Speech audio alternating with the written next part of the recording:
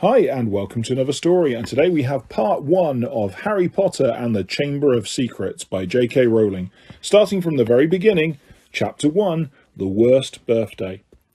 Not for the first time an argument had broken out over breakfast at number 4 Privet Drive. Mr. Vernon Dursley had been woken in the early hours of the morning by a loud hooting noise from his nephew Harry's room. "Third time this week," he roared across the table. "If you can't control that owl, it'll have to go." Harry tried yet again to explain. "She's bored," he said. She's used to flying around outside. If I could just let her out at night." "Do I look stupid?" snarled Uncle Vernon, a bit of fried egg dangling from his bushy moustache. "I know what'll happen if the owl's let out." He exchanged dark looks with his wife Petunia. Harry tried to argue back, but his words were drowned by a long, loud belch from the Dursley son, Dudley. "I want more bacon." "There's more in the frying pan, sweetums," said Aunt Petunia, tuning misty eyes onto her massive son. "We must feed you up while we've got the chance. I don't like the sound of that school food." "Nonsense, Petunia. I never went hungry when I was at Smeltings," said Uncle Vernon heartily. "Dudley gets enough, don't you, son?" Dudley, who was so large his bottom drooped over either side of the kitchen chair, grinned and turned to Harry. "Pass the frying pan." "You've forgotten the magic word," said Harry irritably. The effect of this simple sentence on the rest of the family was incredible. Dudley gasped and fell off his chair with a crash that shook the whole kitchen. Mrs. Dursley gave a small scream and clapped her hands to her mouth. Mr. Dursley jumped to his feet, veins throbbing in his temples. "I meant please," said Harry quickly. "I didn't mean—" "What have I told you?" thundered his uncle, spraying spit over the table. "About saying the M word in our house." "But How dare you threaten Dudley?" roared Uncle Vernon, pounding the table with his fist. I warned you. I will not tolerate mention of your abnormality under this roof." Harry stared from his purple-faced uncle to his pale aunt, who was trying to heave Dudley to his feet. "All right," said Harry. "All right." Uncle Vernon sat down again, breathing like a winded rhinoceros, and watching Harry closely out of the corners of his small, sharp eyes. Ever since Harry had come home for the summer holidays, Uncle Vernon had been treating him like a bomb that might go off at any moment, because Harry wasn't a normal boy. As a matter of fact, he was as not normal as it is possible to be. Harry Potter was a wizard fresh from his first year at Hogwarts School of Witchcraft and Wizardry, and if the Dursleys were unhappy to have him back for the holidays, it was nothing to how Harry felt. He missed Hogwarts so much, it was like having a constant stomachache. He missed the castle, with its secret passageways and ghosts, his lessons, though perhaps not Snape, the potions master, the post arriving by owl, eating banquets in the Great Hall, sleeping in his four-poster bed in the Tower dormitory, visiting the gamekeeper, Hagrid, in his cabin in the grounds next to the Forbidden Forest, and especially Quidditch, the most popular sport in the wizarding world. 6 tall goalposts, 4 flying balls, and 14 players on broomsticks. All Harry's spellbooks, his wand, robes, cauldron, and top-of-the-range Nimbus 2000 broomstick had been locked in a cupboard under the stairs by Uncle Vernon the instant Harry had come home. What did the Dursleys care if Harry lost his place in the house Quidditch team because he hasn't practised all summer? What was it to the Dursleys if Harry went back to school without any of his homework done? The Dursleys were what wizards called muggles, not a drop of magical blood in their veins, and as far as they were concerned, having a wizard in the family was a matter of deepest shame. Uncle Vernon had even padlocked Harry's owl, Hedwig, inside her cage to stop her carrying messages to anyone in the wizarding world. Harry looked nothing like the rest of the family. Uncle Vernon was large and neckless, with an enormous black moustache. Aunt Petunia was horse-faced and bony. Dudley was blonde, pink and porky. Harry, on the other hand, was small and skinny, with brilliant green eyes and jet-black hair that was always untidy. He wore round glasses, and on his forehead was a thin, lightning-shaped scar. It was this scar that made Harry so particularly unusual, even for a wizard. This scar was the only hint of Harry's very mysterious past, of the reason he had been left on the Dursleys' doorstep 11 years before. At the age of 1, Harry had somehow survived a curse from the greatest dark sorcerer of all time, Lord Voldemort. whose name most witches and wizards still feared to speak. Harry's parents had died in Voldemort's attack, but Harry had escaped with his lightning scar, and somehow, nobody understood why, Voldemort's powers had been destroyed the instant he had failed to kill Harry. So Harry had been brought up by his dead mother's sister and her husband. He had spent 10 years with the Dursleys, never understanding why he kept making odd things happen without meaning to, believing the Dursley story that he had got his scar in the car crash which had killed his parents. And then, exactly a year ago, Hogwarts had written to Harry, and the whole story had come out. Harry had taken up his place at Wizard School, where he and his scar were famous. But now the school year was over, and he was back with the Dursleys for the summer, back to being treated like a dog that had rolled in something smelly. The Dursleys hadn't even remembered that today happened to be Harry's 12th birthday. Of course, his hopes hadn't been high. They'd never given him a proper present, let alone a cake, but to ignore it completely?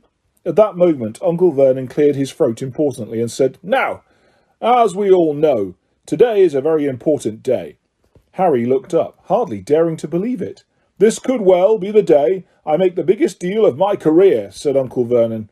Harry went back to his toast. Of course, he thought bitterly. Uncle Vernon was talking about the stupid dinner party. He'd been talking of nothing else for a fortnight. Some rich builder and his wife were coming to dinner, and Uncle Vernon was hoping to get a huge order from him. Uncle Vernon's company made drills. "I think we should run through the schedule one more time," said Uncle Vernon. "We should all be in a position at 8 o'clock. Petunia, you will be—" "In the lounge," said Aunt Petunia promptly, "waiting to welcome them graciously to our home." "Good, good. And Dudley?" I'll be waiting to open the door." Dudley put out a foul, simpering smile. May I take your coats, Mr. and Mrs. Mason?" "They'll love him," cried Aunt Petunia rapturously. "Excellent, Dudley," said Uncle Vernon. Then he rounded to Harry. "And you?" "I'll be in my bedroom, making no noise and pretending I'm not there," said Harry tonelessly. "Exactly," said Uncle Vernon nastily. "I will lead them into the lounge, introduce you, Petunia, and pour them drinks. At 8:15... "I'll announce dinner," said Aunt Petunia. "And Dudley, you'll say—" "May I take you through to the dining room, Mrs. Mason?" said Dudley, offering his fat arm to an invisible woman. "My perfect little gentleman," sniffled Aunt Petunia. "And you?" said Uncle Vernon viciously to Harry. "I'll be in my room, making no noise and pretending I'm not there," said Harry dully. "Precisely. Now, we should aim to get in a few good compliments at dinner. Petunia, any ideas?"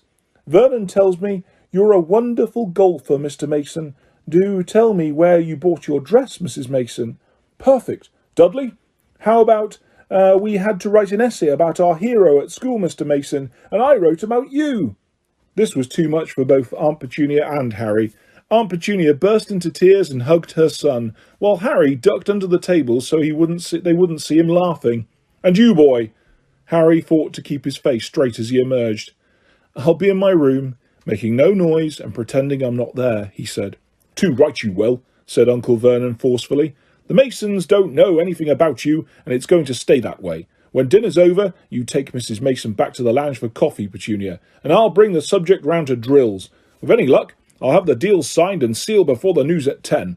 We'll be shopping for holiday homes in Mallorca this time tomorrow."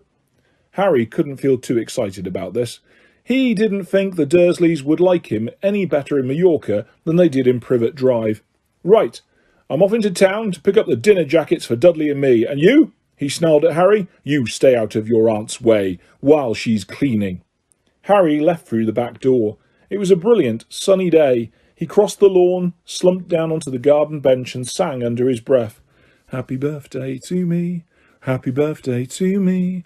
No cards, no presents, and he would be spending the evening pretending not to exist.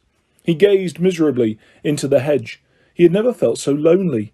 More than anything else at Hogwarts, more even than playing Quidditch, Harry missed his best friends, Ron Weasley and Hermione Granger. They, however, didn't seem to be missing him at all. Neither of them had written to him all summer, even though Ron had said he was going to ask Harry to come and stay.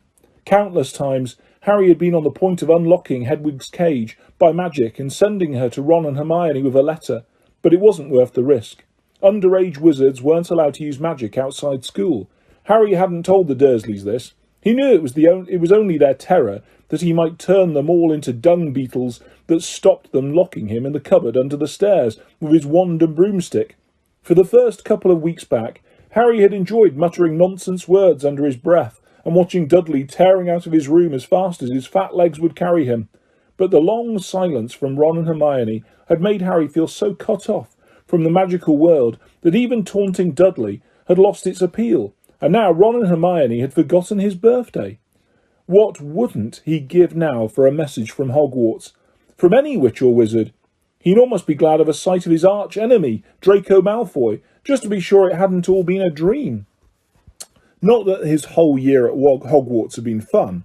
At the very end of last term, Harry had come face to face with none other than Lord Voldemort himself. Voldemort might be a ruin of his former self, but he was still terrifying, still cunning, still determined to regain power.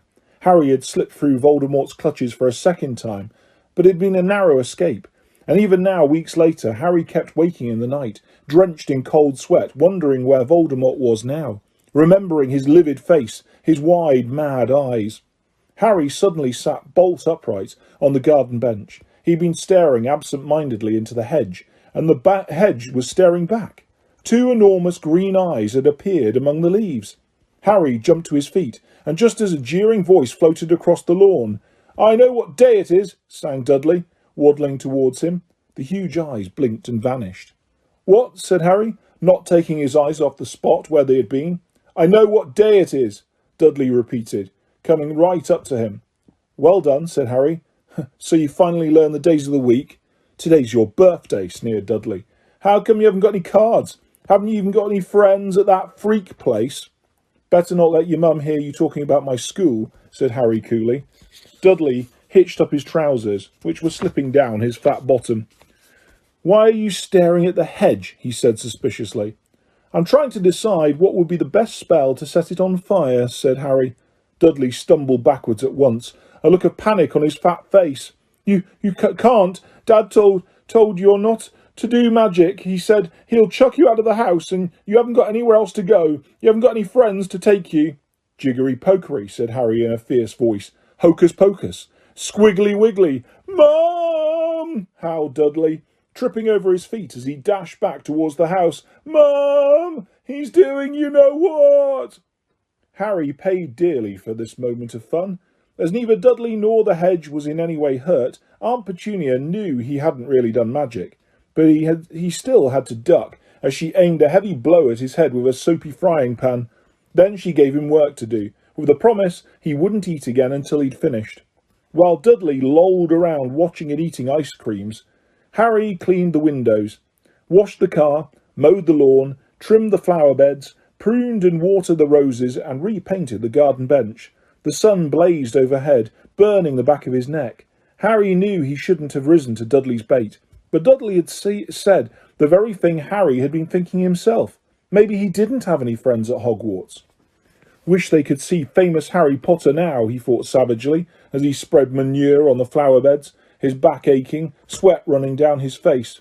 It was 7:30 in the evening, when at last, exhausted, he heard Aunt Petunia calling him, "Get in here and walk on the newspaper." Harry moved gladly into the shade of the gleaming kitchen. On top of the fridge stood tonight's pudding, a huge mound of whipped cream and sugared violets. A joint of roast pork was sizzling in the oven. "Eat quickly, the Masons will be here soon," snapped Aunt Petunia, pointing to the 2 slices of bread and a lump of cheese on the kitchen table. She was already wearing a salmon-pink cocktail dress. Harry washed his hands and bolted down his pitiful supper. The moment he had finished, Aunt Petunia whisked away his plate. "Upstairs! Hurry!" As he passed the door to the living room, Harry caught a glimpse of Uncle Vernon and Dudley in bow ties and dinner jackets. He had only just reached the upstairs landing when the doorbell rang, and Uncle Vernon's furious face appeared at the foot of the stairs. "Remember, boy, one sound." Harry crossed to his bedroom on tiptoe, slipped inside, closed the door, and turned to collapse onto his bed. The trouble was, there was already someone sitting on it. Chapter 2. Dobby's Warning. Harry managed not to shout out, but it was a close thing. The little creature on the bed had large, bat-like ears and bulging green eyes the size of tennis balls. Harry knew instantly that this was what had been watching him out of the garden hedge that morning. As they stared at each other, Harry heard Dudley's voice from the hall. "May I take your coats, Mr. and Mrs. Mason?" The creature slipped off the bed and bowed so low that the end of its long, thin nose touched the carpet. Harry noticed that it was wearing what looked like an old pillowcase, with rips for arms and leg holes. Hello," said Harry nervously. "Harry Potter," said the creature in a high-pitched voice Harry was sure would carry down the stairs. "So long has Dobby wanted to meet you, sir. Such an honour it is." Thank you," said Harry, edging along the wall and sinking into his desk chair, next to Hedwig, who was asleep in her large cage. He wanted to ask, "What are you?" but thought it would sound too rude, so instead he said, "Who are you?" "Dobby, sir. Just Dobby. Dobby the house elf," said the creature. "Oh, really?" said Harry. I don't want to be rude or anything, but this isn't a great time for me to have a house elf in my bedroom." Aunt Petunia's high, false laugh sounded from the living room. The elf hung his head. "Not that I'm not pleased to meet you," said Harry quickly, "but, is there any particular reason you're here?" "Oh, yes, sir," said Dobby earnestly. "Dobby has come to tell you, sir. It is difficult, sir. Dobby wonders where to begin." "Sit down," said Harry politely, pointing at the bed. To his horror, the elf burst into tears, very noisy tears. Sit down," he wailed. Never, ever." Harry thought he heard the voices downstairs falter. "I'm sorry," he whispered. "I didn't mean to offend you or anything." "Offend Dobby," choked the elf. "Dobby has never been asked to sit down by a wizard, like an equal." Harry, trying to say shh and look comforting at the same time, ushered Dobby back onto the bed, where he sat, hiccuping, looking like a large and very ugly doll. And at last he managed to control himself and sat with his great eyes fixed on Harry in an expression of watery adoration. "You can't have met many decent wizards," said Harry, trying to cheer him up. Dobby shook his head. Then, without warning, he leapt up and started banging his head furiously on the window, shouting, "Bad Dobby! Bad Dobby!" "Don't! What are you doing?" Harry hissed, springing up and pulling Dobby back onto the bed. Hedwig had woken up with a particularly loud screech and was beating her wings wildly against the bars of her cage. "Dobby had to punish himself, sir," said the elf, who had gone slightly cross-eyed. "Dobby almost spoke ill of his family, sir." "Your family?" "The wizard family. Dobby serves, sir. Dobby is a house elf, bound to serve one house and one family forever." Do they know you're here?" asked Harry curiously. Dobby shuddered. "Oh, no, sir. No. Dobby will have to punish himself most grievously for coming to see you, sir. Dobby will have to shut his ears in the oven door for this, if they ever knew, sir." "But won't they notice if you shut your ears in the oven door?" "Dobby doubts it, sir. Dobby is always having to punish himself for something. They let Dobby get on with it, sir. Sometimes they remind me to do extra punishments." "But why don't you leave? Escape?" "A house elf must be set free, sir, and the family will never set Dobby free. Dobby will serve the family until he dies, sir." Harry stared. "And I thought I was hard done by staying here for another 4 weeks," he said. "This makes the Dursleys sound almost human. Can't anyone help you?" "Can't I?" Almost at once, Harry wished he hadn't spoken. Dobby dissolved again into wails of gratitude. "Please," Harry whispered frantically, "please be quiet. If the Dursleys hear anything, if they know you're here." "Harry Potter asks if he can help Dobby. Dobby has heard of your greatness, sir, but of your goodness Dobby never knew." Harry, who was feeling distinctly hot in the face, said, "Whatever you've heard about my greatness is a load of rubbish. I'm not even top of my year at Hogwarts. That's Hermione, she—" But he stopped quickly, because thinking about Hermione was painful. "Harry Potter is humble and modest," said Dobby reverently, his orb-like eyes aglow. "Harry Potter speaks not of his triumph over he who must not be named." "Voldemort," said Harry. Dobby clapped his hands over his bat ears and moaned. "Ah, speak not the name, sir, speak not the name." "Sorry," said Harry quickly. "I know lots of people don't like it. My friend Ron—" He stopped again. Thinking about Ron was painful too. Dobby leaned towards Harry, his eyes wide as headlamps. "Dobby heard tell," he said hoarsely, "that Harry Potter met the Dark Lord for a second time, just weeks ago, that Harry Potter escaped yet again." Harry nodded, and Dobby's eyes suddenly shone with tears.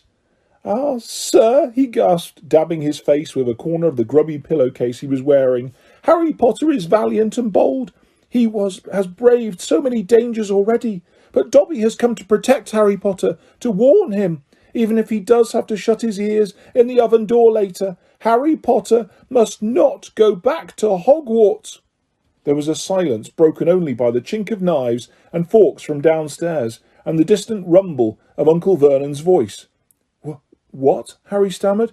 "But I've got to go back. Term starts on September the 1st. It's all that's keeping me going. You don't know what it's like here. I don't belong here. I belong in your world, at Hogwarts." "No, no, no," squeaked Dobby, shaking his head so hard his ears flapped. "Harry Potter must stay where he is safe. He is too great, too good to lose. If Harry Potter goes back to Hogwarts, he will be in mortal danger." "Why?" said Harry in surprise. "There is a plot, Harry Potter, a plot to make most terrible things happen at Hogwarts School of Witchcraft and Wizardry this year," whispered Dobby, suddenly trembling all over. "Dobby has known it for months, sir. Harry Potter must not put himself in peril. He is too important, sir." "What terrible things?" said Harry at once. "Who's plotting them?" Dobby made a funny choking noise and then banged his head madly against the wall. "All right," cried Harry, grabbing the elf's arm to stop him. "You can't say. I understand. But why are you warning me?" A sudden, unpleasant thought struck him. "Hang on. This hasn't got anything to do with with you-know-who, has it? You could just shake or nod," he added hastily, as Dobby's head tilted worryingly close to the wall again. Slowly, Dobby shook his head. Not he who must not be named, sir." But Dobby's eyes were wide, and he seemed to be trying to give Harry a hint. Harry, however, was completely at sea. "He hasn't got a brother, has he?" Dobby shook his head, his eyes wider than ever. "Well then, I can't think who else would have a chance of making horrible things happen at Hogwarts," said Harry. "I mean, there's Dumbledore, for one thing. You know who Dumbledore is, don't you?" Dobby bowed his head.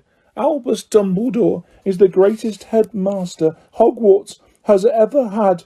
Dobby knows it, sir. Dobby has heard Dumbledore's powers rival those of he who must not be named at his height of his strength. But, sir," Dobby's voice dropped to an urgent whisper, "there are powers Dumbledore doesn't. Powers no decent wizard." And before Harry could stop him, Dobby bounded off the bed, seized Harry's desk lamp, and started beating himself around the head with ear-splitting yelps. A sudden silence fell downstairs. 2 seconds later, Harry, heart thudding madly, heard Uncle Vernon coming into the hall, calling, "Dudley must have left his television on again, the little tyke." "Quick, in the wardrobe," hissed Harry, stuffing Dobby in, shutting the door and flinging himself onto the bed just as the door handle turned. "What the devil are you doing?" said Uncle Vernon, through gritted teeth, his face horribly close to Harry's. "You've just ruined the punchline of my Japanese golfer joke. One more sound and you'll wish you'd never been born, boy." He stomped, flat-footed, from the room. Shaking, Harry let Dobby out of the wardrobe. "See what it's like here," he said. "See why I've got to go back to Hogwarts. It's the only place I've got, well, I think I've got friends." "Friends who don't even write to Harry Potter?" said Dobby shyly. "I expect they've just been—" "Hang on," said Harry, frowning. "How do you know my friends haven't been writing to me?" Dobby shuffled his feet. "Harry Potter mustn't be angry with Dobby. Dobby did it for the best."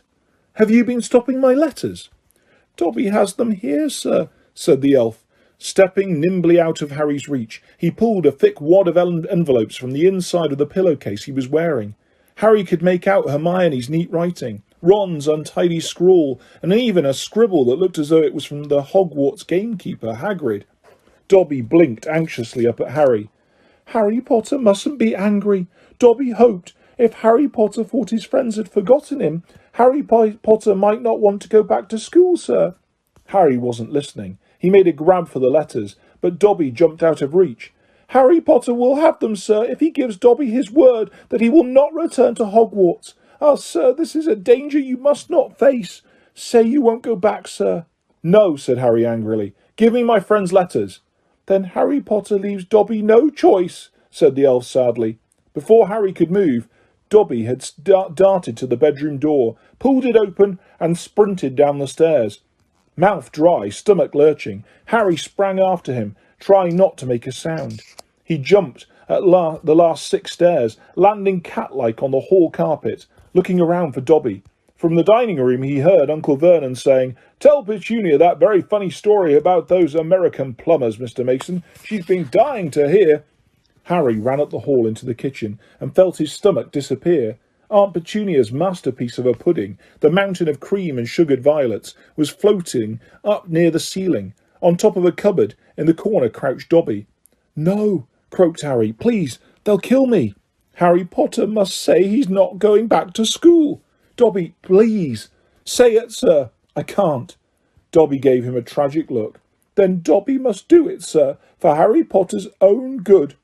The pudding fell to the floor with a heart-stopping crash. Cream splattered the windows and walls as the dish shattered with a crack like a whip. Dobby vanished. There were screams from the dining room, and Uncle Vernon burst into the kitchen to find Harry, rigid with shock, covered from head to foot in Aunt Petunia's pudding. At first it looked as though Uncle Vernon would manage to gloss the whole thing over. "Just our nephew, very disturbed. Meeting strangers upsets him, so we kept him upstairs." He shooed the shocked Masons back into the dining room, promised Harry he would flay him to within an inch of his life when the Masons had left, and handed him a mop. Aunt Petunia dug some ice cream out of the freezer, and Harry, still shaking, started scrubbing the kitchen clean. Uncle Vernon might still have been able to make his deal if it hadn't been for the owl. Aunt Petunia was just handing around a box of after-dinner mints when a huge barn owl swooped through the dining room window, dropped a letter on Mrs. Mason's head, and swooped out again. Mrs. Mason screamed like a banshee and ran from the house, shouting about lunatics. Mr. Mason stayed just long enough to tell the Dursleys that his wife was mortally afraid of birds of all shapes and sizes, and to ask whether this was their idea of a joke. Harry stood in the kitchen, clutching the mop for support as Uncle Vernon advanced on him, a demonic glint in his tiny eyes. "Read it!"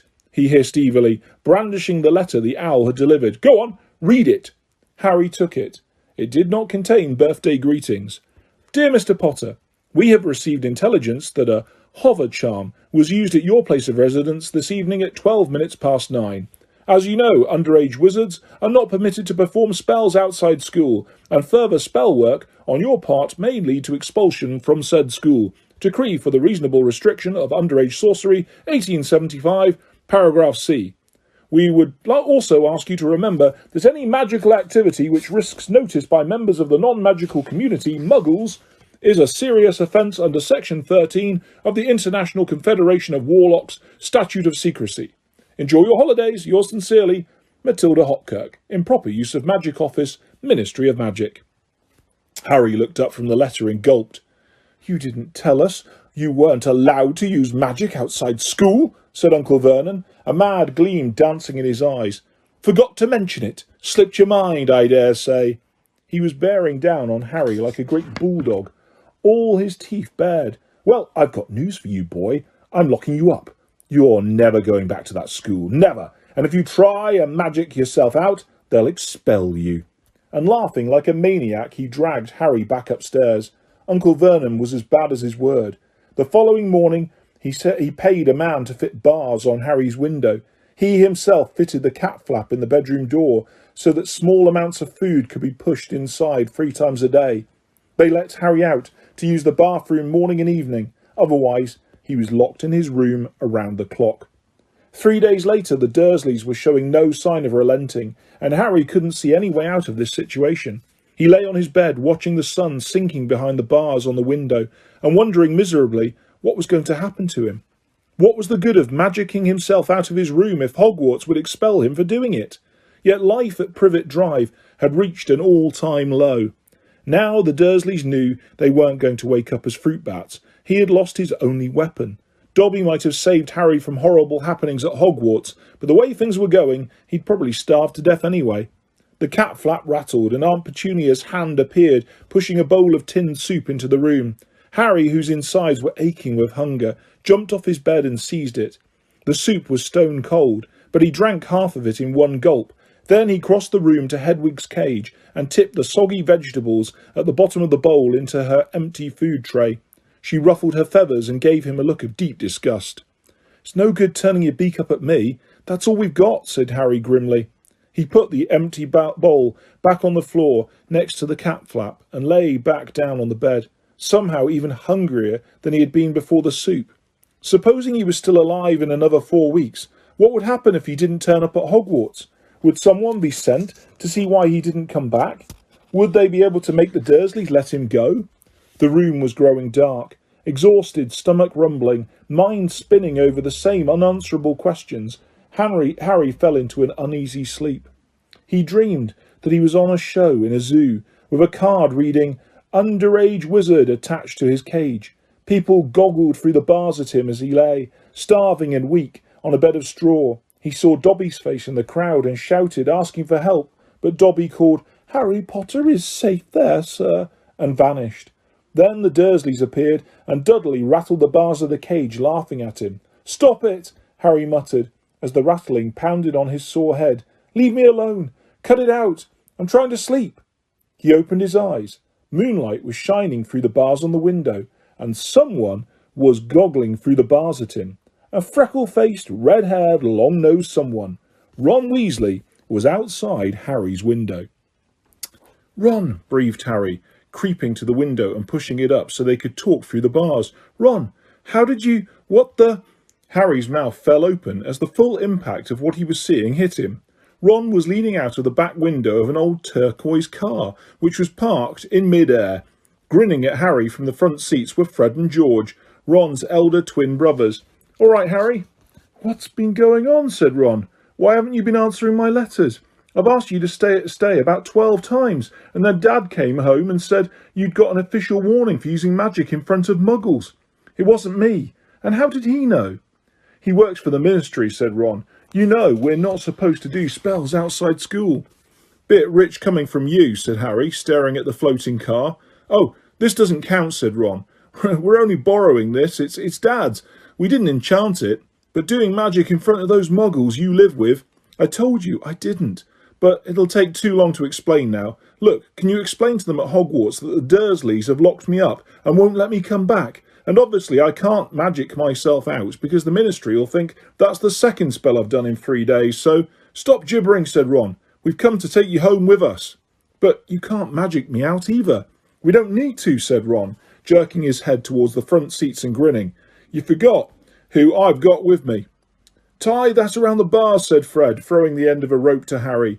"If the Dursleys wake up, I'm dead," said Harry, as he tied the rope tightly around a bar and Fred revved up the car. "Don't worry," said Fred, "and stand back." Harry moved back into the shadows next to Hedwig, who seemed to have realised how important this was and kept still and silent. The car revved louder and louder, and suddenly, with a crunching noise, the bars were pulled clean out of the window as Fred drove straight up in the air. Harry ran back to the window to see the bars dangling a few feet above the ground. Panting, Ron hoisted them up into the car. Harry listened anxiously, but there was no sound from the Dursleys' bedroom. When the bars were safely in the back seat with Ron, Fred reversed as close as possible to Harry's window. "Get in," Ron said. "But all my Hogwarts stuff, my wand, my broomstick." "Where is it?" "Locked in the cupboard under the stairs, and I can't get out of this room." "No problem," said George from the front passenger seat. "Out of the way, Harry." Fred and George climbed carefully through the window into Harry's room. You had to hand it to them, thought Harry, as George took an ordinary hairpin from his pocket and started to pick the lock. "A lot of wizards thinks it's a waste of time knowing this sort of muggle trick," said Fred. "But we feel their skills worth learning, even if they are a bit slow." There was a small click and the door swung open. "So, we'll get your trunk. You grab anything you need from your room and hand it on to Ron," whispered George. "Watch out for the bottom stair, it creaks," Harry whispered back as the twins disappeared into the dark landing. Harry dashed around his room, collecting his things together and passing them out of the window to Ron. Then he went to help Fred and George heave his trunk up the stairs. Harry heard Uncle Vernon cough. At last, panting, they reached the landing, then carried the trunk through Harry's room to the open window. Fred climbed back into the car to pull with Ron, and Harry and George pushed from the bedroom side. Inch by inch, the trunk slid through the window. Uncle Vernon coughed again. "A bit more," panted Fred, who was pulling from inside the car. "One good push." Harry and George threw their shoulders against the trunk, and it slid out of the window into the back seat of the car. "Okay, let's go," George whispered. But as Harry climbed into the windowsill, there came a sudden loud screech from behind him, followed immediately by the thunder of Uncle Vernon's voice. "That ruddy owl!" "I've forgotten Hedwig." Harry tore back across the room as the landing light clicked on. He snatched up Hedwig's cage, dashed to the window, and passed it out to Ron. He was scrambling back onto the chest of drawers when Uncle Vernon hammered on the unlocked door, and it crashed open. For a split second, Uncle Vernon stood framed in the doorway. Then he let out a bellow like an angry bull and dived at Harry, grabbing him by the ankle. Ron, Fred and George seized Harry's arms and pulled him as hard as they could. "Petunia!" roared Uncle Vernon. "He's getting away! He's getting away!" The Weasleys gave a gigantic tug, and Harry's legs slid out of Uncle Vernon's grasp. As soon as Harry was in the car and had slammed the door shut, Ron yelled, "Put your foot down, Fred!" and the car shot suddenly towards the moon. Harry couldn't believe it. He was free. He wound down the window, the night air whipping his hair, and looked back at the shrinking rooftops of Privet Drive. Uncle Vernon, Aunt Petunia and Dudley were all hanging, dumbstruck, out of Harry's window. "See you next summer," Harry yelled. The Weasleys roared with laughter, and Harry settled back in his seat, grinning from ear to ear. "Let's Hedwig out," he told Ron. "She can fly behind us. She hasn't had a chance to stretch her wings for ages." George handed the hairpin to Ron, and a moment later Hedwig had soared joyfully out of the window to glide alongside them like a ghost. "So, what's the story, Harry?" said Ron impatiently. "What's been happening?" Harry told them all about Dobby, the warning he'd given Harry, and the fiasco of the violet pudding. There was a long shocked silence when he had finished. "Very fishy," said Fred finally. "Definitely dodgy," agreed George. "So, he wouldn't even tell you who's supposed to be plotting all this stuff?" "I don't think he could," said Harry. "I told you, every time he got close to letting something slip, he started banging his head against the wall." He saw Fred and George look at each other. "What, you think he was lying to me?" said Harry. "Well," said Fred, "put it this way. House elves have got powerful magic of their own, but they can't usually use it without their master's permission. I reckon old Dobby was sent to stop you coming back to Hogwarts. Someone's idea of a joke. Can you think of anyone at school with a grudge against you?" "Yes," said Harry and Ron together instantly. "Draco Malfoy," Harry explained. "He hates me." "Draco Malfoy," said George, turning around. "Not Lucius Malfoy's son?" "Must be. It's not a very common name, is it?" said Harry. "Why?" "I've heard Dad talking about him," said George. "He was a big supporter of a you-know-who." "And when you-know-who disappeared," said Fred, craning around to look at Harry, "Lucius Malfoy came back saying he'd never meant any of it. Load of dung. Dad reckons he was right in the you-know-who's inner circle." Harry had heard these rumours about Malfoy's family before, and they didn't surprise him at all. Draco Malfoy made Dudley Dursley look like a kind, thoughtful and sensitive boy. "I don't know whether the Malfoys own a house elf," said Harry. "Well, whoever owns him will be an old wizarding family, and they'll be rich," said Fred. "Yeah, Mum's always wishing we had a house elf to do the ironing," said George, "but all we've got is a lousy old ghoul in the attic, and gnomes all over the garden. House elves come with big old manors and castles and places like that. You wouldn't catch one in our house." Harry was silent. Judging by the fact that Draco Malfoy usually had the best of everything, his family was rolling in wizard gold, he could just see Malfoy strutting around a large manor house. Sending the family servant to stop Harry going back to Hogwarts also sounded exactly like the sort of thing Malfoy would do. Had Harry been stupid to take Dobby seriously? "I'm glad we came to get you anyway," said Ron. "I was getting really worried when you didn't answer any of my letters. I thought it was Errol's fault at first." "Who's Errol?" "Our owl. He's ancient. It wouldn't be the first time he'd collapsed on a delivery. So, then I tried to borrow Hermes." "Who?" "The owl Mum and Dad bought Percy when he was made a prefect," said Fred from the front. "But Percy wouldn't lend him to me," said Ron. "Said he needed him." "Percy's been acting very oddly this summer," said George, frowning. "And he has been sending a lot of letters and spending a lot of time shut up in his room. I mean, there's only so many times you can polish a prefect badge. You're driving too fast, too far west, Fred," he added, pointing at a compass on the dashboard. Fred twiddled the steering wheel. "So, does your dad know you've got the car?" said Harry, guessing the answer. No," said Ron. "He had to work tonight. Hopefully we'll be able to get it back in the garage without Mum noticing we flew it." "What does your dad do at the Ministry of Magic, anyway?" "He works in the most boring department," said Ron. "The Misuse of Muggle Artefacts Office." "The what?" It's all to do with bewitching things that are muggle-made, you know, in case they end up back in a muggle shop or house. Like last year, some old witch died and her tea set was sold to an antique shop. The muggle woman bought it, took it home and tried to serve her friends tea in it, and it was a nightmare. Dad was working overtime for weeks. What happened? The teapot went berserk and squirted boiling tea all over the place, and one man ended up in hospital with the sugar tongs clamped to his nose. Dad was going frantic. It's only him and his old warlock called Perkins in the office, and they had to do memory charms and all sorts to cover it up. But your dad, this car? Fred laughed. Yeah, Dad's mad about everything to do with muggles. Our shed's full of muggle stuff. He takes it apart, puts spells on it and puts it back together again. If he raided our house, he'd have had to put himself straight under arrest. It drives Mum mad. That's the main road, said George, peering down through the windscreen. We'll be there in 10 minutes. Just as well. It's getting light. A faint pinkish glow was visible along the horizon to the east. Fred brought the car lower and Harry saw a dark patchwork of fields and clumps of trees.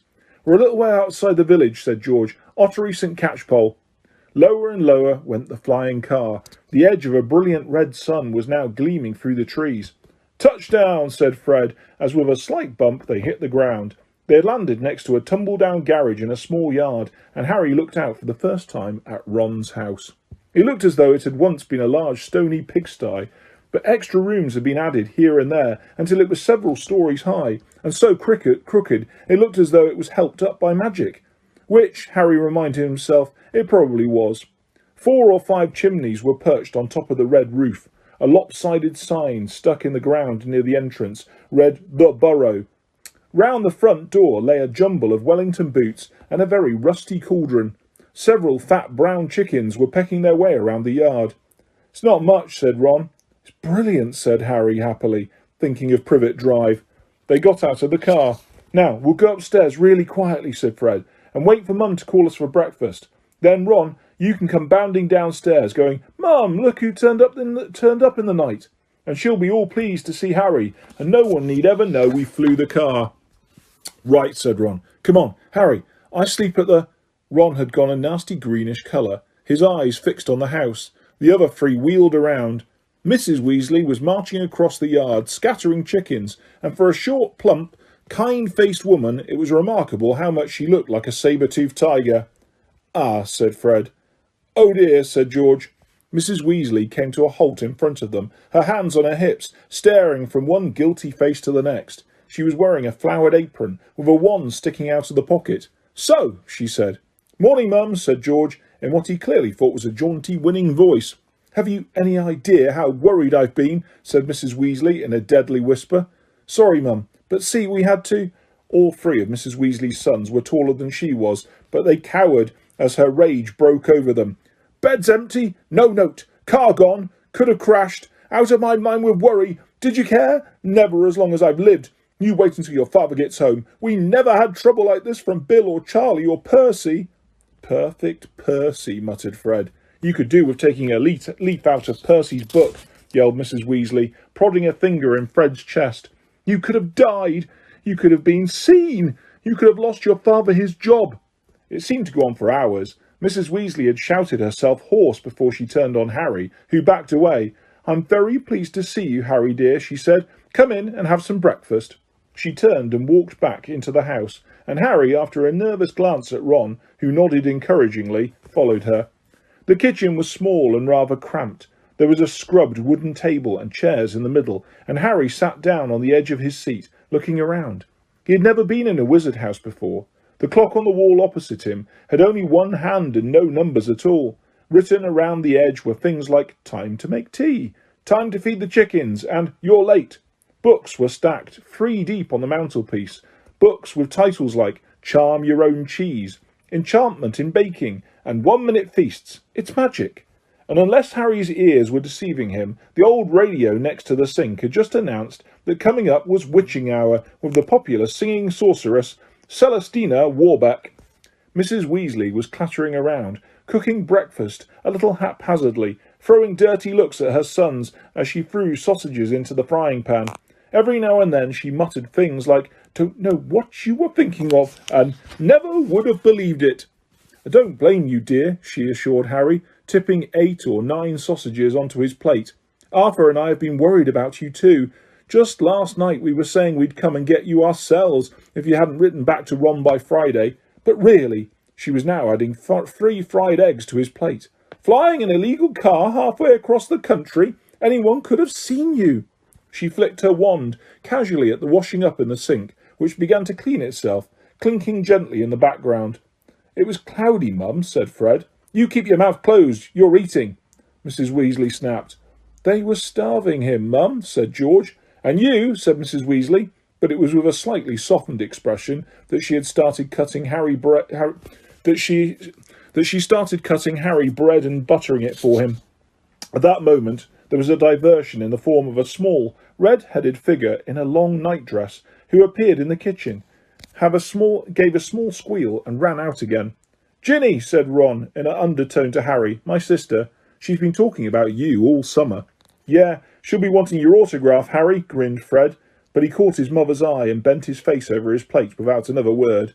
Nothing more was said until all 4 plates were clean, which took a surprisingly short time. "Blimey, I'm tired," yawned Fred, setting down his knife and fork at last. "I think I'll go to bed and—" "You will not," snapped Mrs. Weasley. "It's your own fault you've been up all night. You're going to de-gnome the garden for me. They're getting completely out of hand again." "Oh, Mum. And you two," she said, glaring at Ron and George. "You can go up to bed, dear," she added to Harry. "You didn't ask them to fly that wretched car." But Harry, who felt wide awake, said quickly, "I'll help Ron. I've never seen a de-gnoming." "That's very sweet of you, dear, but it's dull work," said Mrs. Weasley. "Now let's see what Lockhart's got to say on the subject." And she pulled a heavy book from the stack on the mantelpiece. George groaned. "Mum, we know how to de-gnome a garden." Harry looked at the cover of Mrs. Weasley's book. Written across it in fancy gold letters were the words, "Gilderoy Lockhart's Guide to Household Pests." There was a big photograph on the front of a very good-looking wizard with wavy blonde hair and bright blue eyes. And always in the wizarding world, the photograph was moving. The wizard, who Harry supposed was Gilderoy Lockhart, kept winking cheekily up at them. Mrs. Weasley beamed down at him. "Oh, he is marvellous," she said. "He knows his household pests all right. It's a wonderful book." "Mum fancies him," said Fred, in a very audible whisper. "Don't be so ridiculous, Fred," said Mrs. Weasley, her cheeks rather pink. "All right, if you think you know better than Lockhart, you can go and get on with it. And woe betide you if there's a single gnome in the garden when I come out to inspect it." Yawning and grumbling, the Weasleys slouched outside with Harry behind them. The garden was large, and in Harry's eyes exactly what a garden should be. The Dursleys wouldn't have liked it. There were plenty of weeds and the grass needed cutting. But there were gnarled trees all around the walls, plants Harry had never seen spilling from every flower bed, and a big green pond full of frogs. "Muggles have garden gnomes too, you know," Harry told Ron as they crossed the lawn. "Yeah, I've seen those things they think are gnomes," said Ron, bent double with his head in a peony bush. "Like fat little Father Christmases with fishing rods." There was a violent scuffling noise. The peony bush shuddered, and Ron straightened up. "This is a gnome," he said grimly. "You're off me, you're off me," squealed the gnome. It was certainly nothing like Father Christmas. It was small and leathery looking, with a large, knobbly, bald head, exactly like a potato. Ron held it at arm's length as it kicked out at him with its horny little feet. He grasped it round the ankles and turned it upside down. "This is what you have to do," he said. He raised the gnome above his head. "Get off me!" and started to swing it in great circles like a lasso. Seeing the shocked look on Harry's face, Ron added, "It doesn't hurt him. You've just got to make them really dizzy, so they can't find their way back to the gnome holes." He let go of the gnome's ankles. It flew 20 feet into the air and landed with a thud in the field over the hedge. "Pitiful," said Fred. "I bet I can get mine beyond that stump." Harry learned quickly not to feel too sorry for the gnomes.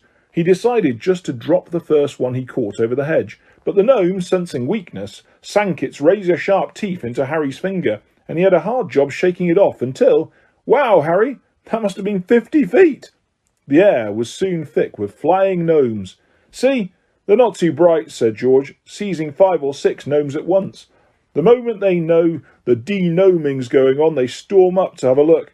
You'd think they'd have learned by now just to stay put."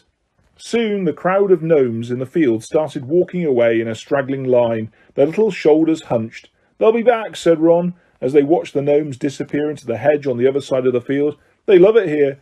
Dad's too soft with them. He thinks they're funny." Just then the front door slammed. "He's back," said George. "Dad's home." They hurried through the garden and back into the house. Mr. Weasley was slumped in a kitchen chair with his glasses off and his eyes closed. He was a thin man, going bald, but the little hair he had was as red as any of his children's. He was wearing long green robes, which were dusty and travel-worn. "What a night," he mumbled, groping for the teapot as they all sat down around him. "9 raids. 9. An old Mundungus Fletcher tried to put a hex on me when I had my back turned." Mr. Weasley took a long gulp of tea and sighed. "Find anything, Dad?" said Fred eagerly. "All I got were a few shrinking door keys and biting kettles," yawned Mr. Weasley. "There was some pretty nasty stuff that wasn't my department, though. Mortlake was taken away for questioning about some extremely old ferrets, but that's the Committee on Experimental Charms, thank goodness." "Why would anyone bother making door keys shrink?" said George. "Just muggle baiting," sighed Mr. Weasley. "Sell them a key that keeps shrinking to nothing so they can never find it when they need it. Of course, it's very hard to convict anyone because no muggle would admit their keys keep shrinking. They'll insist they just keep losing it. Bless them. They'll go to any lengths to ignore magic, even if it's staring them in the face. But the things our lot have taken to enchanting, you wouldn't believe. Like cars, for instance." Mrs. Weasley had appeared, holding a long poker like a sword. Mr. Weasley's eyes jerked open. He stared guiltily at his wife. "Cars, Molly dear?" "Yes, Arthur, cars," said Mrs. Weasley, her eyes flashing. Imagine a wizard buying a rusty old car and telling his wife all he wanted to do with it was take it apart to see how it worked, while really he was enchanting it to make it fly. Mr. Weasley blinked. "Well, dear, I think you'll find that he would be quite within the law to do that, even if he maybe would have done better to tell his wife the truth.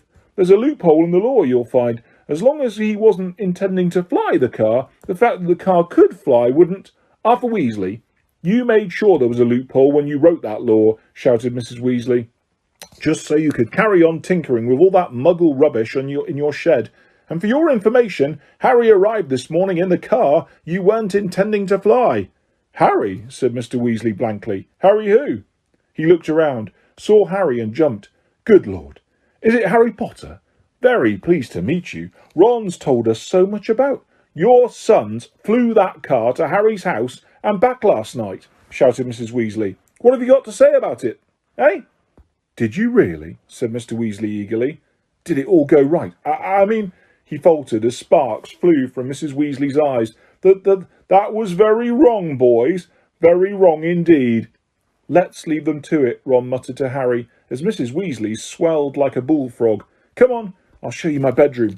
They slipped out of the kitchen and down a narrow passageway to an uneven staircase, which zigzagged its way up through the house. On the third landing, a door stood ajar.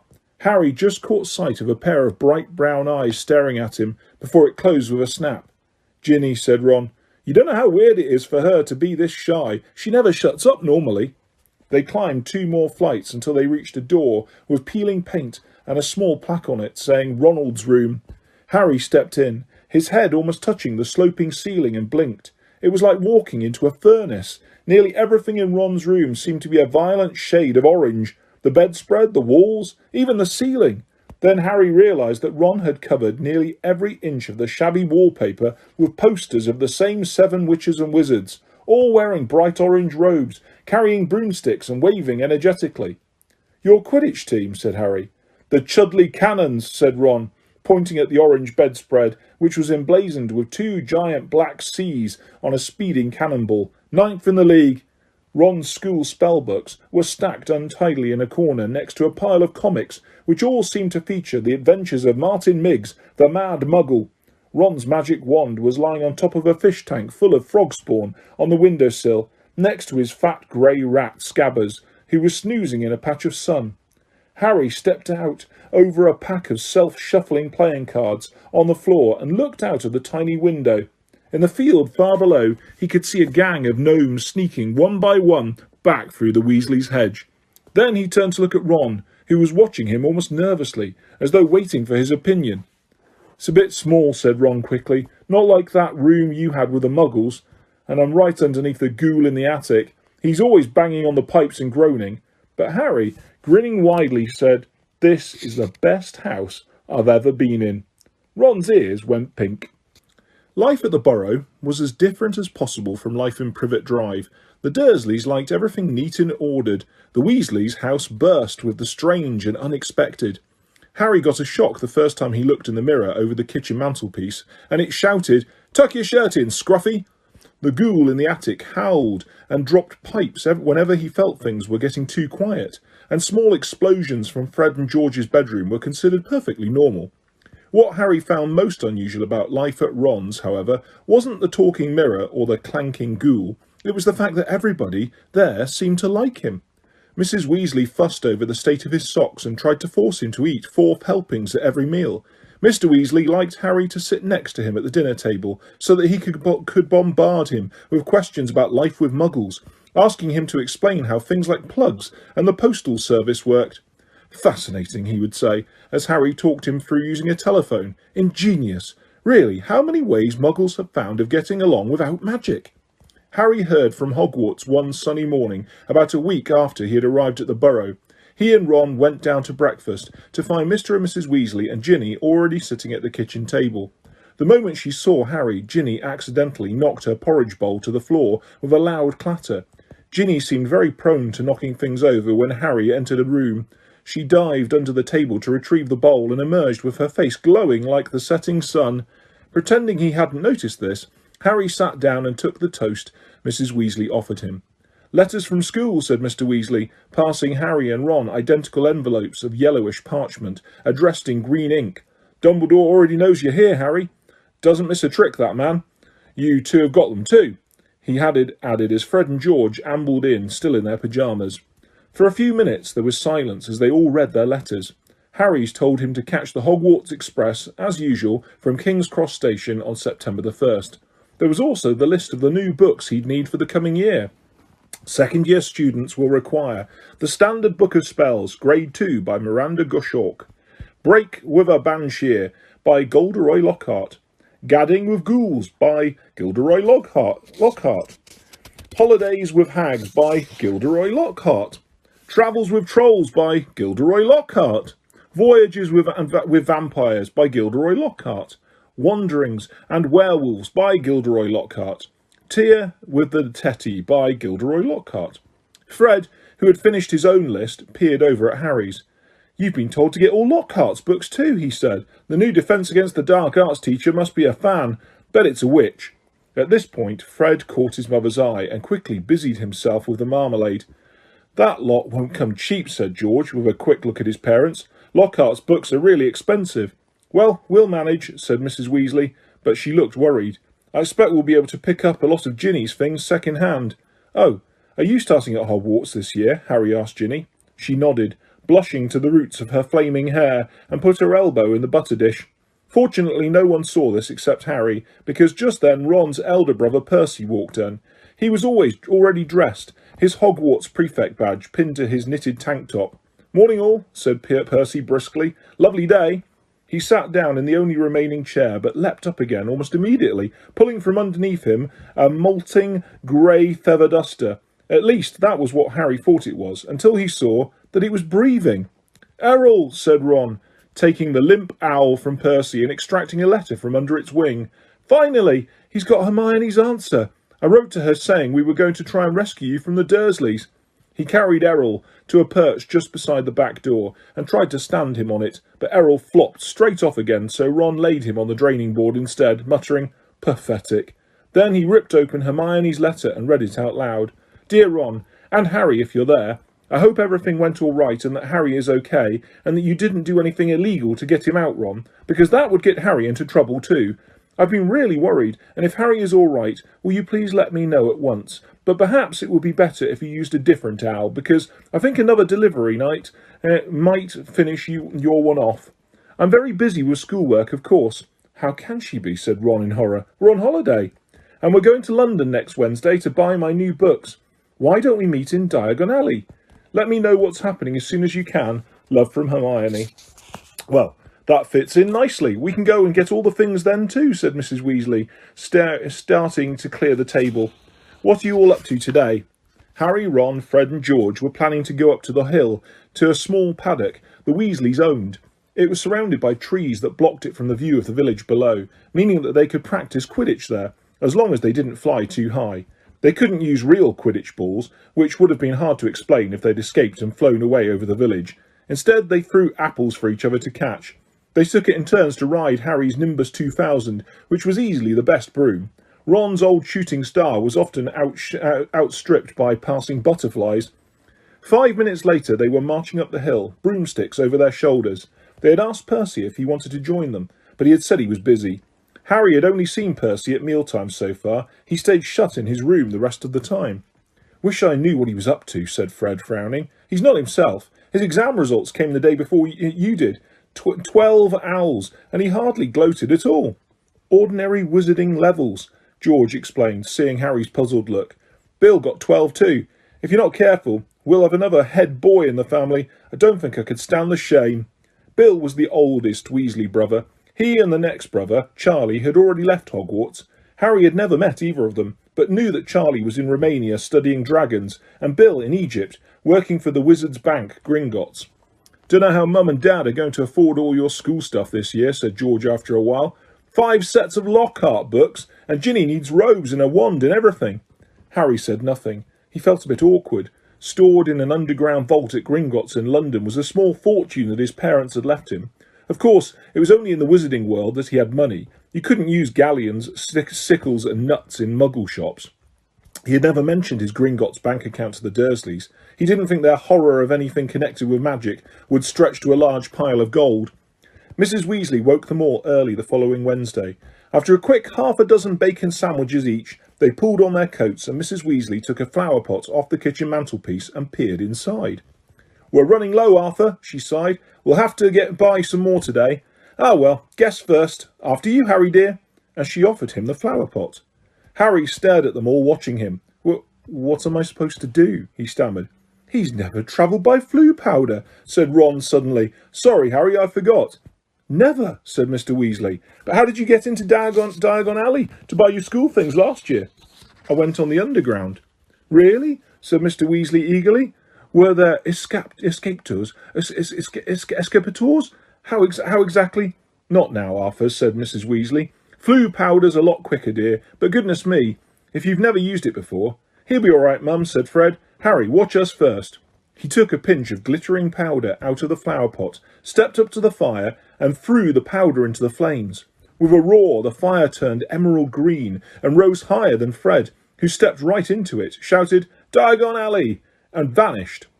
You must speak clearly, dear, Mrs. Weasley told Harry, as George dipped his hand into the flower pot. And mind you get out at the right grate. The right what? Said Harry nervously, as the fire roared and whipped George out of sight too. Well, there are an awful lot of wizard fires to choose from, you know, but as long as you've spoken clearly. He'll be fine, Molly, don't fuss, said Mr. Weasley, helping himself to Floo powder too. But dear, if he got lost, how would we ever explain this to his aunt and uncle? They wouldn't mind, Harry reassured her. Dudley would think it was a brilliant joke if I got lost up a chimney. Don't worry about that.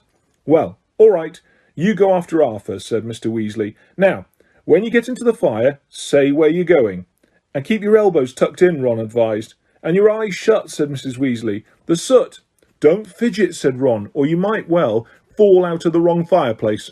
But don't panic and get out too early. Wait until you see Fred and George. Trying hard to bear all this in mind, Harry took a pinch of Floo powder and walked to the edge of the fire. He took a deep breath, scattered the powder into the flames, and stepped forward. The fire felt like a warm breeze. He opened his mouth and immediately swallowed a lot of hot ash. Diagonally, he coughed. It felt as though he was being sucked down a giant plug hole. He seemed to be spinning very fast. The roaring in his ears was deafening. He tried to keep his eyes open, but the whirl of green flames made him feel sick. Something hard knocked his elbow and he tucked it in tightly. Still spinning and spinning. Now it felt as though cold hands were slapping his face. Squinting through his glasses, he saw a blurred stream of fireplaces and snatched glimpses of the rooms beyond. His bacon sandwiches were churning inside him. He closed his eyes again, wishing it would stop, and then he fell face forward onto cold stone and felt his glasses shatter. Dizzy and bruised, covered in soot, he got gingerly to his feet, holding his broken glasses up to his eyes. He was quite alone, but where he was he had no idea. All he could tell was that he was standing in the stone fireplace of what looked like a large, dimly lit wizard shop, but nothing in there was likely to be on a Hogwarts school list. A glass case nearby held a withered hand on a cushion, a blood-stained pack of cards, and a staring glass eye. Evil-looking masks leered down from the walls, an assortment of human bones lay upon the counter, and rusty spiked instruments hung from the ceiling. Even worse, the dark, narrow street Harry could see through the dusty shop window was definitely not Diagon Alley. The sooner he got out of here, the better. Nose still stinging where it hit the earth, Harry made his way swiftly and silently towards the door. But before he got halfway towards it, two people appeared on the other side of the glass, and one of them was the very last person Harry wanted to meet when he was lost. Covered in soot and wearing broken glasses, Draco Malfoy. Harry looked quickly around and spotted a large black cabinet to his left. He shot inside it and pulled the doors to, leaving a small crack to peer through. Seconds later, a bell clanged and Malfoy stepped into the shop. The man who followed could only be his father. He had the same pale, pointed face and identical cold grey eyes. Mr. Malfoy crossed the shop, looking lazily at the items on display, and rang a bell on the counter before turning to his son and saying, "Touch nothing, Draco." Malfoy, who had reached for the glass eye, said, "I thought you were going to buy me a present." "I said I would buy you a racing broom," said his father, drumming his fingers on the counter. "What's the good of that if I'm not in the house team?" said Malfoy, looking sulky and bad-tempered. "Harry Potter got a Nimbus 2000 last year. Special permission from Dumbledore so he could play for Gryffindor. He's not even that good. It's just because he's famous. Famous for having a stupid scar on his forehead." Malfoy bent down to examine a shelf full of skulls. "Everyone thinks he's so smart. Wonderful Potter with his scar and his broomstick." "You have told me this at least a dozen times already," said Mr. Malfoy, and with a quelling look at his son. "And I would remind you that it is not prudent to appear less than fond of Harry Potter, not when most of our kind regard him as the hero who made the Dark Lord disappear. Ah, Mr. Borgin." A stooping man had appeared behind the counter, smoothing his greasy hair back from his face. "Mr. Malfoy, what a pleasure to see you again," said Mr. Borgin in a voice as oily as his hair. "Delighted. And young Master Malfoy, too. Charmed. How may I be of assistance? I must show you just in today and very reasonably priced." "I'm not buying today, Mr. Borgin, but selling," said Mr. Malfoy. "Selling?" The smile faded slightly from Mr. Borgin's face. "You have heard, of course, that the Ministry is conducting more raids," said Mr. Malfoy, taking a roll of parchment from his inside pocket and unravelling it for Mr. Borgin to read. "I have a few, items at home that might embarrass me if the Ministry were to call." Mr. Borgin fixed a pince-nez to his nose and looked down to the list. "The Ministry wouldn't presume to trouble you, sir, surely?" Mr. Malfoy's lip curled. "I have not been visited yet. The name Malfoy still commands a certain respect. Yet the Ministry grows ever more meddlesome. There are rumours about a new Muggle Protection Act. No doubt that flea-bitten, Muggle-loving fool Arthur Weasley is behind it." Harry felt a hot surge of anger. "And as you can see, certain of these potions might make it appear—" "I understand, sir, of course," said Mr. Borgin. "Let me see." "Can I have that?" interrupted Draco, pointing at the withered hand on its cushion. "Ah, the Hand of Glory," said Mr. Borgin, abandoning Mr. Malfoy's list and scurrying over to Draco. "Insert a candle and it gives light only to the holder. Best friend of thieves and plunderers. Your son has fine taste, sir." "I hope my son will amount to more than a thief or a plunderer, Borgin," said Mr. Malfoy coldly, and Mr. Borgin said quickly, "No offence, sir. No offence meant." "Though if his school marks don't pick up," said Mr. Malfoy, more coldly still, "that may indeed be all he is fit for." "It's not my fault," retorted Draco. "The teachers all have favourites. That Hermione Granger. I would have thought you'd be ashamed that a girl of no wizard family beats you in every exam," snapped Mr. Malfoy. "Ha!" said Harry under his breath, pleased to see Draco looking both abashed and angry. "It's the same all over," said Mr. Borgin in his only voice. "Wizard blood is counting for less everywhere."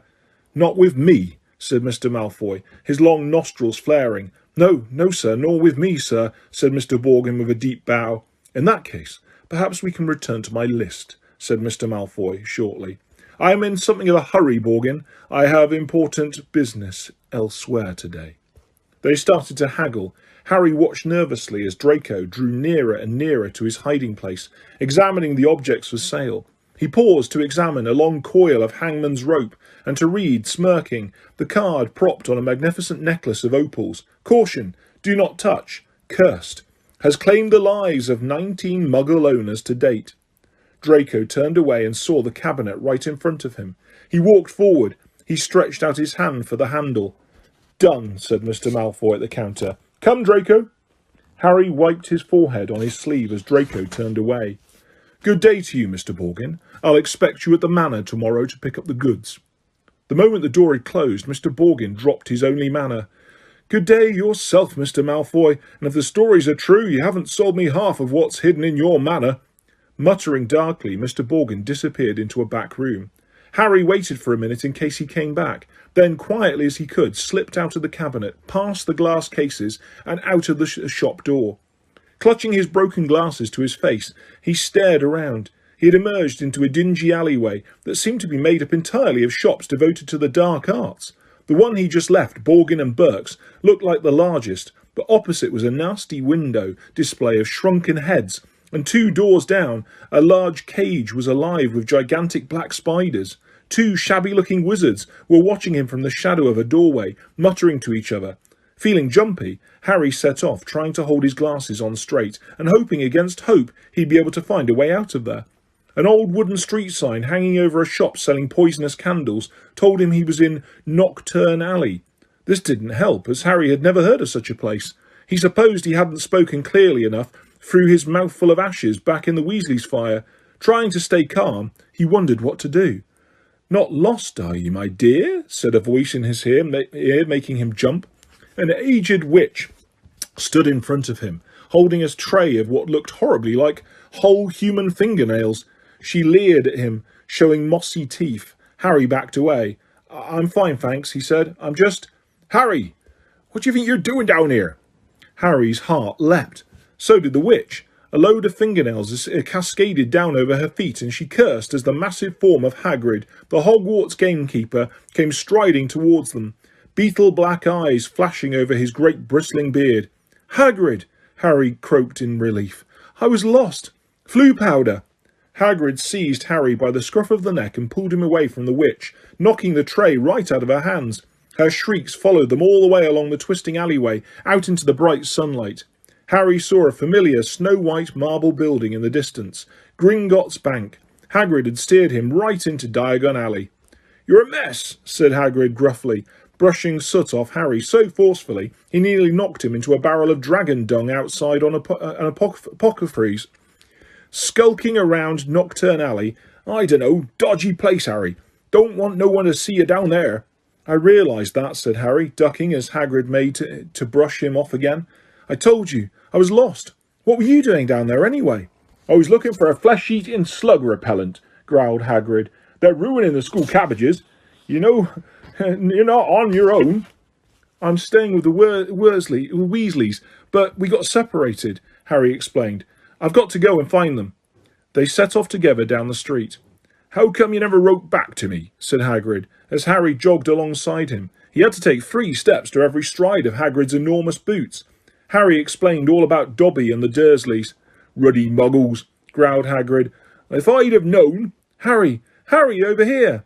Harry looked up and saw Hermione Granger standing at the top of the white flight of steps to the Gringotts. She ran down to meet him, her bushy brown hair flying behind her. "What happened to your glasses?" "Hello, Hagrid." "Oh, it's wonderful to see you two again. Are you coming into Gringotts, Harry?" "As soon as I've found the Weasleys," said Harry. "Yeah, you won't have long to wait," grinned Hagrid. Harry and Hermione looked around. Sprinting up the crowded street were Ron, Fred, George, Percy and Mr. Weasley. "Harry," Mr. Weasley panted, "we hoped you'd only gone one grade too far." He mopped his glistening bowl patch. "Molly's frantic. She's coming now." Where did you come out? Ron asked. Knockturn Alley, said Hagrid grimly. Brilliant, said Fred and George together. We've never been allowed in, said Ron enviously. I should really well think not, growled Hagrid. Mrs. Weasley now came galloping into view, her handbag swinging wildly in one hand, Ginny just clinging on to the other.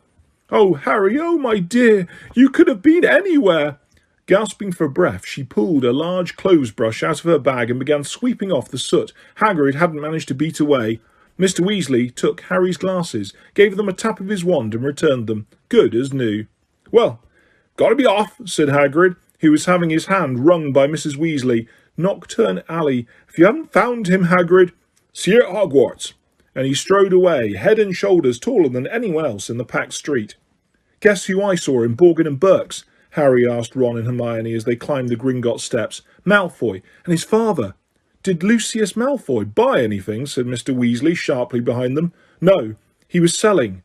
So he's worried, said Mr. Weasley with grim satisfaction. Oh, I'd love to get Lucius Malfoy for something. You be careful, Arthur, said Mrs. Weasley sharply as they ushered into the bank by a bowing goblin at the door. That's family trouble. That family's trouble. Don't go biting off more than you can chew. So you don't think I'm a match for Lucius Malfoy, said Mr. Weasley indignantly. But he was distracted almost at once by the sight of Hermione's parents, who were standing nervously at the counter that ran all along the great marble hall, waiting for Hermione to introduce them. But you're muggles, said Mr. Weasley delightedly. We must have a drink. What's that you've got there? Oh, you're changing muggle money. Molly, look. He pointed excitedly at the £10 notes in Mr. Granger's hand. Meet you back here, Ron said to Hermione, as the Weasleys and Harry were led off to the underground vaults by another Gringotts goblin. The vaults were reached by means of small goblin-driven carts that sped along miniature train tracks through the bank's underground tunnels. Harry enjoyed the breakneck journey down to the Weasleys' vault, but felt dreadful, far worse than he had in Knockturn Alley when it was opened. There was a very small pile of silver sickles inside, and just one gold galleon. Mrs. Weasley felt right into the corners before sweeping the whole lot into her bag. Harry felt even worse when they reached his vault. He tried to block the contents from view as he hastily shoved handfuls of coins into a leather bag. Back outside in the marble steps, they all separated. Percy muttered vaguely about needing a new quill. Fred and George had spotted their friend from Hogwarts, Lee Jordan. Mrs. Weasley and Ginny were going to a second-hand robe shop, and Mr. Weasley was insisting on taking the Grangers off to the Leaky Cauldron for a drink. We'll all meet at Flourish and Blotts in an hour to buy your school books, said Mrs. Weasley, setting off with Ginny. And not one step down Knockturn Alley, she shouted at the twins' retreating backs.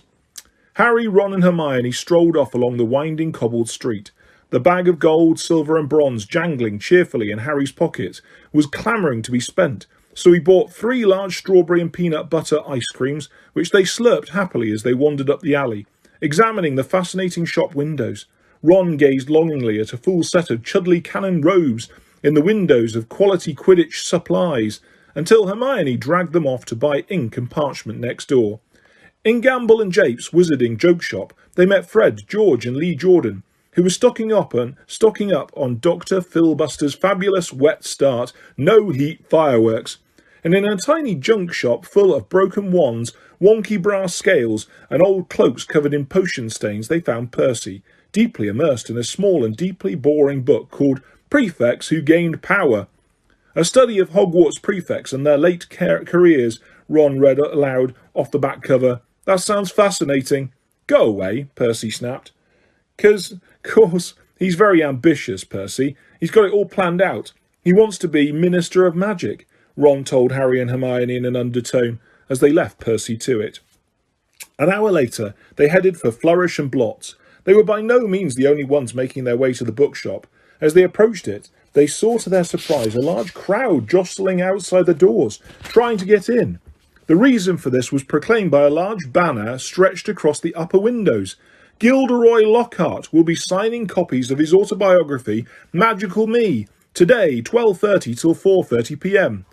We can actually meet him, Hermione squealed. I mean, he's written almost the whole book list. The crowd seemed to be made mostly of witches, round Mrs. Weasley's age. A harassed-looking wizard stood at the door, crying, "Calmly, please, ladies, don't push there. Mind the books now." Harry, Ron and Hermione squeezed inside. A long queue wound right to the back of the shop, where Gilderoy Lockhart was signing his books. They each grabbed a copy of Break with a Banshee and sneaked up the line to where the rest of the Weasleys were standing with Mr. and Mrs. Granger. "Oh, there you are, good," said Mrs. Weasley. She sounded breathless and kept patting her hair. "We'll be able to see him in a minute." Gilderoy Lockhart came slowly into view, seated at a table surrounded by large pictures of his own face, all winking and flashing dazzlingly white teeth at the crowd. The real Lockhart was wearing robes of forget-me-not blue, which exactly matched his eyes. His pointed wizard's hat was set at a jaunty angle on his wavy hair. A short, irritable-looking man was dancing around taking photographs with a large black camera that emitted puffs of purple smoke with every blinding flash. "Out of the way there," he snarled at Ron, moving back to get a better shot. "This is for the Daily Prophet." "Big deal," said Ron, rubbing his foot where the photographer has stepped on it. Gilderoy Lockhart heard him. He looked up. He saw Ron. And then he saw Harry. He stared. Then he leapt to his feet and positively shouted, "It can't be Harry Potter!" The crowd parted, whispering excitedly. Lockhart dived forward, seized Harry's arm, and pulled him to the front. The crowd burst into applause. Harry's face burned as Lockhart shook his hand for the photographer, who was clicking away madly, wafting thick smoke over the Weasleys. "Nice big smile, Harry," said Lockhart, through his own gleaming teeth. "Together, you and I are worth the front page." When he finally let go of Harry's hand, Harry could hardly feel his fingers. He tried to sidle back over to the Weasleys, but Lockhart threw an arm around his shoulders and clamped him tightly to his side. "Ladies and gentlemen," he said loudly, waving for quiet. "What an extraordinary moment this is. The perfect moment for me to make a little announcement I've been sitting on for some time. When young Harry here stepped into Flourish and Blotts today, he only wanted to buy my autobiography, which I shall be happy to present him now free of charge." The crowd applauded again. "He had no idea," Lockhart continued, giving Harry a little shake that made his glasses slip to the end of his nose, "that he would shortly be getting much, much more than my book. Magical me! He and his school fellows will, in fact, be getting the real magical me. Yes, ladies and gentlemen, I have great pleasure and pride in announcing that this September I will be taking up the post of Defence Against the Dark Arts teacher at Hogwarts School of Witchcraft and Wizardry." The crowd cheered and clapped, and Harry found himself being presented with the entire works of Gilderoy Lockhart. Staggering slightly under their weight, he managed to make his way out of the limelight to the edge of the room, where Ginny was standing next to her new cauldron.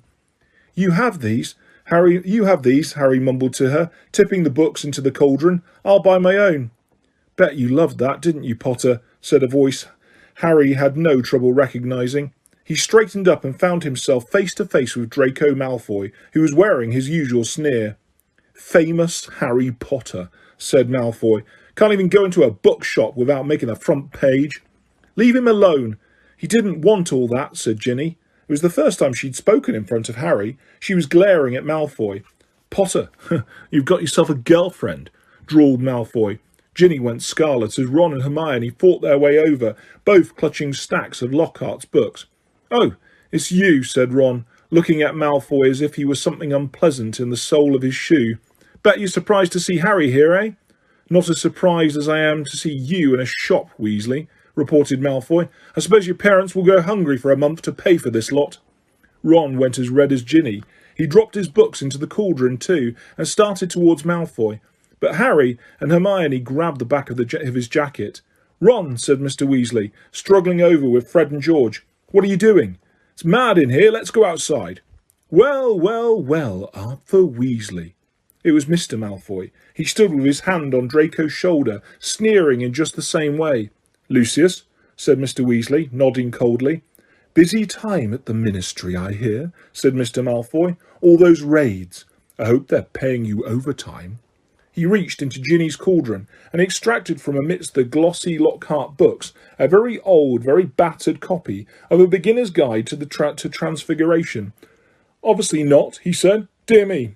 What's the use of being a disgrace to the name of wizard if they don't even pay you well for it?"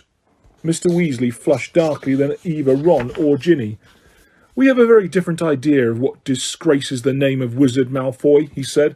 "Clearly," said Mr. Malfoy, his pale eyes straying to Mr. and Mrs. Granger, who were watching apprehensively. "The company you keep, Weasley, and I thought your family could sink no lower." There was a thud of metal as Ginny's cauldron went flying. Mr. Weasley had thrown himself at Mr. Malfoy, knocking him backwards into a bookshelf. Dozens of heavy spellbooks came thundering down on all their heads. There was a yell of, "Get him, Dad!" from Fred or George. Mrs. Weasley was shrieking, "No, Arthur, no!" The crowd stampeded backwards, knocking more shelves over. "Gentlemen, please, please!" cried the assistant, and then, louder than all, "Break it up there, gents, break it up!" Hagrid was wading towards them through the sea of books. In an instant he had pulled Mr. Weasley and Mr. Malfoy apart. Mr. Weasley had a cut lip, and Mr. Malfoy had been hit in the eye by an encyclopedia of toadstools. He was still holding Ginny's old Transfiguration book. He thrusted at her, his eyes glittering with malice. "Here, girl, take your book. It's the best your father can give you." Pulling himself out of Hagrid's grip, he beckoned to Draco and swept from the shop. "You should have ignored him, Arthur," said Hagrid, almost lifting Mr. Weasley off his feet as he straightened his robes. "Rotten to the core, the whole family. And everyone knows that no Malfoy's worth listening to. Bad blood. That's what it is. Come on now, let's get out of here." The assistant looked as though he wanted to stop them leaving, but he barely came up to Hagrid's waist and seemed to think better of it. They hurried up the street, the Grangers shaking with fright, and Mrs. Weasley beside herself with fury. "A fine example to set to your children, bawling in public. What Gilderoy Lockhart must have thought." "He was pleased," said Fred. "Didn't you hear him as we were leaving? He was asking that bloke from the Daily Prophet if he'd be able to work the fight into his report. Said it was all publicity." But it was a subdued group who headed back to the fireside in the leaky cauldron, where Harry, the Weasleys, and all their shopping would be travelling back to the Burrow using flue powder. They said goodbye to the Grangers, who were leaving the pub for the Muggle Street on the other side. Mr. Weasley started to ask them how bus stops work, but stopped quickly at the look of Mrs. Weasley's face. Harry took off his glasses and put them safely in his pocket before helping himself to flue powder. It definitely wasn't his favourite way to travel. The end of the summer holidays came too quickly for Harry's liking. He was looking forward to getting back to Hogwarts, but his month at the Burrow had been the happiest of his life. It was difficult not to feel jealous of Ron when he thought of the Dursleys and the sort of welcome he could expect next time he turned up at Privet Drive. On their last evening, Mrs. Weasley conjured up a sumptuous dinner, which included all of Harry's favourite things, ending with a mouth-watering treacle pudding. Fred and George rounded off the evening with a display of filibuster fireworks. They filled the kitchen with red and blue stars that bounced from ceiling to wall for at least half an hour. Then it was time for a last mug of hot chocolate and bed. It took a long while to get started next morning. They were up at cock crow, but somehow they still seemed to have a great deal to do. Mrs. Weasley dashed about in a mad mood, looking for spare socks and quills. People kept colliding on the stairs, half-dressed with bits of toast in their hands, and Mr. Weasley nearly broke his neck, tripping over a stray chicken as he crossed the yard, carrying Ginny's trunk to the car. Harry couldn't see how 8 people, 6 large trunks, 2 owls, and a rat were going to fit into one small Ford Anglia. He had reckoned, of course, without the special features which Mr. Weasley had added. "Not a word to Molly," he whispered to Harry as he opened the boot and showed him how it had been magically expanded so that the trunks fitted easily. When at last they were all in the car, Mrs. Weasley glanced into the back seat, where Harry, Ron, Fred, George and Percy were all sitting comfortably side by side, and said, "Muggles do know more than we give them credit for, don't they?" She and Ginny got into the front seat, which had been stretched so that it resembled a park bench. I mean, you'd never know it was this roomy from the outside, would you? Mr. Weasley started up the engine and they trundled out of the yard, Harry turning back for one last look at the house. He barely had time to wonder when he'd see it again when they were back. George had forgotten his box of filibuster fireworks. 5 minutes after that, they skidded to a halt in the yard so that Fred could run in for his broomstick. They had almost reached the motorway when Ginny shrieked that she'd left her diary. By the time she had clambered back into the car, they were running very late, and tempers were running high. Mr. Weasley glanced at his watch and then at his wife. "Molly, dear." "No, Arthur. No one would see. This little button here is an invisibility booster I installed. That'd get us up in the air. Then we fly above the clouds. We'd be there in 10 minutes and no one would be any the wiser. I said no, Arthur, not in broad daylight. They reached King's Cross at 11:15. Mr. Weasley dashed across the road to get trolleys for their trunks, and they all hurried into the station. Harry had caught the Hogwarts Express the previous year. The tricky bit was getting onto platform 9 3/4, which wasn't visible to the Muggle eye. What you had to do was walk through the solid barrier dividing platforms 9 and 10. It didn't hurt, but it had to be done carefully so that none of the Muggles noticed you vanishing. Percy first, said Mrs. Weasley, looking nervously at the clock overhead, which showed they had only 5 minutes to disappear casually through the barrier. Percy strode briskly forward and vanished. Mr. Weasley was next. Fred and George followed. I'll take Ginny, and you two come right after us, Mrs. Weasley told Harry and Ron, grabbing Ginny's hand and setting off. In the blink of an eye, they were gone. Let's go together. We've only got a minute, Ron said to Harry. Harry made sure that Hedwig's cage was safely wedged on top of his trunk and wheeled his trolley about to face the barrier. He felt perfectly confident. This wasn't nearly as uncomfortable as using flue powder. Both of them bent low over the handles of their trolleys and walked purposely towards the barrier, gathering speed. A few feet away from it, they broke into a run and crash! Both trolleys hit the barrier and bounced backwards. Ron's trunk fell off with a loud thump. Harry was knocked off his feet, and Hedwig's cage bounced onto the shiny floor, and she rolled away, shrieking indignantly. People all around them stared, and a guard nearby yelled, What in blazes do you think you're doing? Lost control of the trolley, Harry gasped, clutching his rib as he got up.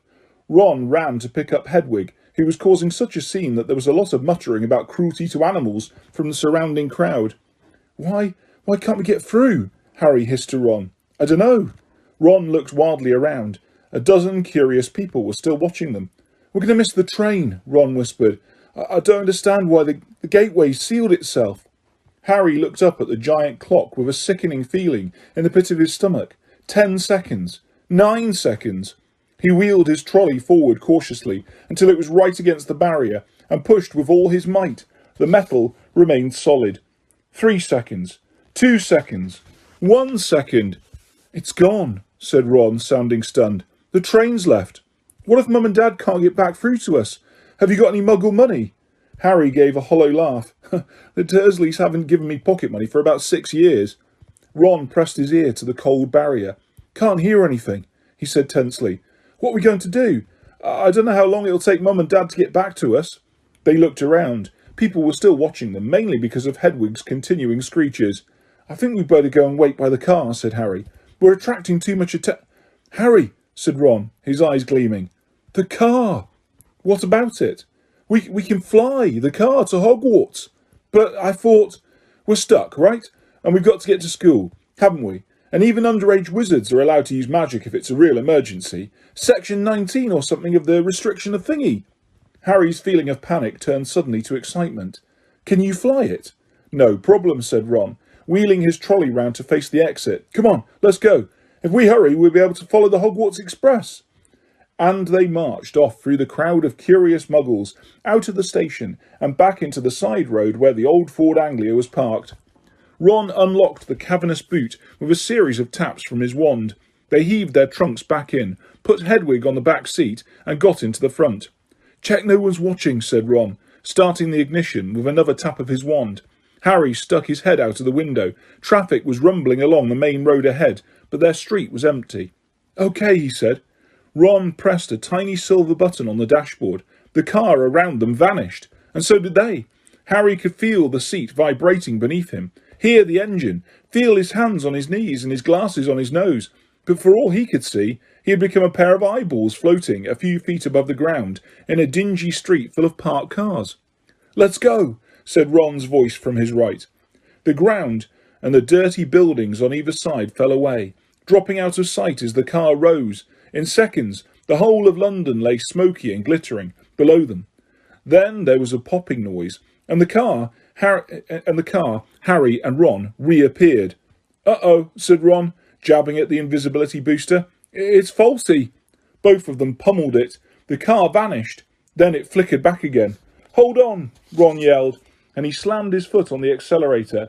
They shot straight into a low, woolly cloud, and everything turned dull and foggy. "Now what?" said Harry, blinking at the solid mass of cloud pressing in on them from all sides. "We need to see the train to know what direction to go in," said Ron. "Dip back down again, quickly." They dropped back beneath the clouds and twisted around in their seats, squinting at the ground. "I can see it," Harry yelled. "Right ahead, there." The Hogwarts Express was streaking along below them like a scarlet snake. "Due north," said Ron, checking the compass on the dashboard. "OK, we'll just have to check it on every half hour or so. Hold on." And they shot up through the clouds. A minute later, they burst out into a blaze of sunlight. It was a different world. The wheels of the car skimmed the sea of a fluffy cloud, the bright sky a bright, endless blue under the blinding white sun. "All we've got to worry about now are aeroplanes," said Ron.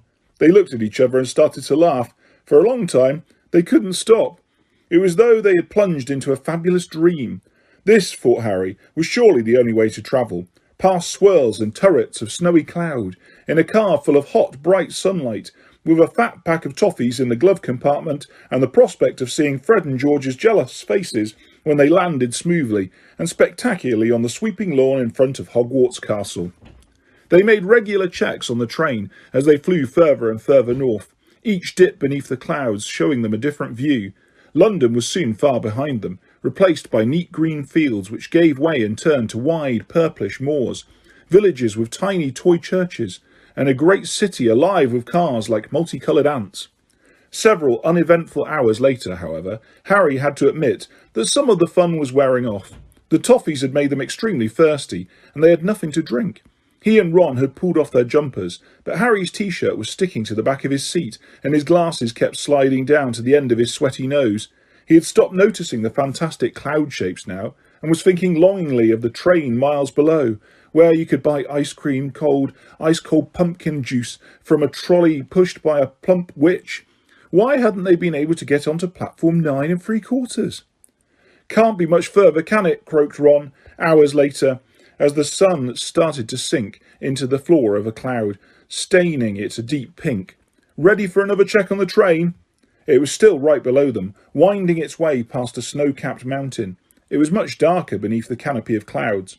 Ron put his foot on the accelerator and drove them upwards again, but as he did so, the engine began to whine. Harry and Ron exchanged nervous glances. "It's probably just tired," said Ron. It's never been this far before." And they both pretended not to notice the whining growing louder and louder as the sky became steadily darker. Stars were blossoming in the blackness. Harry pulled his jumper back on, trying to ignore the way the windscreen wipers were now waving feebly, as though in protest.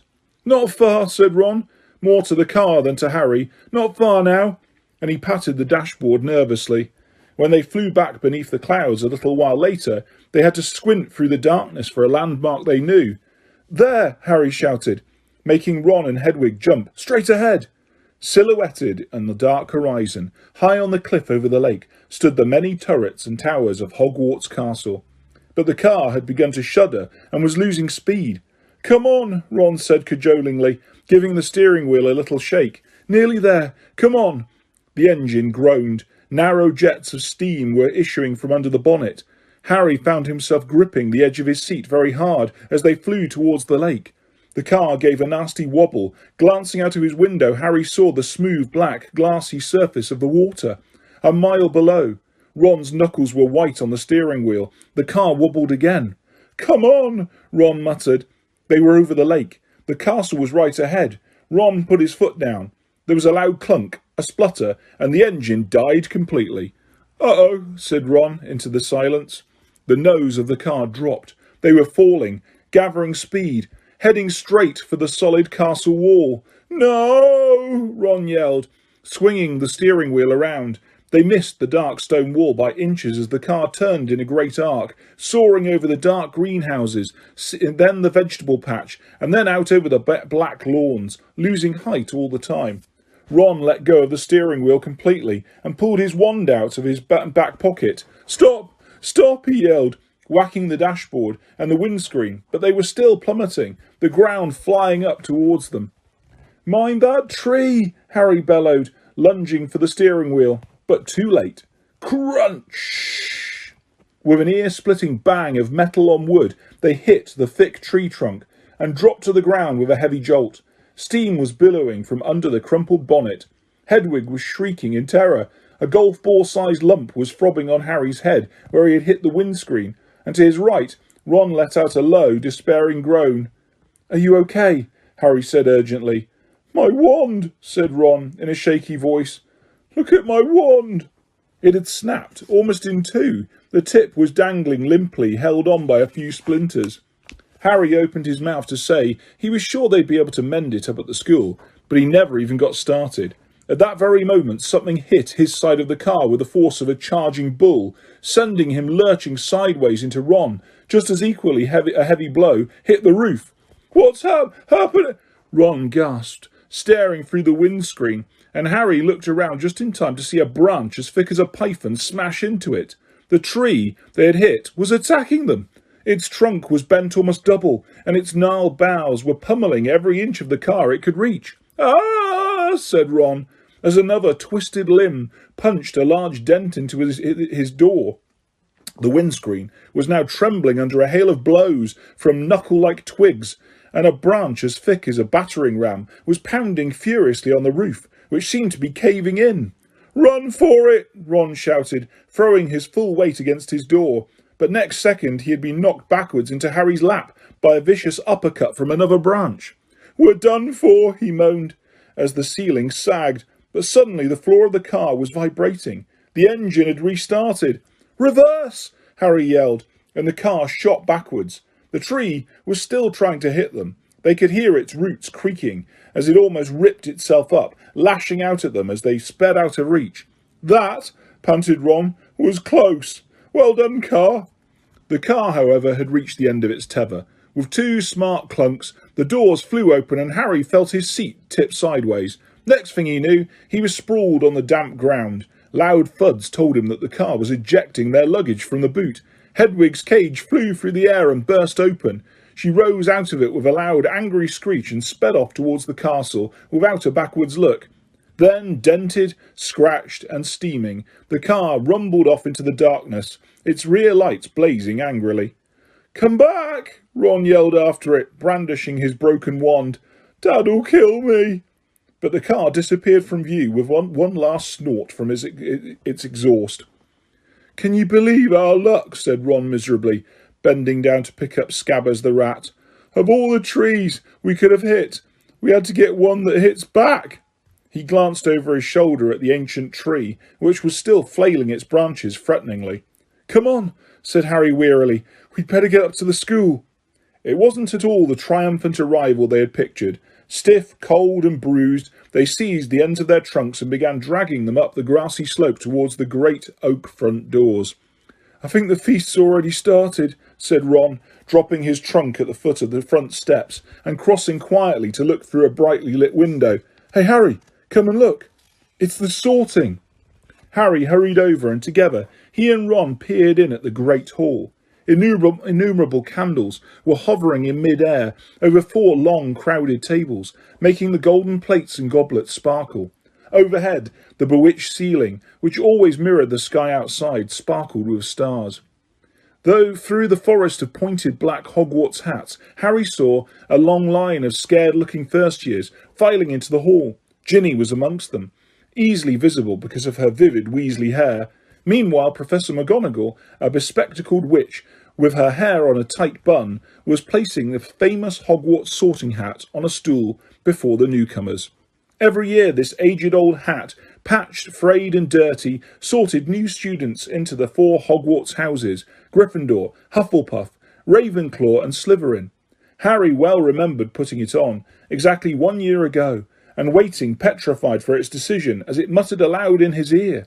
For a few horrible seconds he had feared that he was going to be put into Slytherin, the house which had turned out more dark witches and wizards than any other, but he had ended up in Gryffindor, along with Ron, Hermione and the rest of the Weasleys. Last term, Harry and Ron had helped Gryffindor win the house championship, beating Slytherin for the first time in 7 years. A very small, mousy-haired boy had been called forward to place the hat on his head.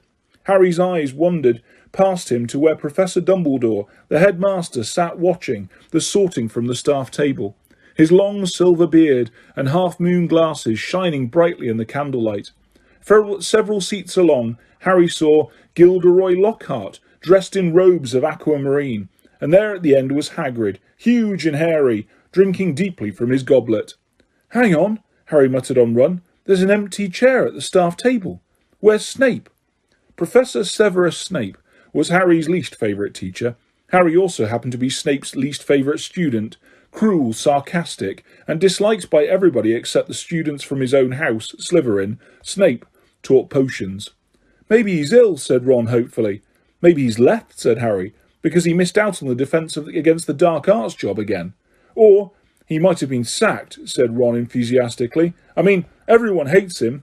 "Or maybe," said a very cold voice right behind them, "he's waiting to hear why you two didn't arrive on the school train." Harry spun around. There, his black robes rippling in a cold breeze, stood Severus Snape. He was a thin man with a sallow skin, a hooked nose, and greasy, shoulder-length black hair, and at this moment he was smiling in a way that told Harry he and Ron were in very deep trouble. "Follow me," said Snape. Not daring even to look at each other, Harry and Ron followed Snape up the steps into the vast, echoing entrance hall, which was lit with flaming torches. A delicious smell of food was wafting from the great hall, but Snape led them away from the warmth and light down a narrow stone staircase that led into the dungeons. "In," he said, opening a door halfway down the cold passageway and pointing. They entered Snape's office, shivering. The shadowy walls were lined with shelves of large glass jars, in which floated all manner of revolting things Harry didn't really want to know the name of at that moment. The fireplace was dark and empty. Snape closed the door and turned to look at them. "So," he said softly, "the train isn't good enough for the famous Harry Potter and his faithful sidekick Weasley. Wanted to arrive with a bang, did we, boys?" No, sir. It was the barrier at King's Cross. "Silence," said Snape coldly. "What have you done with the car?" Ron gulped. This wasn't the first time Snape had given Harry the impression of being able to read minds, but a moment later he understood, as Snape unrolled today's issue of the Evening Prophet. "You were seen," he hissed, showing them the headline, "Flying Ford Anglia Mystifies Muggles." He began to read aloud. "Two muggles in London convinced they saw an old car flying over the post office tower. At noon in Norfolk, Mrs. Betty Bayliss, while hanging out her washing, Mr. Angus Fleet of Peebles reported to police 6 or 7 muggles in all. I believe your father works in the misuse of muggle artefacts office," he said, looking up at Ron and smiling still more nastily. Dear, his own son. Harry felt as though he'd just been walloped in the stomach by one of the mad tree's larger branches. If anyone found out Mr. Weasley had bewitched the car, he hadn't thought of that. "I noticed, in my search of the park, that considerable damage seems to have been done to a very valuable Whomping Willow," Snape went on. "That tree did more damage to us than we," Ron blurted out. "Silence!" snapped Snape again. "Most importantly, you are not in my house, and the decision to expel you does not rest with me. I shall go and fetch the people who do have that happy power. You will wait here." Harry and Ron stared at each other, white-faced.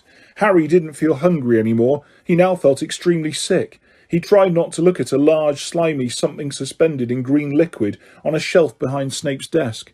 If Snape had gone to fetch Professor McGonagall, head of Gryffindor House, they were hardly any better off. She might be fairer than Snape, but she was still extremely strict.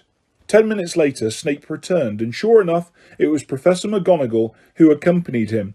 Harry had seen Professor McGonagall angry on several occasions, but either he had forgotten just how thin her mouth could go, or he had never seen her this angry before. She raised her wand the moment she entered. Harry and Ron both flinched, but she merely pointed it at an empty fireplace where flames suddenly erupted. "Sit," she said, and they both backed into chairs by the fire. "Explain," she said, her glasses glinting ominously. Ron launched into the story, starting with a barrier at the station, refusing to let them through. So So we had no choice, Professor. We couldn't get on the train. Why didn't you send us a letter by owl? I believe you have an owl, Professor McGonagall said coldly to Harry. Harry gaped at her. Now she said it. That did seem the obvious thing to have done. I didn't think. That, said Professor McGonagall, is obvious. There was a knock on the office door, and Snape, now looking happier than ever, opened it. There stood the headmaster, Professor Dumbledore. Harry's whole body went numb. Dumbledore was looking unusually grave. He stared down his very crooked nose at them, and Harry suddenly found himself wishing he and Ron were still being beaten up by the Whomping Willow. There was a long silence, and then Dumbledore said, "Please explain why you did this." It would have been better if he had shouted. Harry hated the disappointment in his voice. For some reason he was unable to look Dumbledore in the eyes, and spoke instead to his knees. He told Dumbledore everything, except that Mr. Weasley owned the bewitched car, making it sound as though he and Ron had happened to find a flying car parked outside the station. He knew Dumbledore would see through this at once, but Dumbledore asked no questions about the car. When Harry had finished, he merely continued to peer at them through his spectacles. We'll go and get our stuff," said Ron in a hopeless sort of voice. "What are you talking about, Weasley?" barked Professor McGonagall. "Well, you're expelling us, aren't you?" said Ron. Harry looked quickly at Dumbledore. "Not today, Mr. Weasley," said Dumbledore, "but I must impress upon both of you the seriousness of what you have done. I will be writing to both your families tonight. I must also warn you that if you do anything like this again, I will have no choice but to expel you." Snape looked as though Christmas had been cancelled. He cleared his throat and said, "Professor Dumbledore, these boys have flouted the decree for the restriction of underage wizardry, caused serious damage to an old and valuable tree. Surely acts of this nature—" "It will be for Professor McGonagall to decide on these boys' punishment, Severus," said Dumbledore calmly. "They are in her house, and therefore her responsibility." He turned to Professor McGonagall. "I must go back to the feast, Minerva. I've got to give out a few notices.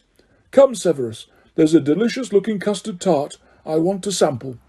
Snape shot a look of pure venom at Harry and Ron as he allowed himself to be swept out of his office, leaving them alone with Professor McGonagall, who was still eyeing them with a wrathful eagle. "You'd better get along to the hospital wing, Weasley. You're bleeding." "Not much," said Ron, hastily wiping the cut over his eye with his sleeve. "Professor, I wanted to watch my sister being sorted." "The sorting ceremony is over," said Professor McGonagall. "Your sister is also in Gryffindor." Oh, good," said Ron. "And speaking of Gryffindor," Professor McGonagall said sharply, but Harry cut in. "Professor, when we took the car, term hadn't started, so Gryffindor shouldn't really have points taken from it, should it?" he finished, watching her anxiously. Professor McGonagall gave him a piercing look, but he was sure she had almost smiled. Her mouth looked less thin anyway. "I will not take any points from Gryffindor," she said, and Harry's heart lightened considerably. "But you will both get a detention." It was better than Harry had expected. As for Dumbledore's writing to the Dursleys, that was nothing. Harry knew perfectly well they'd just be disappointed that the Whomping Willow hadn't squashed him flat. Professor McGonagall raised her wand again and pointed it at Snape's desk. A large plate of sandwiches, 2 silver goblets, and a jug of iced pumpkin juice appeared with a pop. "You will eat in here and then go straight up to your dormitory," she said. "I must also return to the feast." When the door had closed behind her, Ron let out a long, low whistle. "Oh, I thought we'd had it," he said, grabbing a sandwich. "So did I," said Harry, taking one too. "Can you believe our luck, though?" said Ron thickly through a mouthful of chicken and ham. "Fred and George must have flown that car 5 or 6 times, and no muggle ever saw them." He swallowed and took another huge bite. "Why couldn't we get through the barrier?" Harry shrugged. "We'll have to watch our step from now on, though," he said, taking a grateful swig of pumpkin juice. "Wish we'd have gone up for the feast." "She didn't want us showing off," said Ron sagely. "Doesn't want people to think it's clever, arriving by flying car." When they had eaten as many sandwiches as they could, the plate kept refilling itself. They rose and left the office, treading the familiar path to Gryffindor Tower. The castle was quiet. It seemed that the feast was over. They walked past muttering portraits and creaking suits of armour. and climbed narrow flights of stone stairs until at last they reached the passage where the secret entrance to Gryffindor Tower was hidden. Behind an oil painting of a very fat woman in a pink silk dress. "Password," she said, as they approached. Said Harry. They didn't know the New Year's password, not having met a Gryffindor prefect yet, but help came almost immediately. They heard hurrying feet behind them and turned to see Hermione dashing towards them. "There you are. Where have you been? The most ridiculous rumours. Someone said you'd been expelled for crashing a flying car." "Well, we haven't been expelled," Harry assured her. "You're not telling me you did fly here," said Hermione, sounding almost as severe as Professor McGonagall. "Skip the lecture," said Ron impatiently. "Tell us the new password." "It's Wattlebird," said Hermione impatiently. "But that's not the point." Her words were cut short, however, as the portrait of the fat lady swung open and there was a sudden storm of clapping. It looked as though the whole of Gryffindor House was still awake, packed into the circular common room, standing on the lopsided tables and squashy armchairs, waiting for them to arrive. Arms reached through the portrait hole to pull Harry and Ron inside, leaving Hermione to scramble in after them. "Brilliant," yelled Lee Jordan. "Inspired. What an entrance. Flying a car right into the Whomping Willow. People will be talking about that for years." "Good on you," said a fifth year Harry had never spoken to. Someone was patting him on the back as though he'd just won a marathon. Fred and George pushed their way to the front of the crowd and said together, "Why couldn't you have called us back, eh?" Ron was scarlet in the face, grinning embarrassedly. But Harry could see one person who didn't look happy at all.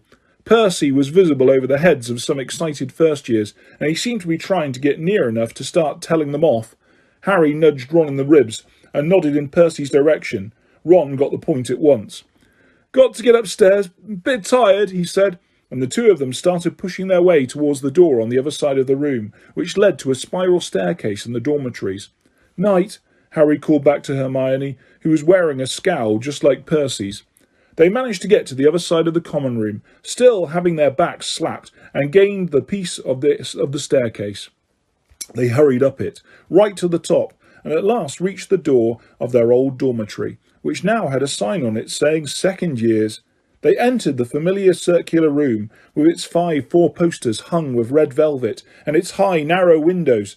Their trunks had been brought up for them, and placed at the ends of their beds. Ron grinned guiltily at Harry. "I know I shouldn't have enjoyed that or anything, but—" The dormitory door flew open, and in came the other second-year Gryffindor boys, Seamus Finnegan, Dean Thomas and Neville Longbottom.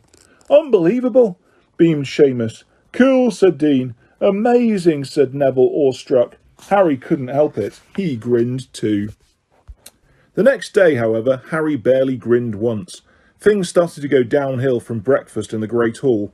The 4 long house tables were laden with tureens of porridge, plates of kippers, mountains of toast and dishes of eggs and bacon. Beneath the enchanted ceiling, today a dull, cloudy grey.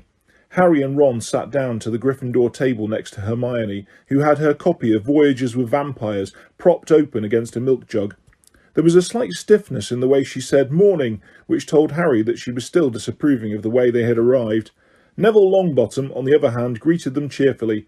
Neville was a round-faced and accident-prone boy with the worst memory of anyone Harry had ever met.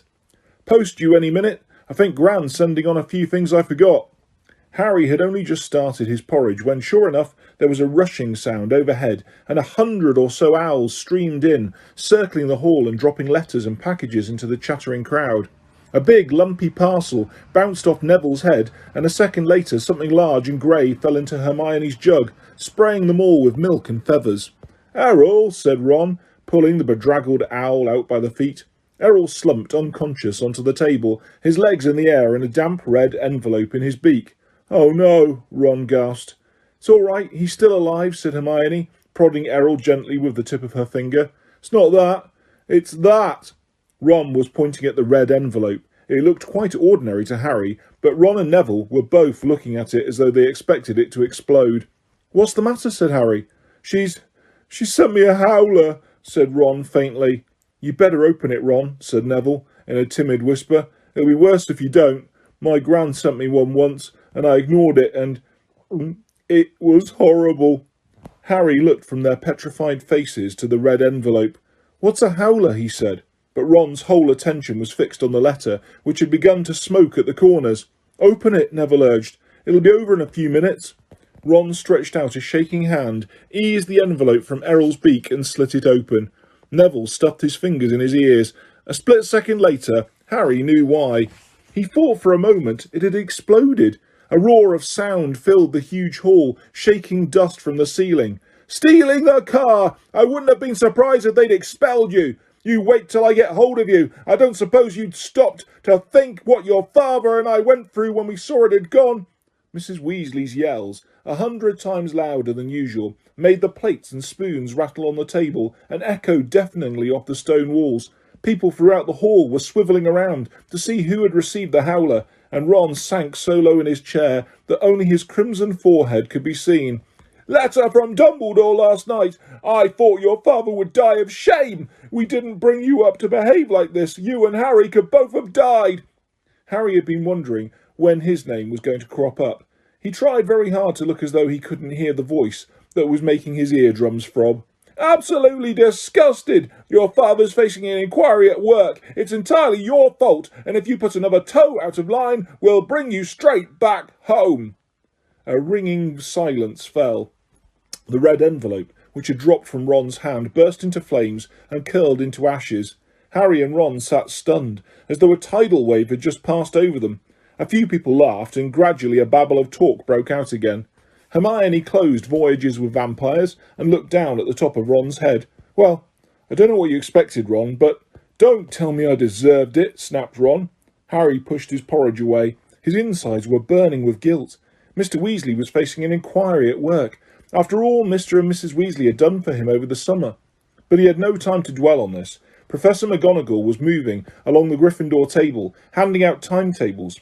Harry took his and saw that they had double herbology with the Hufflepuffs first. Harry, Ron and Hermione left the castle together, crossed the vegetable patch and made for the greenhouses, where the magical plants were kept.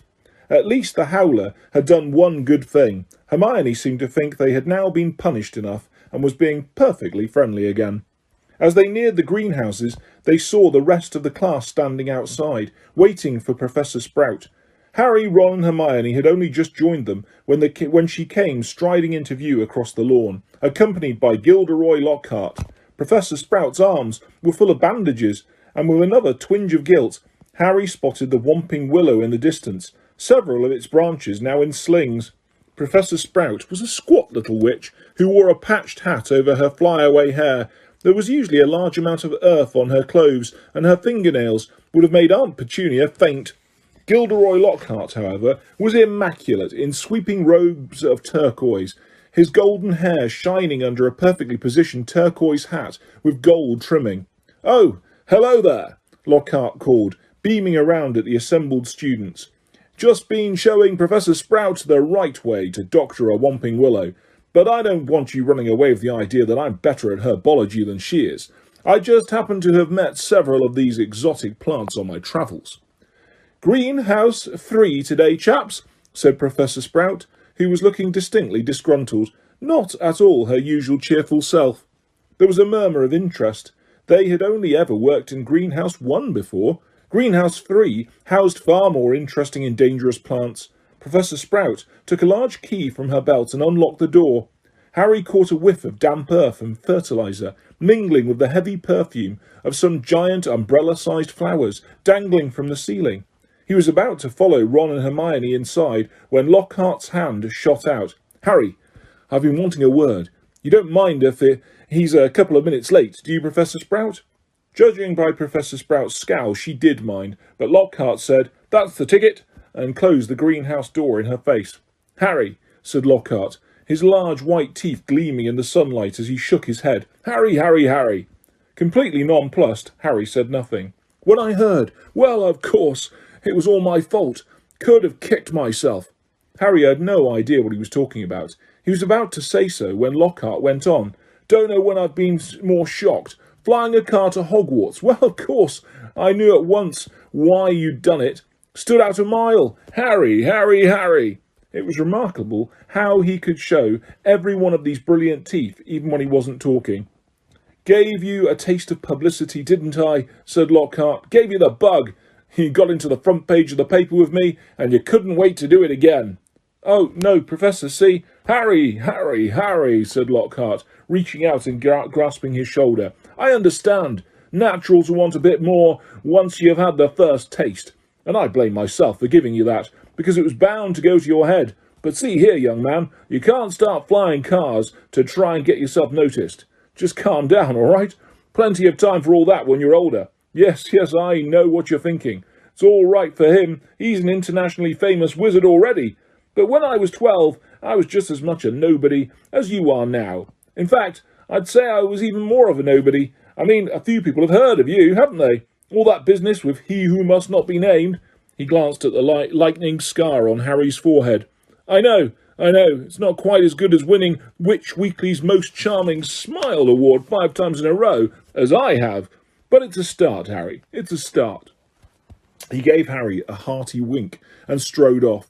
Harry stood stunned for a few seconds. Then, remembering he was supposed to be in the greenhouse, he opened the door and slid inside. Professor Sprout was standing behind a trestle bench in the centre of the greenhouse. About 20 pairs of different coloured earmuffs were lying on the bench. When Harry had taken his place between Ron and Hermione, he said, "We'll be repotting mandrakes today." She said, "We'll be repotting mandrakes today. Now, who can tell me the properties of the mandrake?" To nobody's surprise, Hermione's hand was first into the air.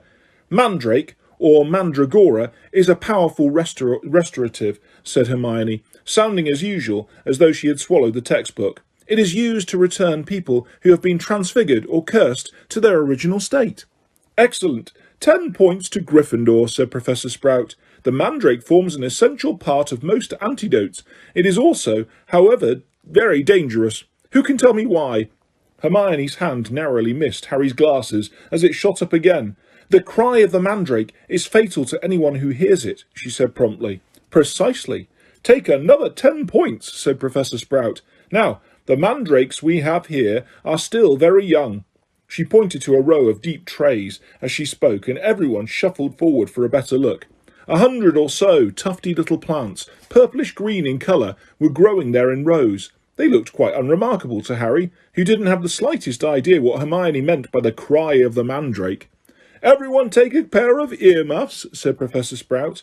There was a scramble as everyone tried to seize a pair that wasn't pink and fluffy.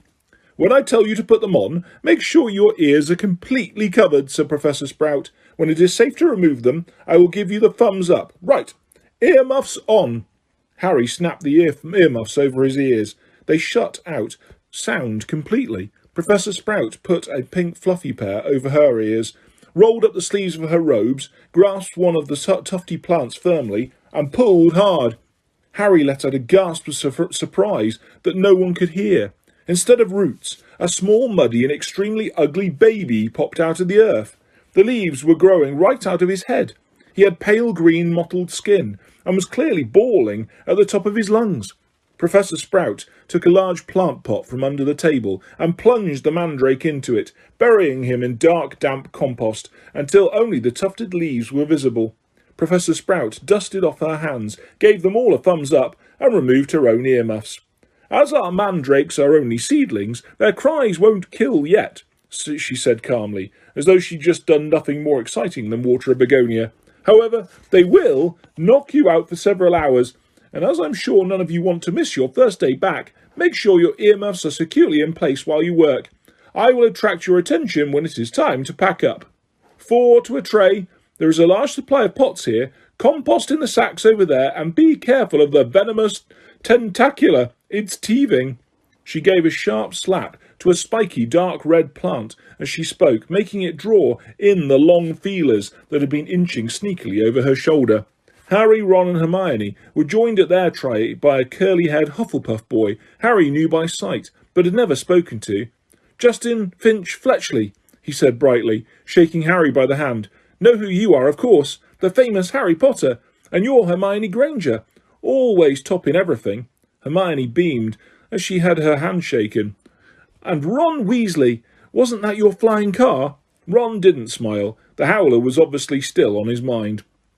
"That Lockhart's something, isn't he?" said Justin happily, as they began filling their plant pots with dragon dung compost.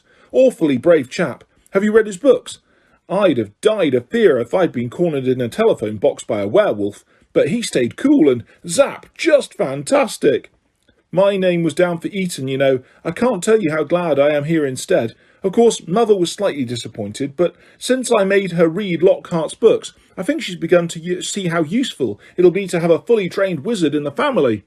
After that, they didn't have much chance to talk. Their earmuffs were back on, and they needed to concentrate on the mandrakes. Professor Sprout had made it look extremely easy, but it wasn't. The mandrakes didn't like coming out of the earth, but didn't seem to want to go back into it either. They squirmed, kicked, flailed their sharp little fists and gnashed their teeth.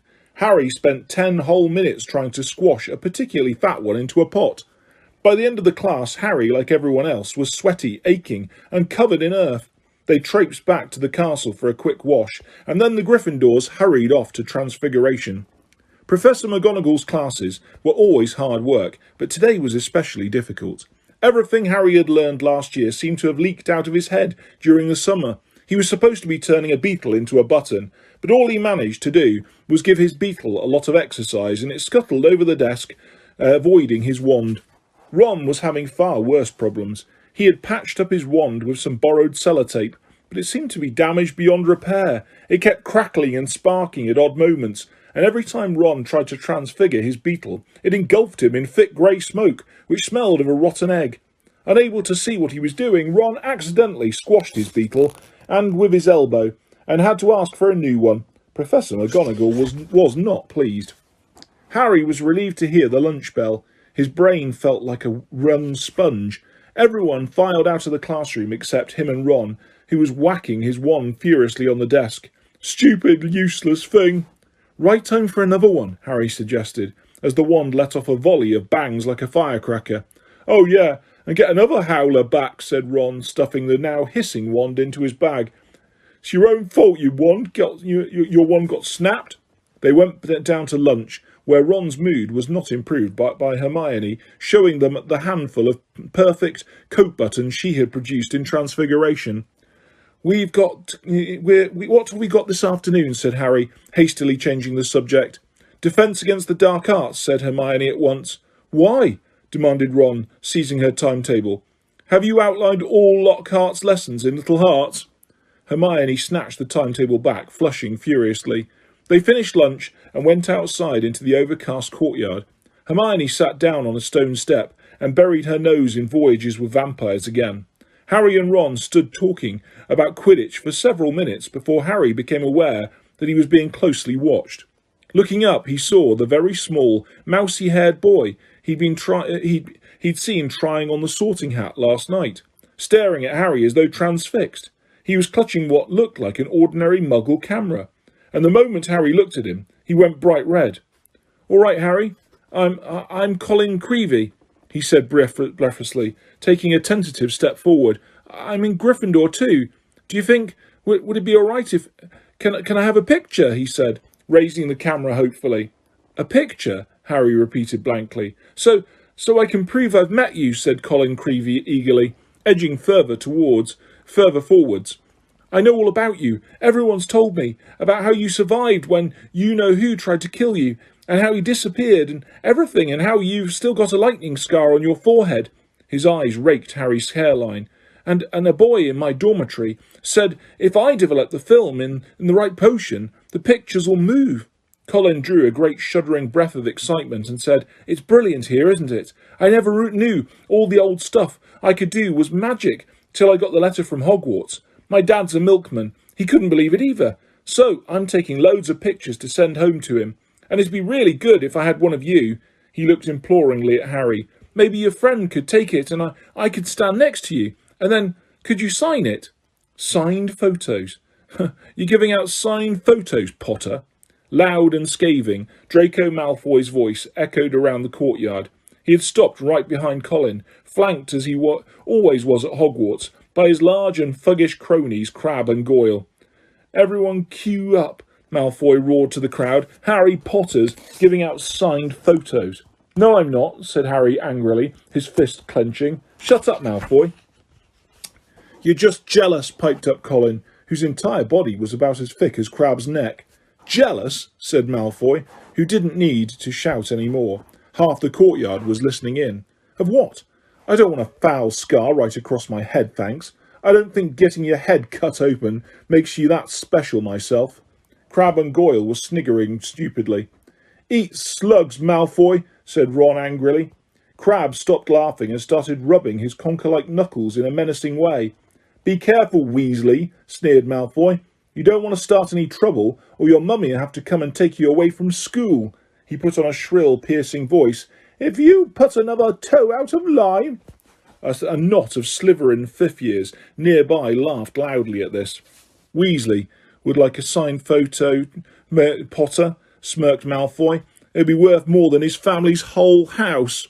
Ron whipped out his sellotaped wand, but Hermione shut Voyages with Vampires with a snap and whispered, Look out! What's all this? What's all this? Gilderoy Lockhart was striding towards them, his turquoise robes swirling behind him. Who's giving out signed photos? Harry started to speak, but he was cut short as Lockhart flung an arm around his shoulders and thundered jovially, Shouldn't have asked. We meet again, Harry. Pinned to Lockhart's side and burning with humiliation, Harry saw Malfoy slide smirking back into the crowd. Come on then, Mr. Creevey, said Lockhart, beaming at Colin. A double portrait. Can't say fairer than that, and we'll both sign it for you. Colin fumbled for his camera and took the picture as the bell rang behind them, signalling the start of afternoon classes. Off you go. Move along there, Lockhart called to the crowd, and he set off back to the castle with Harry, who was wishing he knew a good vanishing spell, still clasped to his side. A word to the wise, Harry, said Lockhart paternally as they entered the building through a side door. I covered up for you back there with young Creevey. If he was photographing me too, your schoolfellows won't think you're setting yourself up so much. Deaf to Harry's stammers, Lockhart swept him down a corridor lined with staring students and up a staircase. Let me just say that handing out signed pictures at this stage of your career isn't sensible. Looks a tad big-headed, Harry, to be frank. There may well come a time when, like me, you'll need to keep a stack handy wherever you go, but have a little chortle. I don't think you're quite there yet. They had reached Lockhart's classroom, and he let Harry go at last. Harry yanked his robe straight and headed for a seat at the very back of the class, where he busied himself with piling all 7 of Lockhart's books in front of him, so that he could avoid looking at the real thing. The rest of the class came clattering in, and Ron and Hermione sat down on either side of Harry. You could have fried an egg on your face, said Ron. You'd better hope Creevey doesn't meet Ginny. They'll be starting a Harry Potter fan club. Shut up, snapped Harry. The last thing he needed was for Lockhart to hear the phrase Harry Potter fan club. When the whole class was seated, Lockhart cleared his throat loudly and silence fell. He reached forward, picked up Neville Longbottom's copy of Travels with Trolls and held it up to show his own winking portrait on the front. Me, he said, pointing at it and winking as well. Gilderoy Lockhart, Order of Merlin, 3rd class, honorary member of the Dark Force Defence League and 5 times winner of Witch Weekly's Most Charming Smile Award. But I don't talk about that. I didn't get rid of the Brandon Banshee by smiling at her. He waited for them to laugh. A few people smiled weakly. I see you've bought a complete set of my books. Well done. I thought we'd start today with a little quiz. Nothing to worry about, just to check how well you've read them, how much you've taken in. When he had handed out the test papers, he returned to the front of the class and said, You have 30 minutes. Start now. Harry looked down at his paper and read, Number 1. What is Gilderoy Lockhart's favourite colour? 2. What is Gilderoy Lockhart's secret ambition? 3. What, in your opinion, is Gilderoy Lockhart's greatest achievement to date? On and on it went, over 3 sides of paper, right down to 54. When is Gilderoy Lockhart's birthday, and what would his ideal gift be? Half an hour later, Lockhart collected in the papers and rifled through them in front of the class. Hardly any of you remembered that my favourite colour is lilac. I say so in Year with a Yeti. And a few of you need to read Wanderings with Werewolves more carefully. I clearly state in Chapter 12 that my ideal birthday gift would be harmony between all magic and non-magic peoples, though I wouldn't say no to a large bottle of Ogden's old fire whiskey. He gave them another roguish wink. Ron was now staring at Lockhart with an expression of disbelief on his face. Seamus Finnegan and Dean Thomas, who was sitting in front, were shaking with silent laughter. Hermione, on the other hand, was listening to Lockhart with rapt attention, and gave a start when he mentioned her name. But Miss Hermione Granger knew my secret ambition is to rid the world of evil and market my own range of hair care potions. Good girl. In fact, he flipped her paper over. Full marks. Where is Miss Hermione Granger? Hermione raised a trembling hand. Excellent, beamed Lockhart. Quite excellent. Take 10 points for Gryffindor, and so to business. He bent down behind his desk and lifted a large covered cage onto it. Now, be warned. It's my job to arm you against the foulest creatures known to wizard kind. You may find yourselves facing your worst fears in this room. Know only that no harm can befall you whilst I am here. All I ask is that you remain calm. In spite of himself, Harry leaned around his pile of books for a better look at the cage. Lockhart placed a hand on the cover. Dean and Seamus had stopped laughing now. Neville was cowering in his front row seat. I must ask you not to scream, said Lockhart in a low voice. It might provoke them. As the whole class held its breath, Lockhart whipped off the cover. Yes, he said dramatically, freshly caught Cornish pixies. Seamus Finnegan couldn't control himself. He let out a snort of laughter, which even Lockhart couldn't mistake for a scream of terror. Yes, he smiled at Seamus. Well, they're not. They're not very dangerous, are they? Seamus choked. Don't be sure, said Lockhart, waggling a finger annoyingly at Seamus. Devilish, tricky little blighters they can be. The pixies were electric blue and about 8 inches high, with pointed faces and voices so shrill it was like listening to a lot of budgies arguing.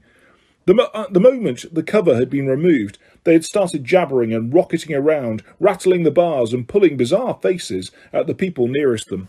Right then, Lockhart said loudly, let's see what you make of them. And he opened the cage.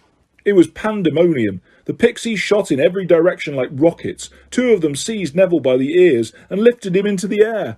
Several shot straight through the window, showering the back row with broken glass.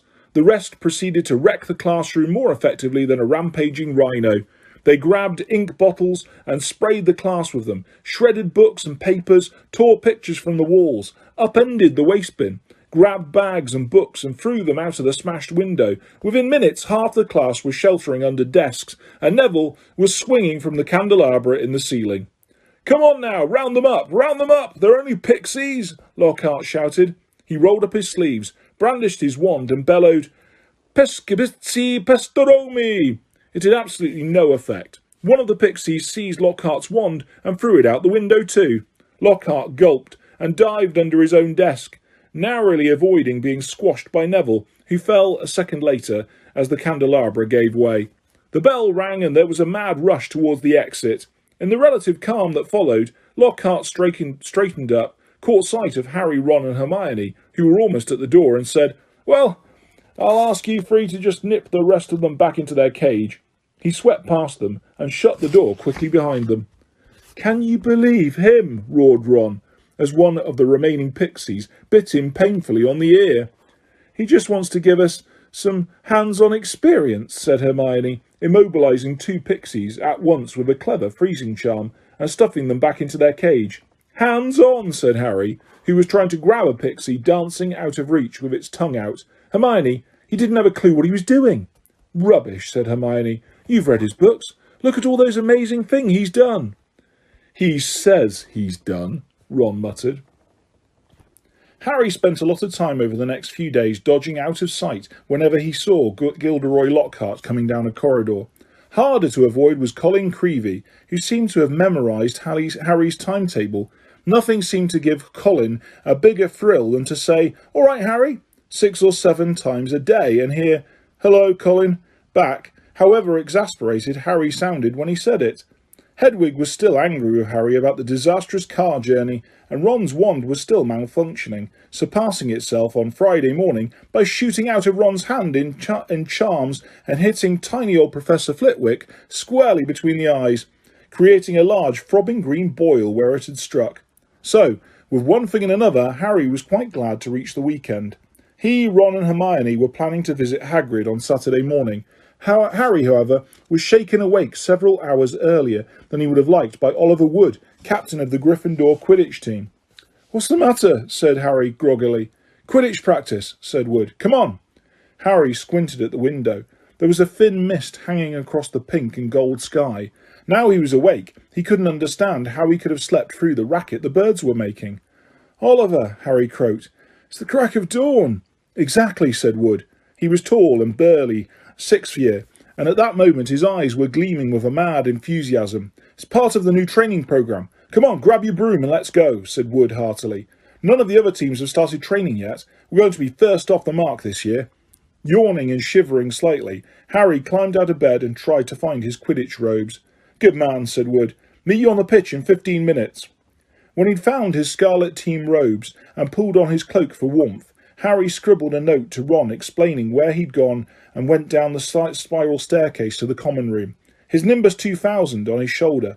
He had just reached the portrait hole when there was a clatter behind him and Colin Creevey came dashing down the spiral staircase, his camera swinging madly around his neck and something clutched in his hand. "I heard someone saying your name on the stairs, Harry. Look what I've got here. I've had it developed. I wanted to show you." Harry looked bemusedly at the photograph Colin was brandishing under his nose. A moving black and white Lockhart was tugging hard on an arm Harry recognised as his own. He was pleased to see that his photographic self was putting up a good fight and refusing to be dragged into view. As Harry watched, Lockhart gave up and slumped, panting against the white edge of the picture. "Will you sign it?" said Colin eagerly.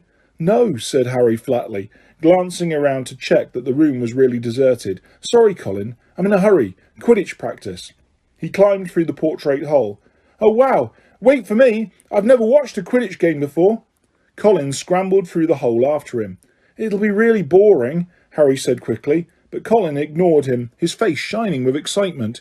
"You were the youngest house player in 100 years, weren't you, Harry? Weren't you?" said Colin, trotting alongside him. "You must be brilliant. I've never flown. Is it easy? Is that your own broom? Is that the best one there is?"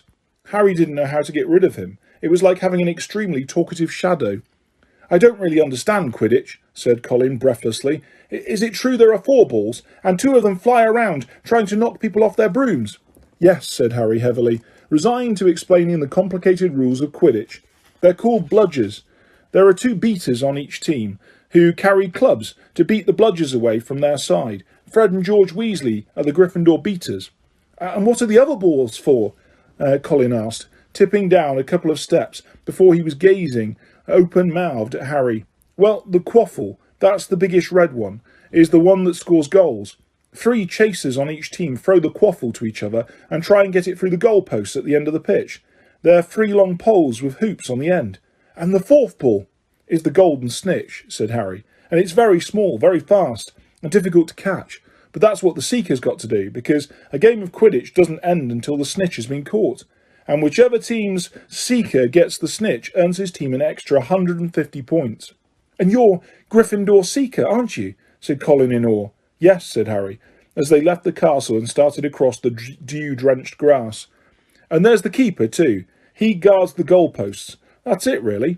But Colin didn't stop questioning Harry all the way down the sloping lawns to the Quidditch pitch, and Harry only shook him off when he reached the changing rooms.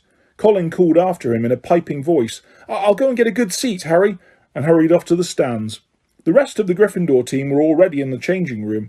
Wood was the only person who looked truly awake. Fred and George Weasley were sitting, puffy-eyed and tousle-haired, next to a 4th-year named Alicia Spinnet, who seemed to be nodding off against the wall behind her. Her fellow chasers, Katie Bell and Angelina Johnson, were yawning, side by side opposite them. "There you are, Harry. Who kept you?" said Wood briskly. "Now, I want a quick talk with you all before we actually get onto the pitch, because I spent the summer devising a whole new training programme, which I really think will make all the difference." Wood was holding up a large diagram of a Quidditch pitch, on which were drawn many lines, arrows and crosses in different coloured links. He took out his wand, tapped the board, and the arrows began to wiggle over the diagram like caterpillars. As Wood launched into a speech about his new tactics, Fred Weasley's head drooped right into Alicia Spinnet's shoulder, and he began to snore. The first board took nearly 20 minutes to explain, but there was another board under that, and a third under that one. Harry sank into a stupor as Wood droned on and on.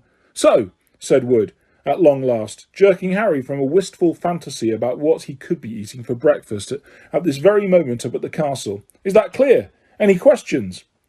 "I've got a question, Oliver," said George, who had woken with a start. "Why couldn't you have told us all this yesterday, when we were awake?" Wood wasn't pleased. "Now, listen here, you lot," he said, glowering at them all. "We should have won the Quidditch Cup last year. We're easily the best team, but unfortunately, owing to circumstances beyond our control—" Harry shifted guiltily in his seat. He had been unconscious in the hospital wing for the final match of the previous year, meaning that Gryffindor had been a player short and had suffered their worst defeat in 300 years. Wood took a moment to regain control of himself. Their last defeat was clearly still torturing him. "So, this year, we train harder than ever before, okay? Let's go and put our new theories into practice," Wood shouted, seizing his broomstick and leading the way out of the changing rooms. Stiff-legged and still yawning, his team followed. They had been in the changing room so long that the sun was up properly now, although remnants of mist hung over the grass in the stadium. As Harry walked onto the pitch, he saw Ron and Hermione sitting in the stands. "Aren't you finished yet?" called Ron incredulously. "Haven't even started," said Harry, looking jealously at the toast and marmalade Ron and Hermione had brought out of the Great Hall. "Wood's been teaching us new moves." He mounted his broomstick and kicked at the ground, soaring up into the air. The cool morning air whipped his face, waking him far more effectively than Wood's long talk. It felt wonderful to be back on the Quidditch pitch. He soared right around the stadium at full speed, racing Fred and George. "What's that funny clicking noise?" called Fred, as they hurtled round the corner.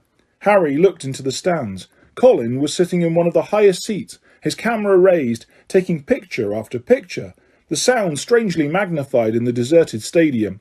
"Look this way, Harry! This way!" he cried shrilly. "Who's that?" said Fred. "No idea," Harry lied, putting on a spurt of speed that took him away as far as possible from Colin. "What's going on?" said Wood, frowning, as he skimmed through the air towards them. "What's that first year taking pictures? I don't like it. He could be a Slytherin spy trying to find out about our new training programme." "He's in Gryffindor," said Harry quickly.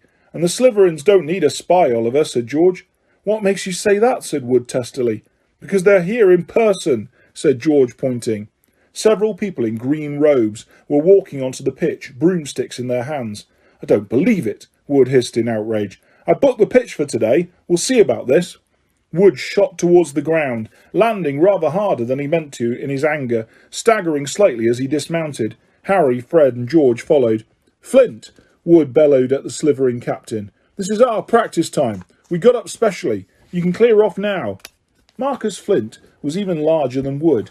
He had a lot of trollish cunning on his face as he replied, "Plenty of room for all of us, Wood." Angelina, Alicia and Katie had come over too. There were no girls in the Slytherin team, who stood shoulder to shoulder facing the Gryffindors, leering to a man. "But I booked the pitch," said Wood, positively spitting with rage. "I booked it." "Ah," said Flint, "but I've got a specially signed note here from Professor Snape. I, Professor S. Snape, give the Slytherin team permission to practice today on the Quidditch pitch, owing to the need to train their new seeker." "You've got a new seeker?" said Wood, distracted. "Where?" And from behind the 6 large figures before them came a 7th, smaller boy, smirking all over his pale, pointed face. It was Draco Malfoy. "Aren't you Lucius Malfoy's son?" said Fred, looking at Malfoy with dislike. "Funny you should mention Draco's father," said Flint, as the whole Slytherin team smiled still more broadly. "Let me show you the generous gift he's made to the Slytherin team."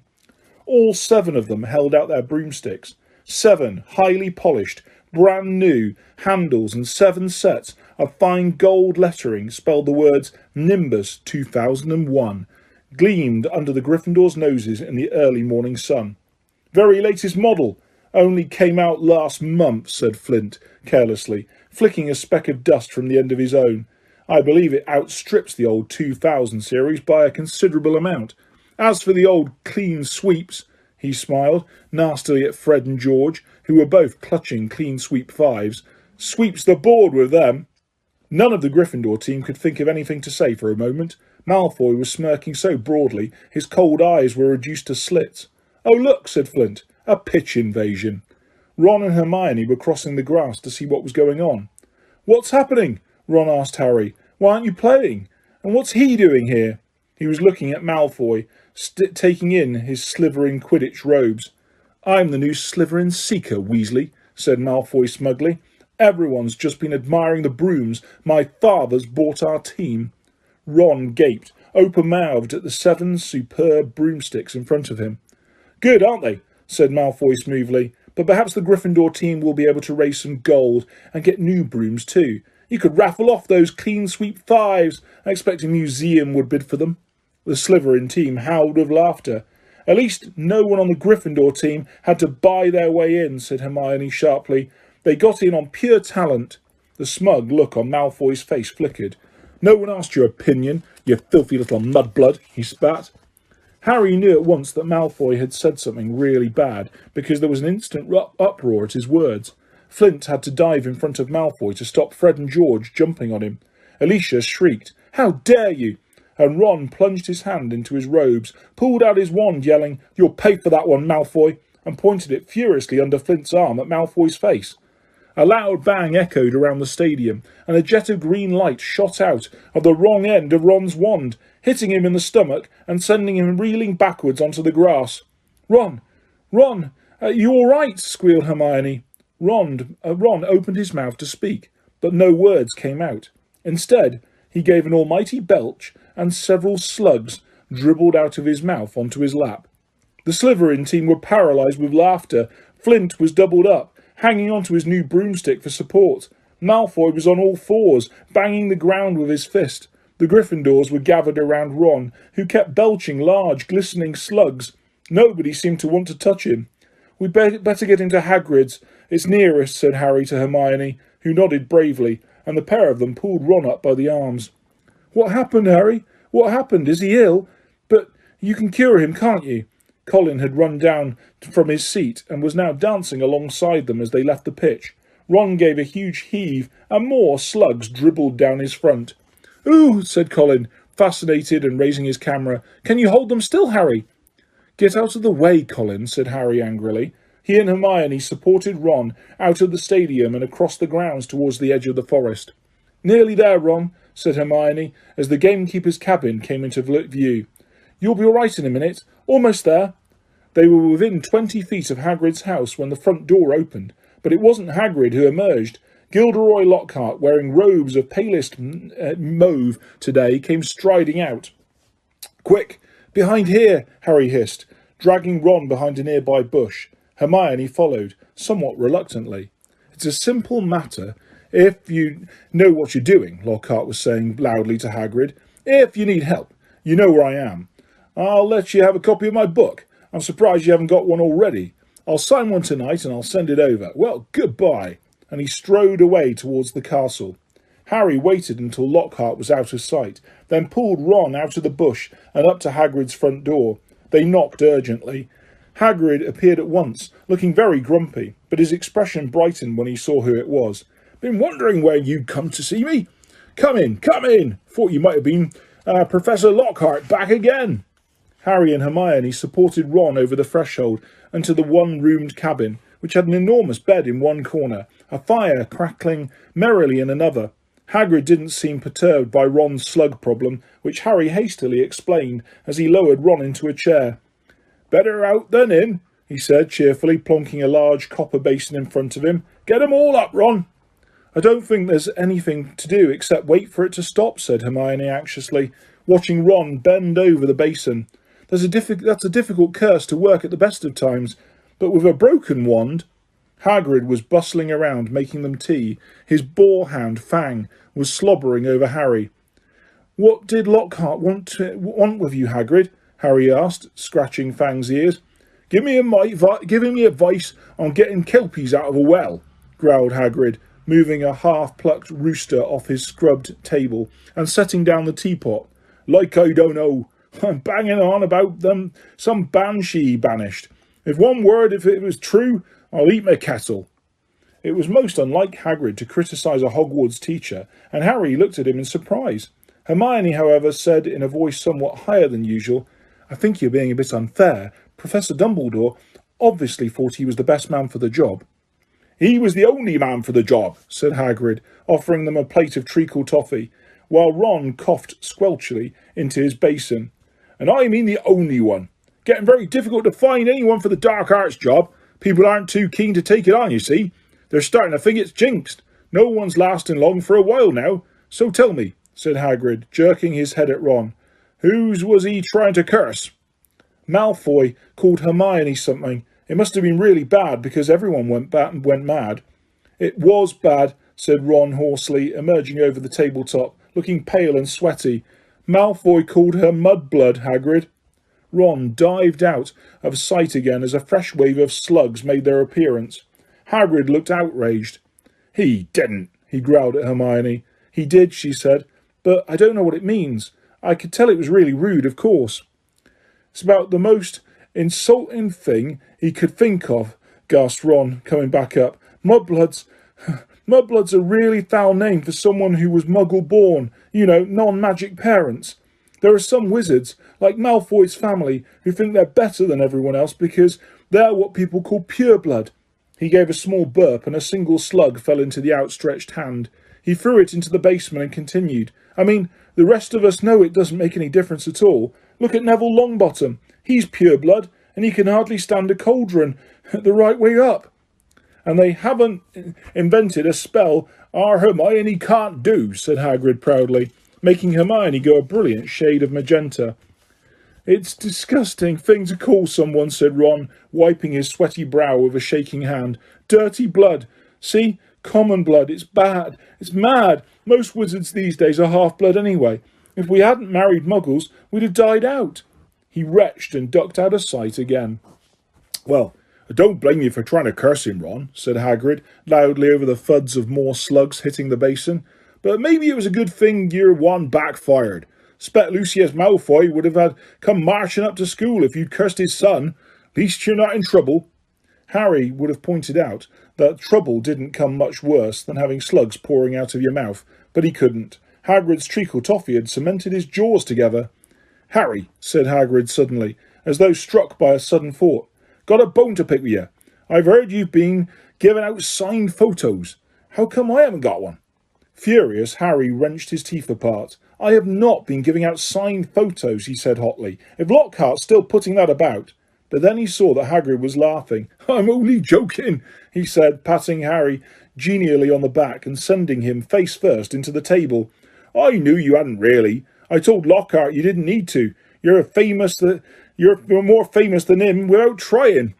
But he didn't like that, said Harry, sitting up and rubbing his chin.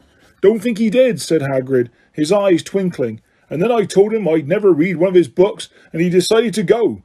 Treacle toffee, Ron, he added as Ron reappeared. No thanks, said Ron weakly. Better not risk it.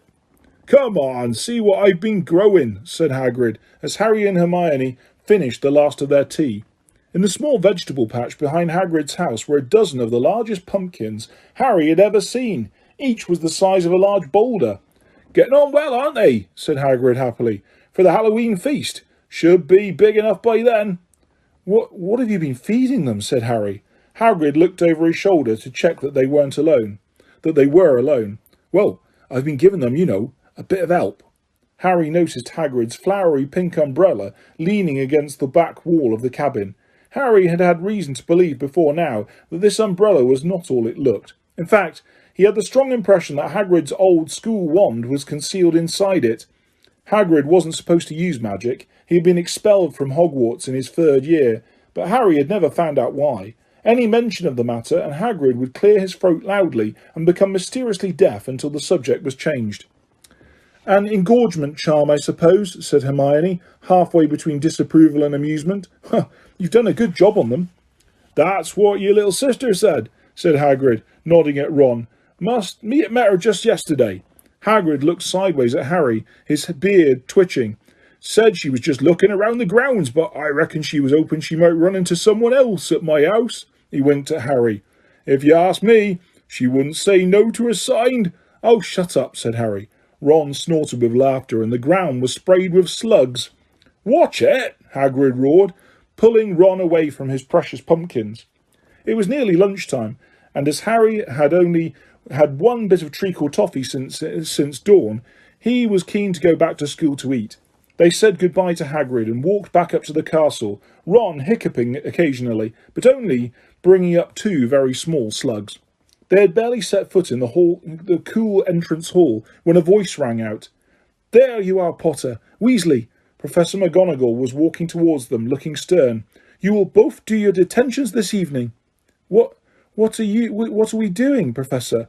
What are we doing, Professor? Said Ron nervously, suppressing a burp. "You will be polishing the silver in the trophy room with Mr. Filch," said Professor McGonagall. "And no magic, Weasley. Elbow grease." Ron gulped. Argus Filch, the caretaker, was loathed by every student in the school. "And you, Potter, will be helping Professor Lockhart answer his fan mail," said Professor McGonagall. "Oh no. Can I go and do the trophy room too?" said Harry desperately. "Certainly not," said Professor McGonagall, raising her eyebrows. "Professor Lockhart requested you particularly. 8 o'clock sharp, both of you."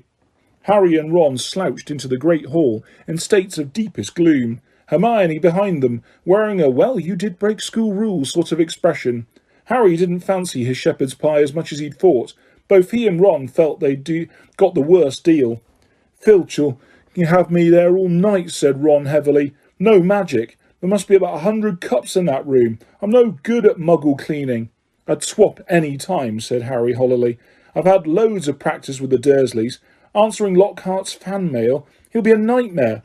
Saturday afternoon seemed to melt away, and in what seemed like no time, it was 5 minutes to 8, and Harry was dragging his feet along the second-floor corridor to Lockhart's office.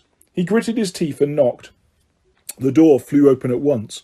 Lockhart beamed down at him. "Ah, here's the scallywag," he said. "Come in, Harry, come in." Shining brightly on the walls by the light of many candles were countless framed photographs of Lockhart. He had even signed a few of them. Another large pile lay on his desk. "You can address the envelopes," Lockhart told Harry, as though this was a huge treat. "This first one's to Gladys Gudgeon. Bless her, huge fan of mine." The minutes snailed by. Harry let Lockhart's voice wash over him, occasionally saying and "right" and "yeah." Now and then he caught a phrase like "fame's a fickle friend, Harry," or "celebrity is as celebrity does, remember that." The candles burned lower and lower, making the light dance over the many moving faces of Lockhart watching him. Harry moved his aching hand over what felt like the 1,000th envelope, writing out Veronica Smedley's address. It must be nearly time to leave, Harry thought miserably. Please let it be nearly time. And then he heard something. Something quite apart from the spitting of the dying candles and Lockhart's prattle about his fans. It was a voice to chill the bone marrow, a voice of breathtaking, ice-cold venom. Come to me. Let me rip you. Let me tear you. Let me kill you." Harry gave a huge jump, and a large lilac blot appeared on Veronica Smedley's street. "What?" he said loudly. "I know," said Lockhart. 6 solid months at the top of the bestseller list. Broke all records." "No," said Harry frantically. "That voice." "Sorry?" said Lockhart, looking puzzled. "What voice?" That voice that said, didn't you hear it?" Lockhart was looking at Harry in high astonishment. "What are you talking about, Harry? Perhaps you're getting a little drowsy. Great Scott, look at the time. We've been here nearly 4 hours. I'd never have believed it. The time's flown, hasn't it?" Harry didn't answer. He was straining his ears to hear the voice again, but there was no sound now, except for Lockhart telling him he mustn't expect a treat like this every time he got detention. Feeling dazed, Harry left. It was so late that the Gryffindor common room was almost empty. Harry went straight up to the dormitory. Ron wasn't back yet. Harry pulled on his pyjamas, got into bed and waited. Half an hour later Ron arrived, nursing his right arm and bringing a strong smell of polish into the darkened room. "My muscles have all seized up," he groaned, sinking in his bed. 14 times he made me buff up that Quidditch cup before he was satisfied. And then I had another slug attack, all over a special award for services to the school. Took ages to shift the slime." "How was it with Lockhart?" Keeping his voice low, so not to wake Neville, Dean and Seamus, Harry told Ron exactly what he had heard. "And Lockhart said he couldn't hear it," said Ron. Harry could see him frowning in the moonlight. "Do you think he was lying?" "But I don't get it. Even someone invisible would have had to open the door." "I know," said Harry, lying back in his four-poster and staring at the canopy above him. "I don't get it either." October arrived, spreading a damp chill over the grounds and into the castle. Madame Pomfrey, the matron, was kept busy by a sudden spate of colds among the staff and students. Her pepper-up potion worked instantly, though it left the drinker smoking at the ears for several hours afterwards. Ginny Weasley, who had been looking peaky, was bullied into taking some by Percy. The steam pouring from under her vivid hair gave the impression that her whole head was on fire. Raindrops the size of bullets thundered on the castle windows for days on end. The lake rose. The flower beds turned into muddy streams, and Hagrid's pumpkins swelled to the size of garden sheds. Oliver Wood's enthusiasm for regular training sessions, however, was not dampened, which was why Harry was to be found late one stormy Saturday afternoon, a few days before Halloween, returning to Gryffindor Tower, drenched to the skin and splattered with mud. Even aside from the rain and wind, it hadn't been a happy practice session. Fred and George, who had been spying on the Slytherin team, had seen for themselves the speed of those new Nimbus 2001s. They reported that the Slytherin team were no more than 7 greenish blurs, shooting through the air like jump jets. As Harry squelched along and the deserted corridor, he came across somebody who looked just as preoccupied as he was. Nearly Headless Nick, the ghost of Gryffindor Tower, was staring morosely out of a window, muttering under his breath. "Don't fulfil their requirements. Half an inch, if that." "Hello, Nick," said Harry. "Hello, hello," said Nearly Headless Nick, staring and starting and looking around. He wore a dashing, plumed hat on his long curly hair and a tunic with a ruff which concealed the fact that his neck was almost completely severed. He was pale as smoke, and Harry could see right through him to the dark sky and torrential rain outside. "You look troubled, young Potter," said Nick, folding a transparent letter as he spoke and tucking it inside his doublet. "So do you," said Harry. "Ah," Nearly Headless Nick waved an elegant hand. "A matter of no importance. It's not as though I was really wanted to join. Thought I'd apply, but apparently I don't fulfil the requirements." In spite of his airy tone, there was a look of great bitterness on his face. "But you would think, wouldn't you," he erupted suddenly, pulling the letter back out of his pocket, "that getting hit 45 times in the neck with a blunt axe would qualify you to join the Headless Hunt?"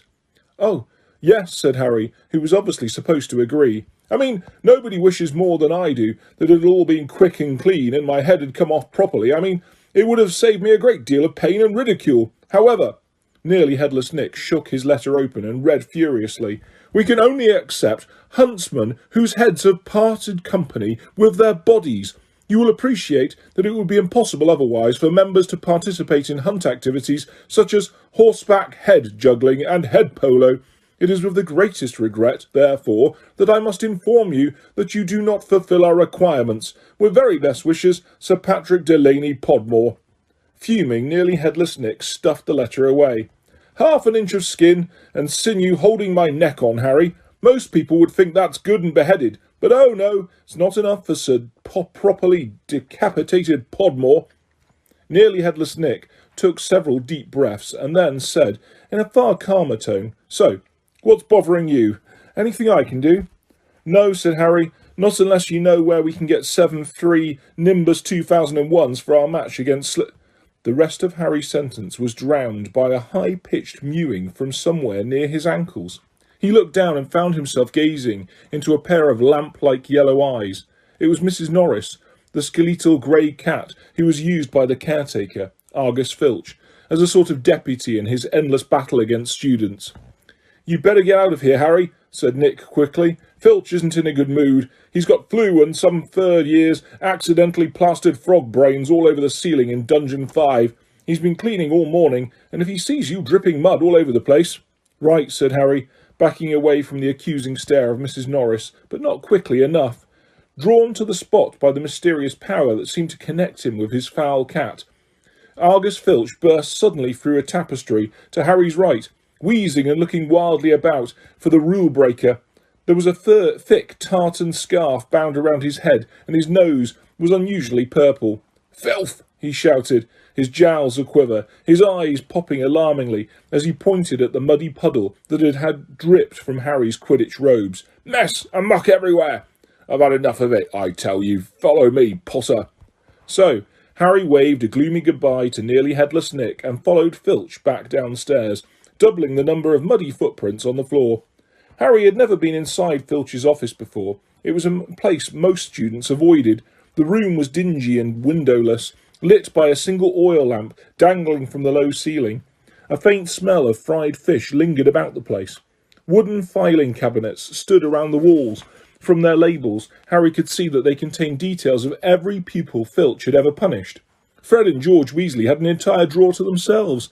A highly polished collection of chains and manacles hung on the wall behind Filch's desk.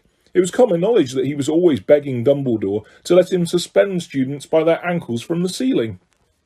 Filch grabbed a quill from a pot on his desk and began shuffling around looking for parchment. "Dung," he muttered furiously. "Great sizzling dragon bogies, frog brains, rat intestines. I've had enough of it. Make an example. Where's the form? Yes." He retrieved a large roll of parchment from his desk drawer and stretched it out in front of him, dipping his long black quill into the ink pot. "Name, Harry Potter. Crime." "It was only a bit of mud," said Harry. "It's only a bit of mud to you, boy, but to me it's an extra hour's scrubbing," shouted Filch, a drip shivering unpleasantly at the end of his bulbous nose. "Crime. Befouling the castle. Suggested sentence." Dabbing at his streaming nose, Filch squinted unpleasantly at Harry, who waited with bated breath for his sentence to fall. But as Filch lowered his quill, there was a great bang on the ceiling of the office, which made the oil lamp rattle. "Peeves!" Filch roared, flinging down his quill in a transport of rage. "I'll have you this time, I'll have you!" And without a backwards glance at Harry, Filch ran flat-footed from the office, Mrs. Norris streaking alongside him. Peeves was the school poltergeist, a grinning airborne menace who lived to cause havoc and distress. Harry didn't much like Peeves, but couldn't help feeling grateful for his timing. Hopefully, whatever Peeves had done, and it sounded as though he'd wrecked something very big this time, would distract Filch from Harry. Thinking that he should probably wait for Filch to come back, Harry sank into a moth-eaten chair next to the desk. There was only one thing on it apart from his half-completed form, a large glossy purple envelope with silver lettering on the front. With a quick glance at the door to check that Filch wasn't on his way back, Harry picked up the envelope and read, "Quick Spell, a correspondence course in beginner's magic." Intrigued, Harry flicked the envelope open and pulled out the sheaf of parchment inside. More curly silver writing on the front page said, "Feel out of step in the world of modern magic? Find yourself making excuses not to perform simple spells? Ever been taunted for your woeful wand work? There is an answer. Quick Spell is an all-new, fail-safe, quick-result, easy-learn course. Hundreds of witches and wizards have benefited from the Quick Spell method. Madame Z. Nettles of Topsham writes, "I had no memory for incantations, and my potions were a family joke. Now, after a Quick Spell course, I am the centre of attention at parties, and friends beg for the recipe of my scintillation solution." Warlock DJ Prod of Didsbury says, "My wife used to sneer at my feeble charms, but 1 month into your fabulous Quick Spell course, I succeeded in turning her into a yak. Thank you, Quick Spell." Fascinated, Harry thumbed through the rest of the envelope's contents. Why on earth did Filch want a Quick Spell course? Did this mean he wasn't a proper wizard? Harry was just reading Lesson 1, Holding Your Wand, some useful tips, when shuffling footsteps outside told him Filch was coming back. Stuffing the parchment back into the envelope, Harry threw it back onto the desk, just as the door opened. Filch was looking triumphant. "That vanishing cabinet was extremely valuable," he was saying gleefully to Mrs. Norris. "We'll have Peeves out this time, my sweet." His eyes fell on Harry and then darted to the Quick Spell envelope, which, Harry realised too late, was lying 2 feet away from where it had started. Filch's pasty face went brick red. Harry braced himself for a tidal wave of fury. Filch hobbled across to the desk, snatched up the envelope and threw it into a drawer. Did you read?" he spluttered. "No," Harry lied quickly. Filch's knobbly hands were twisting together. "If I thought you'd read my private... Not that it's mine, for a friend, but be that as it may, however..."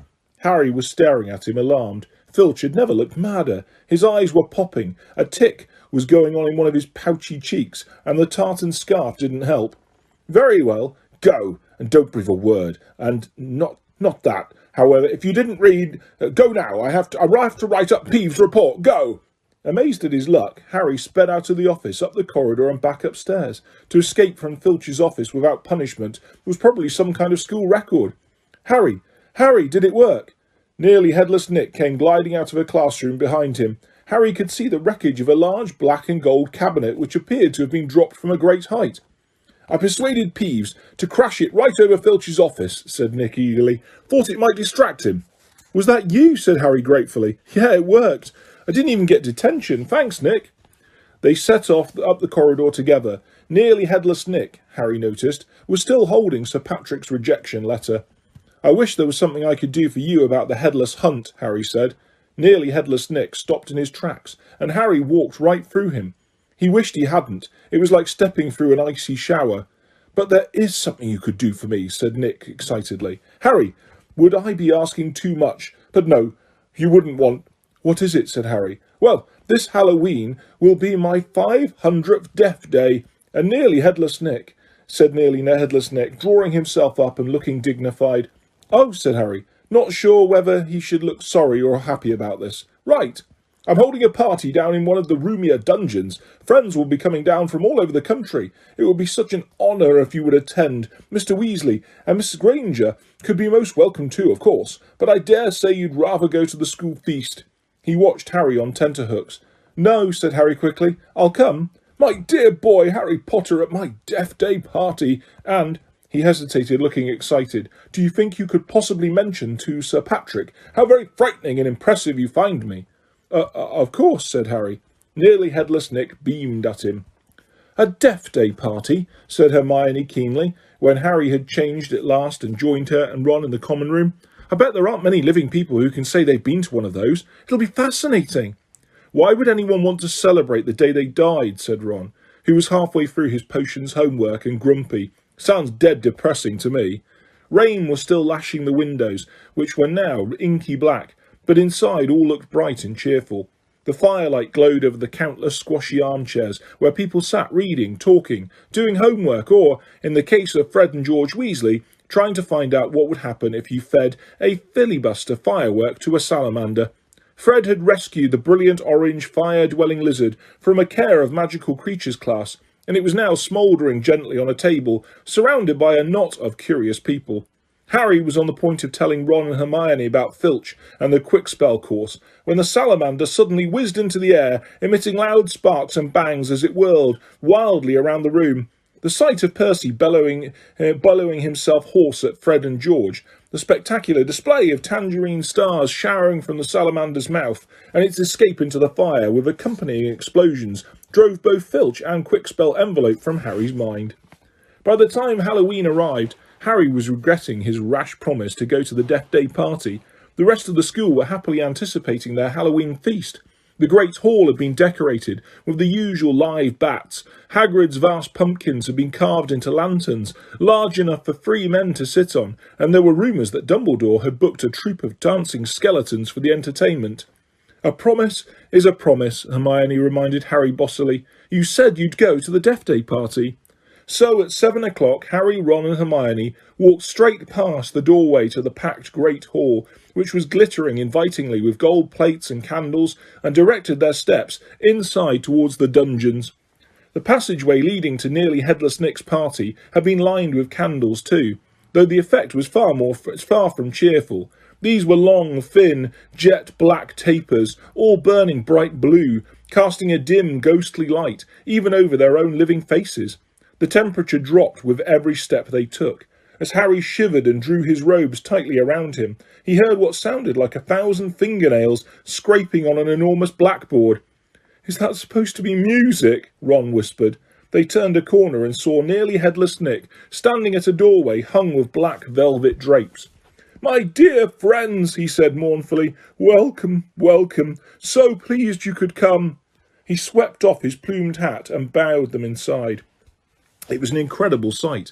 The dungeon was full of hundreds of pearly white, translucent people, mostly drifting around a crowded dance floor, waltzing to the dreadful, quavering sound of 30 musical saws played by an orchestra on a black-draped platform. A chandelier overhead blazed midnight blue with 1,000 more black candles. Their breath rose in the mist before them. It was like stepping into a freezer. "Shall we have a look around?" Harry suggested, wanting to warm up his feet.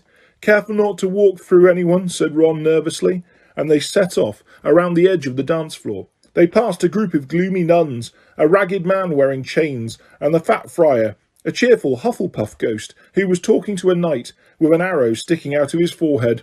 Harry wasn't surprised to see that the Bloody Baron, a gaunt, staring, slithering ghost covered in silver bloodstains, was being given a wide berth by the other ghosts. "Oh no," said Hermione, stopping abruptly. Turn back, I don't want to talk to Moaning Myrtle." "Who?" said Harry, as they backtracked quickly. "She haunts the girls' toilet on the first floor," said Hermione. "She haunts a toilet?" "Yes. It's been out of order all year because she keeps having tantrums and flooding the place. I never went in there anyway if I could avoid it. It's awful trying to go to the loo with her wailing at you." "Look, food," said Ron. On the other side of the dungeon was a long table, also covered in black velvet. They approached it eagerly, but next moment had stopped in their tracks, horrified. The smell was quite disgusting. Large, rotten fish were laid on handsome silver platters. Cakes, burned charcoal black, were heaped on salvers. There was great maggoty haggis, a slab of cheese covered in furry green mould, and in pride of place an enormous grey cake in the shape of a tombstone, with tar-like icing forming the words "Sir Nicholas de Mimsy Porpington, died 31st of October, 1492. Harry watched, amazed, as a portly ghost approached the table, crouched low and walked through it, his mouth held wide so that it passed right through one of the stinking salmon. "Can you taste it if you walk through it?" Harry asked him. "Almost," said the ghost sadly, and he drifted away. "I expect they've let it to rot to give it a stronger flavour," said Hermione knowledgeably, pinching her nose and leaning closer to look at the putrid haggis. "Can we move? I feel sick," said Ron. They had barely turned around, however, when a little man swooped suddenly from under the table and came into halt in mid-air before them. "Hello, Peeves," said Harry cautiously.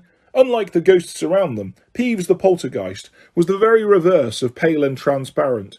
He was wearing a bright orange party hat, a revolving bow tie, and a broad grin on his wide, wicked face. "Nibbles," he said sweetly, offering from a bowl of peanuts covered in fungus. "No thanks," said Hermione. "Heard you talking about poor Myrtle," said Peeves, his eyes dancing. "Rude. you was about poor Myrtle." He took a deep breath and bellowed, "Oi, Myrtle!" "Oh no, Peeves, don't tell her what I said. She'll be really upset," Hermione whispered frantically. "I didn't mean it. I don't mind her. Hello, Myrtle." The squat ghost of a girl had glided over. She had the gloomiest, glummest face Harry had ever seen, half hidden behind lank hair and thick, pearly spectacles. "What?" she said sulkily. "How are you, Myrtle?" said Hermione, in a falsely bright voice. "It's nice to see you out of the toilet." Myrtle sniffled. "Miss Granger was just talking about you," said Peeves, slyly in Myrtle's ear. "Just saying how nice you look tonight," said Hermione, glaring at Peeves. Myrtle eyed Hermione suspiciously. "You're making fun of me," she said, silver tears welling rapidly in her small see-through eyes. "No, honestly, didn't I just say how nice Myrtle's looking?" said Hermione, nudging Harry and Ron painfully in the ribs. "Oh, yes, she did." "Don't lie to me," Myrtle gasped, tears now flooding down her face, while Peeves chuckled happily over her shoulder. "Do you think I don't know what people call me behind my back? Fat Myrtle, ugly Myrtle, miserable, moaning, moping Myrtle." "You've missed out Spotty," Peeves hissed in her ear. Moaning Myrtle burst into anguishing sobs and fled from the dungeon. Peeves shot after her, pelting her with mouldy peanuts, yelling, "Spotty, Spotty!" "Oh dear," said Hermione sadly. Nearly Headless Nick now drifted towards them through the crowd. "Enjoying yourselves?" "Oh yes," they lied. "Not a bad turnout," said Nearly Headless Nick proudly. "The Wailing Widow came all the way from Kent. It's nearly time for my speech. I'd better go and warn the orchestra." The orchestra, however, stopped playing at that very moment. They and everyone else in the dungeon fell silent, looking around in excitement as a hunting horn sounded. "Oh, here we go," said Nearly Headless Nick bitterly. Through the dungeon wall burst a dozen ghost horses, each ridden by a headless horseman. The assembly clapped wildly. Harry started to clap too, but stopped quickly at the sight of Nick's face. The horses galloped into the middle of the dance floor and halted, rearing and plunging, a large ghost at the front, whose bearded head was under his arm. Blowing the horn, leapt down, lifted his head high in the air so he could see over the crowd. Everyone laughed, and strode over to nearly headless Nick, squashing his head back onto his neck. "Nick," he roared, "how are you? Head still hanging in there?"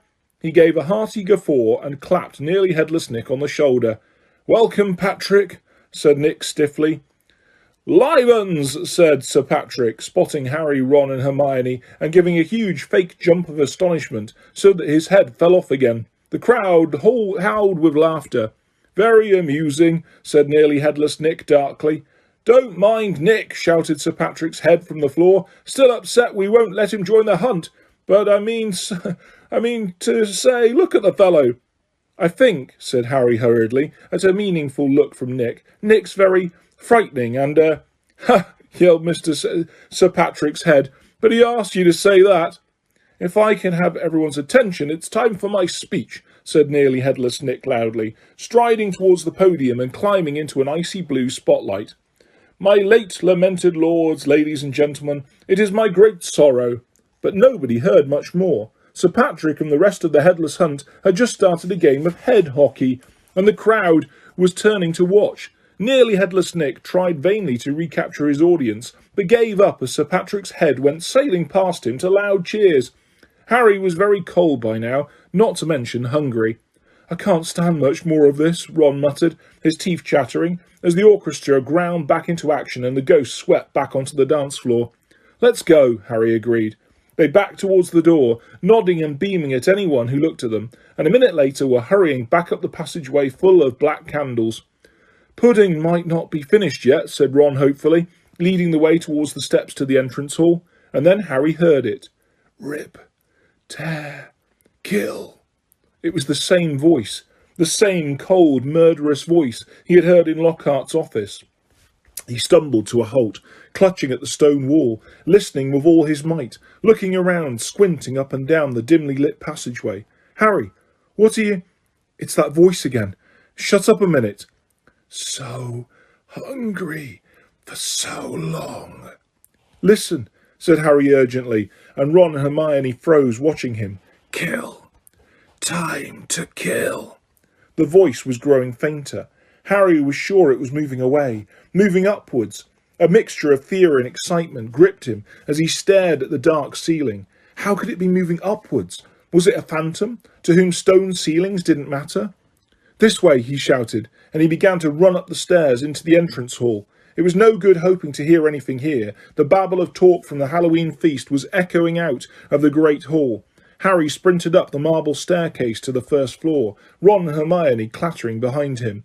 "Harry, what are we—" "Shh!" Harry strained his ears distantly from the floor above, and growing fainter still he heard the voice. "I smell blood. I smell blood." His stomach lurched.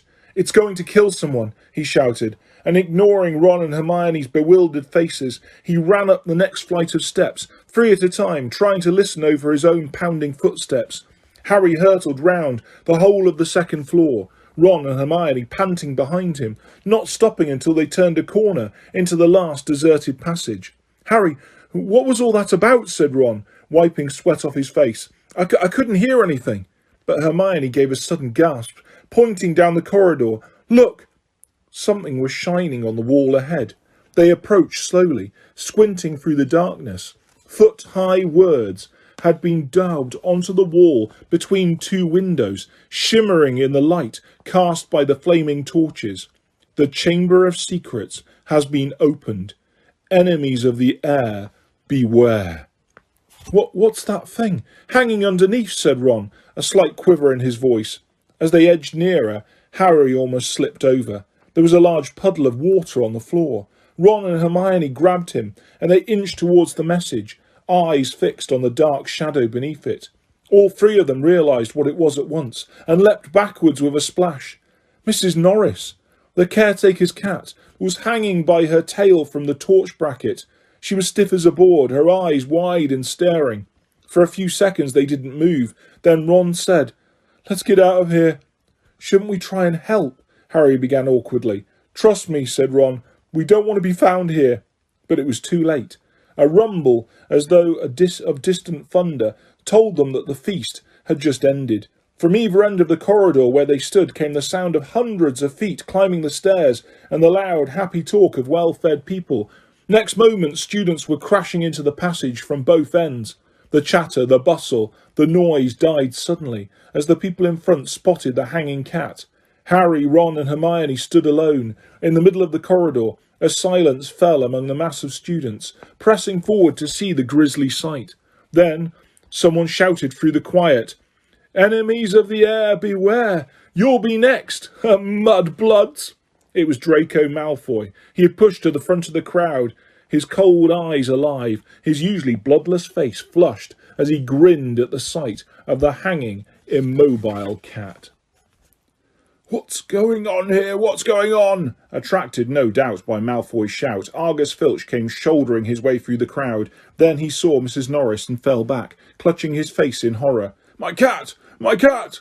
What's happened to Mrs. Norris?" he shrieked, and his popping eyes fell on Harry. "You!" he screeched. "You! You've murdered my cat. You've killed her. I'll kill you. Argus!"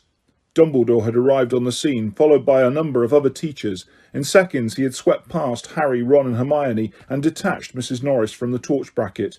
"Come with me, Argus," he said to Filch. "You too, Mr. Potter, Mr. Weasley, Miss Granger." Lockhart stepped forward eagerly. "My office is nearest, Headmaster. Just upstairs. Please feel free."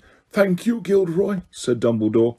The silent crowd parted to let them pass. Lockhart, looking excited and important, hurried after Dumbledore. So did Professors McGonagall and Snape. As they entered Lockhart's darkened office, there was a flurry of movement across the walls. Harry saw several of the Lockharts in the pictures, dodging out of sight, their hair in rollers. The real Lockhart lit the candles on his desk and stood back. Dumbledore laid Mrs. Norris on the polished surface and began to examine her. Harry, Ron and Hermione exchanged tense looks and sank into chairs outside the pool of candlelight, watching. The tip of Dumbledore's long, crooked nose was barely an inch from Mrs. Norris's fur. He was looking at her closely through his half-moon spectacles, his long fingers gently prodding and poking. Professor McGonagall was bent almost as close.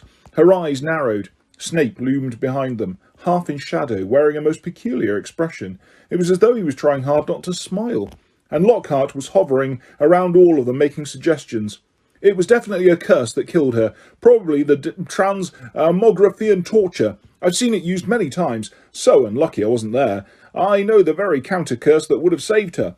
Lockhart's comments were punctuated by Filch's dry, racking sobs. He was slumped in a chair by the desk, unable to look at Mrs. Norris, his face in his hands.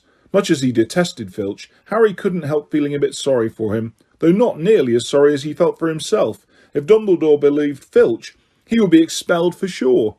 Dumbledore was now muttering strange words under his breath and tapping Mrs. Norris with his wand, but nothing happened. She continued to look as though she had been recently stuffed. "I remember something very similar happening in Agadugu," said Lockhart. "A series of attacks. The full story's in my autobiography. I was able to provide the townsfolk with various amulets, which cleared the matter up at once." Photographs of Lockhart on the walls were all nodding in agreement as he talked. One of them had forgotten to remove his hairnet. At last Dumbledore straightened up. "She's not dead, Argus," he said softly. Lockhart stopped abruptly, in the middle of counting the number of murders he had prevented. "Not dead?" choked Filch, looking through his fingers at Mrs. Norris. "But why is she all stiff and frozen?" "She has been petrified," said Dumbledore. "Ah, I thought so," said Lockhart. "But how? I cannot say." "Ask him!" shrieked Filch, turning his blotched and tear-stained face to Harry. "No second year could have done this," said Dumbledore firmly. "It would take dark magic of the most advanced." "He did it! He did it!" Filch spat, his pouchy face purpling. "You saw what he wrote on the wall. He found in my office. He knows I'm a... Filch's face worked horribly. "He knows I'm a squib," he finished. "I never touched Mrs. Norris," Harry said loudly, uncomfortably aware of everyone looking at him, including all the Lockharts on the walls. "And I don't even know what a squib is." "Rubbish," snarled Filch. "He saw my quick spell letter." "If I might speak, Headmaster," said Snape from the shadows, and Harry's sense of foreboding increased. He was sure nothing Snape had to say was going to do him any good. Potter and his friends may have simply been in the wrong place at the wrong time, he said, a slight sneer curling his mouth as though he doubted it. But we do have a set of suspicious circumstances here. Why were they in the upstairs corridor at all? Why weren't they at the Halloween feast? Harry, Ron and Hermione all launched into an explanation about the Deathday party. There were hundreds of ghosts. They'll tell you we were there. But why not join the feast afterwards, said Snape, his black eyes glittering in the candlelight. Why go up to that corridor? Ron and Hermione looked at Harry. Because, Harry said, his heart thumping very fast. Something told him it would sound very far-fetched if he told them he had been led there by a bodiless voice no one but he could hear. Because we were tired and wanted to go to bed, he said.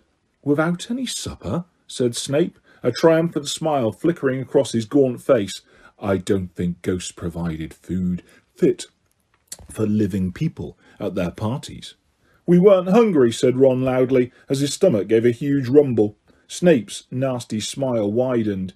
I suggest, Headmaster, that Potter is not being entirely truthful, he said. It might be a good idea if he were deprived of certain privileges until he is ready to tell us the whole story. I personally feel he should be taken off the Gryffindor Quidditch team until he is ready to be honest. Really, Severus, said Professor McGonagall sharply, I see no reason to stop the boy playing Quidditch. This cat wasn't hit over the head with a broomstick. There is no evidence at all that Potter has done anything wrong. Dumbledore was giving Harry a searching look. His twinkling light blue gaze made Harry feel as though he was being x-rayed. Innocent until proven guilty, Severus, he said firmly. Snape looked furious. So did Filch. My cat has been petrified, he shrieked, his eyes popping. I want to see some punishment. We will be able to cure her, Argus, said Dumbledore patiently. Professor Sprout recently managed to procure some mandrakes. As soon as they have reached their full size, I will have a potion made which will revive Mrs. Norris. I'll make it, Lockhart butted in. I must have done it 100 times. I could whip up a mandrake restorative draught in my sleep. Excuse me, said Snape icily, but I believe I am the potions master at this school. There was a very awkward pause. You may go, Dumbledore said to Harry, Ron and Hermione. They went as quickly as they could without actually running. When they were a floor up from Lockhart's office, they turned into an empty classroom and closed the door quietly behind them. Harry squinted at his friends' darkened faces. Do you think I should have told them about the voice I heard? No, said Ron without hesitation. Hearing voices no one else can hear isn't a good sign, even in the wizarding world. Something in Ron's voice made Harry ask, You do believe me, don't you? Of course I do, said Ron quickly, but you must admit it's weird. I know it's weird, said Harry. The whole thing's weird. What was that writing on the wall about? The chamber has been opened. What's that supposed to mean? You know, it sort of rings a sort of bell, said Ron slowly. I think someone told me a story about a secret chamber at Hogwarts once. Might have been Bill. And what on earth's a squib, said Harry.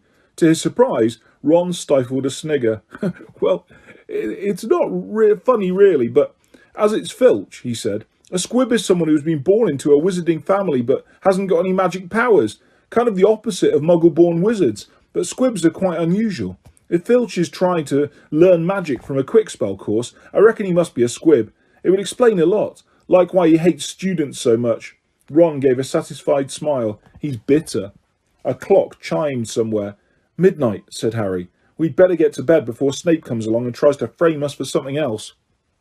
For a few days the school could talk of little but the attack on Mrs. Norris. Filch kept it fresh in everyone's minds by pacing the spot where she had been attacked, as though he thought the attacker might come back. Harry had seen him scrubbing the message on the wall with Mrs. Scour's all-purpose magical mess remover, but to no effect. The words were still gleaming as brightly as ever on the stone. When Filch wasn't guarding the scene of the crime, he was skulking red-eyed through the corridors, lunging out at unsuspecting students and trying to put them in detention for things like breathing loudly and looking happy. Ginny Weasley seemed very disturbed by Mrs. Norris's fate. According to Ron, she was a great cat lover. But you hadn't really got to know Mrs. Norris, Ron told her bracingly. Honestly, we're much better off without her. Ginny's lip trembled. Stuff like this doesn't often happen at Hogwarts, Ron assured her. They'll catch the nutter who did it and have him out of here in no time. I just hope he's got time to petrify Filch before he's expelled. I'm only joking, Ron added hastily as Ginny blanched. The attack had also had an effect on Hermione. It was quite usual for Hermione to spend a lot of time reading, but she was now doing almost nothing else. Nor could Harry and Ron get much response from her when they asked what she was up to, and not until the following Wednesday did they find out. Harry had been back in potions, where Snape had made him stay behind to scrape tube worms off the desks. After a hurried lunch, he went upstairs to meet Ron in the library, and saw Justin Finch Fletchley, the Hufflepuff boy from Herbology, coming towards him. Harry had just opened his mouth to say hello when Justin caught sight of him, turned abruptly, and sped off in the opposite direction. Harry found Ron at the back of the library, measuring his history of magic homework. Professor Binns had asked for a 3-foot-long composition on the medieval assembly of European wizards.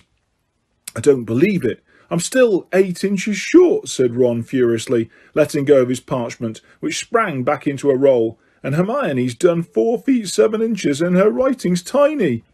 Where is she? Asked Harry, grabbing the tape measure and unrolling his own homework. Somewhere over there, said Ron, pointing along the shelves, looking for another book. I think she's trying to read the whole library before Christmas. Harry told Ron about Justin Finch Fletchley running away from him. Don't know why you care. I thought he was a bit of an idiot, said Ron, scribbling away, making his writing as large as possible. All that rubbish about Lockhart being so great. Hermione emerged from between the bookshelves. She looked irritable, and at last they seemed ready to talk to them. All the copies of Hogwarts A History have been taken out, she said, sitting down next to Harry and Ron, and there's a 2-week waiting list. I wish I hadn't left my copy at home, but I couldn't fit it in my trunk with all the Lockhart books. Why do you want it? Said Harry. The same reason everyone else wants it, said Hermione, to read up on the legend of the Chamber of Secrets. What's that? Said Harry quickly. That's just it. I can't remember, said Hermione, biting her lip, and I can't find the story anywhere else. Hermione, let me read your composition, said Ron desperately, checking his watch. No, I won't, said Hermione, suddenly severe. You've had 10 days to finish it. I only need another 2 inches. Go on. The bell rang. Ron and Hermione led the way to History of Magic, bickering. History of Magic was the dullest subject on their timetable. Professor Binns, who taught it, was their only ghost teacher, and the most exciting thing that ever happened in his classes was his entering the room through the blackboard. Ancient and shrivelled, many people said he hadn't noticed he was dead. He had simply got up to teach one day and left his body behind him in an armchair in front of the staff room fire. His routine had not varied in the slightest since. Today was as boring as ever. Professor Binns opened his notes and began to read in a flat drone, like an old vacuum cleaner, until nearly everyone in the class was in a deep stupor, occasionally coming around long enough to copy down a name or date, and then falling asleep again. He had been speaking for half an hour when something happened that had never happened before. Hermione put up her hand. Professor Binns, glancing up in the middle of a deadly dull lecture on the International Warlock Convention of 1289, looked amazed. Miss, Granger, Professor, I was wondering if you could tell us anything about the Chamber of Secrets, said Hermione in a clear voice. Dean Thomas, who had been sitting with his mouth hanging open, gazed out of the window, jerked out of his trance. Lavender Brown's head came off her arms and Neville's elbow slipped off his desk. Professor Binns blinked. My subject is history of magic, he said in his dry, wheezy voice. I deal with facts, Miss Granger, not myths and legends. He cleared his throat with a small noise, like chalk snapping, and continued. In September of that year, a subcommittee of Sardinian sorcerers. He stuttered to a halt. Hermione's hand was waving in the air again. Miss Grant. Please, sir, don't legends always have a basis in fact? Professor Binns was looking at her in such amazement. Harry was sure no student had ever interrupted him before, alive or dead. Well, said Professor Binns slowly, yes, one could argue that, I suppose. He peered at Hermione as though he had never seen a student properly before. However, the legend of which you speak is such a very sensational, even ludicrous tale.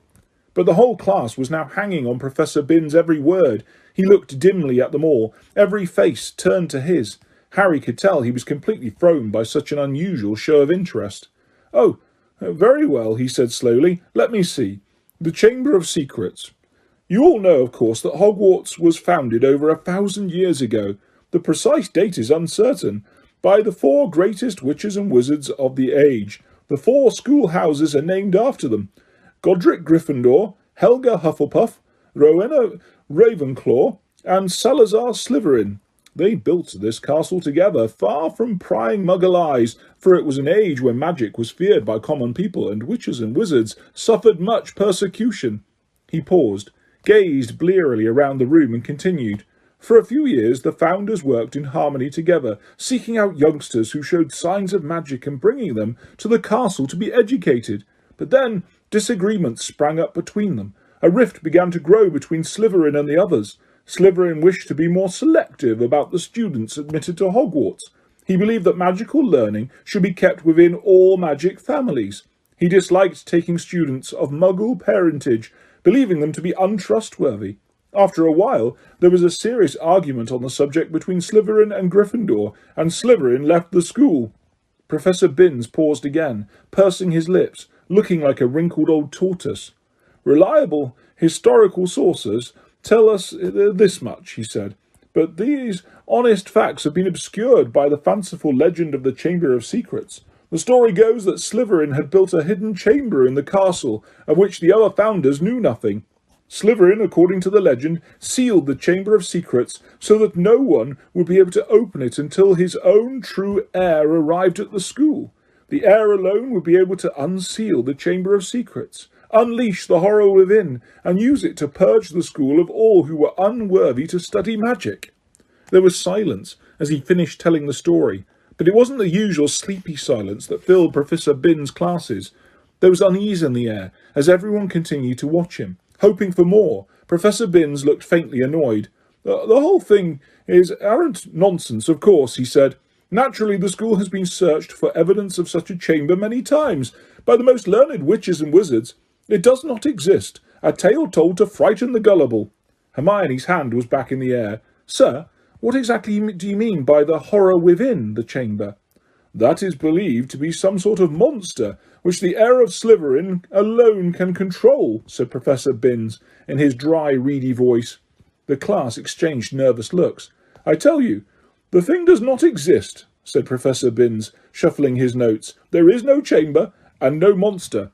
But, sir, said Seamus Finnegan, if the chamber can only be opened by Slytherin's true heir, no one else would be able to find it, would they? Nonsense, O'Flaherty, said Professor Binns in an aggravated tone. If a long succession of Hogwarts headmasters and headmistresses haven't found the thing. But, Professor, piped up Parvati Patil, you'd probably have to use dark magic to reopen it. Just because a wizard doesn't use dark magic doesn't mean he can't, Miss Pennyfeather, snapped Professor Binns. I repeat, if the likes of Dumbledore... But maybe you've got to be related to Slytherin, so Dumbledore couldn't, began Dean Thomas, but Professor Binns had had enough. That will do, he said sharply. It is a myth. It does not exist. There is not a shred of evidence that Slytherin ever built so much as a secret broom cupboard. I regret telling you such a foolish story. We will return, if you please, to history. So solid, believable, verifiable fact. And within 5 minutes the class had sunk back into its usual torpor. I always knew Salazar Slytherin was a twisted old loony, Ron told Harry and Hermione as they fought their way through the teeming corridors at the end of the lesson to drop off their bags before dinner. But I never knew he started all this pure blood stuff. I wouldn't be in this house if you paid me. Honestly, if the Sorting Hat had tried to put me in Slytherin, I'd have got the train back home. Hermione nodded fervently, but Harry didn't say anything. His stomach had just dropped unpleasantly. Harry had never told Ron and Hermione that the Sorting Hat had seriously considered putting him in Slytherin. He could remember, as though it was yesterday, the small voice that had spoken in his ear when he'd placed the hat on his head a year ago. You could be great, you know. It's all here in your head, and Slytherin would help you on the way to greatness. No doubt about that. But Harry, who had already heard of Slytherin House's reputation for turning out dark wizards, had fought desperately. Not Slytherin. And the hat had said, Oh, well, if you're sure, better be Gryffindor. As they were shunted along in the throng, Colin Creevey went past. Hi, Harry. Hello, Colin, said Harry automatically. Harry! Harry! A boy in my class has been saying you're... But Colin was so small, he couldn't fight against the tide of people bearing him towards the great hall. They heard him squeak, "See you, Harry!" and he was gone. What's a boy in his class saying about you? Hermione wondered.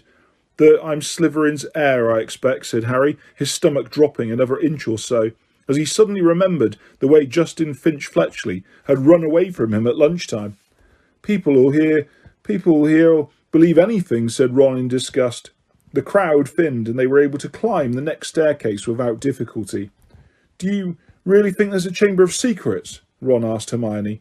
I don't know, she said, frowning. Dumbledore couldn't cure Mrs. Norris, and that makes me think that whatever attacked her might not be, well, human. As she spoke, they turned a corner and found themselves at the end of the very corridor where the attack had happened. They stopped and looked. The scene was just as it had been that night, except that there was no stiff cat hanging from the torch bracket, and an empty chair stood against the wall bearing the message, "The chamber has been opened." That's where Filch has been keeping guard, Ron muttered. They looked at each other. The corridor was deserted. Can't hurt to have a poke around, said Harry, dropping his bag and getting to his hands and knees so that he could crawl along searching for clues. Scorch marks, he said. Here, and here. Come and look at this, said Hermione. This is funny.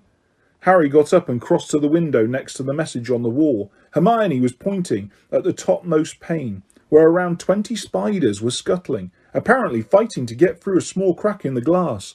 A long silvery thread was dangling like a rope, as though they had all climbed it in their hurry to get outside. Have you ever seen spiders act like that? Said Hermione wonderingly. No, said Harry. Have you, Ron? Ron? He looked over his shoulder. Ron was standing well back and seemed to be fighting the impulse to run. What's up? Said Harry. I don't like spiders, said Ron tensely.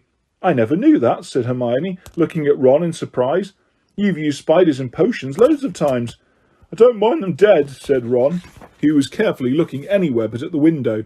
I just don't like the way they move. Hermione giggled. It's not funny, said Ron fiercely. If you must know, when I was 3, Fred turned my teddy bear into a dirty grey spider because I broke his toy broomstick. You wouldn't like them either if you've been holding your bear and suddenly it had too many legs and... He broke off, shuddering. Hermione was obviously still trying not to laugh.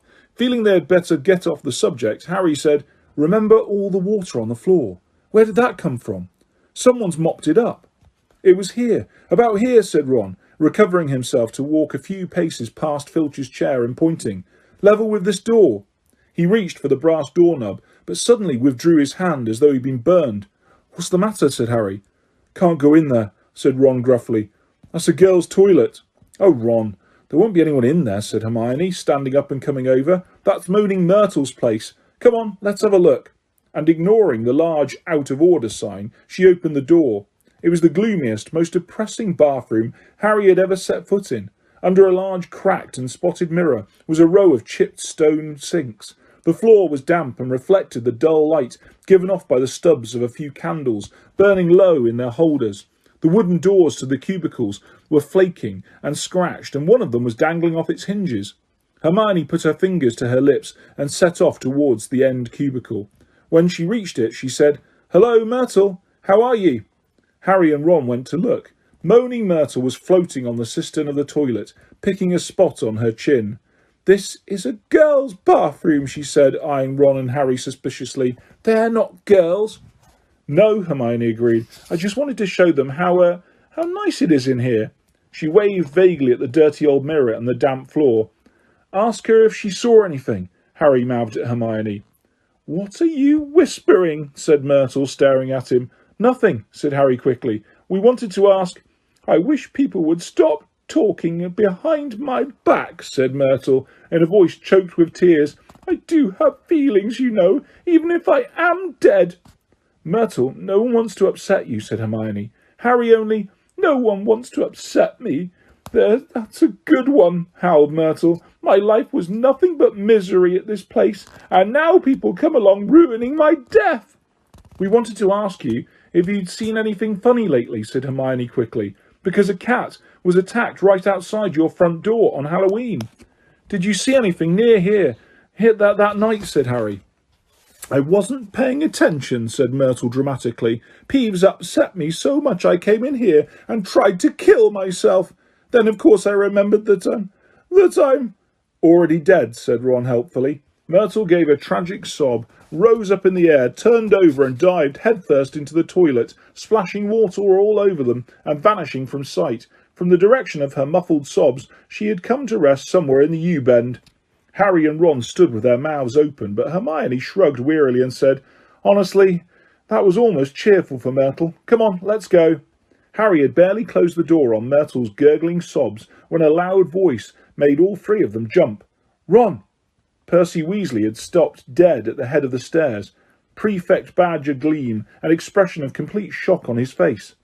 That's a girl's bathroom, he gasped. What were you? Just having a look around, Ron shrugged. Clues, you know. Percy swelled in a manner that reminded Harry forcefully of Mrs. Weasley. Get away from there, he said, striding towards them and starting to chivvy them along, flapping his arms. Don't you care what this looks like? Coming back here while everyone's at dinner? Well, why shouldn't we be here, said Ron hotly, stopping short of glaring at Percy. Listen, we never laid a finger on that cat. That's what I told Ginny, said Percy fiercely, but she still seems to think you're going to be expelled.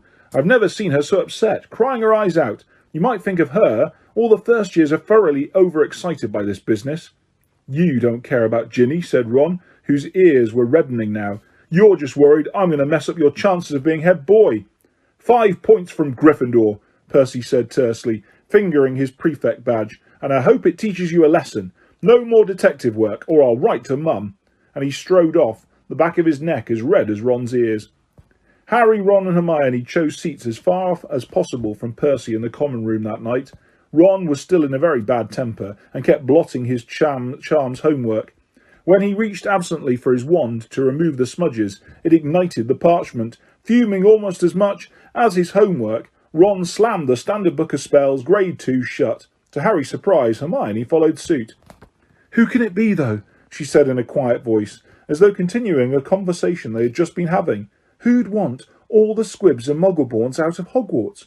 Let's think, said Ron in mock puzzlement. Who do we know who thinks muggleborns are scum? He looked at Hermione. Hermione looked back unconvinced. If you're talking about Malfoy, of course I am, said Ron. You heard him. You'll be next, Mudbloods. Come on, you've only got to look at his foul rat face to know it's him. Malfoy, the heir of Slytherin, said Hermione sceptically. Look at his family, said Harry, closing his books too. The whole lot of them have been in Slytherin. He's always boasting about it. They could easily be Slytherin's descendants. His father's definitely evil, though. They could have had the key to the Chamber of Secrets for centuries, said Ron, handing it down, father to son. Well, said Hermione cautiously, I suppose it's possible.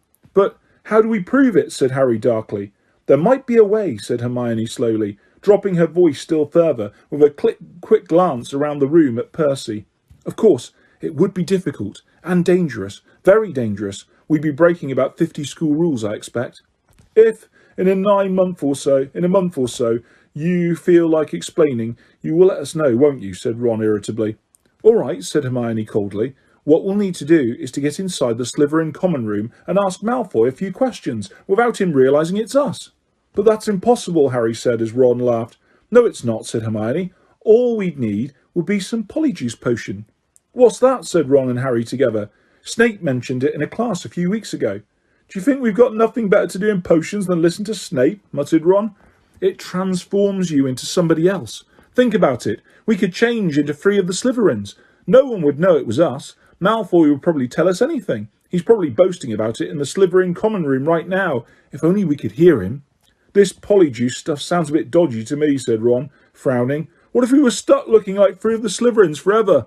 It wears off after a while, said Hermione, waving her hand impatiently. But getting hold of the recipe will be very difficult. Snape said it was in a book called Mosta Potente Potions, and it's bound to be in the restricted section of the library. There was only one way to get out a book from the restricted section. You needed a signed note of permission from a teacher. Hard to see why we'd want the book, really, said Ron, if we weren't going to try and make one of the potions.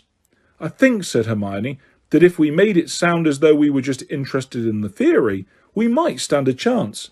Oh, come on. No teacher's going to fall for that, said Ron. They'd have to be really thick. Since the disastrous episode of the Pixies, Professor Lockhart had not brought live creatures to class. Instead, he read passages from his books to them, and sometimes reenacted some of the more dramatic bits. He usually picked Harry to help him with these reconstructions. So far, Harry had been forced to play a simple Transylvanian villager whom Lockhart had cured of a babbling curse, a yeti with a head cold, and a vampire who had been unable to eat anything except lettuce since Lockhart had dealt with him. Harry was hauled to the front of the class during their very next defence against the dark arts lesson, this time acting a werewolf.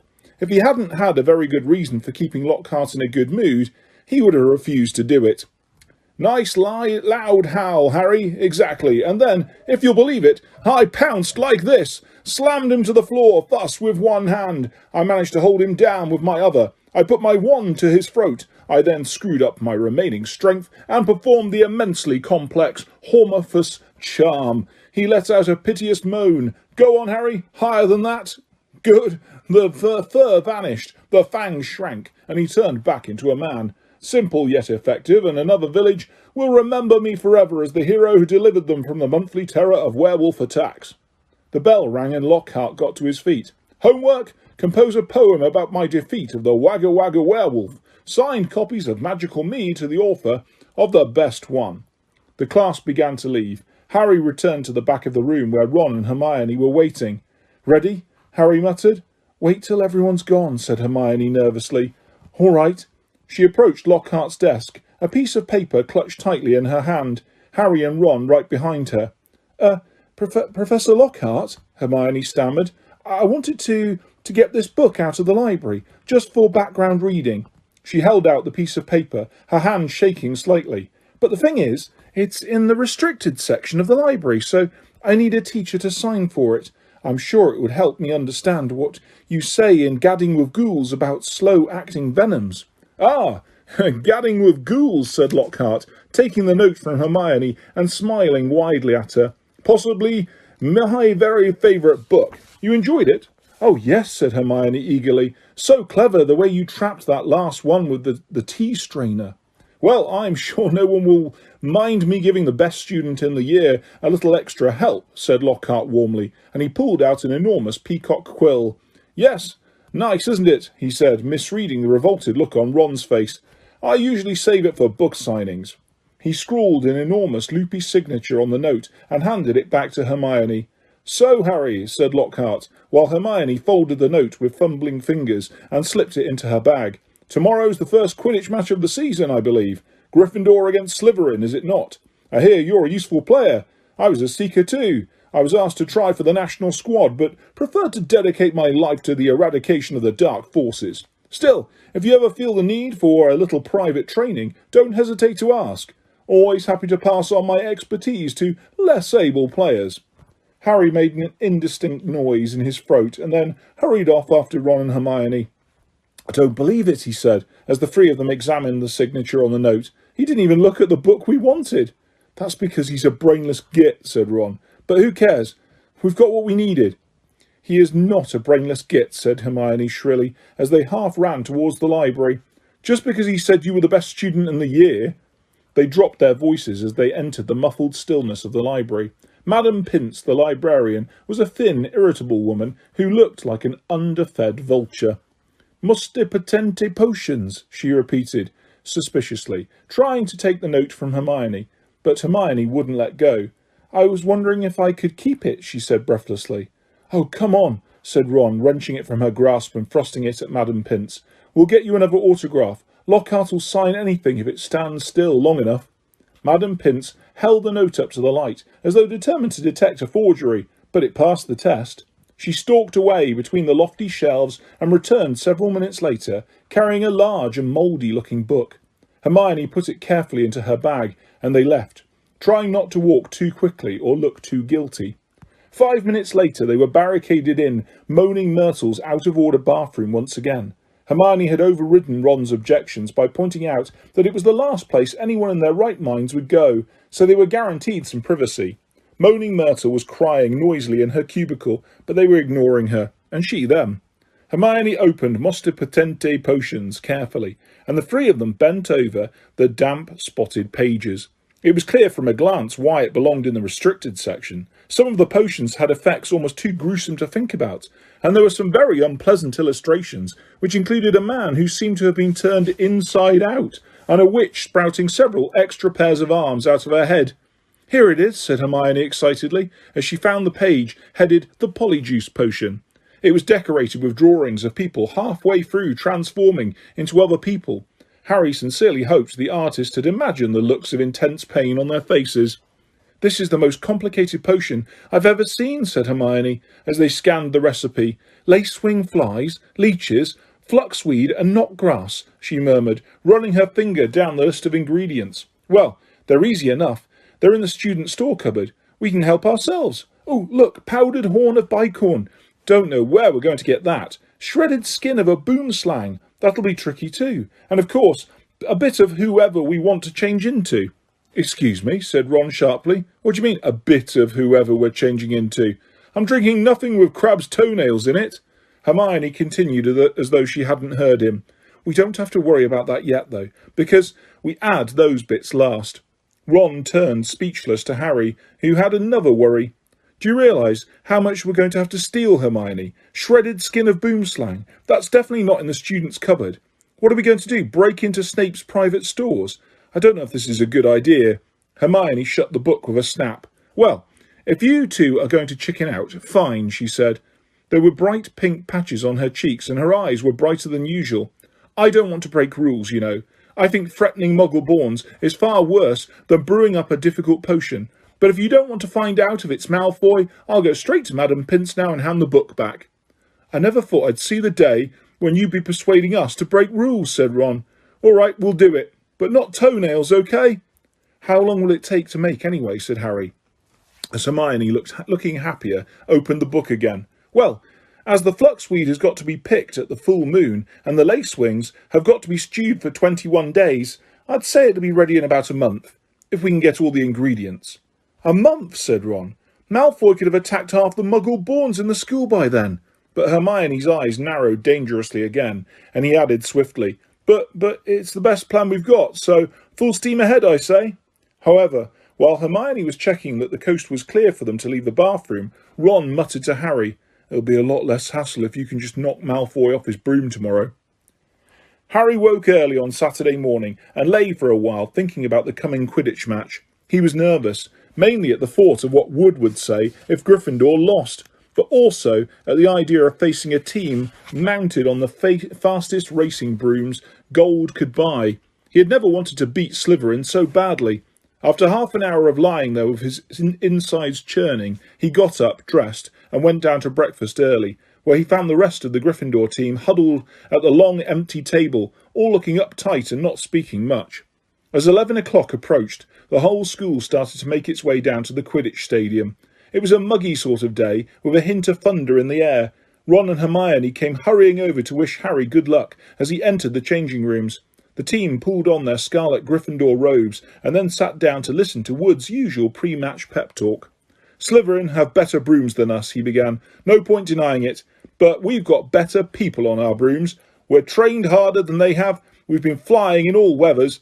"Too true," muttered George Weasley. "I haven't been properly dry since August. And we're going to make them rue the day that they let that little bit of sly Malfoy buy his way onto their team." Chest heaving with emotion, Wood turned to Harry. "It'll be down to you, Harry, to show them that a seeker has to have something more than a rich father. Get to that snitch before Malfoy or die trying, Harry, because we've got to win today. We've got to." "So no pressure, Harry," said Fred, winking at him. As they walked out onto the pitch, a roar of noise greeted them, mainly cheers, because Ravenclaw and Hufflepuff were anxious to see Slytherin beaten. But the Slytherins in the crowd made their boos and hisses heard too. Madam Hooch, the Quidditch teacher, asked Flint and Wood to shake hands, which they did, giving each other threatening stares and gripping rather harder than was necessary. "On my whistle," said Madam Hooch. 3, 2, 1... With a roar from the crowd to speed them upwards, the 14 players rose towards the leaden sky. Harry flew higher than any of them, squinting around for the snitch. "All right there, Scarhead," yelled Malfoy. shooting underneath him as though to show off the speed of his broom. Harry had no time to reply. At that very moment, a heavy black bludger came pelting towards him. He avoided it so narrowly that he felt it ruffle his hair as it passed. "Close one, Harry," said George, streaking past him with his club in his hand, ready to knock the bludger back towards the Slytherin. Harry saw George give the bludger a powerful whack in the direction of Adrian Pusey, but the bludger changed direction in mid-air and shot straight for Harry again.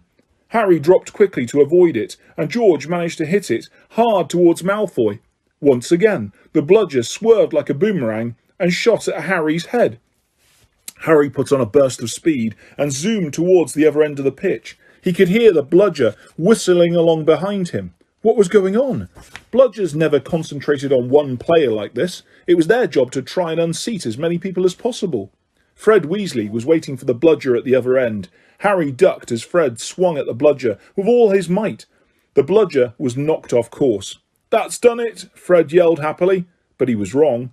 As though it was magnetically attracted towards Harry, the bludger pelted after him once more, and Harry was forced to fly off at full speed. It had started to rain. Harry felt heavy drops fall onto his face, splattering onto his glasses. He didn't have a clue what was going on in the rest of the game until he heard Lee Jordan, who was commentating, say, "Slytherin lead, 60 points to 0. The Slytherin's superior brooms were clearly doing their job, and meanwhile the mad bludger was doing all it could to knock Harry out of the air. Fred and George were now flying so close to him on either side that Harry could see nothing at all except their flailing arms, and had no chance to look for the snitch, let alone catch it. "Someone's tampered with this bludger," Fred grunted, swinging his bat with all his might as it launched a new attack on Harry. "We need time out," said George, trying to signal to Wood and stop the bludger breaking Harry's nose at the same time. Wood had obviously got the message. Madam Hooch's whistle rang out and Harry, Fred and George dived for the ground, still trying to avoid the mad bludger. "What's going on?" said Wood, as the Gryffindor team huddled together, while Slytherins in the crowd jeered. "We're being flattened. Fred, George, where were you when that bludger stopped Angelina scoring?" "We were 20 feet above her, stopping the other bludger murdering Harry, Oliver," said George angrily. "Someone's fixed it. It won't leave Harry alone. It hasn't gone for anyone else all game. The Slytherins must have done something to it." "But the bludgers have been locked in Madam Hooch's office since our last practice, and there was nothing wrong with them then," said Wood anxiously. Madam Hooch was walking towards them. Over her shoulder, Harry could see the Slytherin team jeering and pointing in his direction. "Listen," said Harry, as she came nearer and nearer. "With you two flying around me all the time, the only way I'm going to catch the snitch is if it flies up my sleeve. Go back to the rest of the team, and let me deal with the rogue one." "Don't be thick," said Fred. "It'll take your head off." Wood was looking from Harry to the Weasleys. "Oliver, this is mad," said Alicia Spinnet angrily. "You can't let Harry deal with that thing on his own. Let's ask for an inquiry." "If we stop now, we'll have to forfeit the match," said Harry. "We're not losing to Slytherin just because of a mad bludger. Come on, Oliver. Tell them to leave me alone." "This is all your fault," George said angrily to Wood. "Get the snitch or die trying." What a stupid thing to tell him. Madam Hooch had joined them. "Ready to resume play?" she asked Wood. Wood looked at the determined look on Harry's face. "All right," he said. "Fred, George, you heard Harry. Leave him alone and let him deal with the bludger on his own." The rain was falling more heavily now. On Madam Hooch's whistle, Harry kicked hard into the air and heard the telltale whoosh of the bludger behind him.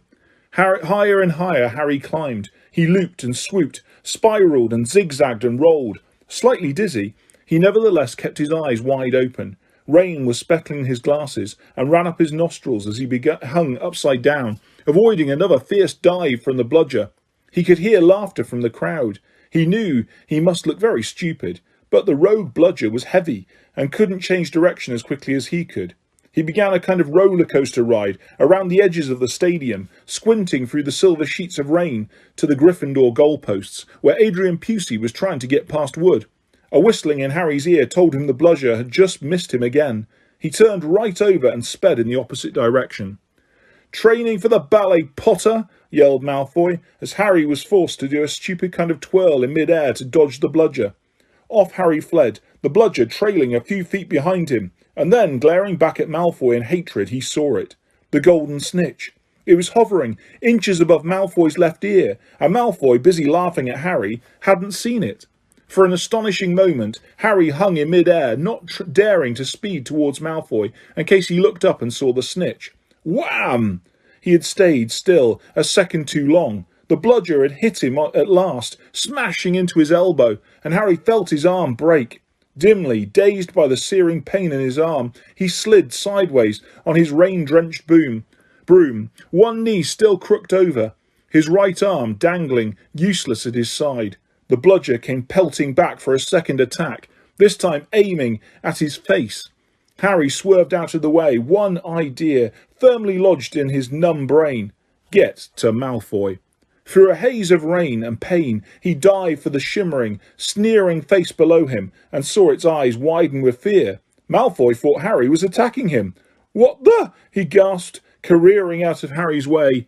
Harry took his remaining hand off his broom and made a wild snatch. He felt his fingers close on the gold snitch, but was now only gripping the broom with his legs, and there was a yell from the crowd below as he headed straight for the ground, trying hard not to pass out. With a splattering thud, he hit the mud and rolled off his broom. His arm was hanging at a very strange angle. Riddled with pain, he heard, as though from a distance, a good deal of whistling and shouting. He focused on the snitch clutched in his good hand. "Ah," he said vaguely, "we've won!" And he fainted. He came around, rain falling on his face, still lying on the pitch, with someone leaning over him. He saw a glitter of teeth. "Oh no, not you," he moaned. "Doesn't know what he's saying," said Lockhart loudly to the anxious crowd of Gryffindors pressing around them. "Not to worry, Harry. I'm about to fix your arm." "No," said Harry. "I'll keep it like this, thanks." He tried to sit up, but the pain was terrible. He heard a familiar clicking noise nearby. "I don't want a photo of this, Colin," he said loudly. "Lie back, Harry," said Lockhart soothingly. "It's a simple charm I've used countless times." Why can't I just go to the hospital wing?" said Harry, through clenched teeth. "He should really, Professor," said a muddy wood, who couldn't help grinning even though his seeker was injured. "Great capture, Harry. Really spectacular. Your best yet, I'd say." Through the thicket of legs around him, Harry spotted Fred and George Weasley wrestling the rogue bludger into a box. It was still putting up a terrific fight. "Stand back," said Lockhart, who was rolling up his jade-green sleeves. "No, don't," said Harry weakly. But Lockhart was twirling his wand and a second later had directed it straight at Harry's arm. A strange and unpleasant sensation started at Harry's shoulder and spread all the way down to his fingertips. It felt as though his arm was being deflated. He didn't dare look at what was happening. He had shut his eyes, his face turned away from his arm, but his worst fears were realised as the people above him gasped and Colin Creevey began clicking away madly. His arm didn't hurt any more, but nor did it feel remotely like an arm. "Ah," said Lockhart. "Yes, well, that can sometimes happen. But the point is, the bones are no longer broken. That's the thing to bear in mind. So, Harry, just toddle up to the hospital wing. Mr. Weasley, Miss Granger, could you escort him? And Madame Pomfrey will be able to tidy you up a bit." As Harry got to his feet, he felt strangely lopsided. Taking a deep breath, he looked down at his right side. What he saw nearly made him pass out again. Poking out at the end of his robes was what looked like a thick, flesh-coloured rubber glove. He tried to move his fingers. Nothing happened. Lockhart hadn't mended Harry's bones. He had removed them. Madame Pomfrey wasn't at all pleased. "You should have been straight to me," she raged, holding up the sad, limp remainder of what half an hour before had been a working arm. "I can mend bones in a second, but growing them back—" "You will be able to, though, won't you?" said Harry desperately. "I'll be able to, certainly, but it will be painful," said Madame Pomfrey, grimly, throwing Harry a pair of pyjamas. "You'll have to stay the night." Hermione waited outside the curtain drawn around Harry's bed while Ron helped him into his pyjamas. It took a while to stuff the rubbery, boneless arm into a sleeve. "How can you stick up for Lockhart now, Hermione, eh?" Ron called through the curtain as he pulled Harry's limp fingers through the cuff. If Harry had wanted deboning, he would have asked. "Anyone can make a mistake," said Hermione, "and it doesn't hurt any more, does it, Harry?" "No," said Harry, "but it doesn't do anything else either." As he swung himself into bed, his arm flapped pointlessly. Hermione and Madame Pomfrey came around the curtain, Madame Pomfrey was holding a large bottle of something labelled Skellygrow. "You're in for a rough night," she said, pouring out a steaming beakerful and handing it to him. "Regrowing bones is a nasty business." So was taking the Skellygrow. It burned Harry's mouth and throat as it went down, making him cough and splutter. Still tut-tutting about dangerous sports and inept teachers, Madame Pomfrey retreated, leaving Ron and Hermione to help Harry gulp down some water. "We won, though," said Ron, a grin breaking across his face. "That was some catch you made. Malfoy's face. He looked ready to kill." "I want to know how he fixed that bludger," said Hermione darkly. "We can add that to the list of questions we can ask him when we've taken the Polyjuice potion," said Harry, sinking back into his pillows. "I hope it tastes better than this stuff." "If it's got bits of Slytherins in it, you got to be joking," said Ron. The door of the hospital wing burst open at that moment. Filthy and soaking wet, the rest of the Gryffindor team had arrived to see Harry. "Unbelievable flying, Harry," said George. "I've just seen Marcus Flint yelling at Malfoy. Something about having the snitch on top of his head and not noticing. Malfoy didn't seem too happy." They had brought cakes, sweets and bottles of pumpkin juice. They gathered around Harry's bed and were just getting started on what promised to be a good party when Madame Pomfrey came storming over, shouting, "This boy needs rest. He's got 33 bones to regrow. Out! Out!" And Harry was left alone, with nothing to distract him from the stabbing pains in his limp arm. Hours and hours later, Harry woke quite suddenly in the pitch blackness and gave a small yelp of pain. His arm now felt full of large splinters. For a second he thought it was that which had woken him. Then, with a thrill of horror, he realised that someone was sponging his forehead in the dark. "Get off!" he said loudly, and then, "Dobby!" The house elf's goggling tennis ball eyes were peering at Harry through the darkness. A single tear was running down his long, pointed nose. "Harry Potter came back to school," he whispered miserably. "Dobby warned and warned Harry Potter. Ah, sir, why didn't you heed Dobby? Why didn't Harry Potter go back home when he missed the train?" Harry heaved himself up with his pillows and pushed Dobby's sponge away. "What are you doing here?" he said. "And how did you know I missed the train?"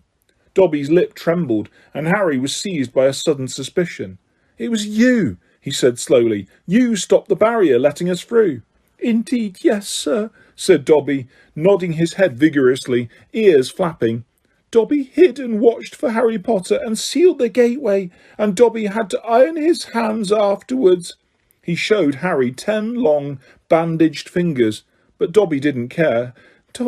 Dobby didn't care, sir, for he thought Harry Potter was safe, and never did Dobby dream that Harry Potter would get to school another way. He was rocking backwards and forwards, shaking his ugly head. Dobby was so shocked when he heard Harry Potter was back at Hogwarts. He let his master's dinner burn. Such a flogging Dobby never had, sir. Harry slumped back into his pillows. You nearly got Ron and me expelled," he said fiercely. "You'd better clear off before my bones come back, Dobby, or I might strangle you." Dobby smiled weakly. "Dobby is used to death threats, sir. Dobby gets them 5 times a day at home." He blew his nose on a corner of the filthy pillowcase he wore, looking so pathetic that Harry felt his anger ebb away in spite of himself. "Why do you wear that thing, Dobby?" he asked curiously. "This, sir," said Dobby, plucking at the pillowcase. "'Tis a mark of the house elf's enslavement, sir. Dobby can only be freed if his masters present him with clothes, sir. The family is careful not to pass Dobby even a sock, sir, for then he will be free to leave their house forever." Dobby mopped his bulging eyes and said suddenly, "Harry Potter must go home. Dobby thought his bludger would be enough to make—" "Your bludger?" said Harry, anger rising once more. "What do you mean, your bludger? You made that bludger try and kill me?" Not kill you, sir. Never kill you," said Dobby, shocked. "Dobby wants to save Harry Potter's life. Better sent home, grievously injured, than remain here, sir. Dobby only wanted Harry Potter hurt enough to be sent home." "Oh, is that all?" said Harry angrily. "I don't suppose you're going to tell me why you wanted me sent home in pieces?" "Ah, if Harry Potter only knew!" Dobby groaned, more tears dripping into his ragged pillowcase. if he knew what he means to us, to the lowly, the enslaved, us dregs of the magical world. Dobby remembers how it was when he who must not be named was at the height of his powers, sir. We house elves were treated like vermin, sir. Of course, Dobby is still treated like that, sir, he admitted, drying his face on the pillowcase. But mostly, sir, life has improved for my kind since you triumphed over he who must not be named. Harry Potter survived, and the Dark Lord's power was broken, and it was a new dawn, sir, and Harry Potter shone like a beacon of hope for those of us who thought the dark days would never end, sir. And now, at Hogwarts, terrible things are to happen, and perhaps happened already, and Dobby cannot let Harry Potter stay here now that history is to repeat itself, now that the Chamber of Secrets is open once more. Dobby froze, horror-struck, then grabbed Harry's water jug from the bedside table and cracked it over his head, toppling out of sight. A second later, he crawled back into the bed, cross-eyed, muttering, "Bad Dobby! Very bad Dobby!" "So there is a Chamber of Secrets," Harry whispered. And did you say it's happened before? It's opened before. Tell me, Dobby." He seized the elf's bony wrist as Dobby's hand inched towards the water jug. "But I'm not Muggle-born. How can I be in danger from the chamber?" "Ask, sir, ask no more of poor Dobby," stammered the elf, his eyes huge in the dark. "Dark deeds are planned in this place, but Harry Potter must not be here when they happen. Go home, Harry Potter, go home. Harry Potter must not meddle in this, sir, 'tis too dangerous." "Who is it, Dobby?" Harry said, keeping a firm hold on Dobby's wrist to stop him hitting himself with the water jug again. "Who's opened it? Who opened it last time?" "Dobby can't, sir. Dobby can't. Dobby mustn't tell," squealed the elf. "Go home, Harry Potter, go home." "I'm not going anywhere," said Harry fiercely. "One of my best friends is Muggle-born. She'll be first in line if the chamber really has been opened." "Harry Potter risks his own life for his friends," moaned Dobby in a kind of miserable ecstasy. "So noble, so valiant. But he must save himself. He must. Harry Potter must not." Dobby suddenly froze, his bat ears quivering. Harry heard it too. There were footsteps coming down the passageway outside.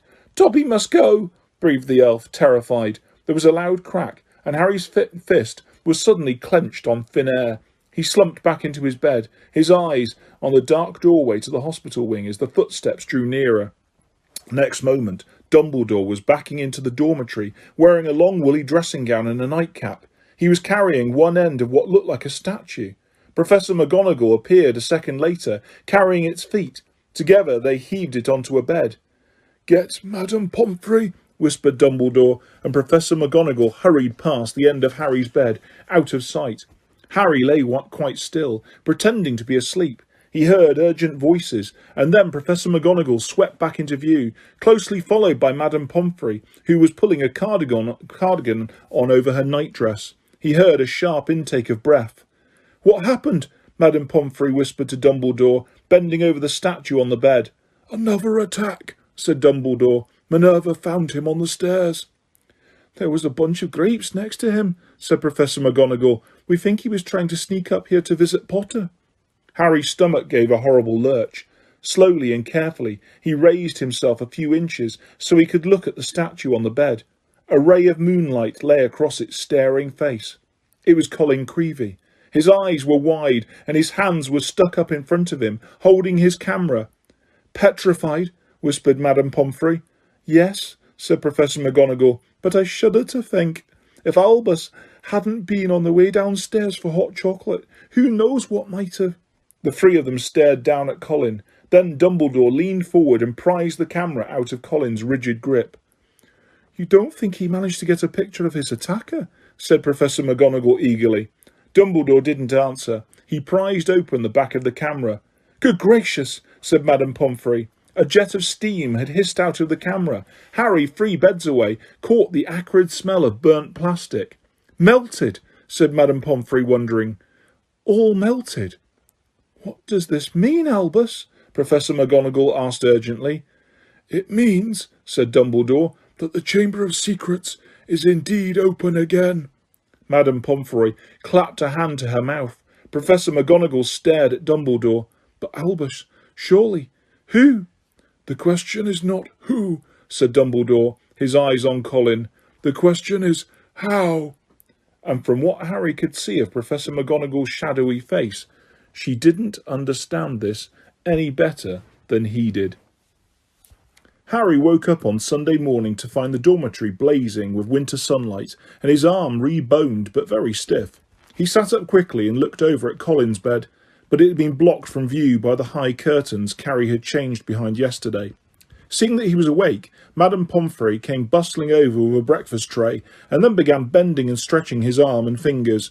All in order, she said, as he clumsily fed himself porridge left-handed. When you've finished eating, you may leave. Harry dressed as quickly as he could and hurried off to Gryffindor Tower, desperate to tell Ron and Hermione about Colin and Dobby, but they weren't there. Harry left to look for them, wondering where they could have got to and feeling slightly hurt that they weren't interested in whether he had his bones back or not. As Harry passed the library, Percy Weasley strolled out of it, looking in far better spirits than last time they'd met. "Oh, hello, Harry," he said. "Excellent flying yesterday, really excellent. Gryffindor have just taken the lead for the House Cup. You earned 50 points. You haven't seen Ron or Hermione, have you?" said Harry. "No, I haven't," said Percy, his smile fading. "I hope Ron's not in another girl's toilet." Harry, forced to laugh, watched Percy out of sight and then headed straight for Moaning Myrtle's bathroom. He couldn't see why Ron and Hermione would be in there again, but after making sure that neither Filch nor any prefects were around, he opened the door and heard their voices coming from a locked cubicle. "It's me," he said, closing the door behind him. There was a clunk, a splash, and a gasp from within the cubicle, and he saw Hermione's eye peering through the keyhole. "Harry," she said, "you gave us such a fright. Come in. How's your arm?" "Fine," said Harry, squeezing into the cubicle. An old cauldron was perched on the toilet, and a crackling from under the rim told Harry they had lit a fire beneath it. Conjuring up portable, waterproof fires was a speciality of Hermione's. "We'd come to meet you, but we decided to get started on the Polyjuice potion," Ron explained, as Harry, with difficulty, locked the cubicle again. "We've decided this is the safest place to hide it." Harry started to tell them about Colin, but Hermione interrupted. "We already know. We heard Professor McGonagall telling Professor Flitwick this morning. That's why we decided we'd better get going." "The sooner we get a confession out of Malfoy, the better," snarled Ron. "Do you know what I think? He was in such a foul temper after the Quidditch match, he took it out on Colin." "There's something else," said Harry, watching Hermione tearing bundles of knotgrass and throwing them into the potion. "Dobby came to visit me in the middle of the night." Ron and Hermione looked up, amazed. Harry told them everything Dobby had told them, or hadn't told him. Ron and Hermione listened with their mouths open. "The Chamber of Secrets has been opened before?" said Hermione. "This settles it," said Ron in a triumphant voice. "Lucius Malfoy must have opened the chamber when he was at school here, and now he's told dear old Draco how to do it. It's obvious. Wish Dobby had told you what kind of monster's in there, though. I want to know how come nobody's noticed it sneaking around the school." "Maybe it can make itself invisible," said Hermione, prodding leeches into the bottom of the cauldron. "Or maybe it can disguise itself, pretend to be a suit of armour or something. I've read about chameleon ghouls." "You read too much, Hermione," said Ron, pouring dead lacewings on top of the leeches. He crumpled up the empty lacewing bag and looked around at Harry. "So, Dobby stopped us getting on the train and broke your arm?" He shook his head. "You know what, Harry? If he doesn't stop trying to save your life, he's going to kill you." The news that Colin Creevey had been attacked and was now lying as though dead in the hospital wing had spread through the entire school by Monday morning. The air was suddenly thick with rumour and suspicion. The first years were now moving around the castle in tight-knit groups, as though scared they would be attacked if they ventured forth alone. Ginny Weasley, who sat next to Colin Creevey in charms, was distraught, but Harry felt that Fred and George were going the wrong way about cheering her up. They were taking it in turns to cover themselves with fur or boils and jump out of her at her from behind statues. They only stopped when Percy, apologetic with rage, told them he was going to write to Mrs. Weasley and tell her Ginny was having nightmares. Meanwhile, hidden from the teachers, a roaring trade in talismans, amulets, and other protective devices were sweeping the school. Neville Longbottom bought a large, evil-smelling green onion, a pointed purple crystal, and a rotting newt tail before the other Gryffindor boys pointed out that he was in no danger. He was a pureblood, and therefore unlikely to be attacked. "They went for Filch first," Neville said, his round face fearful, "and everyone knows I'm almost a squib." In the second week of December, Professor McGonagall came around as usual, collecting names of those who would be staying in school for Christmas. Harry, Ron and Hermione signed her list. They had heard that Malfoy was staying, which struck them as very suspicious. The holidays would be the perfect time to use the Polyjuice potion and try to worm a confession out of him. Unfortunately, the potion was only half finished. They still needed the bicorn horn and the boomslang skin, and the only place they were going to get them was from Snape's private stores. Harry privately felt he'd rather face Slytherin's legendary monster than have Snape catch him robbing his office. "What we need," said Hermione briskly, as Thursday afternoon's double potions lesson loomed nearer, "is a diversion. Then one of us can sneak into Snape's office and take what we need." Harry and Ron looked at her nervously. "I think I'd better do the actual stealing," Hermione continued in a matter-of-fact tone. You two will be expelled if you get into any more trouble, and I've got a clean record. So all you need to do is cause enough mayhem to keep Snape busy for 5 minutes or so." Harry smiled feebly. Deliberately causing mayhem in Snape's potions class was about as safe as being a sleeping dragon, safe as poking a sleeping dragon in the eye. Potions lessons took place in one of the large dungeons. Thursday afternoon's lesson proceeded in the usual way. 20 cauldrons stood steaming between the wooden desks, on which stood brass scales and jars of ingredients. Snape prowled through the fumes, making waspish remarks about the Gryffindor's work, while the Slytherins sniggered appreciatively. Draco Malfoy, who was Snape's favourite student, kept flicking pufferfish eyes at Ron and Harry, who knew that if they retaliated, they would get detention faster than you could say unfair. Harry's swelling solution was far too runny, but he had his mind on more important things. He was waiting for Hermione's signal, and he hardly listened as Snape paused to sneer at his watery potion. When Snape turned and walked off to bully Neville, Hermione caught Harry's eye and nodded. Harry ducked swiftly down behind his cauldron, pulled out one of Fred's filibuster fireworks out of his pocket, and gave it a quick prod with his wand. The firework began to fizz and sputter. Knowing he had only seconds, Harry straightened up, took aim, and lobbed it into the air. It landed right on target in Goyle's cauldron.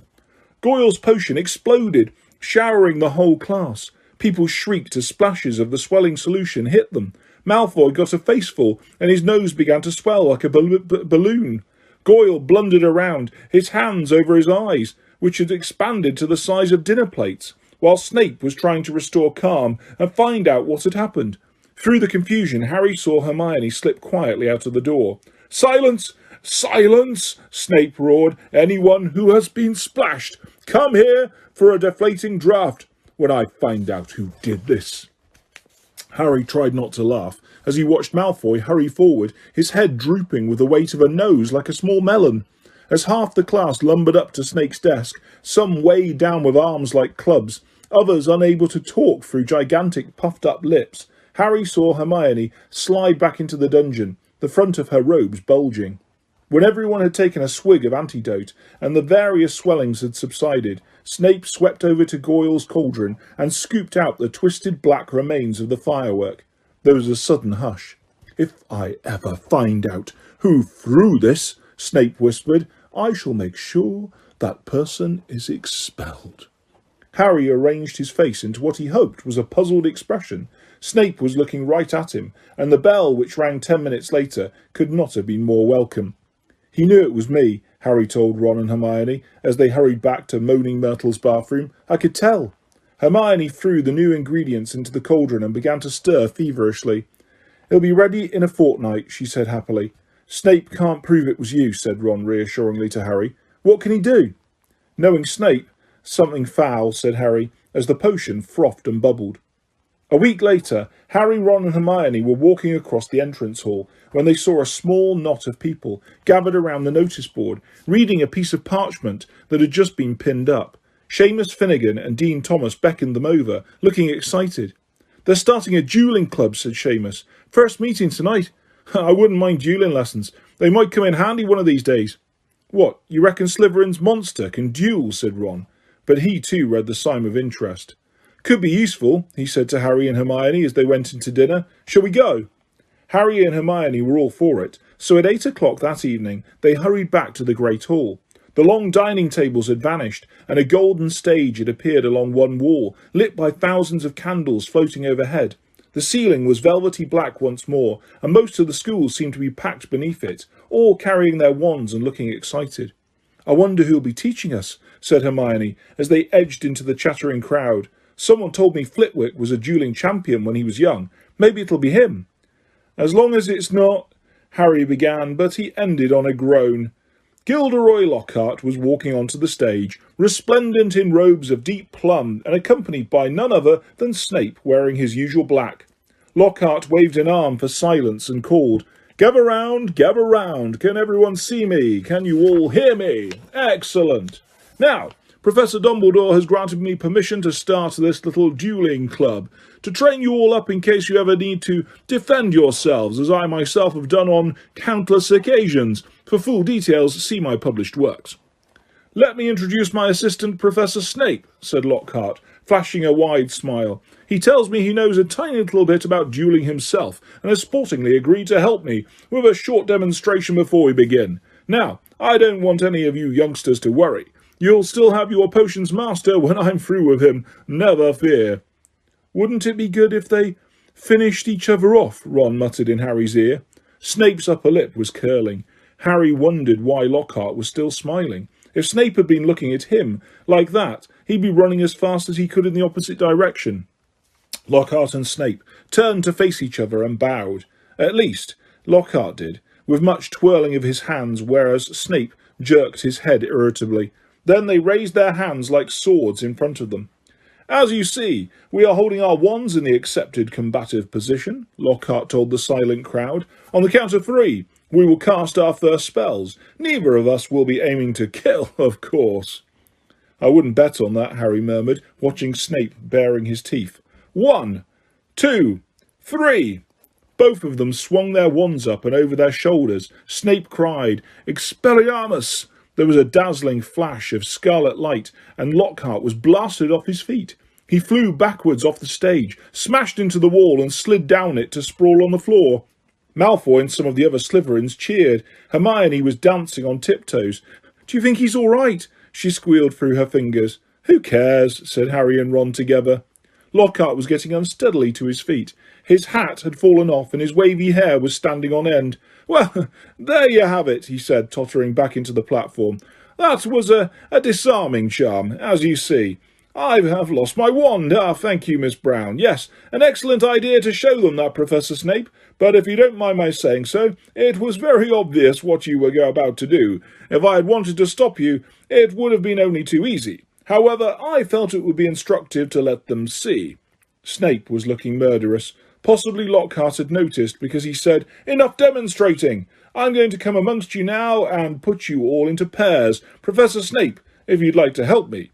They moved through the crowd, matching up partners. Lockhart teamed Neville with Justin Finch Fletchley, but Snape reached Harry and Ron first. "Time to split up the dream team, I think," he sneered. "Weasley, you can partner Finnegan. Potter." Harry moved automatically towards Hermione. "I don't think so," said Snape, smiling coldly. "Mr. Malfoy, come over here. Let's see what you make of the famous Potter. And you, Miss Granger, you can partner Miss Bulstrode." Malfoy strutted over, smirking. Behind him walked a Slytherin girl who reminded Harry of a picture he'd seen in Holidays with Hags. She was large and square, and her heavy jaw jutted aggressively. Hermione gave her a weak smile, which she did not return.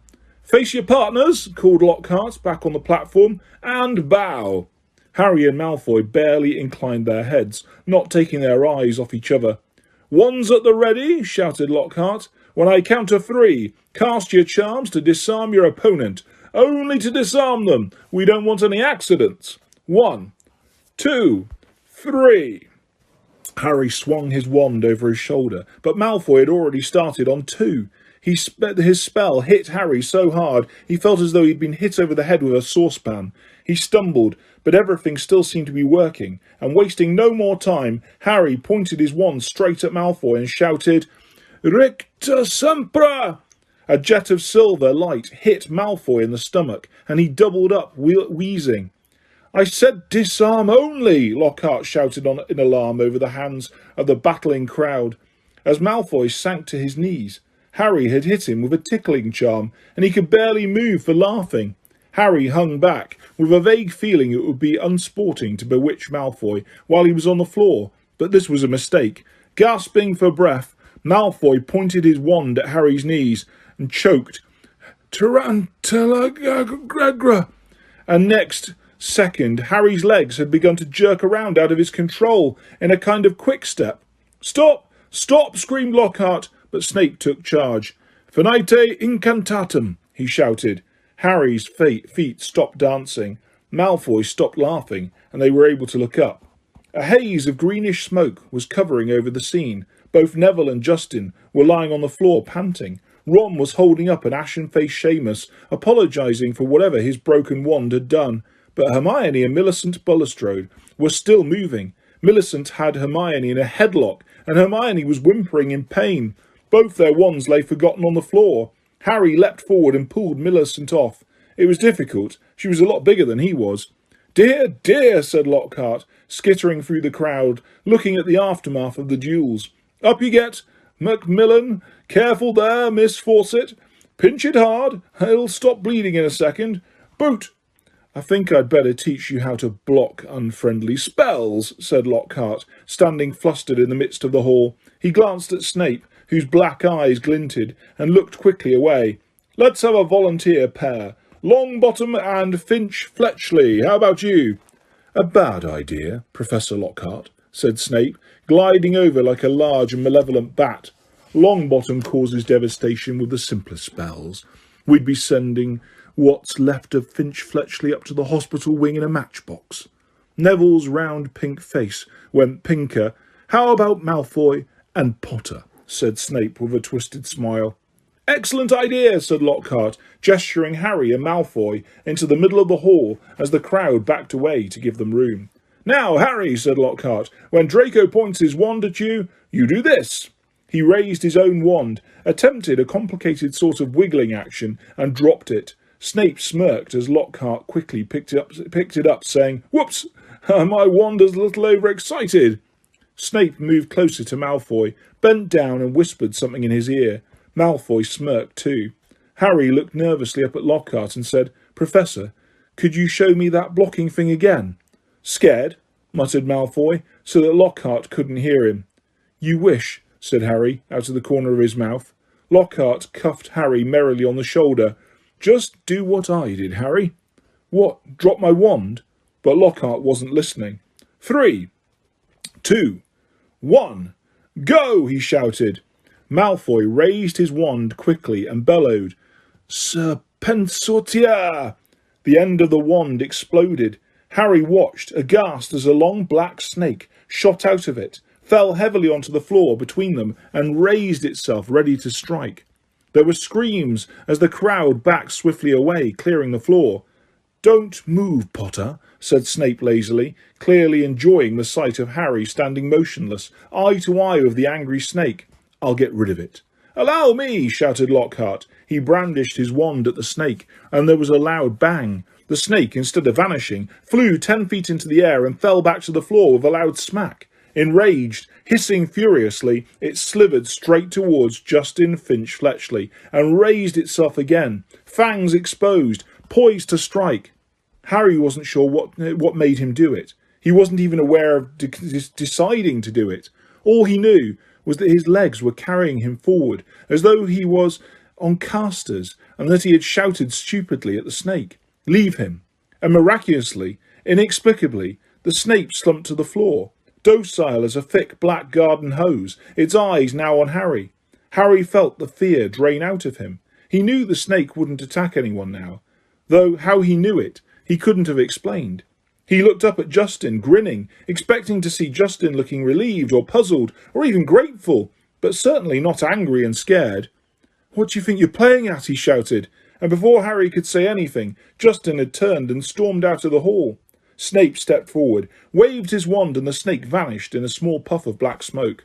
Snape, too, was looking at Harry in an unexpected way. It was a shrewd and calculating look, and Harry didn't like it. He was also dimly aware of an ominous muttering all around the walls. Then he felt a tugging on the back of his robes. "Come on," said Ron's voice in his ear. Move, come on. Ron steered him out of the hall, Hermione hurrying alongside him. As they went through the doors, the people on either side drew away, as though they were frightened of catching something. Harry didn't have a clue what was going on, and neither Ron nor Hermione explained anything until they had dragged him all the way up to the empty Gryffindor common room. Then Ron pushed Harry into an armchair and said, "You're a Parselmouth. Why didn't you tell us?" "I'm a what?" said Harry. "A Parselmouth," said Ron. "You can talk to snakes." "I know," said Harry. "I mean, that's only the second time I've ever done it. I accidentally set a boa constrictor on my cousin Dudley at the zoo once. Long story, but it was telling me it had never seen Brazil, and I sort of set it free without meaning to. That was before I knew I was a wizard." "A boa constrictor told you it had never seen Brazil," Ron repeated faintly. "So?" said Harry. "I bet loads of people here can do it." "Oh, no, they can't," said Ron. "It's not a very common gift. Harry, this is bad." "What's bad?" said Harry, starting to feel quite angry. "What's wrong with everyone? Listen, if I hadn't told that snake not to attack Justin..." "Oh, that's what you said to it." "What do you mean? You were there. You heard me." "I heard you speaking Parseltongue," said Ron. "Snake language. You could have been saying anything. No wonder Justin panicked. You sounded like you were egging the snake on or something. It was creepy, you know."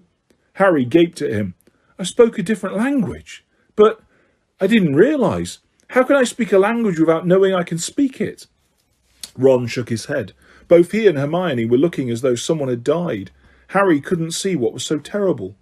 Do you want to tell me what's wrong with stopping a dirty great snake biting Justin's head off?" he said. "What does it matter how I did it as long as Justin doesn't have to join the headless hunt?" "It matters," said Hermione, speaking at last in a hushed voice, "because being able to talk to snakes was what Salazar Slytherin was famous for. That's why the symbol of Slytherin house is a serpent." Harry's mouth fell open. "Exactly," said Ron. "And now the whole school's going to think you're his great-great-great-great-grandson or something." "But I'm not," said Harry, with a panic he couldn't quite explain. "You'll find that hard to prove," said Hermione. "He lived about 1,000 years ago. For all we know, you could be." Harry lay awake for hours that night. Through a gap in the hangings around his four-poster, he watched now snow starting to drift past the tower window and wondered, could he be the descendant of Salazar Slytherin? He didn't know anything about his father's family, after all. The Dursleys had always forbidden questions about his wizarding relatives. Quietly, Harry tried to say something in Parseltongue. The words wouldn't come. It seemed he had to be face to face with a snake to do it. "But I'm in Gryffindor," Harry thought. "The Sorting Hat wouldn't have put me in here if I had Slytherin blood." "Ah," said a nasty little voice in his brain, "but the Sorting Hat wanted to put you in Slytherin. Don't you remember?" Harry turned over. He'd seen Justin next day in herbology, and he'd explained that he'd been calling the snake off, not egging it on, which, he thought angrily, pummelling his pillow, any fool should have realised. By next morning, however, the snow that had begun in the night had turned into a blizzard so thick that the last herbology lesson of term was cancelled. Professor Sprout wanted to fit socks and scarves on the mandrakes, a tricky operation she would entrust to no one else, now that it was so important for the mandrakes to grow quickly and revive Mrs. Norris and Colin Creevey. Harry fretted about this next to the fire in the Gryffindor common room, while Ron and Hermione used their lesson off to play a game of wizard chess. "For heaven's sake, Harry," said Hermione, exasperated, as one of Ron's bishops wrestled her knight off his horse and dragged him off the board, "go and find Justin if it's so important to you." So Harry got up and left through the portrait hole, wondering where Justin might be. The castle was darker than it usually was in daytime, because of the thick, swirling grey snow at every window. Shivering, Harry walked past classrooms where lessons were taking place, catching snatches of what was happening within. Professor McGonagall was shouting at someone who, by the sound of it, had turned his friend into a badger. Resisting the urge to take a look, Harry walked on by, thinking that Justin might be using his free lesson to catch up on some work, and deciding to check the library first. A group of the Hufflepuffs, who should have been in herbology, were indeed sitting at the back of the library, but they didn't seem to be working. Between the long lines of high bookshelves, Harry could see that their heads were close together, and they were having what looked like an absorbing conversation. He couldn't see whether Justin was among them. He was walking towards them when something of what they were saying met his ears, and he paused to listen. hidden in the invisibility section. So, anyway, as Stout Boy was saying, I told Justin to hide up in our dormitory. I mean to say, if Potter's marked him down as his next victim, it's best if he keeps a low profile for a while. Of course, Justin's been waiting for something like this to happen ever since he let slip to Potter he was Muggle-born. Justin actually told him he'd be down for Eton. That's not the kind of thing you bandy about with Slytherin's heir on the loose, is it? You definitely think it's Potter then, Ernie? Said a girl with blonde pigtails anxiously. Hannah, said the Stout Boy solemnly. He's a Parselmouth. Everyone knows that's the mark of a dark wizard. Have you ever heard of a decent one who could talk to snakes? They called Slytherin himself Serpent Tongue. There was some heavy murmuring at this, and Ernie went on. Remember what was written on the wall? Enemies of the heir, beware. Potter had some sort of run-in with Filch. Next thing we know, Filch's cat's attacked. That first year, Creevy was annoying Potter at the Quidditch match, taking pictures of him while he was lying in the mud. Next thing we know, Creevy's been attacked. He always seems to be so nice, though, said Hannah uncertainly. And, well, he's the one who made the you-know-who disappear. He can't be all bad, can he? Ernie lowered his voice mysteriously. The Hufflepuffs bent closer, and Harry edged nearer so he could catch Ernie's words. No one knows how he survived that attack by you-know-who. I mean to say, he was only a baby when it happened. He should have been blasted into smithereens. Only a really powerful dark wizard could have survived a curse like that. He dropped his voice until it was barely more than a whisper and said, That's probably why you-know-who wanted to kill him in the first place. Didn't want another dark wizard, a dark lord, competing with him. I wonder what other powers Potter's been hiding. Harry couldn't take any more. Clearing his throat loudly, he stepped out from behind the bookshelves. If he hadn't been feeling so angry, he would have found the sight that greeted him funny. Every one of the Hufflepuffs looked as though they had been petrified by the sight of him, and the colour was draining out of Ernie's face. Hello, said Harry. I'm looking for Justin Finch-Fletchley. The Hufflepuffs' worst fears had clearly been confirmed. They all looked fearfully at Ernie. What do you want with him? Said Ernie in a quivering voice. I wanted to tell him what really happened with that snake at the duelling club, said Harry. Ernie bit his white lips and then, taking a deep breath, said, Well, we were all there. We saw what happened. Then you noticed that after I spoke to it, the snake backed off, said Harry. All I saw, said Ernie stubbornly, though he was trembling as he spoke, was you speaking Parseltongue and chasing the snake towards Justin. I didn't chase it at him, Harry said, his voice shaking with anger. It didn't even touch him. It was a very near miss, said Ernie, and in case you're getting any ideas, he added hastily, I might tell you that you can trace my family back through 9 generations of witches and warlocks, and my blood's as pure as anyone's, so... I don't care what sort of blood you've got, said Harry fiercely. Why would I want to attack Muggleborns? I've heard you hate those Muggles you live with, said Ernie swiftly. It's not possible to live with the Dursleys and not hate them, said Harry. I'd like to see you try it. He turned on his heel and stormed out of the library, earning himself a reproving glare from Madame Pince, who was polishing the gilded cover of a large spell book. Harry blundered up the corridor, barely noticing where he was going. He was in such a fury. The result was that he walked into something very large and solid, which knocked him backwards onto the floor. Oh, hello, Hagrid, Harry said, looking up.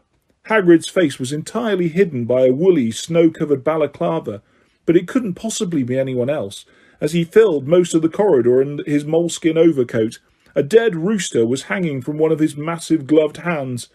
You all right, Harry? He said, pulling up the balaclava so he could speak. Why aren't you in class? Cancelled, said Harry, getting up. What are you doing here?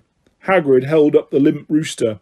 Second one killed this term, he explained. It's either a fox's or a blood-sucking bugbear, and I need the headmaster's permission to put a charm around the hen coop. He peered more closely at Harry from under his thick, snow-flecked eyebrows. You sure you're all right? Yeah, you look a lot hot and bothered. Harry couldn't bring himself to repeat what Ernie and the rest of the Hufflepuffs had been saying about him. It's nothing, he said. I'd better get going, Hagrid. It's Transfiguration next, and I've got to go pick up my books. He walked off, his mind still full of what Ernie had said about him. Justin's been waiting for something like this to happen ever since he let slip to Potter he was Muggle-born. Harry stamped up the stairs and turned along another corridor, which was particularly dark. The torches had been extinguished by a strong icy draught, which was blowing through a loose window pane. He was halfway down the passage when he tripped headlong over something lying on the floor. He turned to squint at what he'd fallen over, and felt as though his stomach had dissolved. Justin Finch Fletchley was lying on the floor, rigid and cold, a look of shock frozen on his face, his eyes staring blankly at the ceiling. And that wasn't all. Next to him was another figure, the strangest sight Harry had ever seen. It was nearly headless Nick, no longer pearly white and transparent, but black and smoky, floating immobile and horizontal, 6 inches off the floor. His head was half off, and his face wore an expression of shock identical to Justin's. Harry got to his feet, his breathing fast and shallow, his heart doing a kind of drum roll against his ribs. He looked wildly up and down the deserted corridor and saw a line of spiders scuttling as fast as they could away from the bodies.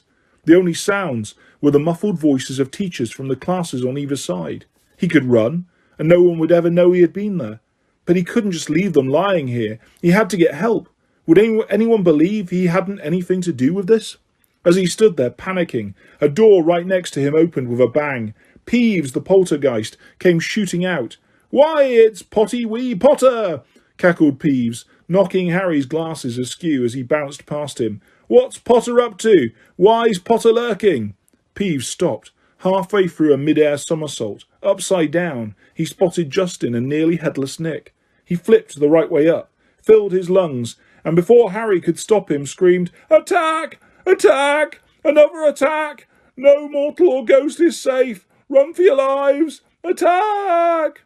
Crash, crash, crash! Door after door flew open along the corridor and people flooded out. For several long minutes there was a scene of such confusion that Justin was in danger of being squashed and people kept standing in nearly headless Nick. Harry found himself pinned against the wall as the teachers shouted for quiet. Professor McGonagall came running, followed by her own class. One of them still had black and white striped hair. She used her wand to set off a loud bang, which restored silence and ordered everyone back into their classes. No sooner had the scene cleared somewhat than Ernie, the Hufflepuff, arrived, panting on the scene. "Caught in the act!" Ernie yelled, his face stark white, pointing his finger dramatically at Harry. "That will do, Macmillan," said Professor McGonagall sharply. Peeves was bobbing overhead, now grinning wickedly, surveying the scene. Peeves always loved chaos. As the teachers bent over Justin and nearly headless Nick, examining them, Peeves broke into song. "Oh, Potter, you rotter, what have you done? You're killing off students, you think it's good fun." "That's enough, Peeves," barked Professor McGonagall, and Peeves zoomed away backwards with his tongue out at Harry. Justin was carried up to the hospital wing by Professor Flitwick and Professor Sinistra of the astronomy department, but nobody seemed to know what to do for nearly headless Nick. In the end, Professor McGonagall conjured a large fan out of thin air, which she gave to Ernie with instructions to waft nearly headless Nick up the stairs. This Ernie did, fanning Nick along like a silent black hovercraft. This left Harry and Professor McGonagall alone together. "This way, Potter," she said. "Professor," said Harry at once, I swear I didn't." "This is out of my hands, Potter," said Professor McGonagall curtly. They marched in silence around a corner and she stopped before a large and extremely ugly stone gargoyle. "Sherbet lemon," she said. This was evidently a password, because the gargoyle sprang suddenly to life and hopped aside as the wall behind him split in two. Even full of dread for what was coming, Harry couldn't fail to be amazed. Behind the wall was a spiral staircase, which was moving smoothly upwards like an escalator. As he and Professor McGonagall stepped onto it, Harry heard the wall thud closed behind them. They rose upwards in circles, higher and higher, until at last, slightly dizzy, Harry could see a gleaming oak door ahead with a brass knocker in the shape of a griffin. He knew where he was being taken. This must be where Dumbledore lived. They stepped off the stone staircase at the top and Professor McGonagall rapped on the door. It opened silently and they entered.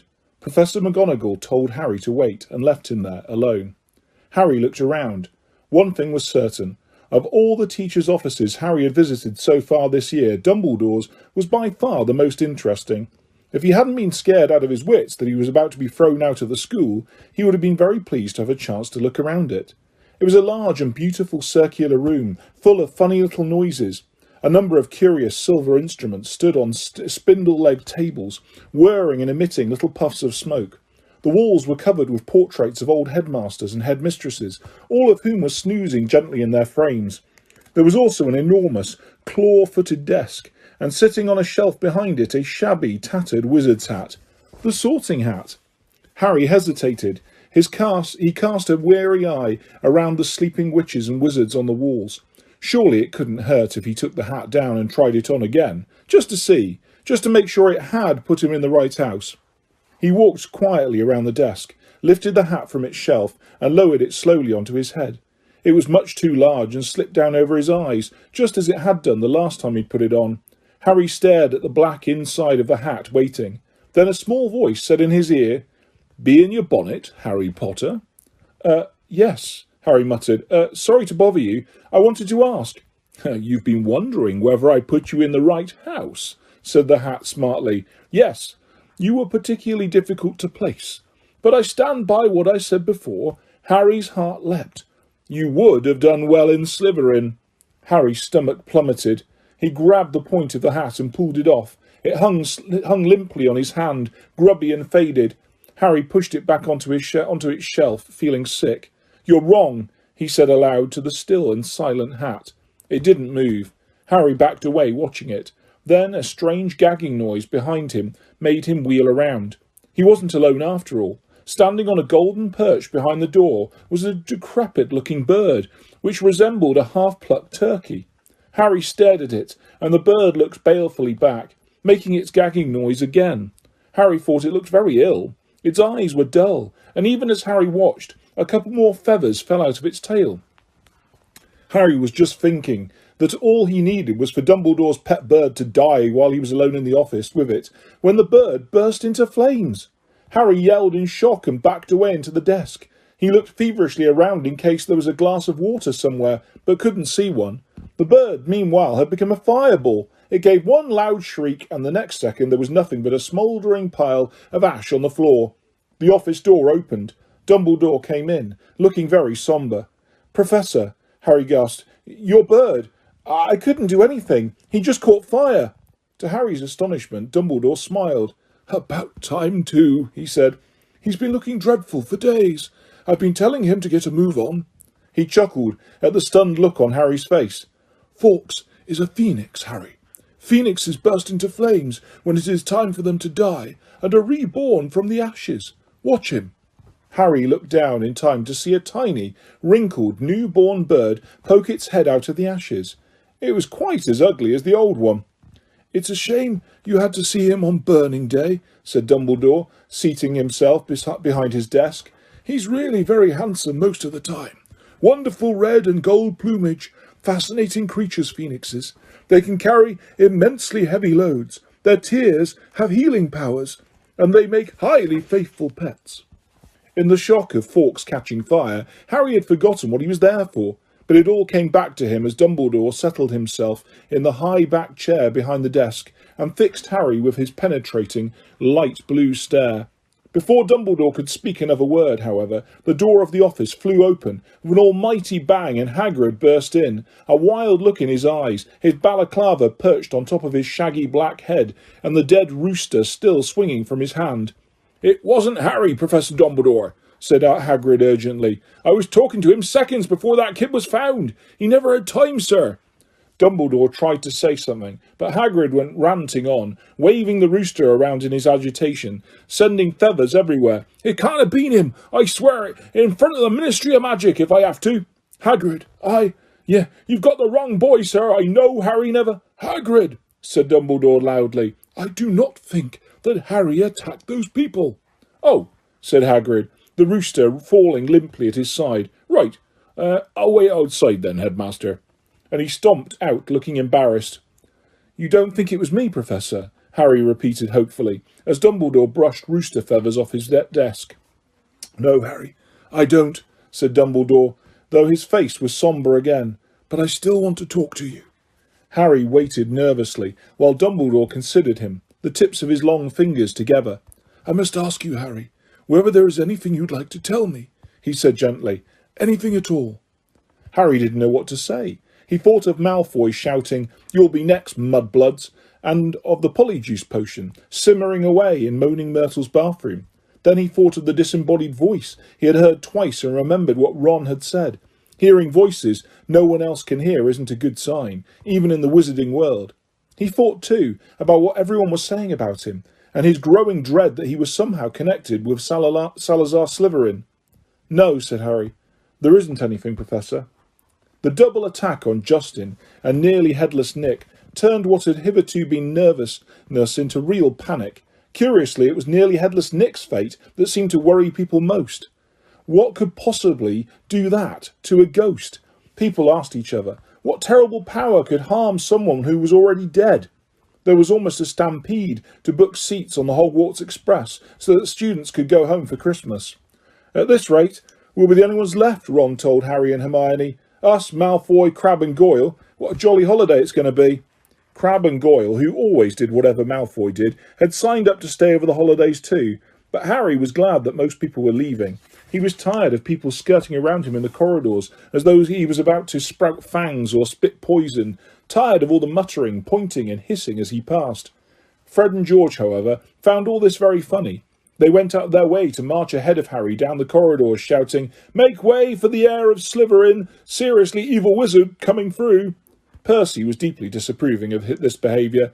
"It is not a laughing matter," he said coldly.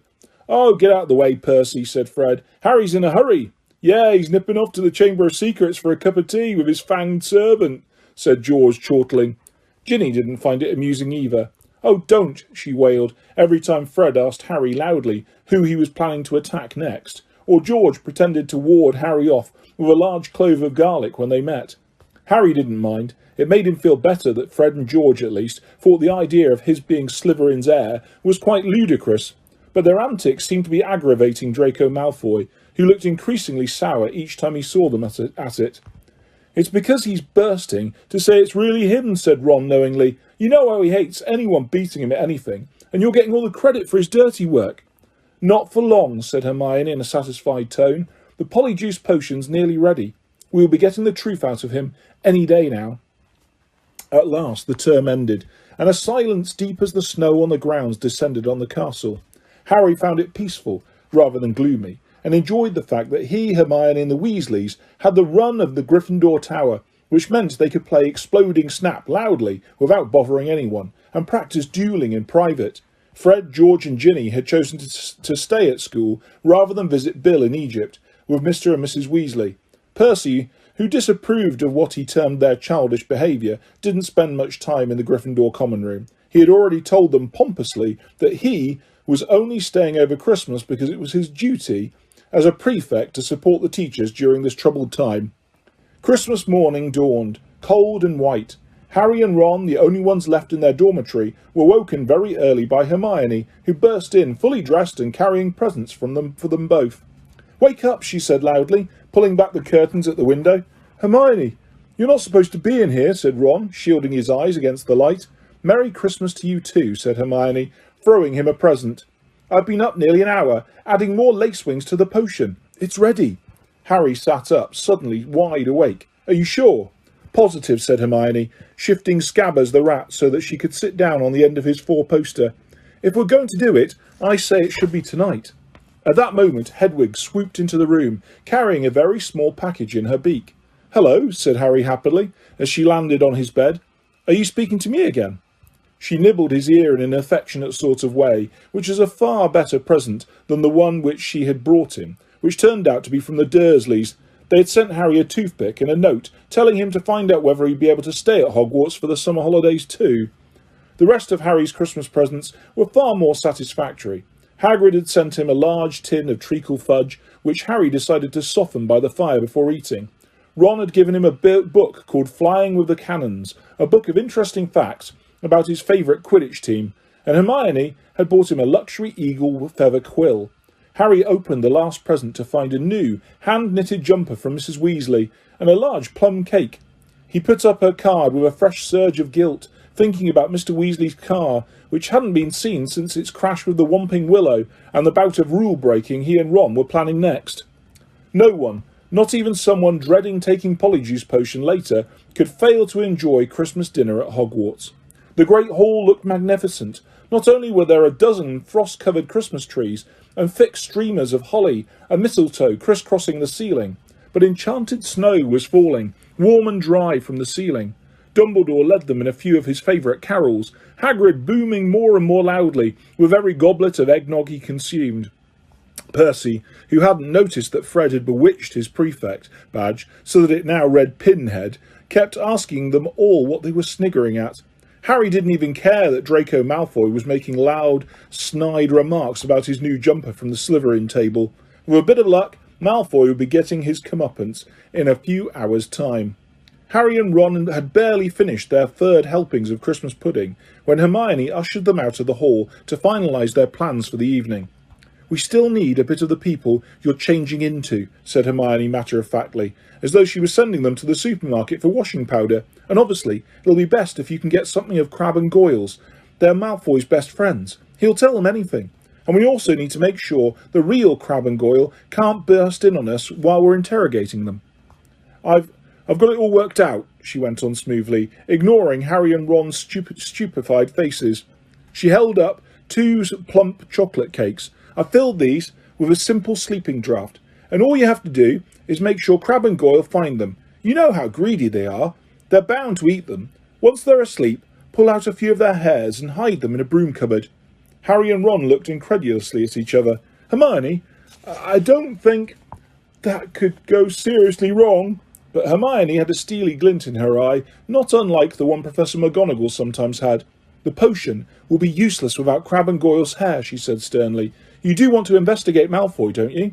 "Oh, all right," said Harry. "But what about you? Whose hair are you ripping out?" "I've already got mine," said Hermione brightly, pulling a tiny bottle out of her pocket and showing them the single hair inside it. "Remember Millicent Bulstrode wrestling with me at the duelling club? She left this on my robes when she was trying to strangle me, and she's gone home for Christmas, so I'll just have to tell the Slytherins I've decided to come back." When Hermione had bustled off to check on the Polyjuice potion again, Ron turned to Harry with a doom-laden expression. "Have you ever heard of a plan where so many things could go wrong?" But to Harry and Ron's utter amazement, stage 1 of the operation went just as smoothly as Hermione had said.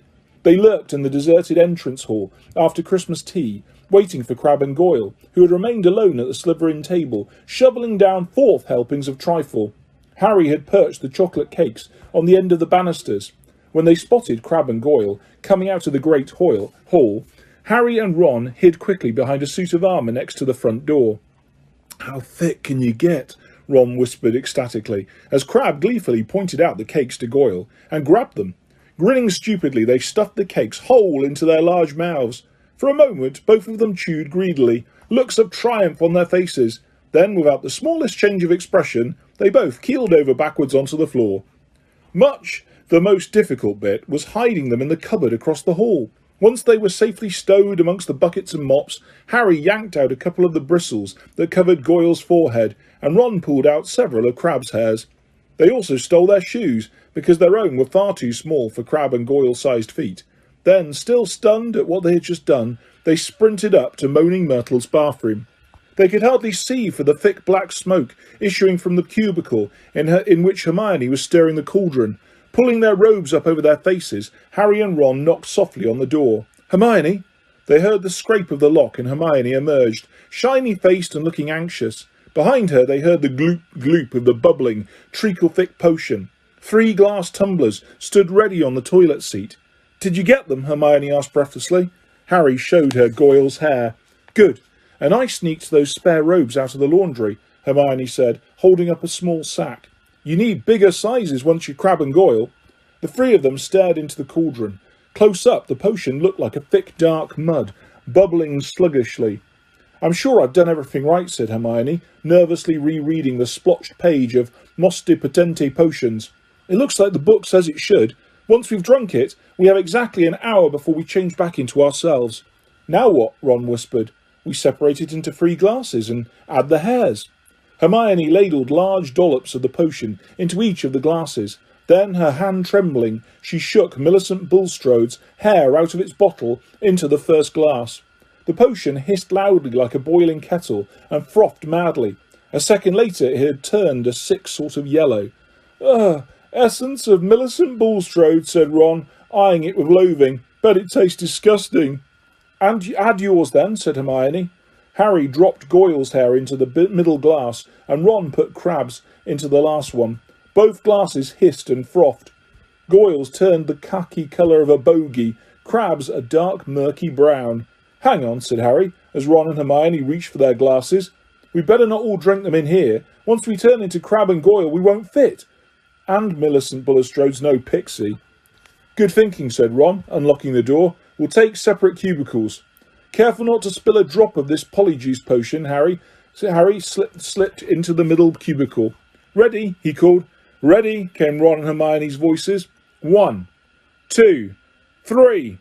Pinching his nose, Harry drank the potion down in 2 large gulps. It tasted like overcooked cabbage.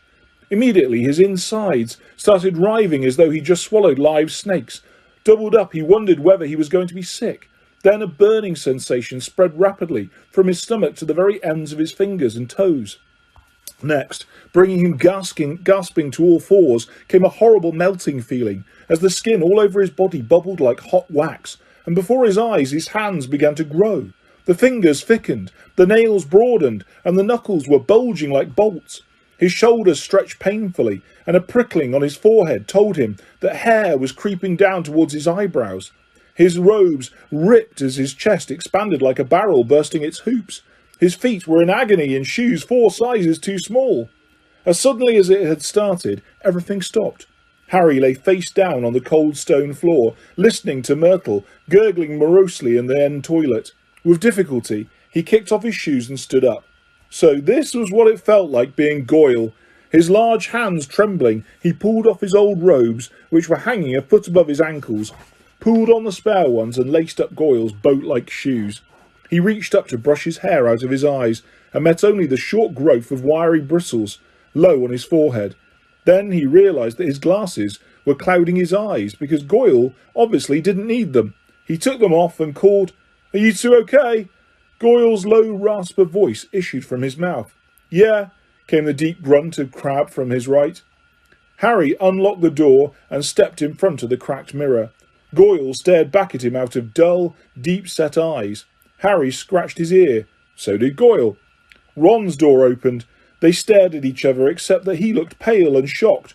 Ron was indistinguishable from Crabbe, from the pudding basin haircut to the long gorilla arms. "This is unbelievable," said Ron, approaching the mirror and prodding Crabbe's flat nose. "Unbelievable." "We'd better get going," said Harry, loosening the watch that was cutting into Goyle's thick wrist. "We've still got to find out where the Slytherin common room is. I only hope we can find someone to follow." Ron, who had been gazing at Harry, said, "You don't know how bizarre it is to see Goyle thinking." He banged on Hermione's door. "Come on, we need to go." A high-pitched voice answered him. I don't think I'm going to come after all. You go on without me." "Hermione, we know Millicent Bulstrode's ugly. No one's going to know it's you." "No, really, I don't think I'll come. You two hurry up. You're wasting time." Harry looked at Ron, bewildered. "That looks more like Goyle," said Ron. "That's how he looks every time a teacher asks him a question." "Hermione, are you okay?" said Harry through the door. "Fine. I'm fine. Go on." Harry looked at his watch. 5 of their precious 60 minutes had already passed. "We'll meet you back here, all right?" he said. Harry and Ron opened the door of the bathroom carefully, checked that the coast was clear, and set off. "Don't swing your arms like that," Harry muttered to Ron. "Hey, Crabbe holds them sort of stiff. How's this? Yeah, that's better." They went down the marble staircase. All they needed now was a Slytherin whom they could follow to the Slytherin common room, but there was nobody around. "Any ideas?" muttered Harry. "The Slytherins always came up to breakfast. From over there," said Ron, nodding at the entrance to the dungeons. The words had barely left his mouth when a girl with long curly hair emerged from the entrance. "Excuse me," said Ron, hurrying up to her. "We've forgotten the way to our common room." "I beg your pardon," said the girl stiffly. "Our common room? I'm a Ravenclaw." She walked away, looking suspiciously back at them. Harry and Ron hurried down the stone steps into the darkness, their footsteps echoing particularly loudly as Crabbe and Goyle's huge feet hit the floor, feeling that this wasn't going to be as easy as they had hoped. The labyrinth passages were deserted. They walked deeper and deeper under the school, constantly checking their watches to see how much time they had left. After a quarter of an hour, just when they were getting desperate, they heard a sudden movement ahead. "Ha!" said Ron excitedly. "There's one of them now." The figure was emerging from a side room. As they hurried nearer, however, their hearts sank. It wasn't a Slytherin, it was Percy. "What are you doing down here?" said Ron in surprise. Percy looked affronted. "That," he said stiffly, "is none of your business. It's Crabbe, isn't it?" Yeah, said Ron. "Well, get off to your dormitories," said Percy sternly. "It's not safe to go wandering around dark corridors these days." "You are," Ron pointed out. "I," said Percy, drawing himself up, "am a prefect. Nothing's about to attack me." A voice suddenly echoed behind Harry and Ron. Draco Malfoy was strolling towards them, and for the first time in his life, Harry was pleased to see him. "There you are," he drawled, looking at them. "Have you two been pigging out in the Great Hall all this time? I've been looking for you. I want to show you something really funny." Malfoy glanced witheringly at Percy. "And what are you doing down here, Weasley?" he sneered. Percy looked outraged. "You want to show a bit more respect to a school prefect," he said. "I don't like your attitude." Malfoy sneered and motioned Harry and Ron to follow him. Harry almost said something apologetic to Percy, but caught himself just in time. He and Ron hurried after Malfoy, who said as they turned into the next passage, "That Peter Weasley." "Percy," Ron corrected him automatically. "Whatever," said Malfoy. "I've noticed him sneaking around a lot lately, and I bet I know what he's up to. He thinks he's going to catch Slytherin's heir single-handedly." He gave a short, derisive laugh. Harry and Ron exchanged excited looks. Malfoy paused by a stretch of bare, damp stone wall. "What's the new password again?" he said to Harry. Said Harry. "Oh, yeah, pureblood," said Malfoy, not listening, and a stone door concealed in the wall slid open. Malfoy marched through it, and Harry and Ron followed him. The Slytherin common room was a long, low, underground room with rough stone walls and ceiling, from which round, greenish lamps were hanging on chains. A fire was crackling under an elaborately carved mantelpiece ahead of them, and several Slytherins were silhouetted around it in carved chairs. "Wait here," said Malfoy to Harry and Ron, motioning them to a pair of empty chairs set back from the fire. "I'll go and get it. My father's just sent it to me." Wondering what Malfoy was going to show them, Harry and Ron sat down, doing their best to look at home. Malfoy came back a minute later, holding what looked like a newspaper cutting. He thrust it under Ron's nose. "That'll give you a laugh," he said. Harry saw Ron's eyes widen in shock. He read the cutting quickly, gave a very forced laugh and handed it to Harry. It had been clipped out of the Daily Prophet, and it said, "Inquiry at the Ministry of Magic. Arthur Weasley, head of the Misuse of Muggle Artifacts Office, was today fined 50 galleons for bewitching a Muggle car. Mr. Lucius Malfoy, a governor of Hogwarts School of Witchcraft and Wizardry, where the enchanted car crashed earlier this year, called today for Mr. Weasley's resignation." "Weasley has brought the ministry into disrepute," Mr. Malfoy told our reporter. "He is clearly unfit to draw up our laws, and his ridiculous Muggle Protection Act should be scrapped immediately." Mr. Weasley was unavailable for comment, although his wife told reporters to clear off as she'd set the family ghoul on them. "Well," said Malfoy impatiently, as Harry handed the cutting back to him, "don't you think it's funny?" "Ha ha ha," said Harry bleakly. "Arthur Weasley loves Muggles so much, he should snap his wand in half and go and join them," said Malfoy scornfully. "You'd never know the Weasleys were purebloods the way they behave." Ron's, or rather Crabbe's, face was contorted with fury. "What's up with you, Crabbe?" snapped Malfoy. "Stomachache," Ron grunted. "Well, go up to the hospital wing and give all those mudbloods a kick from me," said Malfoy, snickering. "You know, I'm surprised the Daily Prophet hasn't reported all these attacks yet," he went on thoughtfully. "I suppose Dumbledore's trying to hush it all up. He'll be sacked if it doesn't stop soon. Father's always said Dumbledore's the worst thing that's ever happened to this place. He loves Muggle-borns. A decent headmaster would never have let slime like that Creevy in." Malfoy started taking pictures with an imaginary camera and did a cruel but accurate impression of Colin. "Potter, can I have your picture, Potter? Can I have your autograph? Can I lick your shoes, please, Potter?" He dropped his hands and looked at Harry and Ron. "What's the matter with you two?" Far too late, Harry and Ron forced themselves to laugh, but Malfoy seemed satisfied. Perhaps Crabbe and Goyle were always slow on the uptake. "Saint Potter, the Mudblood's friend," said Malfoy slowly. "He's another one with no proper wizard feeling, or he wouldn't go around with that jumped-up Granger Mudblood. And people think he's Slytherin's heir." Harry and Ron waited with bated breath. Malfoy was surely seconds away from telling them it was him. But then, "I wish I knew who it was," said Malfoy petulantly. "I could help them." Ron's jaw dropped, so that Crabbe's face looked even more gormless than usual. Fortunately, Malfoy didn't notice, and Harry, thinking fast, said, "You must have some idea who's behind it all." "You know I haven't, Goyle. How many times do I have to tell you?" snapped Malfoy. And Father won't tell me anything about the last time the chamber was opened either. Of course, it was 50 years ago, so it was before his time, but he knows all about it, and he says that it was all kept quiet and it'll look suspicious if I know too much about it. But I know one thing.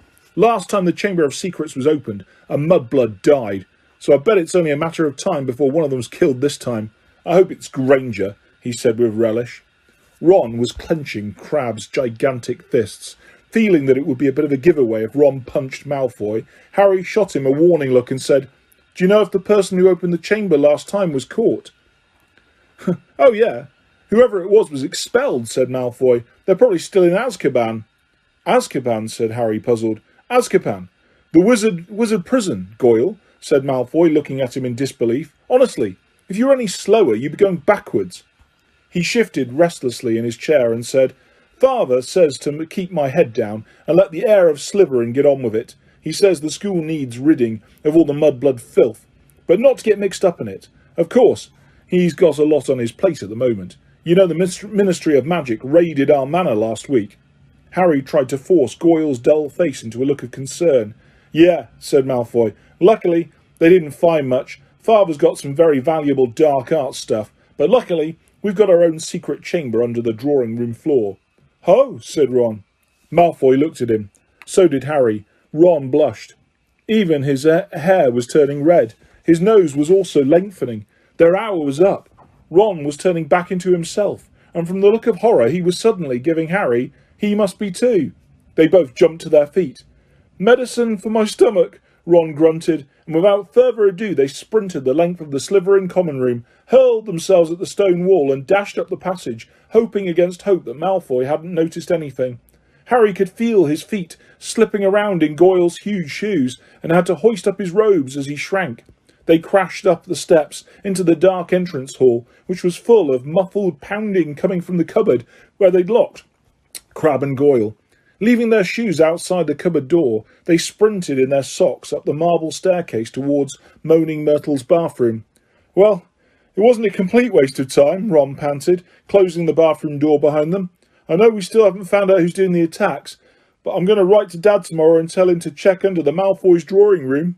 Harry checked his face in the cracked mirror. He was back to normal. He put his glasses on as Ron hammered on the door of Hermione's cubicle. "Hermione, come out! We've got loads to tell you." "Go away," Hermione squeaked. Harry and Ron looked at each other. "What's the matter?" said Ron. "You must be back to normal by now. We are."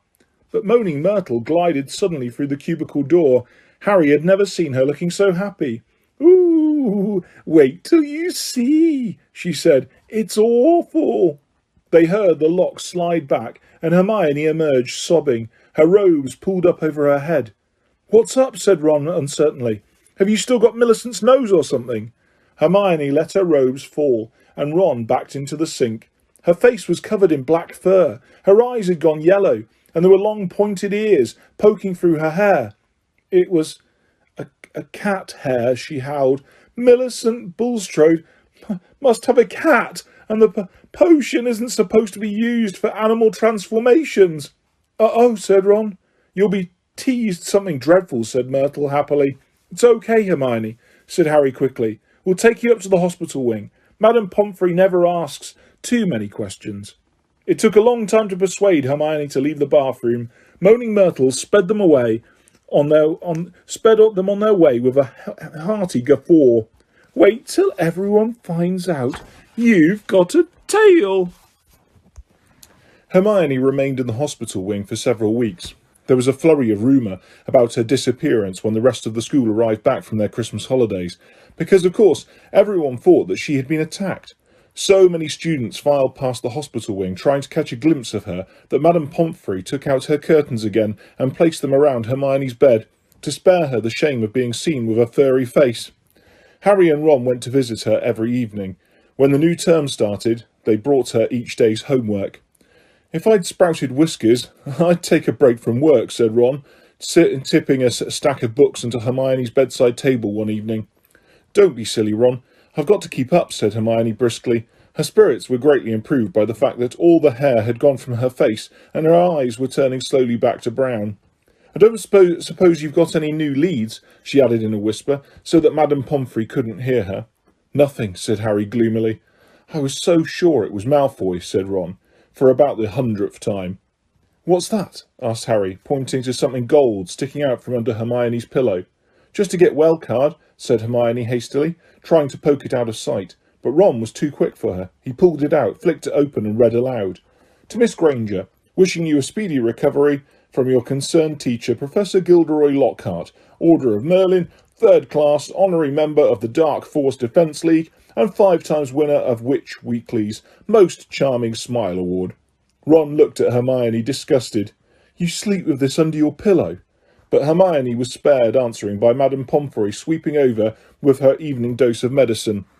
Is Lockhart the smarmiest bloke you've ever met, or what? Ron said to Harry, as they left the dormitory and started up the stairs towards Gryffindor Tower. Snape had given so much homework, Harry thought he was likely to be in the 6th year before he finished it. Ron was just saying he wished he had asked Hermione how many rat tails he was supposed to add to a hair-raising potion, when an angry outburst from the floor above reached their ears. That's Filch, Harry muttered, as they hurried up the stairs and paused, out of sight, listening hard. You don't think someone else has been attacked, said Ron tensely. They stood still, their heads inclined towards Filch's voice, which sounded quite hysterical. Even more work for me, mopping up all night, like I haven't got enough to do. No, this is the final straw. I'm going to Dumbledore. His footsteps receded, and they heard a distant door slam. They poked their heads around the corner. Filch had clearly been manning his usual lookout post. They were once again on the spot where Mrs. Norris had been attacked. They saw at a glance what Filch had been shouting about. A great flood of water stretched over half the corridor, and it looked as though it was still seeping from under the door of Moaning Myrtle's bathroom. Now Filch had stopped shouting. They could hear Myrtle's wails echoing off the bathroom walls. Now what's up with her, said Ron. Let's go and see, said Harry, and holding their robes over their ankles, they stepped through the great wash of water to the door bearing its out of order sign, ignored it as always, and entered. Moaning Myrtle was crying, if possible louder and louder than ever before. She seemed to be hiding down her usual toilet. It was dark in the bathroom, because the candles had been extinguished in the great rush of water that had left both walls and floor soaking wet. What's up, Myrtle? Said Harry. Who's that? Glugged Myrtle miserably. Come to throw something else at me? Harry waded across to her cubicle and said, Why would I throw something at you?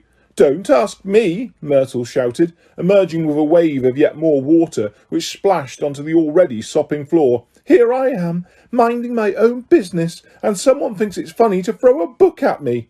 But it can't hurt you if someone throws something at you, said Harry reasonably. I mean, it'd just go right through you, wouldn't it?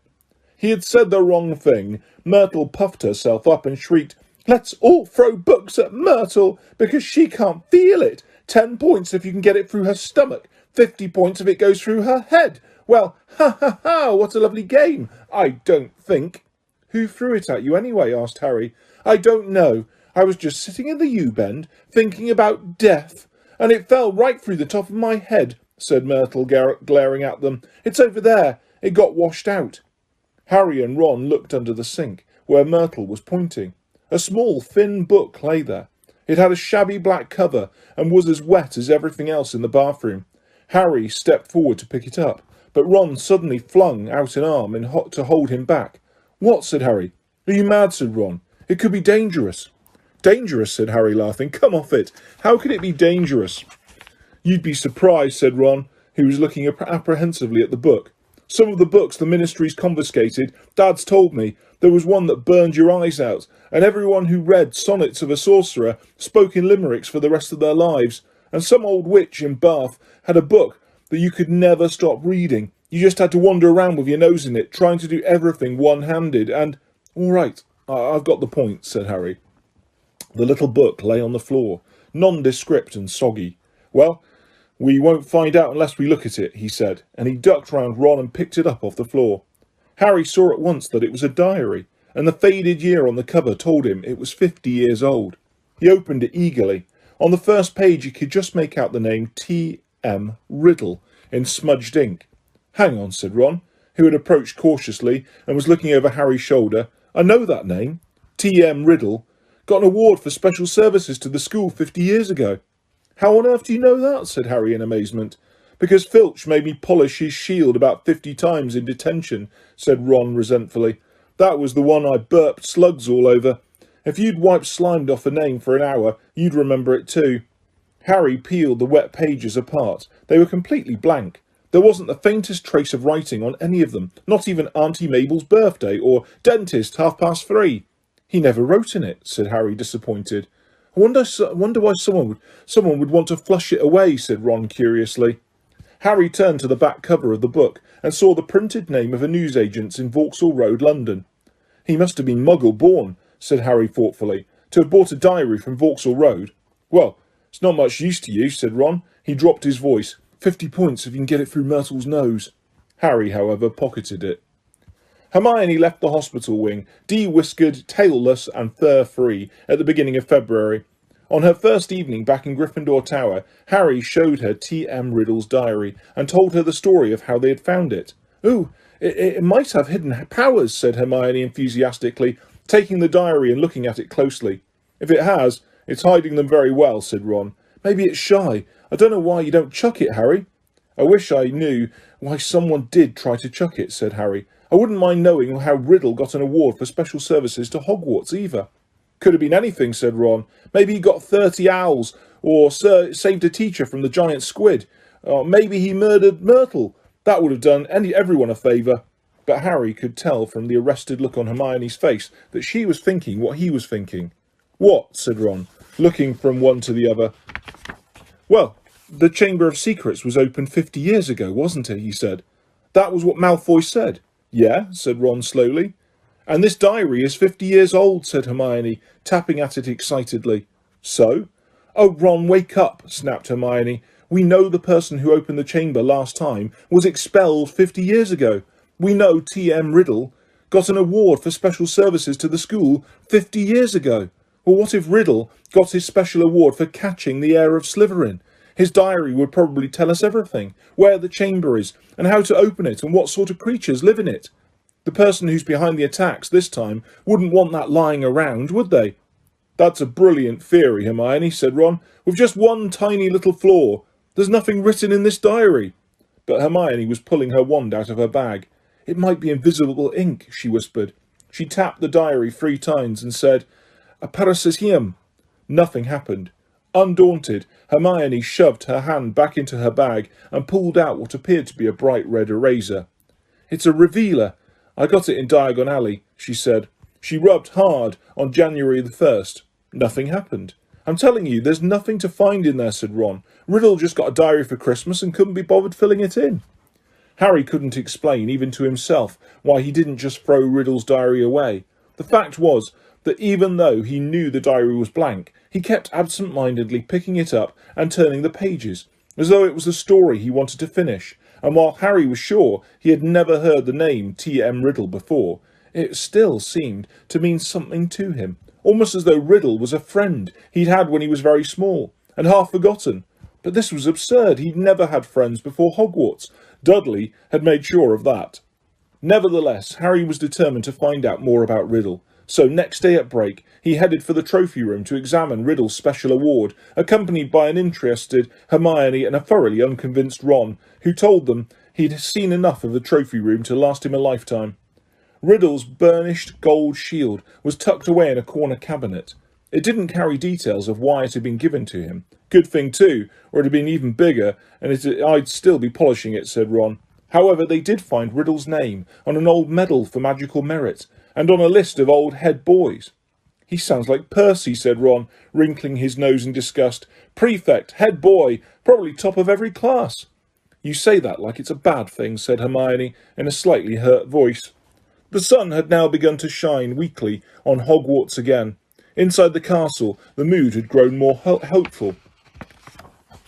There had been no more attacks since those on Justin and nearly headless Nick, and Madame Pomfrey was pleased to report that the mandrakes were becoming moody and secretive, meaning that they were fast leaving childhood.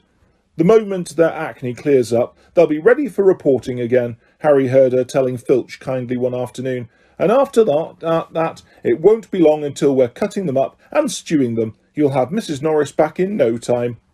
Perhaps the heir of Slytherin had lost his or her nerve, thought Harry.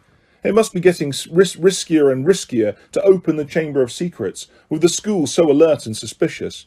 Perhaps the monster, whatever it was even now settling itself down to hibernate for another 50 years. Ernie Macmillan of Hufflepuff didn't take this cheerful view. He was still convinced that Harry was the guilty one, that he'd given himself away at the dueling club. Peeves wasn't helping matters. He kept popping up in the crowded corridors singing, "Oh, Potter, you rotter!" now with a dance routine to match. Gilderoy Lockhart seemed to think he himself had made the attack stop. Harry overheard him telling Professor McGonagall so while the Gryffindors were lining up for transfiguration. "I don't think there'll be any more trouble, Minerva," he said, tapping his nose knowingly and winking. "I think the chamber has been locked for good this time. The culprit must have known it was only a matter of time before I caught them. Rather sensible to stop now, before I came down hard on them. You know, what the school needs now is a morale booster. Wash away the memories of last term. I won't say any more just now, but I think I know just the thing." He tapped his nose again and strode off.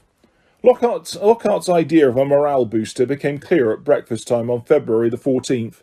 Harry hadn't had much sleep because of a late-running Quidditch practice the night before, and he hurried down to the Great Hall slightly late. He thought for a moment that he'd walked through the wrong doors. The walls were all covered with large, lurid pink flowers. Worse still, heart-shaped confetti was falling from the pale blue ceiling. Harry went over to the Gryffindor table where Ron was sitting looking sickened, and Hermione seemed to have come over rather giggly. "What's going on?" Harry asked them, sitting down and wiping confetti off his bacon. Ron pointed to the teacher's table, apparently too disgusted to speak. Lockhart, wearing lurid pink robes to match the decorations, was waving for silence. The teachers on either side of him were looking stony-faced. From where he sat, Harry could see a muscle going in Professor McGonagall's cheek. Snape looked as though someone had just fed him a large beaker of Skelligro. "Happy Valentine's Day!" Lockhart shouted, "and may I thank the 46 people who have so far sent me cards. Yes, I have taken the liberty of arranging this little surprise for you all, and it doesn't end here." Lockhart clapped his hands, and through the doors to the entrance hall marched a dozen surly-looking dwarfs. Not just any dwarfs, however. Lockhart had them all wearing golden wings and carrying harps. "My friendly card-carrying cupids," beamed Lockhart. "They will be roving around the school today, delivering your valentines. And the fun doesn't stop here. I'm sure my colleagues will want to enter into the spirit of the occasion. Why not ask Professor Snape to show you how to whip up a love potion? And while you're at it, Professor Flitwick knows more about entrancing enchantments than any wizard I've ever met. The sly old dog." Professor Flitwick buried his face in his hands. Snape was looking as though the first person to ask him for a love potion would be force-fed poison. "Please, Hermione, tell me you aren't one of the 46, said Ron, as they left the Great Hall for their first lesson. Hermione suddenly became very interested in searching her bag for her timetable and didn't answer. All day long the dwarfs kept barging into their classes to deliver valentines, to the annoyance of the teachers, and late that afternoon, as the Gryffindors were walking upstairs for charms, one of them caught up with Harry. "Oi, you! Harry Potter!" shouted a particularly grim-looking dwarf, elbowing people out of the way to get to Harry. Hot all over at the thought of being given a valentine in front of a queue of first-years, which happened to include Ginny Weasley, Harry tried to escape. The dwarf, however, cut his way through the crowd by kicking people's shins and reached him before he'd gone 2 paces.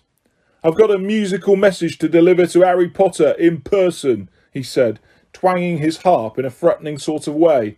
"Not here," Harry hissed, trying to escape. "Stay still," grunted the dwarf, grabbing hold of Harry's bag and pulling him back. "Let me go," Harry snarled, tugging. With a loud ripping noise, his bag split in two. His books, wand, parchment and quill spilled onto the floor, and his ink bottle smashed over the lot. Harry scrambled around, trying to pick it all up before the dwarf started singing, causing something of a hold-up in the corridor. "What's going on here?" came the cold, drawling voice of Draco Malfoy. Harry started stuffing everything feverishly into his ripped bag, desperate to get away before Malfoy could hear his musical valentine. "What's all this commotion?" said another familiar voice as Percy Weasley arrived. Losing his head, Harry tried to make a run for it, but the dwarf seized him around the knees and brought him crashing to the floor. "Right," he said, sitting on Harry's ankles. "Here is your singing valentine. His eyes are as green as a fresh pickled toad. His hair is as dark as a blackboard. I wish he was mine. He's really divine. The hero who conquered the Dark Lord." Harry would have given all the gold in Gringotts to evaporate on the spot. Trying valiantly to laugh along with everyone else, he got up, his feet numb from the weight of the dwarf, as Percy Weasley did his best to disperse the crowd, some of whom were crying with mirth. "Off you go! Off you go! The bell rang 5 minutes ago. Off to class now," he said, shooing some of the younger students away. "And you, Malfoy." Harry, glancing over, saw Malfoy stoop and snatch up something. Leering, he showed it to Crabbe and Goyle, and Harry realised that he'd got Riddle's diary. "Give that back," said Harry quietly. "Wonder what Potter's written in this," said Malfoy, who obviously hadn't noticed the year on the cover and thought he had Harry's own diary. A hush fell over the onlookers. Ginny was staring from the diary to Harry, looking terrified. "Hand it over, Malfoy," said Percy sternly. "When I've had a look," said Malfoy, waving the diary tauntingly at Harry. Percy said, "As a school prefect," but Harry had lost his temper. He pulled out his wand and shouted, "Expelliarmus!" And just as Snape had disarmed Lockhart, so Malfoy found the diary shooting out of his hand into the air. Ron, grinning broadly, caught it. "Harry," said Percy loudly, "no magic in the corridors. I'll have to report this, you know." But Harry didn't care. He'd got a one over on Malfoy, and that was worth 5 points from Gryffindor any day. Malfoy was looking furious, and as Ginny passed him to enter the classroom, he yelled spitefully after her, "I don't think Potter liked your valentine much." Ginny covered her face with her hands and ran into class. Snarling, Ron pulled out his wand too, but Harry pulled him away. Ron didn't need to spend the whole of charms belching slugs. It wasn't until they had reached Professor Flitwick's class that Harry noticed something rather odd about Riddle's diary. All of his other books were drenched in scarlet ink. The diary, however, was as clean as it had been before the ink bottle had smashed all over it. He tried to point this out to Ron, but Ron was having trouble with his wand again. Large purple bubbles were blossoming out of the end, and he wasn't much interested in anything else. Harry went to bed before anyone else in his dormitory that night. That was partly because he didn't think he could stand Fred and George singing, "His eyes are as green as a fresh pickled toad," one more time, and partly because he wanted to examine Riddle's diary again, and knew that Ron thought he was wasting his time. Harry sat on his four-poster and flicked through the blank pages, not one of which had a trace of scarlet ink on it. Then he pulled a new bottle out of his bedside cabinet, dripped his quill into it, and dropped a blot onto the first page of the diary. The ink shone brightly on the paper for a second, and then, as though it was being sucked into the page, vanished. Excited, Harry loaded up his quill a second time and wrote, "My name is Harry Potter." The words shone momentarily on the page, and they too sank without trace. Then at last something appeared. Oozing back out of the page, in his very own ink, came words Harry had never written. "Hello, Harry Potter. My name is Tom Riddle. How did you come by my diary?" These words, too, faded away, but not before Harry had started to scribble back. Someone tried to flush it down a toilet. He waited eagerly for Riddle's reply. "Lucky that I recorded my memories in some more lasting way than ink, but I always knew that there would be those who would not want this diary read." "What do you mean?" Harry scrawled, blotting the page in his excitement. I mean that this diary holds memories of terrible things. Things which were covered up. Things which happened at Hogwarts School of Witchcraft and Wizardry. That's where I am now, Harry wrote quickly. I'm at Hogwarts, and horrible stuff's been happening. Do you know anything about the Chamber of Secrets? His heart was hammering. Riddle's reply came quickly. His writing became untidier, as though he was hurrying to tell all he knew. Of course I know about the Chamber of Secrets. In my day, they told us it was a legend, that it did not exist. But this was a lie. In my 5th year, the chamber was opened and the monster attacked several students, finally killing one. I caught the person who'd opened the chamber and he was expelled, but the headmaster, Professor Dippet, ashamed that such a thing had happened at Hogwarts, forbade me to tell the truth. A story was given out that the girl had died in a freak accident. They gave me a nice shiny engraved trophy for my trouble and warned me to keep my mouth shut, but I knew it could happen again. The monster lived on, and the one who had the power to release it was not imprisoned. Harry nearly upset his ink bottle in his hurry to write back. It's happened again. There have been 3 attacks and no one seems to know who's behind them. Who was it last time? I can show you if you like, came Riddle's reply. You don't have to take my word for it. I can take you inside my memory of the night when I caught him.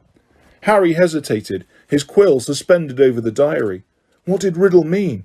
How could he be taken inside somebody else's memory? He glanced nervously at the door to the dormitory, which was growing dark. When he looked back at the diary, he saw fresh words forming. Let me show you. Harry paused for a fraction of a second, and then wrote 2 letters. OK. The pages of the diary began to blow as though caught in a high wind, stopping halfway through the month of June.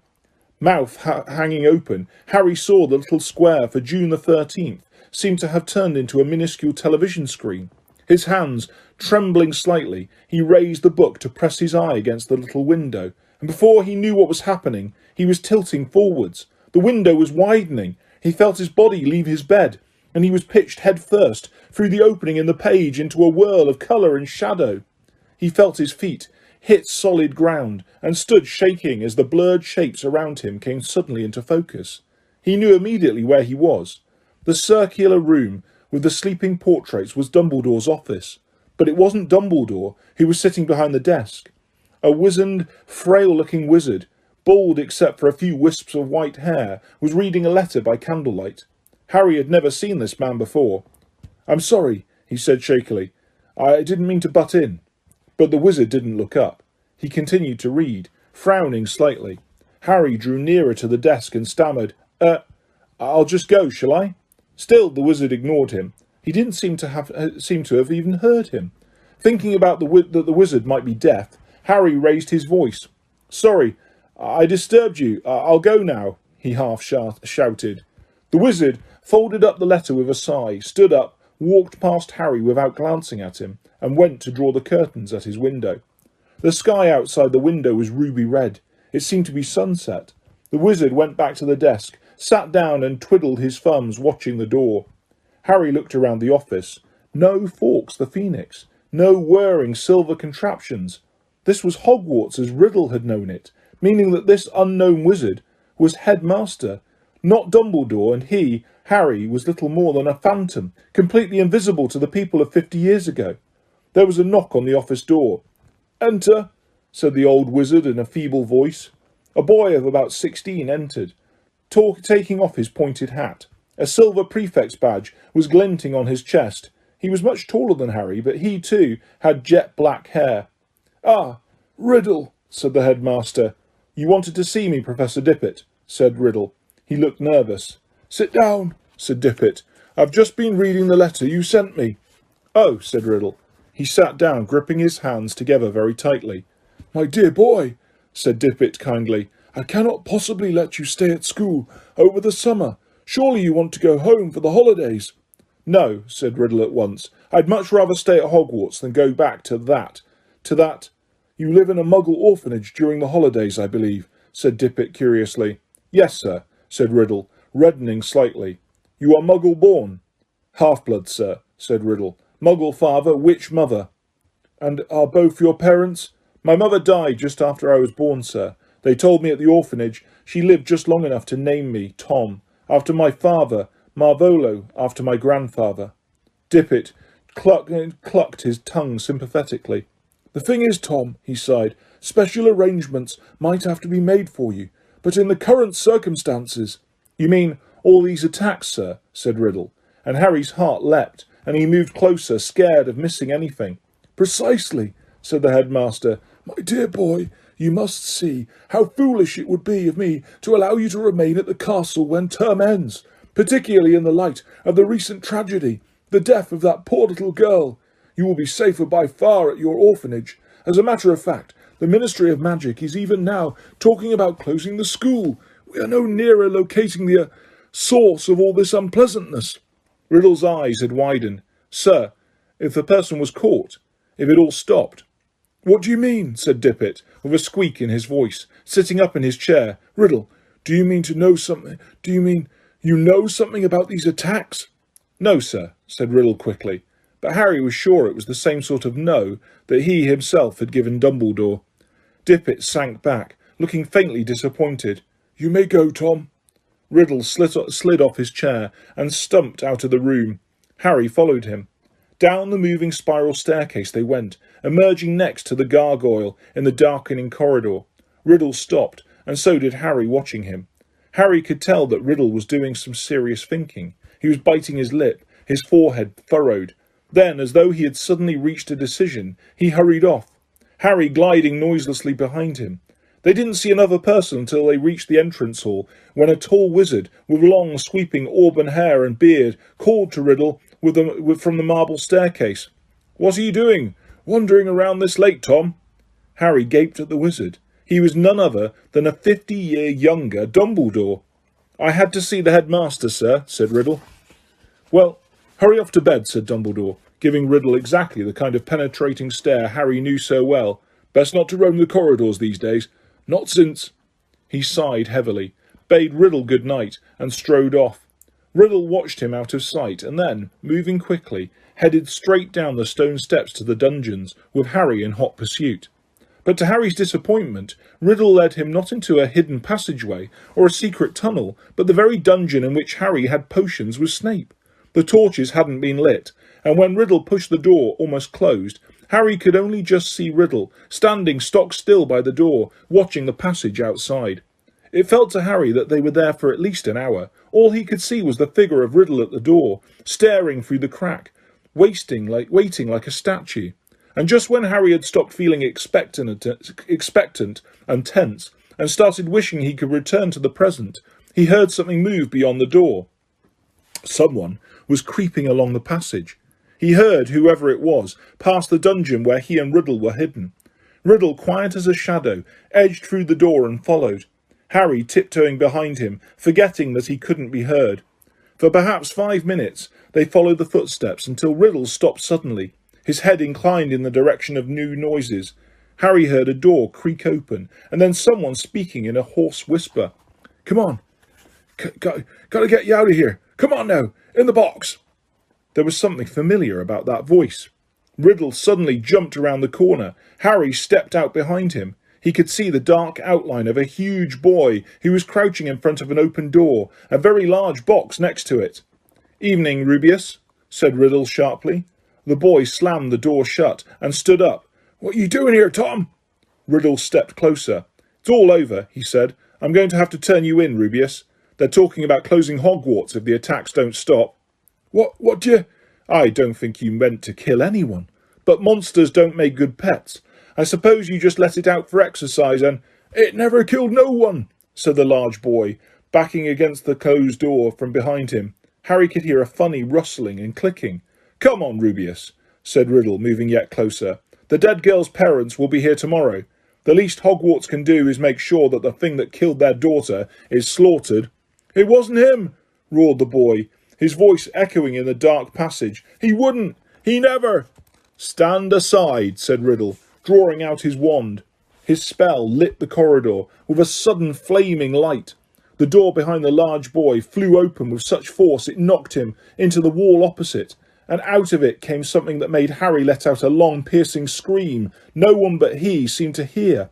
A vast, low-slung, hairy body, and a tangle of black legs, a gleam of many eyes, and a pair of razor-sharp pincers. Riddle raised his wand again, but it was too late. The thing bowled him over as it scuttled away, tearing up the corridor and out of sight.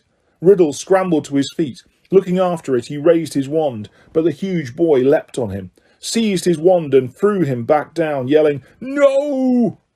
The scene whirled. The darkness became complete. Harry felt himself falling, and with a crash he landed, spread-eagled on his four-poster in the Gryffindor dormitory, Riddle's diary lying open on his stomach. Before he had had time to regain his breath, the dormitory door opened and Ron came in. "There you are," he said. Harry sat up. He was sweating and shaking. "What's up?" said Ron, looking at him with concern. "It was Hagrid, Ron. Hagrid opened the Chamber of Secrets 50 years ago." Harry, Ron and Hermione had always known that Hagrid had an unfortunate liking for large and monstrous creatures. During their first year at Hogwarts, he had tried to raise a dragon in his little wooden house, and it would be a long time before they forgot the giant, three-headed dog he'd christened Fluffy. And if as a boy Hagrid had heard that a monster was hidden somewhere in the castle, Harry was sure he'd have gone to any lengths for a glimpse of it. He'd probably thought it was a shame that the monster had been cooped up so long, and thought it deserved the chance to stretch its many legs. Harry could just imagine the 13-year-old Hagrid trying to fit a lead and collar on it, but he was equally certain that Hagrid would never have meant to kill anybody. Harry half wished he hadn't found out how to work Riddle's diary. Again and again, Ron and Hermione made him recount what he'd seen, until he was heartily sick of telling them, and sick of the long circular conversations that followed. "Riddle might have got the wrong person," said Hermione. "Maybe it was some other monster that was attacking people." "How many monsters do you think this place can hold?" Ron asked dully. "Well, we always knew Hagrid had been expelled," said Harry miserably, "and the attacks must have stopped after Hagrid was kicked out. Otherwise, Riddle wouldn't have got his award." Ron tried a different track. "Riddle does sound like Percy. Who asked him to grouse on Hagrid anyway?" "But the monster had killed someone, Ron," said Hermione. "And Riddle was going to go back to some muggle orphanage if they closed Hogwarts," said Harry. "I don't blame him for wanting to stay here." Ron bit his lip, then said tentatively, "You met Hagrid down Knockturn Alley, didn't you, Harry?" "He was buying a flesh-eating slug repellent," said Harry quickly. The three of them fell silent. After a long pause, Hermione voiced the knottiest question of all in a hesitant voice. "Do you think we should go and ask Hagrid about it all?" "That'll be a cheerful visit," said Ron. "Hello, Hagrid, tell us, have you been setting anything mad and hairy loose in the castle lately?" In the end, they decided that they wouldn't say anything to Hagrid unless there was another attack, and as more and more days went by with no whisper from the disembodied voice, they became hopeful that they would never need to talk to him about why he had been expelled. It was now nearly 4 months since Justin and nearly headless Nick had been petrified, and nearly everybody seemed to think that the attacker, whoever it was, had retired for good. Peeves had finally got bored of his "Oh, Potter, you rotter" song. Ernie Macmillan asked Harry quite politely to pass a bucket of leaping toadstools in herbology one day, and in March several of the mandrakes threw a loud and raucous party in Greenhouse 3. This made Professor Sprout very happy. "The moment they start trying to move into each other's pots, we'll know they're fully mature," she told Harry. "Then we'll be able to revive those poor people in the hospital wing." The second years were given something new to think about during their Easter holidays. The time had come to choose their subjects for the third year, a matter that Hermione had, at least, took very seriously. "It could affect our whole future," she told Harry and Ron as they pored over lists of new subjects, marking them with ticks. "I just want to give up potions," said Harry. "We can't," said Ron gloomily. "We keep all our old subjects, or I'd have ditched Defence Against the Dark Arts." "But that's very important," said Hermione, shocked. "Not the way Lockhart teaches it," said Ron. "I haven't learned anything from him, except not to set pixies loose." Neville Longbottom had been sent letters from all the witches and wizards in his family, all giving him different advice on what to choose. Confused and worried, he sat reading the subject lists, with his tongue poking out, asking people whether they thought amphiromancy sounded more difficult than study of ancient runes. Dean Thomas, who, like Harry, had grown up with muggles, ended up closing his eyes and jabbing his wand at the list, then picking the subjects it landed on. Hermione took nobody's advice but signed up for everything. Harry smiled grimly to himself at the thought of what Uncle Vernon and Aunt Petunia would say if he tried to discuss his career in wizardry with them. Not that he didn't get any guidance. Percy Weasley was eager to share his experience. "Depends where you want to go, Harry," he said. "It's never too early to think about the future, so I'd recommend divination. People say Muggle studies is a soft option, but I personally think wizards should have a thorough understanding of the non-magical community, particularly if they're thinking of working in close contact with them. Look at my father. He has to deal with Muggle business all the time. My brother Charlie is always more of an outdoor type, so he went for care of magical creatures. Play to your strengths, Harry." But the only thing Harry felt he was really good at was Quidditch. In the end, he chose the same new subjects as Ron, feeling that if he was rubbish at them, at least he'd have someone friendly to help him. Gryffindor's next Quidditch match would be against Hufflepuff. Wood was insisting on team practices every night after dinner, so that Harry barely had time for anything but Quidditch and homework. However, the training sessions were getting better, or at least drier, and the evening before Saturday's match, he went up to his dormitory to drop off his broomstick, feeling Gryffindor's chances for the Quidditch Cup had never been better. But his cheerful mood didn't last long. At the top of the stairs to the dormitory, he met Neville Longbottom, who was looking frantic. "Harry, I don't know who did it. I just found—" Watching Harry fearfully, Neville pushed open the door. The contents of Harry's trunk had been thrown everywhere. His cloak lay ripped on the floor. The bedclothes had been pulled off his four-poster, and the drawer had been pulled out of his bedside cabinet. The contents strewn over the mattress. Harry walked over to the bed, open-mouthed, treading on a few loose pages of Travels with Trolls. As he and Neville pulled the blankets back into his bed, Ron, Dean and Seamus came in. Dean swore loudly. "What happened, Harry?" "No idea," said Harry, but Ron was examining Harry's robes. All the pockets were hanging out. "Someone's been looking for something," said Ron. "Is there anything missing?" Harry started to pick up all his things and throw them into his trunk. It was only as he threw in the last of the Lockhart books back into it that he realised what wasn't there. "Riddle's diary's gone," he said in an undertone to Ron. "What?" Harry jerked his head towards the dormitory door, and Ron followed him out. They hurried back down to the Gryffindor common room, which was half empty, and joined Hermione, who was sitting alone, reading a book called Ancient Runes Made Easy. Hermione looked aghast at the news. "But only a Gryffindor could have stolen. Nobody else knows our password." "Exactly," said Harry. They woke next day to brilliant sunshine and a light, refreshing breeze. "Perfect Quidditch conditions," said Wood enthusiastically at the Gryffindor table, loading the team's plates with scrambled eggs. "Harry, buck up there. You need a decent breakfast." Harry had been staring down the packed Gryffindor table, wondering if the new owner of Riddle's diary was right in front of his eyes. Hermione had been urging him to report the robbery, but Harry didn't like the idea. He'd have to tell a teacher all about the diary and how many people knew why Hagrid had been expelled 50 years ago. He didn't want to be the one who brought it all up again. As he left the Great Hall with Ron and Hermione to go and collect his Quidditch things, another very serious worry was added to Harry's growing list. He had just set foot on the marble staircase when he heard it yet again. "Kill this time. Let me rip. Tear!" He shouted loudly, and Ron and Hermione both jumped away from him in alarm. "The voice," said Harry, looking over his shoulder. "I just heard it again. Didn't you?" Ron shook his head wide-eyed. Hermione, however, clapped a hand to her forehead. "Harry, I think I've just understood something. I've got to go to the library." And she sprinted away up the stairs. "What does she understand?" said Harry distractedly, still looking around, trying to tell where the voice had come from. "Loads more than I do," said Ron, shaking his head. "But why's she got to go to the library?" "Because that's what Hermione does," said Ron, shrugging. "When in doubt, go to the library." Harry stood, irresolute, trying to catch the voice again, but people were now emerging from the great hall behind him, talking loudly, exiting, exiting through the front doors on their way to the Quidditch pitch.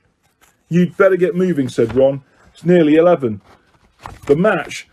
Harry raced up to Gryffindor Tower, collected his Nimbus 2000 and joined the large crowd swarming across the grounds.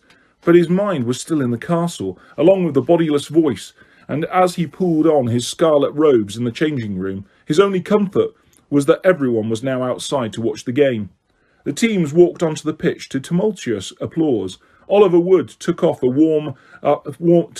a warm-up flight around the goalposts, Madam Hooch released the balls. The Hufflepuffs, who played in a canary yellow, were standing in a huddle, having a last-minute discussion of tactics.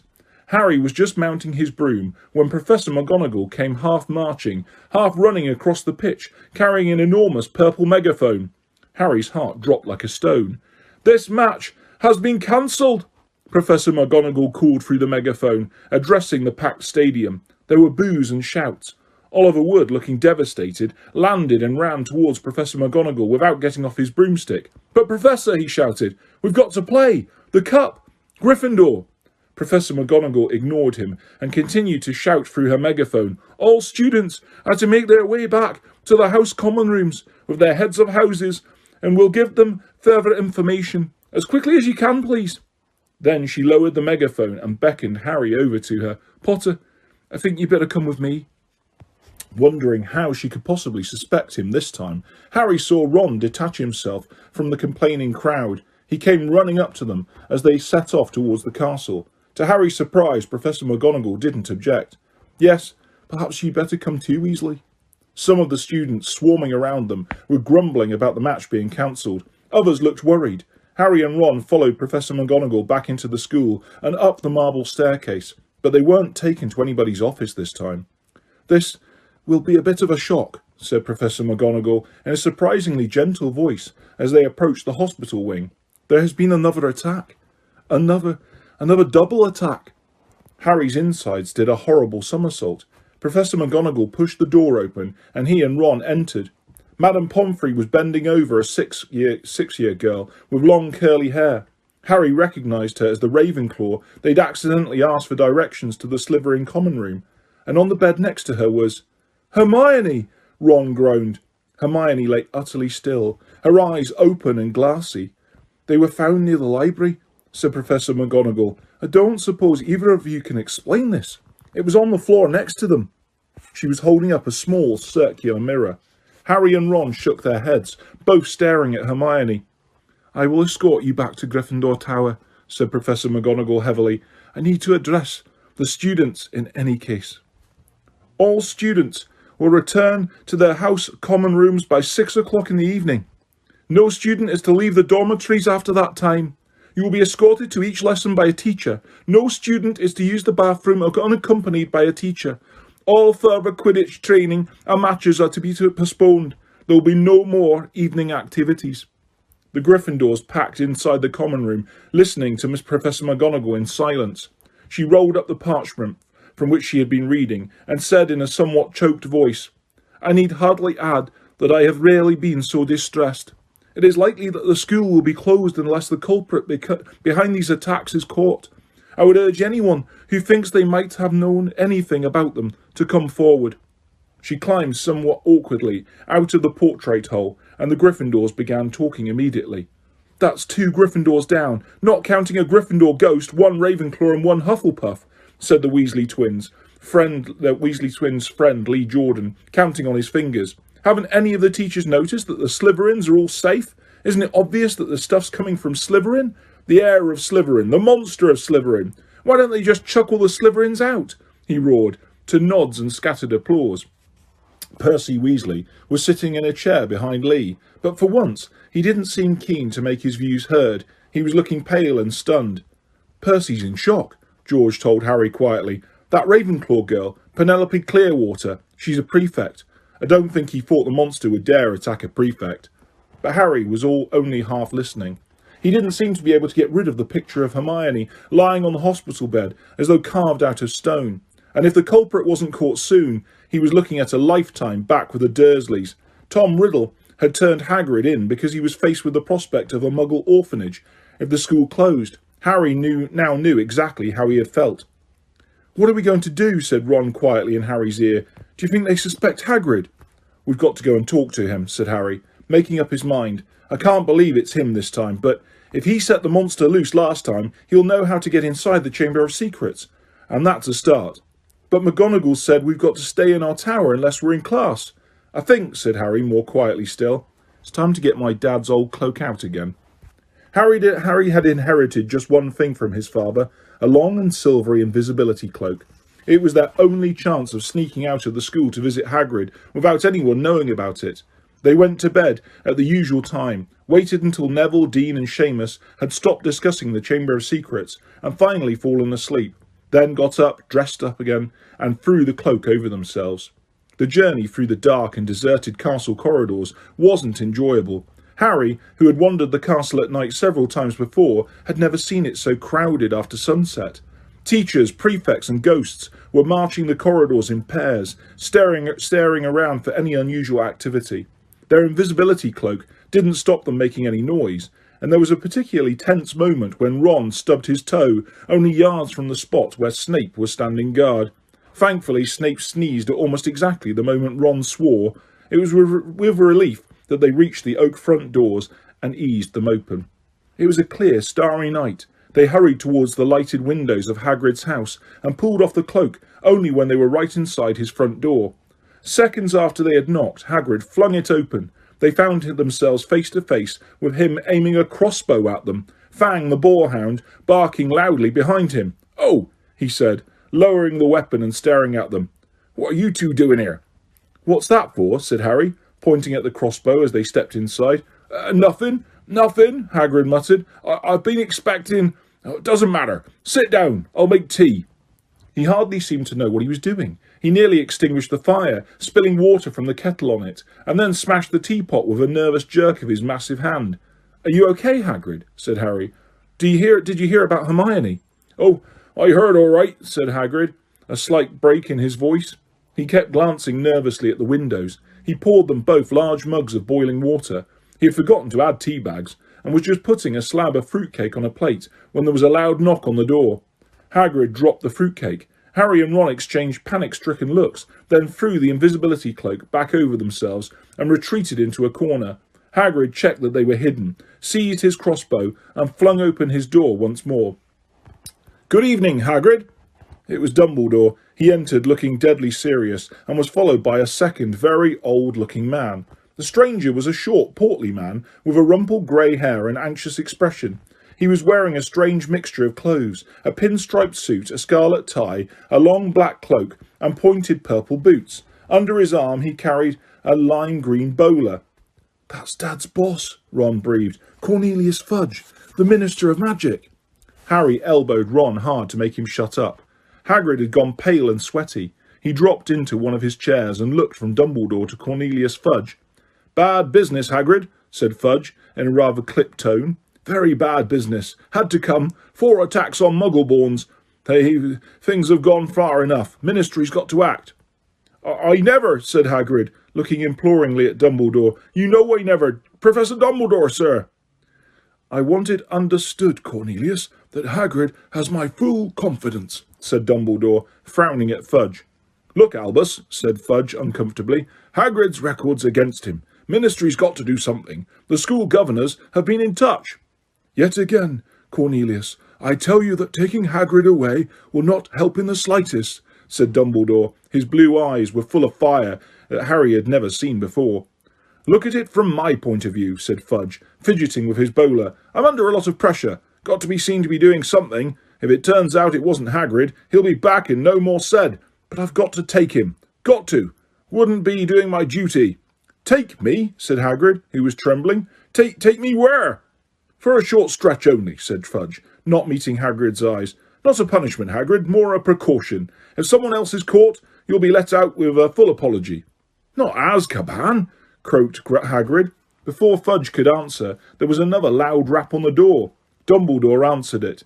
It was Harry's turn for an elbow in the ribs. He'd let out an audible gasp. Mr. Lucius Malfoy strode into Hagrid's hut, swathed in long black travelling cloak. Smiling a cold and satisfied smile, Fang started to growl. "Already here, Fudge," he said approvingly. "Good, good." "What are you doing here?" said Hagrid furiously. "Get out of my house." "My dear man, please believe me, I have no pleasure at all in being inside your, did you call this a house?" said Lucius Malfoy, sneering as he looked around the small cabin. "I simply called at the school and was told that the headmaster was here." "And what exactly did you want with me, Lucius?" said Dumbledore. He spoke politely, but the fire was still blazing in his blue eyes. "Dreadful thing, Dumbledore," said Mr. Malfoy lazily, taking out a long roll of parchment, but the governors feel it's time for you to step aside. This is an order of suspension. You'll find all 12 signatures on it. I'm afraid we feel you're losing your touch. How many attacks have there been now? 2 more this afternoon, wasn't it? At this rate, there'll be no Muggle-borns left at Hogwarts, and we all know what an awful loss that would be to the school. Oh, now, see here, Lucius, said Fudge, looking alarmed. Dumbledore suspended? No, last thing we want just now. The appointment or suspension of the headmaster is a matter for the governors, Fudge, said Mr. Malfoy smoothly, and as Dumbledore has failed to stop these attacks. Now, look, Lucius, if Dumbledore can't stop them, said Fudge, whose upper lip was sweating now, I mean to say, who can? That remains to be seen, said Mr. Malfoy, with a nasty smile. But as all 12 of us have voted. Hagrid leapt to his feet, his shaggy black head grazing the ceiling. And how many do you have to threaten and blackmail before they agree, Malfoy, eh? He roared. Dear, you know that temper of yours will lead you into trouble one of these days, Hagrid, said Mr. Malfoy. I would advise you not to shout at the Azkaban guards like that. They don't like it at all. Yeah, you can take Dumbledore, yelled Hagrid, making Fang and Boarhound cower and whimper in his basket. Take him away, and the Muggleborns won't stand a chance. There'll be killings next. Calm yourself, Hagrid, said Dumbledore sharply. He looked at Lucius Malfoy. If the governors want my removal, Lucius, I shall, of course, step aside. But, stuttered Fudge. No, growled Hagrid.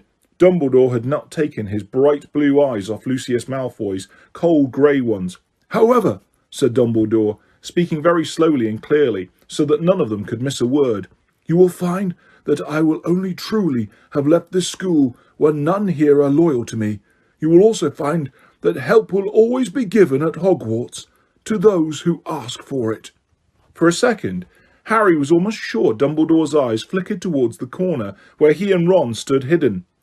Admirable sentiments, said Malfoy, bowing. We shall all miss your, highly individual way of running things, Albus, and only hope that your successor will manage to prevent any, killings. He strode to the cabin door, opened it and bowed Dumbledore out. Fudge, fiddling with his bowler, waited for Hagrid to go ahead of him, but Hagrid stood his ground, took a deep breath and said carefully, if anyone wanted to find out some stuff, all they'd have to do would be to follow the spiders. That'd lead 'em right. That's all I'm saying. Fudge stared at him in amazement. All right, I'm coming, said Hagrid, pulling on his small-skin overcoat. But as he was about to follow Fudge through the door, he stopped again and said loudly, and someone will need to feed Fang while I'm away.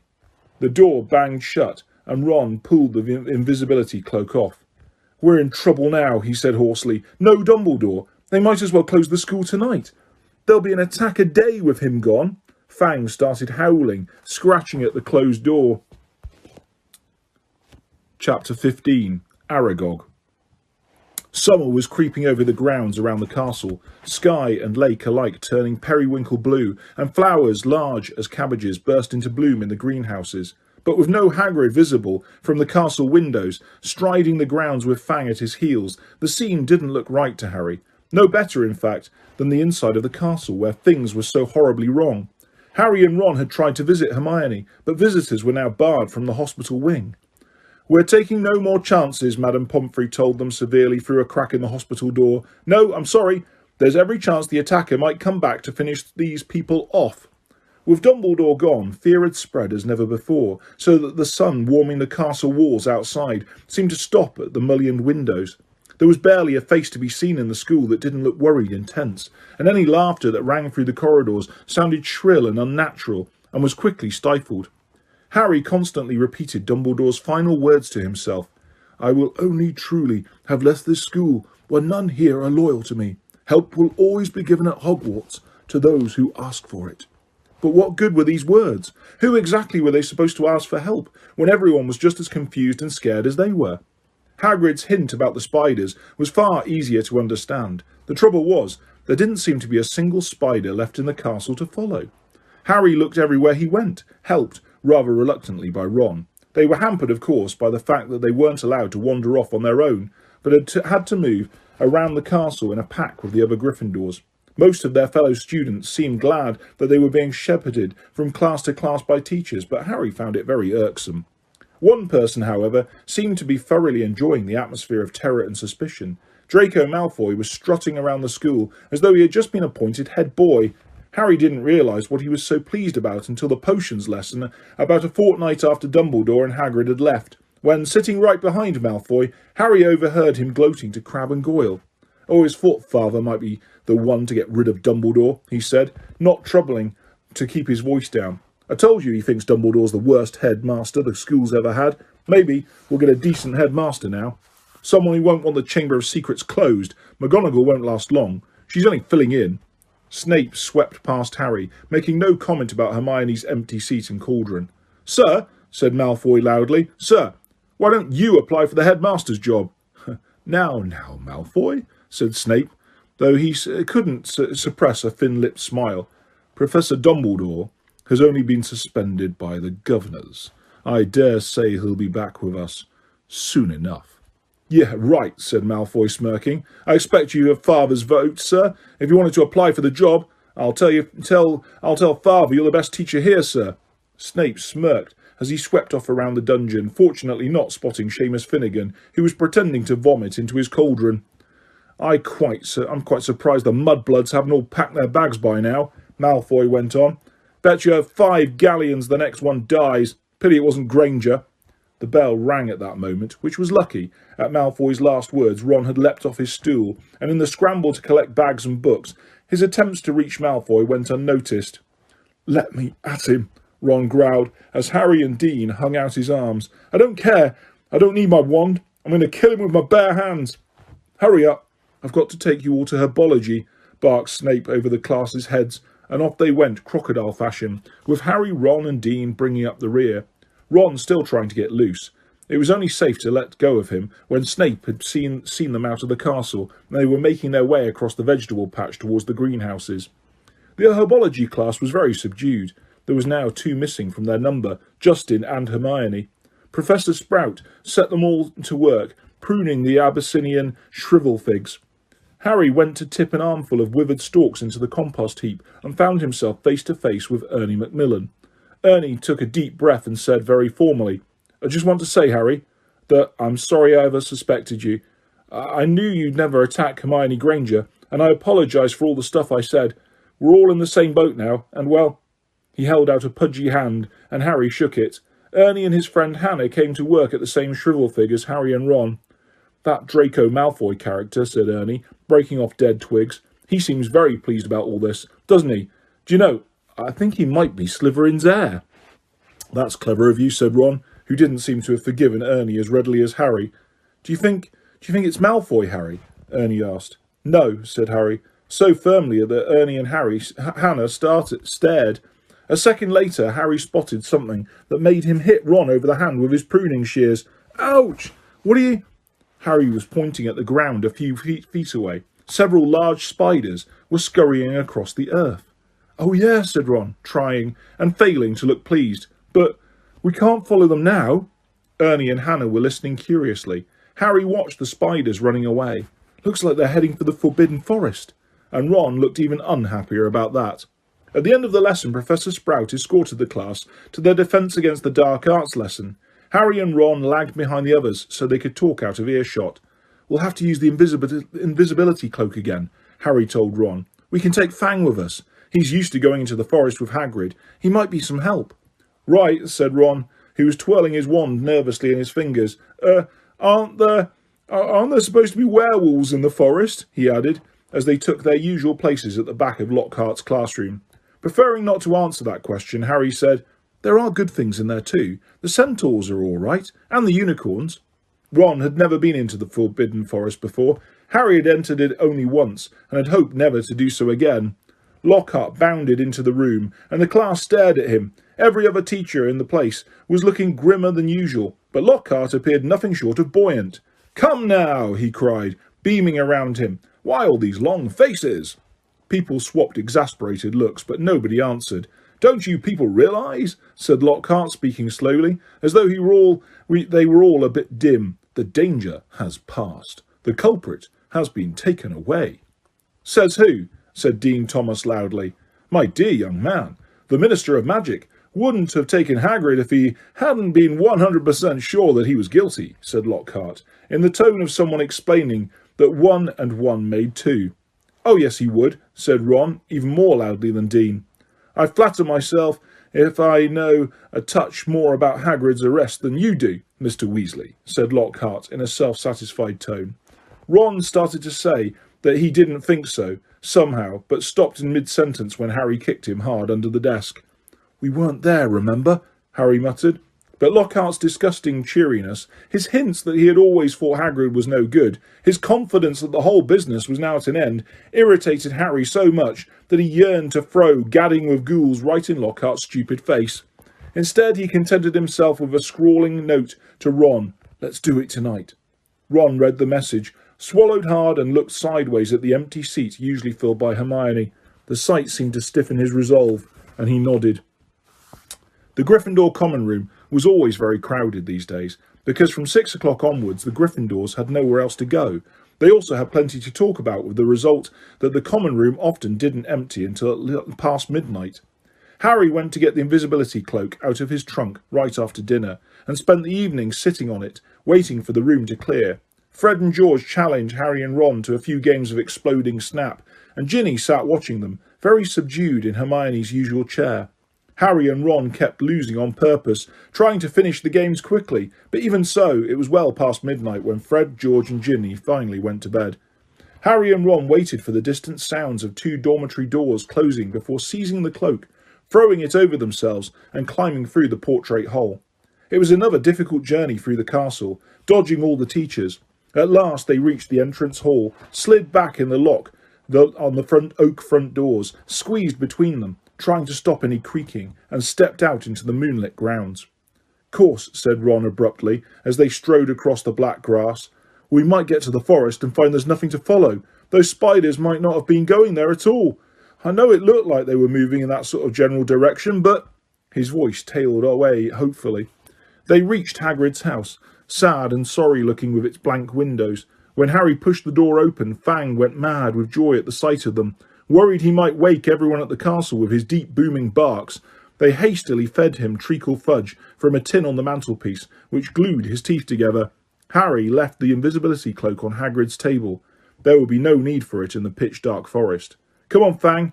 We're going for a walk," said Harry, patting his leg, and Fang bounded happily out of the house behind them, dashed to the edge of the forest and lifted his leg against a large sycamore tree. Harry took out his wand, murmured, "Lumus," and a tiny light appeared at the end of it, just enough to let them watch the path for signs of spiders. "Good thinking," said Ron. "I'd like mine too, but, you know, it'll probably blow up or something." Harry tapped Ron on the shoulder, pointing at the grass. 2 solitary spiders were hurrying away from the wand light into the shade of the trees. "Okay," Ron sighed, as though resigned to the worst. "I'm ready. Let's go." So with Fang scampering around them, sniffing tree roots and leaves, they entered the forest. By the glow of Harry's wand, they followed the steady trickle of spiders moving along the path. They walked for about 20 minutes, not speaking, listening hard for noises other than breaking twigs and rustling leaves. Then, when the trees had become thicker than ever, so that the stars overhead were no longer visible, and Harry's wand shone alone in the sea of dark, they saw their spider guides leaving the path. Harry paused, trying to see where the spiders were going, but everything outside his little sphere of light was pitch black. He had never been this deep into the forest before. He could vividly remember Hagrid advising him not to leave the forest path last time he'd been in here, but Hagrid was miles away now, probably sitting in a cell in Azkaban, and he had also said to follow the spiders. Something wet touched Harry's hand, and he jumped backwards, crushing Ron's foot, but it was only Fang's nose. "What do you reckon?" Harry said to Ron, whose eyes he could just make out, reflecting the light from his wand.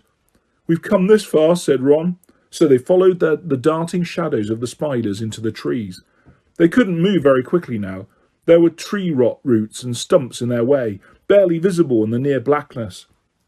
Harry could feel Fang's hot breath on his hand. More than once they had to stop so that Harry could crouch down and find the spiders in the wand light. They walked for what seemed like at least half an hour, their robes snagging on low-slung branches and brambles. After a while they noticed that the ground seemed to be sloping downwards, through the trees, though the trees were as thick as ever. Then Fang suddenly let loose a great echoing bark, making both Harry and Ron jump out of their skins. "What?" said Ron loudly, looking around into the pitch dark and gripping Harry's elbow very hard. "There's something moving over there," Harry breathed. "Listen, sounds like something big." They listened. Some distance to their right, the something big was snapping branches as it carved a path through the trees. "Oh no," said Ron. "Oh no, oh no, oh." "Shut up," said Harry frantically. "It'll hear you." "Hear me," said Ron in an unnaturally high voice. "It's already heard Fang."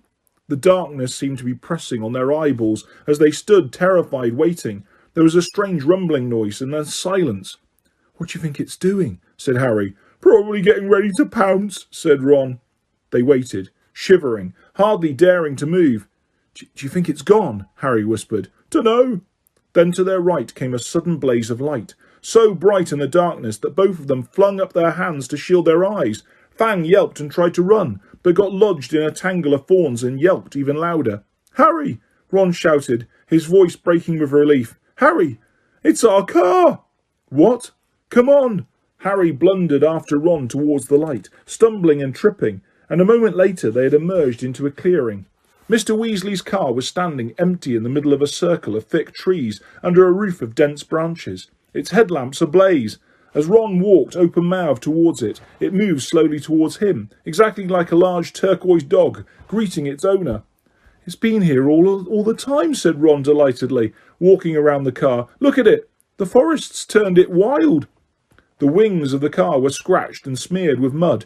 Apparently it had taken to trundling around the forest on its own. Fang didn't seem at all keen on it. He kept close to Harry, who could feel him quivering, his breathing slowing down again. Harry stuffed his wand back into his robes. "And we thought it was going to attack us," said Ron, leaning against the car and patting it. "I wondered where it had gone." Harry squinted around on the floodlit ground for signs of more spiders, but they had all scuttled away from the glare of the headlights. "We've lost the trail," he said. "Come on, let's go and find them." Ron didn't speak. He didn't move. His eyes were fixed on a point some 10 feet above the forest floor, right behind Harry. His face was livid with terror. Harry didn't even have time to turn around. There was a loud clicking noise, and suddenly he felt something long and hairy seize him around the middle and lift him off the ground so that he was hanging face down, struggling and terrified. He heard more clicking and saw Ron's legs leave the ground too. Heard Fang whimpering and howling. Next moment he was being swept away into the dark trees. Head hanging, Harry saw what had hold of him was marching on 6 immensely long, hairy legs, the front 2 clutching him tightly below a pair of shining black pincers. Behind him he could hear another of the creatures, no doubt carrying Ron. They were moving into the very heart of the forest. Harry could hear Fang fighting to free himself from a third monster, whining loudly, but Harry couldn't have yelled even if he had wanted to. He seemed to have left his voice back with the car in the clearing. He never knew how long he was in the creature's clutches. He only knew that the darkness suddenly lifted enough for him to see that the leaf-strewn ground was now swarming with spiders. Craning his neck sideways, he realised that they had reached the rim of the vast hollow, a hollow which had been cleared of trees, so that the stars shone brightly into the worst scene he had ever clapped eyes upon. Spiders. Not tiny spiders like those surging over the leaves below. Spiders the size of cart horses, 8-eyed, 8-legged, black, hairy, gigantic. The massive specimen that was carrying Harry made its way down the steep slope towards a misty domed web in the very centre of the hollow, while its fellows closed in all around it, clicking their pincers excitedly at the sight of its load. Harry fell to the ground on all fours as the spider released him. Ron and Fang thudded down next to him. Fang wasn't howling any more, but cowering silently on the spot. Ron looked exactly like Harry felt. His mouth was stretched wide in a kind of silent scream, and his eyes were popping. Harry suddenly realised that the spider which had dropped him was saying something. It had been hard to tell because he clicked his pincers every word he spoke. "Aragog," it called. "Aragog." And from the middle of the misty domed web, A spider the size of a small elephant emerged, very slowly. There was grey in the black of his body and legs, and each of the eyes on his ugly pincered head was a milky white. He was blind. "What is it?" he said, clicking his pincers rapidly. "Men!" clicked the spider, who had caught Harry. "Is it Hagrid?" said Aragog, moving closer, his 8 milky eyes wandering vaguely. "Strangers!" clicked the spider, who had brought Ron. "Kill them!" clicked Aragog fretfully. "I was sleeping." "We're friends of Hagrid's," Harry shouted. His heart seemed to have left his chest to pound in his throat. Click, click, click went the pincers of the spiders all around the hollow. Aragog paused. "Hagrid has never sent men into our hollow before," he said slowly. "Hagrid's in trouble," said Harry, breathing very fast. "That's why we've come." "In trouble?" said the aged spider, and Harry thought he heard concern beneath the clicking pincers. "But why has he sent you?" Harry thought of getting to his feet, but decided against it. He didn't think his legs would support him, so he spoke from the ground as calmly as he could. "They think, at the school, that Hagrid's been setting a something on students. They've taken him to Azkaban." Aragog clicked his pincers furiously, and all around the hollow the sound was echoed by the crowd of spiders. It was like applause, except applause didn't usually make Harry feel sick with fear. "But that was years ago," said Aragog fretfully. "Years and years ago. I remember it well. That's why they made him leave the school. They believed that I was the monster that dwells in what they call the Chamber of Secrets. They thought that Hagrid had opened the chamber and set me free." "And you didn't come from the Chamber of Secrets," said Harry, who could feel cold sweat on his forehead. "I?" said Aragog, clicking angrily. "I was not born in a castle. I come from a distant land. A traveller gave me to Hagrid when I was an egg. Hagrid was only a boy, but he cared for me. Hidden in a cupboard in the castle, feeding me on scraps from the table. Hagrid is my good friend, and a good man. When I was discovered and blamed for the death of a girl, he protected me. I have lived here in the forest ever since." "When, sir," said Riddle, "it's me.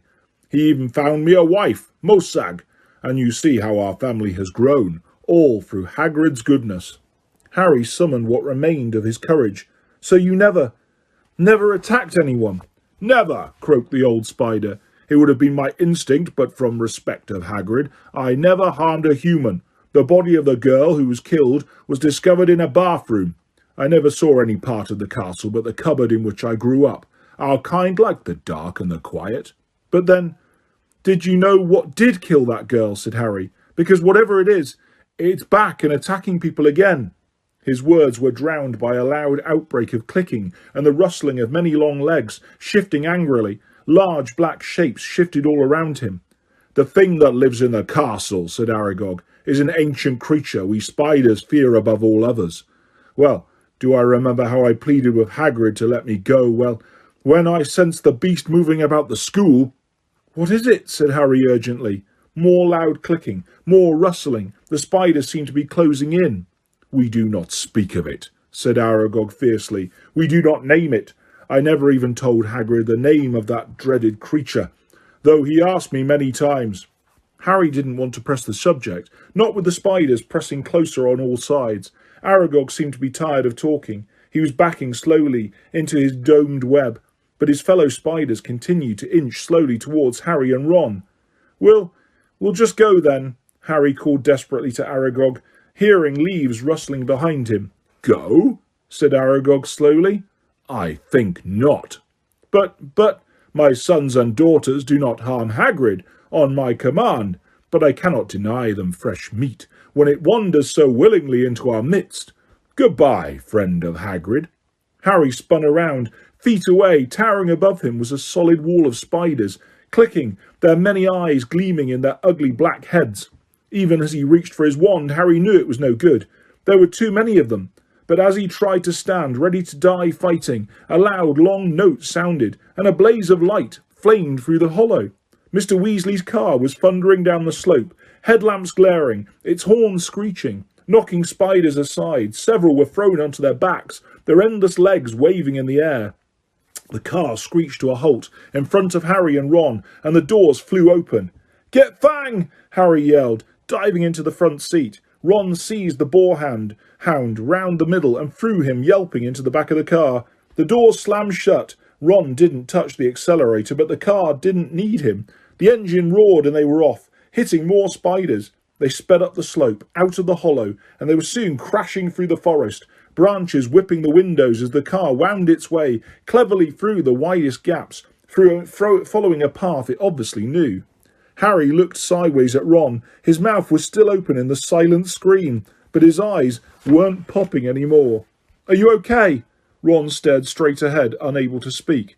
They smashed their way through the undergrowth, Fang howling loudly in the back seat, and Harry saw the wing mirror snap off as they squeezed past a large oak. After 10 noisy, rocky minutes, the trees thinned and Harry could see patches of sky. The car stopped, so suddenly that they were nearly thrown into the windscreen. They had reached the edge of the forest. Fang flung himself at the window in his anxiety to get out, and when Harry opened the door, he shot off through the trees to Hagrid's house, tail between his legs. Harry got out too, and after a minute or so, Ron seemed to regain the feeling in his limbs and followed, still stiff-necked and staring. Harry gave the car a grateful pat as it reversed back into the forest and disappeared from view. Harry went back into Hagrid's cabin to get the invisibility cloak. Fang was trembling under a blanket in his basket. When Harry got outside again, he found Ron being violently sick in the pumpkin patch. "Follow the spiders," said Ron weakly, wiping his mouth on his sleeve. "I'll never forgive Hagrid. We're lucky to be alive." "I bet he thought Aragog wouldn't hurt friends of his," said Harry. "That's exactly Hagrid's problem," said Ron, thumping the wall of the cabin. "He's always thinking monsters aren't as bad as they're made out. And look where it's got him, a cell in Azkaban." He was shivering uncontrollably now. What was the point of sending us in there? What have we found out? I'd like to know. "That Hagrid never opened the Chamber of Secrets," said Harry, throwing the cloak over Ron and prodding him in the arm to make him walk. "He was innocent." Ron gave a loud snort. Evidently, hatching Aragog out in a cupboard wasn't his idea of being innocent. As the castle loomed nearer, Harry twitched the cloak to make sure their feet were hidden, then pushed the creaking front doors ajar. They walked carefully back across the entrance hall and up the marble staircase, holding their breath as they passed corridors where watchful sentries were walking. At last they reached the safety of the Gryffindor common room, where the fire had burned itself into a glowing ash. They took off the cloak and climbed the winding staircase to the dormitory. Ron fell into his bed without bothering to get undressed. Harry, however, didn't feel very sleepy. He sat on the edge of his four-poster, thinking about everything Aragog had said.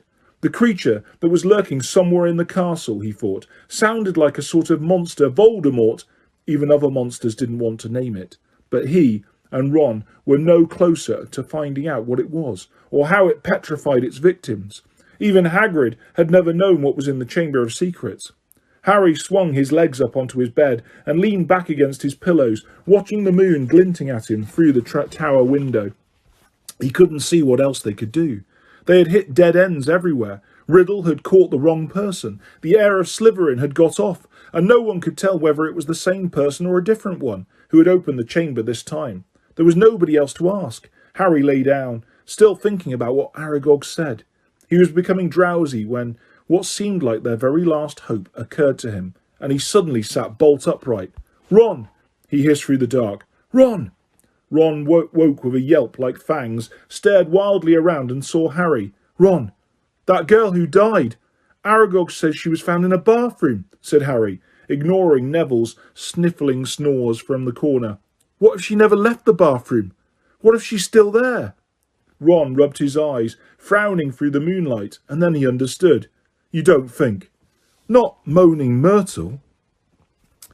"All those times we were in that bathroom and she was just 3 toilets away," said Ron bitterly at breakfast next day, "and we could have asked her, and now—" It had been hard enough trying to look for spiders. Escaping their teachers long enough to sneak into a girl's bathroom, the girl's bathroom, moreover, right next to the scene of the first attack, was going to be almost impossible. But something happened in their first lesson, Transfiguration, which drove the Chamber of Secrets out of their minds for the first time in weeks. 10 minutes into the class, Professor McGonagall told them that their exams would start on the 1st of June, 1 week from today. "Exams?" howled Seamus Finnegan. "We're still getting exams."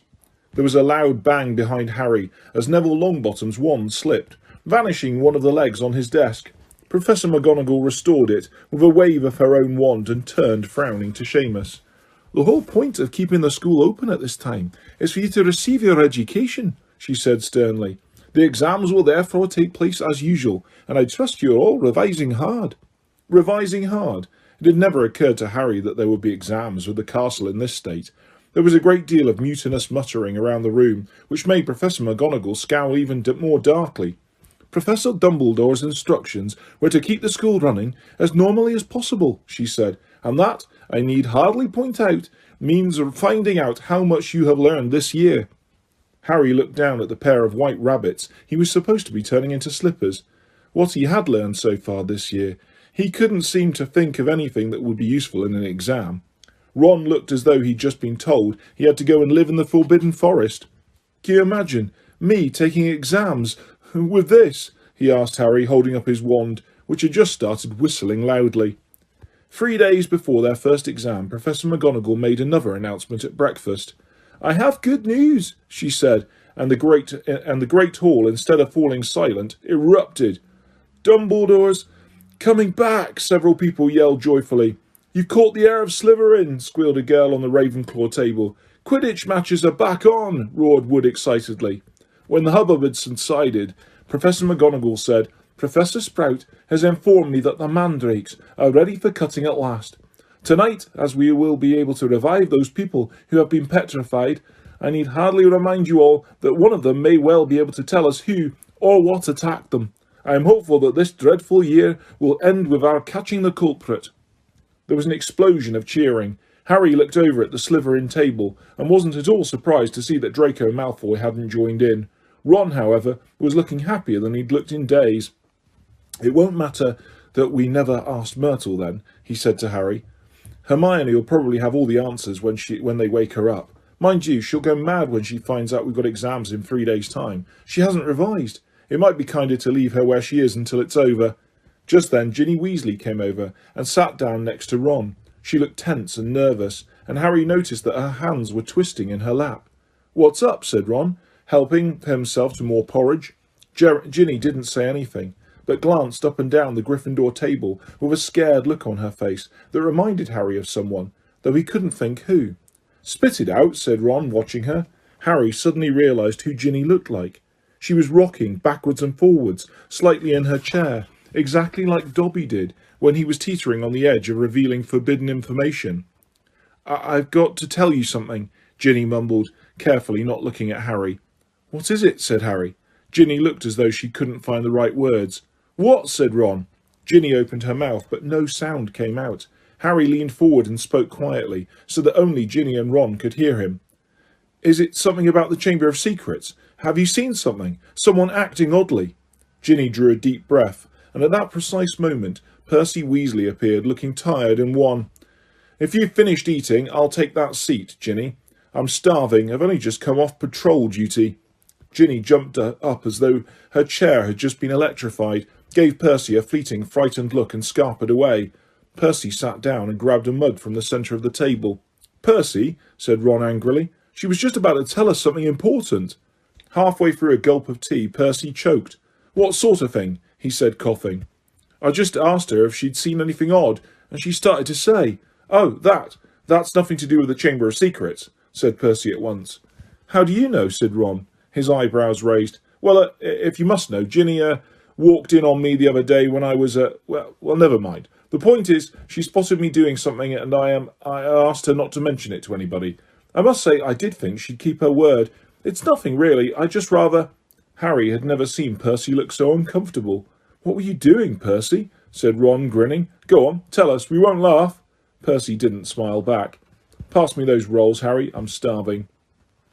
Harry knew the whole mystery might be solved tomorrow without their help, but he wasn't about to pass up a chance to speak to Myrtle if it turned up, and to his delight it did, mid-morning, when they were being led to History of Magic by Gilderoy Lockhart.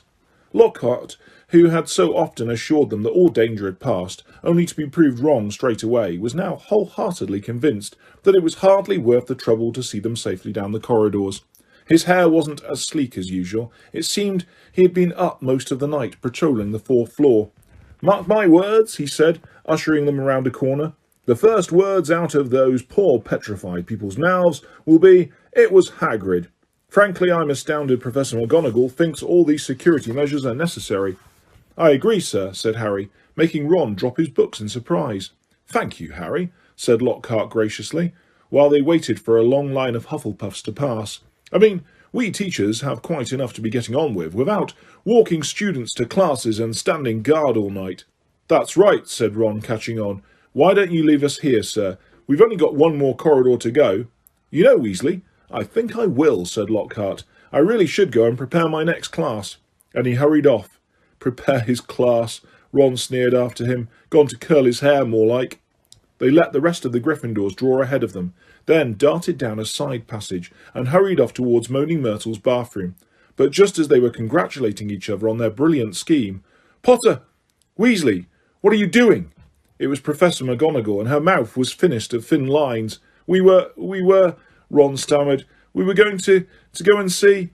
Hermione, said Harry. Ron and Professor McGonagall both looked at him.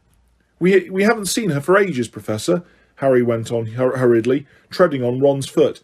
And we thought we'd sneak into the hospital wing, you know, and tell her the mandrakes are nearly ready and, not to worry.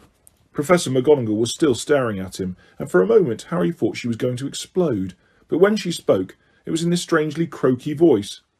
Of course, she said, and Harry, amazed, saw a tear glistening in her beady eye. Of course, I realise this has all been hardest on the friends of those who have been... I quite understand. Yes, Potter, of course you may visit Miss Granger. I will inform Professor Binns where you've gone. Tell Madame Pomfrey I have given my permission. Harry and Ron walked away, hardly daring to believe that they'd avoided detention. As they turned the corner, they distinctly heard Professor McGonagall blow her nose. That, said Ron fervently, was the best story you've ever come up with. They had no choice now but to go to the hospital wing and tell Madame Pomfrey that they had Professor McGonagall's permission to visit Hermione. Madame Pomfrey let them in, but reluctantly. There's just no point talking to a petrified person, she said, and they had to admit she was right when they'd taken their seats next to Hermione. It was plain that Hermione didn't have the faintest inkling that she had visitors, and that they might just as well tell her bedside cabinet not to worry for all the good it would do. Wonder if she did see the attacker, though, said Ron, looking sadly at Hermione's rigid face. Because if he sneaked up on them all, no one will ever know. But Harry wasn't looking at Hermione's face. He was more interested in her right hand. It lay clenched on top of her blankets, and bending closer, he saw that a piece of paper was scrunched inside her fist. Making sure that Madame Pomfrey was nowhere near, he pointed out this to Ron.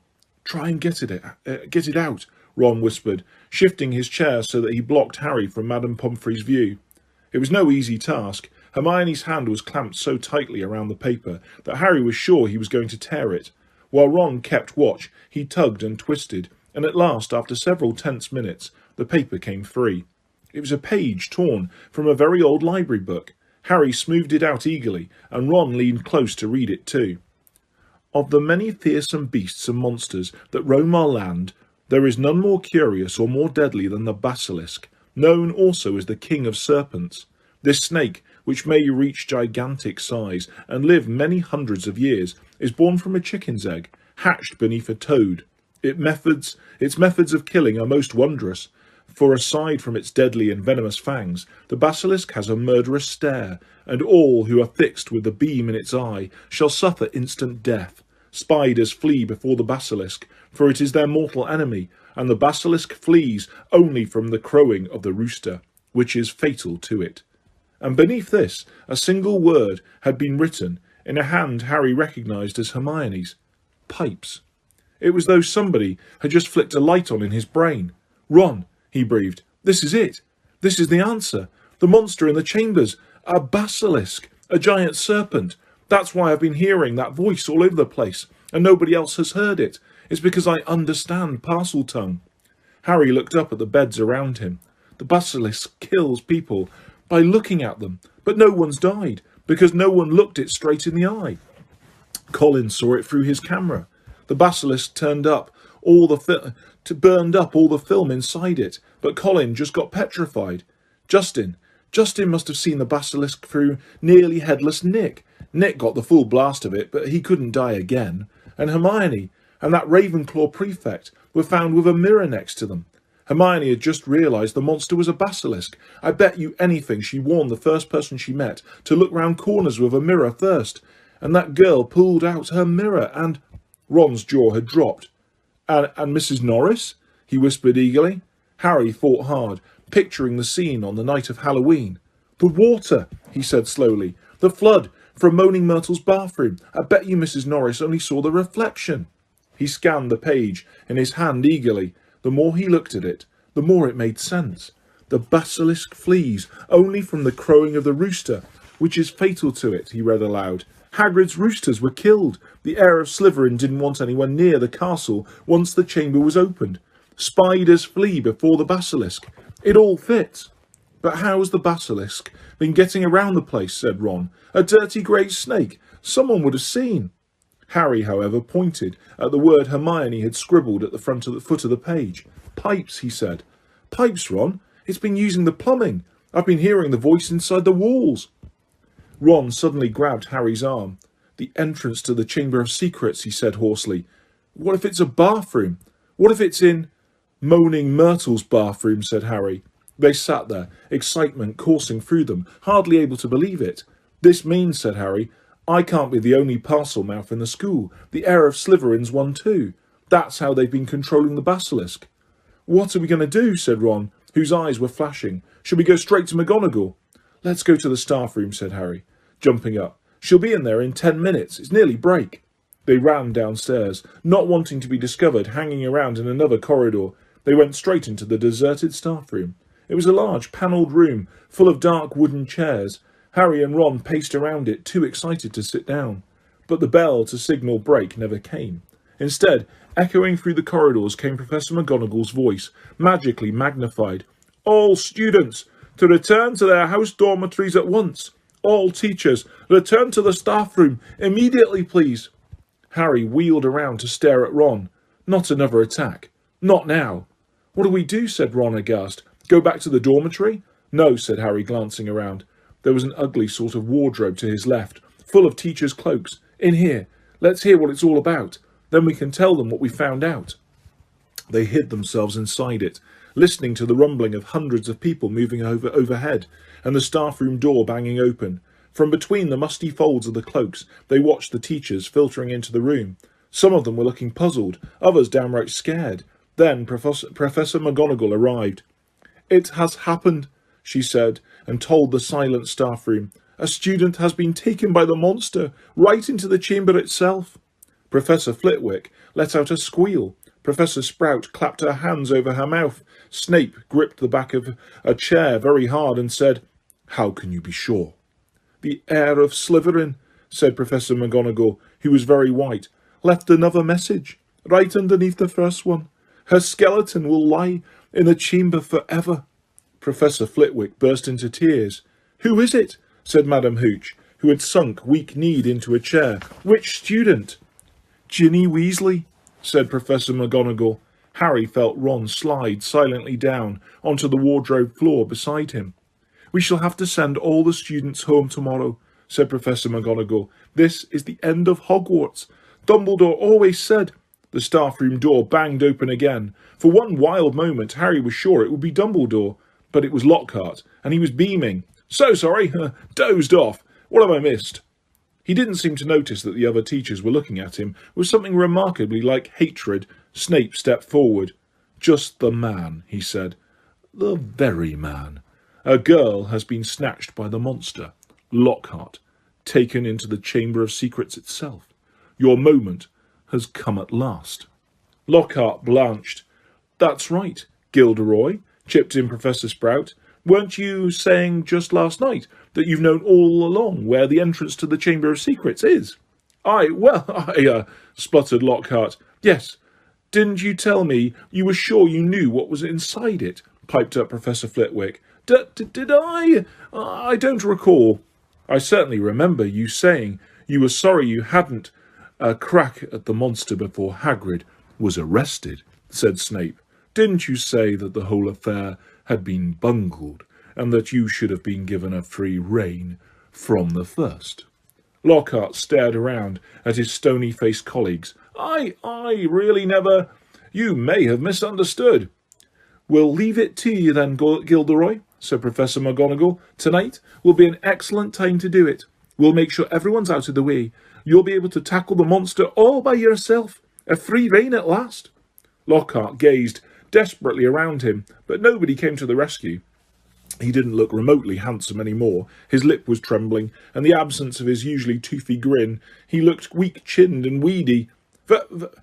Very well, he said. I'll be in my office, getting ready. And he left the room. Right, said Professor McGonagall, whose nostrils were flared. That's got him out from under our feet. The heads of houses should go and inform their students what has happened. Tell them the Hogwarts Express will take them home first thing tomorrow. Will the rest of you please make sure no students have been left outside their dormitories? The teachers rose and left one by one. It was probably the worst day of Harry's entire life. He, Ron, Fred and George sat together in a corner of the Gryffindor common room, unable to say anything to each other. Percy wasn't there. He had gone to send an owl to Mr. and Mrs. Weasley, then shut himself up in his dormitory. No afternoon ever lasted as long as that one, nor had Gryffindor Tower ever been so crowded yet so quiet. Near sunset, Fred and George went up to bed, unable to sit there any longer. She knew something, Harry, said Ron, speaking for the first time since they'd entered the wardrobe in the staff room. That's why she was taken. It wasn't some stupid thing about Percy at all. She'd found out something about the Chamber of Secrets. That must have been why she was... Ron rubbed his eyes frantically. I mean, she was a pureblood. There can't be any other reason. Harry could see the sun sinking, blood red, below the skyline. This was the worst he had ever felt. If only there was something they could do, anything. Harry, said Ron, do you think there's any chance at all she's not, you know? Harry didn't know what to say. He couldn't see how Ginny could still be alive. Do you know what, said Ron.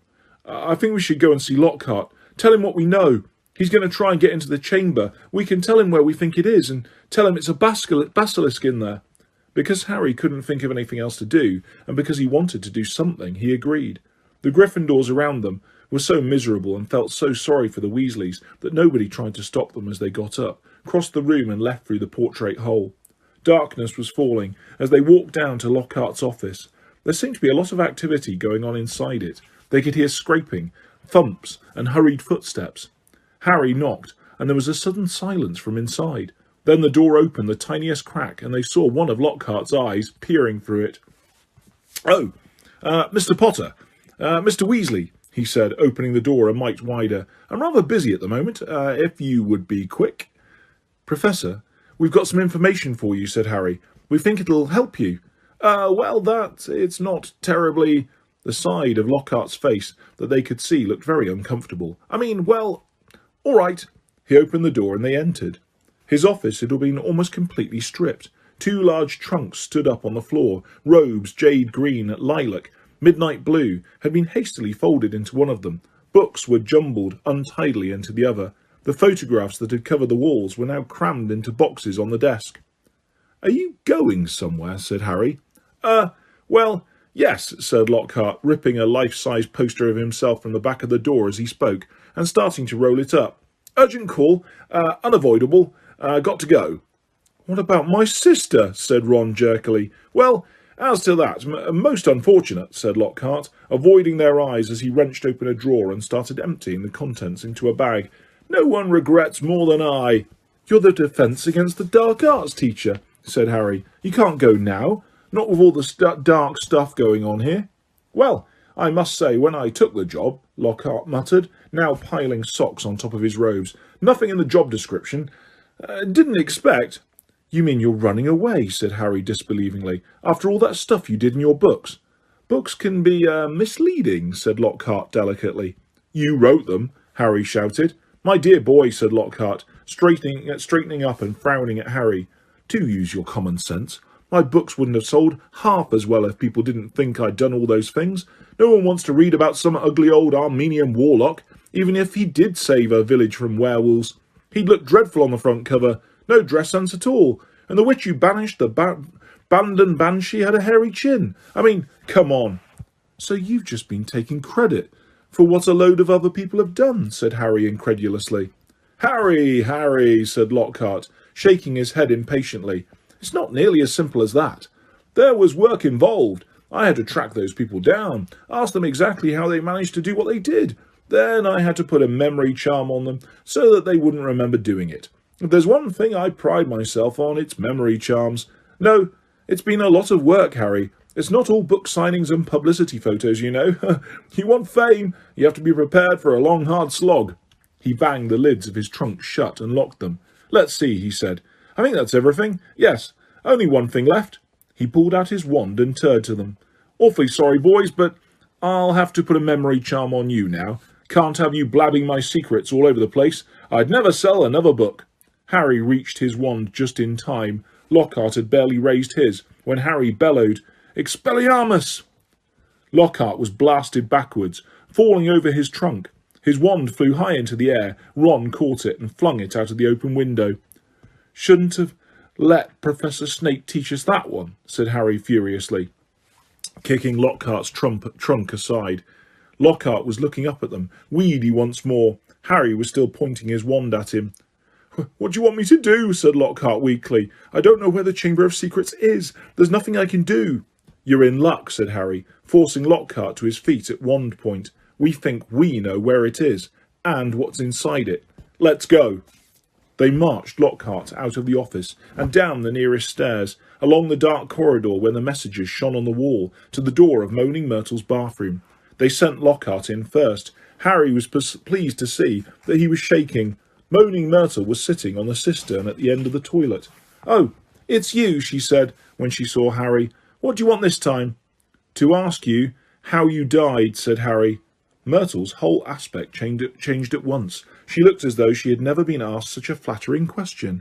Oh, it was dreadful, she said with relish. It happened right in here. I died in this very cubicle. I remember it so well. I'd hidden because Olive Hornby was teasing me about my glasses. The door was locked and I was crying, and then I heard somebody come in. They said something funny, a different language. I think it must have been. Anyway, what really got me was that it was a boy speaking. So I unlocked the door to tell him to go and use his own toilet. And then, Myrtle swelled importantly, her face shining, I died. How? Said Harry. No idea, said Myrtle in hushed tones. I just remember seeing a pair of great big yellow eyes. My whole body sort of seized up, and then I was floating away. She looked dreamily at Harry, and then I came back again. I was determined to haunt Olive Hornby, you see. Oh, she was sorry she'd ever laughed at my glasses. Where exactly did you see the eyes? Said Harry. Somewhere there, said Myrtle, pointing vaguely towards the sink in front of the toilet. Harry and Ron hurried over to it. Lockhart was standing well back, a look of utter terror on his face. It looked like an ordinary sink. They examined every inch of it, inside and out, including the pipes below. And then Harry saw it. Scratched on the side of one of the copper taps was a tiny snake. That tap's never worked, said Myrtle brightly, as he tried to turn it. Harry, said Ron, say something. Something in Parseltongue. But Harry fought hard. The only times he'd ever managed to speak Parseltongue were when he'd been faced with a real snake. He stared hard at the tiny engraving, trying to imagine it was real. Open up, he said. He looked at Ron, who shook his head. English, he said. Harry looked back at the snake, willing himself to believe it was alive. If he moved his head, the candlelight made it look as though it was moving. Open up, he said, except that the words weren't what he heard. A strange hissing had escaped him, and at once the tap glowed with a brilliant white light and began to spin. Next second, the sink began to move. The sink, in fact, sank right out of sight, leaving a large pipe exposed, a pipe wide enough for a man to slide into. Harry heard Ron gasp and looked up again. He had made up his mind what he was going to do. I'm going down there, he said. He couldn't not go, not now that he had found the entrance to the chamber, not if there was even the faintest, slimmest, wildest chance that Ginny might be alive. Me too, said Ron. There was a pause. Well, you hardly seem to need me, said Lockhart with a shadow of his old smile. I'll just... He put his hand on the doorknob, but Ron and Harry both pointed their wands at him. You can go first, Ron snarled. White-faced and wandless, Lockhart approached the opening. Boys, he said, his voice feeble. Boys, what good will it do? Harry jabbed him in the back with his wand. Lockhart slid his legs into the pipe. "I really don't think," he started to say, but Ron gave him a push and he slid out of sight. Harry followed quickly. He lowered himself slowly into the pipe, then let go. It was like rushing down an endless, slimy, dark slide. He could see more pipes branching off in all directions, but none as large as theirs, which twisted and turned, sloping steeply downwards. And he knew that he was falling deeper below the school than even the dungeons. Behind him he could hear Ron thudding slightly at the curves. And then, just as he had begun to worry what would happen when he hit the ground, the pipe levelled out, and he shot out of the end with a wet thud, landing on the damp floor of the dark stone tunnel, large enough to stand in. Lockhart was getting to his feet, and a little way away, covered in slime and white as a ghost.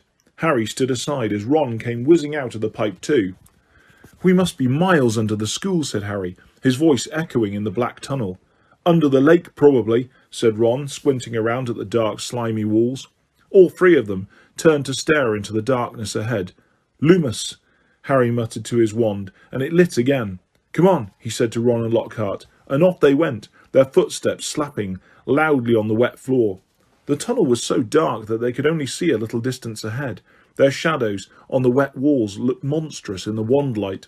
"Remember," Harry said quietly, as they walked cautiously forward, "any sign of movement, close your eyes straight away." But the tunnel was quiet as the grave, and the first unexpected sound they heard was a loud crunch as Ron stepped on what turned out to be a rat's skull. Harry lowered his wand to look at the floor, and saw it was littered with small animal bones. Trying very hard not to imagine what Ginny might look like if they found her, Harry led the way forward, round a dark bend in the tunnel. "Harry, there's something up there," said Ron hoarsely, grabbing Harry's shoulder. They froze, watching. Harry could just see the outline of something huge and curved, lying right across the tunnel. It wasn't moving.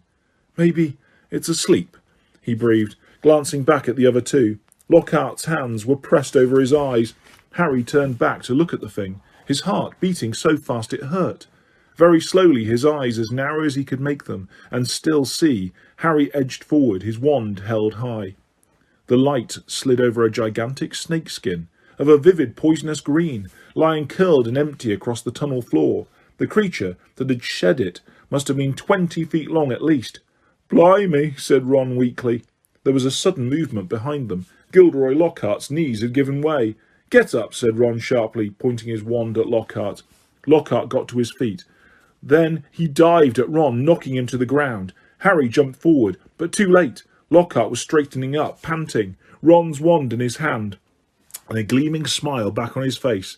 "The adventure ends here, boys," he said. "I shall take a bit of this skin back up to the school, tell them I was too late to save the girl, and that you two tragically lost your minds at the sight of her mangled body.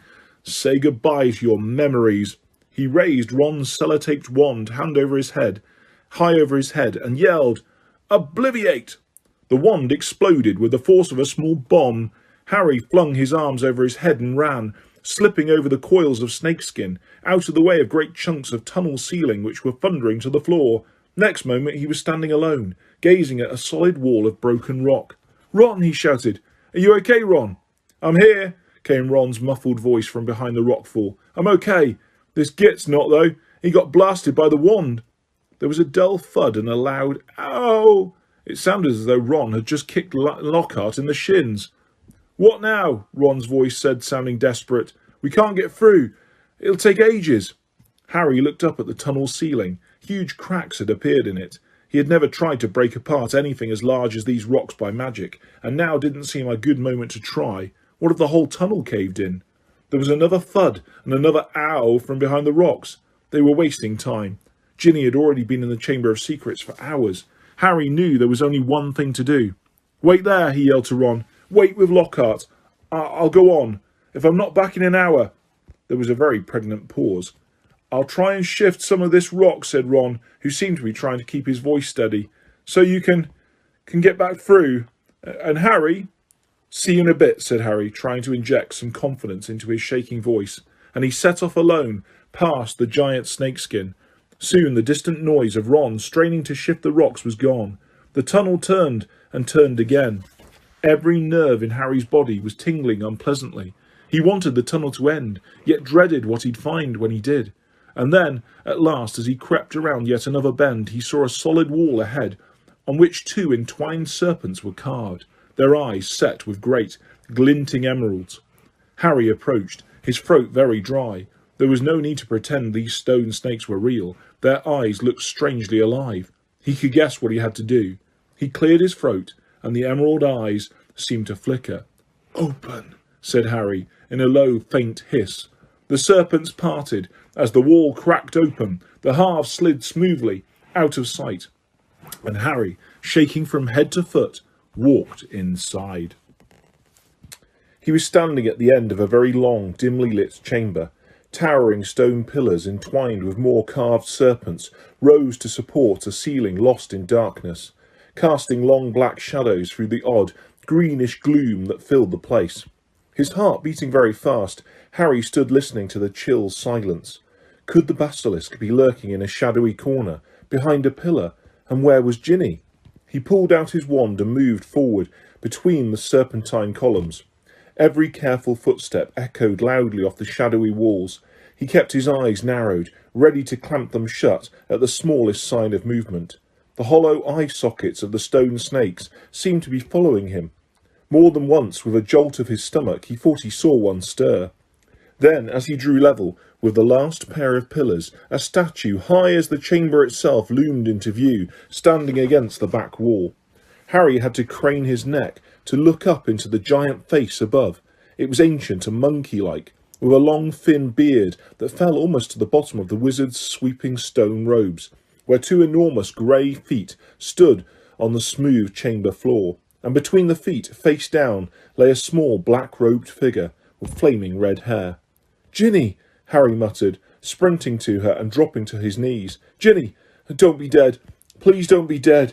He flung his wand aside, grabbed Ginny's shoulders and turned her over. Her face was white as marble and as cold, yet her eyes were closed, so she wasn't petrified. But then she must be. "Ginny, please wake up," Harry muttered desperately, shaking her. Ginny's head lolled hopelessly from side to side. "She won't wake," said a soft voice.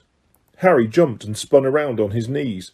A tall, black-haired boy was leaning against the nearest pillar, watching. He was strangely blurred around the edges, as though Harry was looking at him through a misted window, but there was no mistaking him. Tom Riddle." Riddle nodded, not taking his eyes off Harry's face. What do you mean she won't wake?" Harry said desperately. She's not. "She's still alive," said Riddle, "but only just." Harry stared at him. Tom Riddle had been at Hogwarts 50 years ago, yet here he stood, a weird misty-like shining about him, not a day older than 16. "Are you a ghost?" Harry said uncertainly. "A memory," said Riddle quietly, "preserved in a diary for 50 years.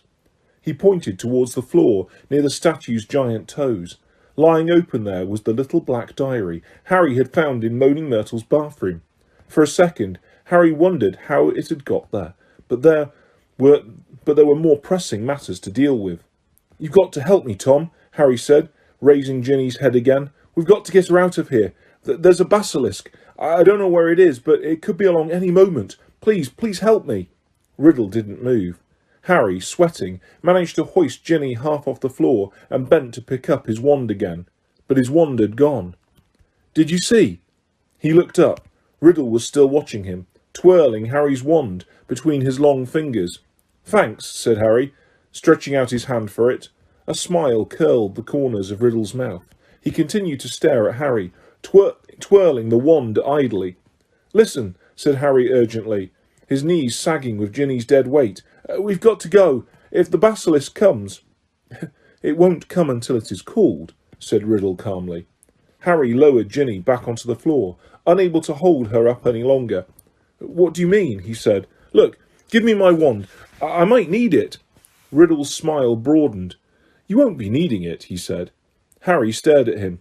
"What do you mean I won't be—" "I've waited a long time for this, Harry Potter," said Riddle, "for the chance to see you, to speak to you." "Look," said Harry, losing patience, I don't think you get it. We're in the Chamber of Secrets. We can talk later." "We're going to talk now," said Riddle, still smiling broadly, and he pocketed Harry's wand. Harry stared at him. There was something very funny going on here. How did Ginny get like this? He asked slowly. Well, that's an interesting question, said Riddle pleasantly, and quite a long story. I suppose the real reason Ginny Weasley's like this is because she opened her heart and spilled all her secrets to an invisible stranger. What are you talking about? Said Harry. The diary, said Riddle. My diary. Little Ginny's been writing in it for months and months, telling me all her pitiful worries and woes, how her brothers tease her, how she had to come to school with second-hand robes and books, how... Riddle's eyes glinted. How she didn't think famous, good, great Harry Potter would ever look at her. All the time he spoke, Riddle's eyes never left Harry's face. There was an almost hungry look in them. It's very boring, having to listen to the silly little troubles of an 11-year-old girl, he went on, but I was patient. I wrote back. I was sympathetic. I was kind. Ginny simply loved me. No one's ever understood me like you, Tom. I'm so glad I've got this diary to confide in. It's like having a friend I can carry around in my pocket. Riddle laughed, a high, cold laugh that didn't suit him. It made the hairs stand up on the back of Harry's neck. If I say it myself, Harry, I've always been able to charm the people I needed.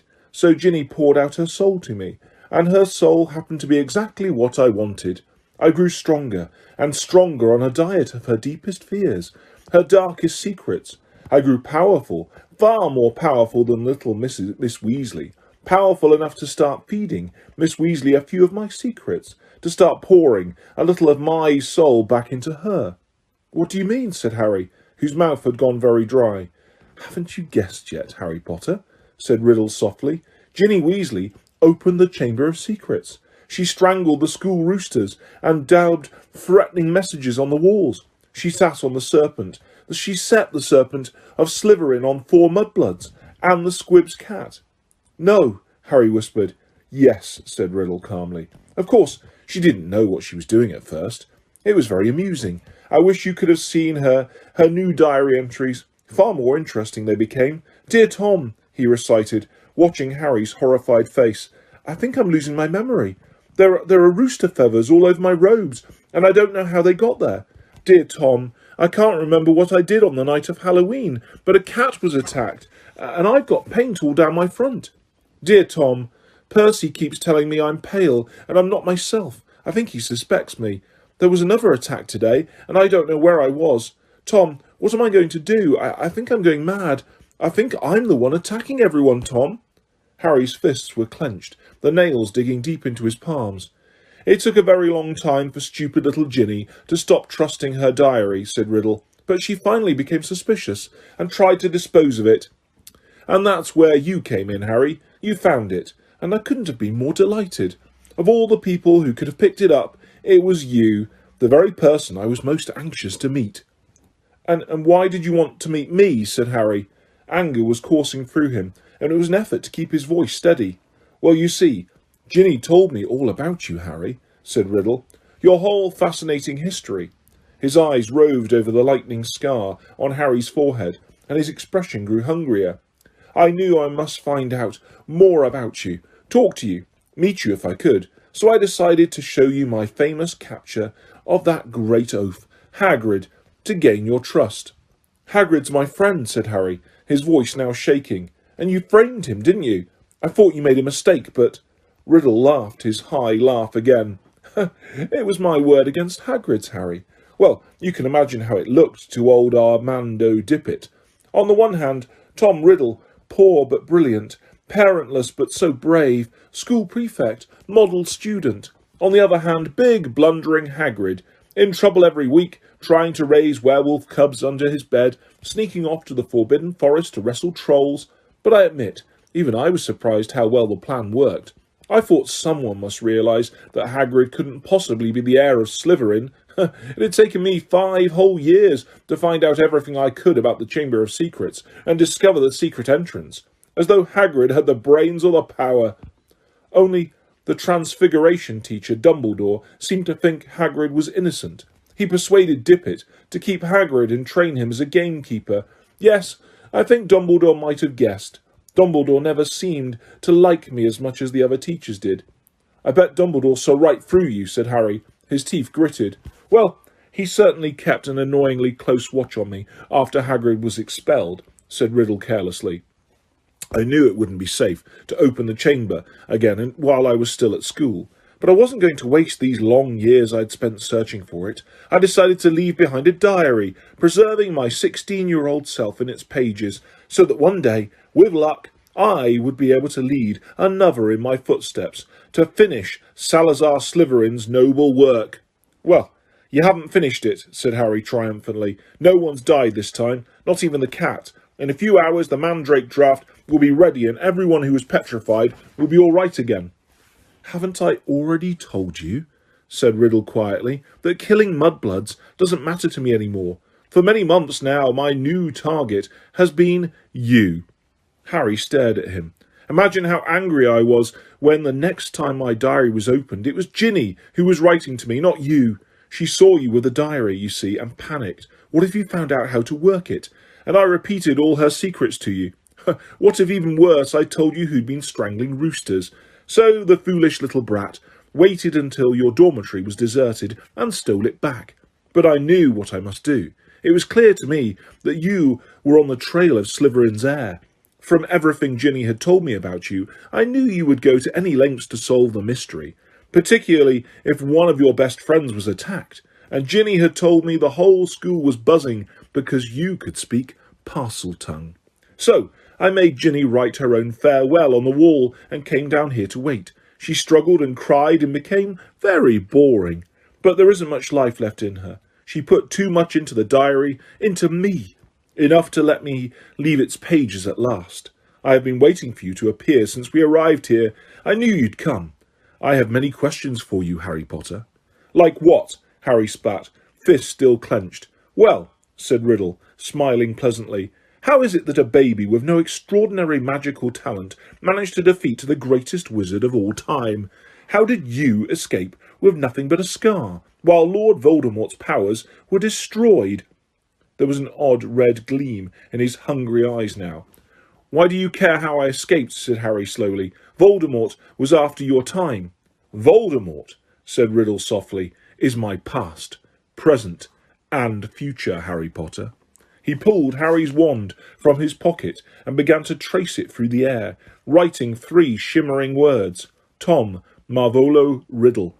Then he waved the wand once, and the letters of his name rearranged themselves. "I am Lord Voldemort."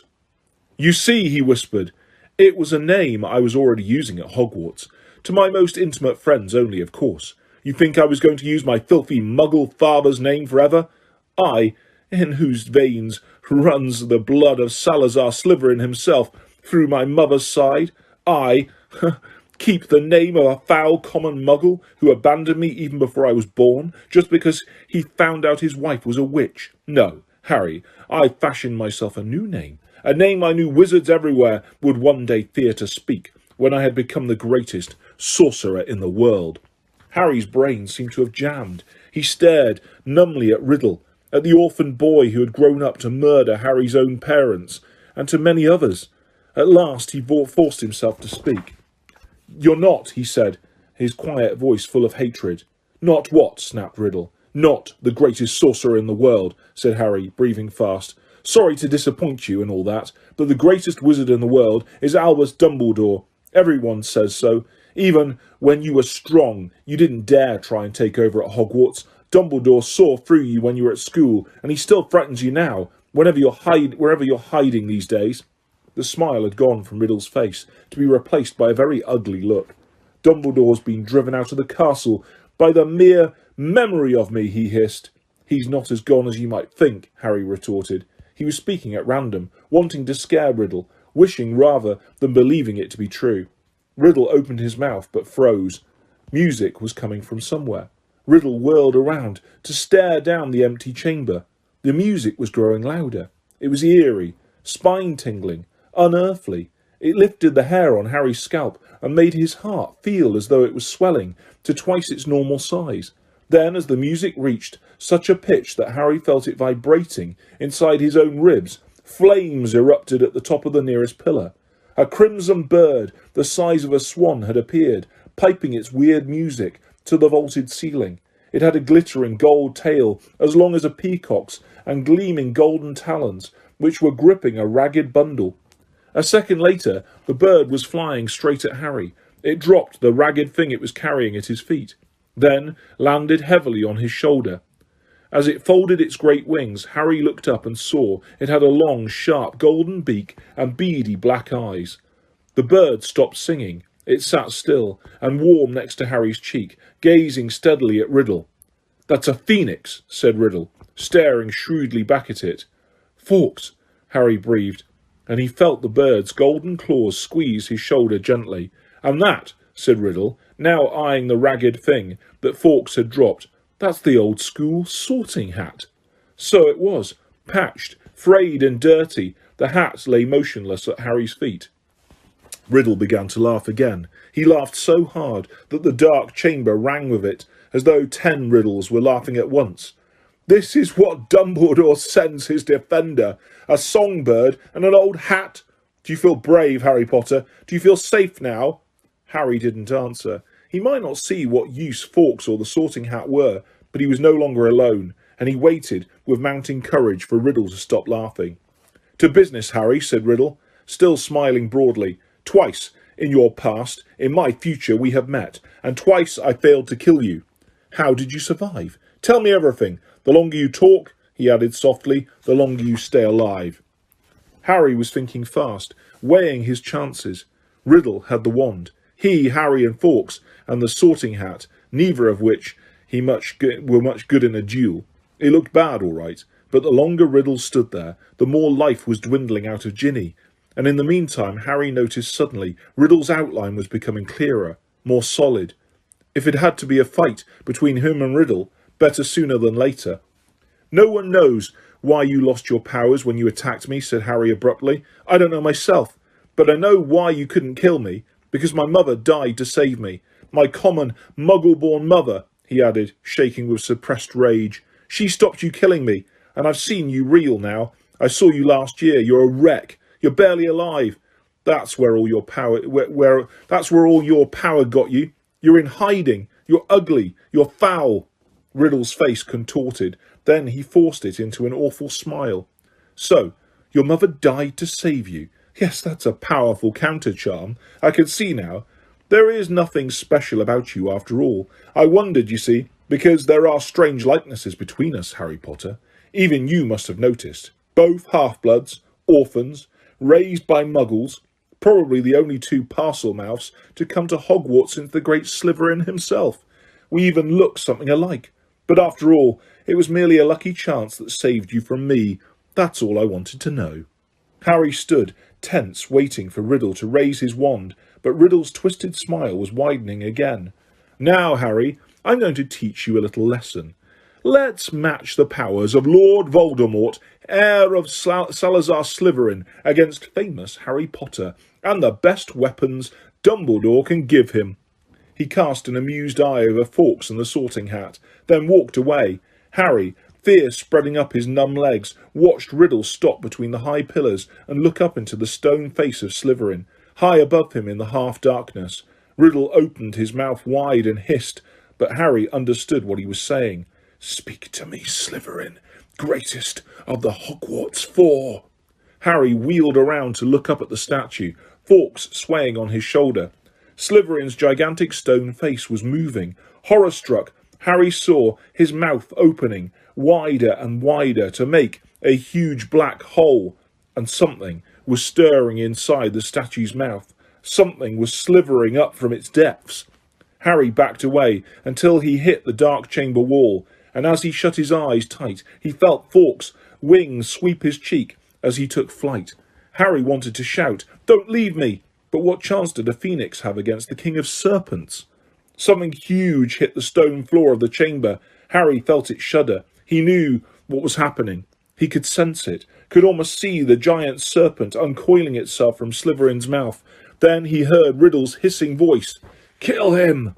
The basilisk was moving towards Harry. He could hear its heavy body slithering ponderously across the dusty floor, eyes still tightly shut. Harry began to run blindly sideways, his hands outstretched, feeling his way. Riddle was laughing. Harry tripped. He fell hard onto the stone and tasted blood. The serpent was barely feet from him. He could hear it coming. There was a loud, explosive spitting sound right above him, and then something heavy hit Harry so hard that he was smashed against the wall. Waiting for fangs to sink through his body, he heard more mad hissing, something thrashing wildly off the pillars. He couldn't help it. He opened his eyes wide enough to squint at what was going on. The enormous serpent, bright, poisonous green, thick as an oaky trunk, had raised itself high in the air, and its great blunt head was weaving drunkenly between the pillars. As Harry trembled, ready to close his eyes if it turned, he saw what had distracted the snake. Fawkes was soaring round its head, and the basilisk was snapping furiously at him with fangs long and thin as sabres. Fawkes dived, his long golden beak sank out of sight, and a sudden shower of dark blood splattered the floor. The snake's tail thrashed, narrowly missing Harry, and before Harry could shut his eyes it turned. Harry looked straight into its face and saw that its eyes, both its great bulbous yellow eyes, had been punctured by the phoenix. Blood was streaming to the floor, and the snake was spitting in agony. "No!" Harry heard Riddle screaming. "Leave the bird! Leave the bird! The boy is behind you! You can still smell him! Kill him!" The blinded serpent swayed, confused, still deadly. Fawkes was circling its head, piping his eerie song, jabbing here and there at the basilisk's scaly nose as the blood poured from its ruined eyes. "Help me! Help me!" Harry muttered wildly. "Someone! Anyone!" The snake's tail whipped across the floor again. Harry ducked. Something soft hit his face. The basilisk had swept the sorting hat into Harry's arms. Harry seized it. It was all he had left, his only chance. He rammed it onto his head and threw himself flat onto the floor as the basilisk's tail swung over him again. "Help me! Help me!" Harry thought, his eyes screwed tight under the hat. "Please help me."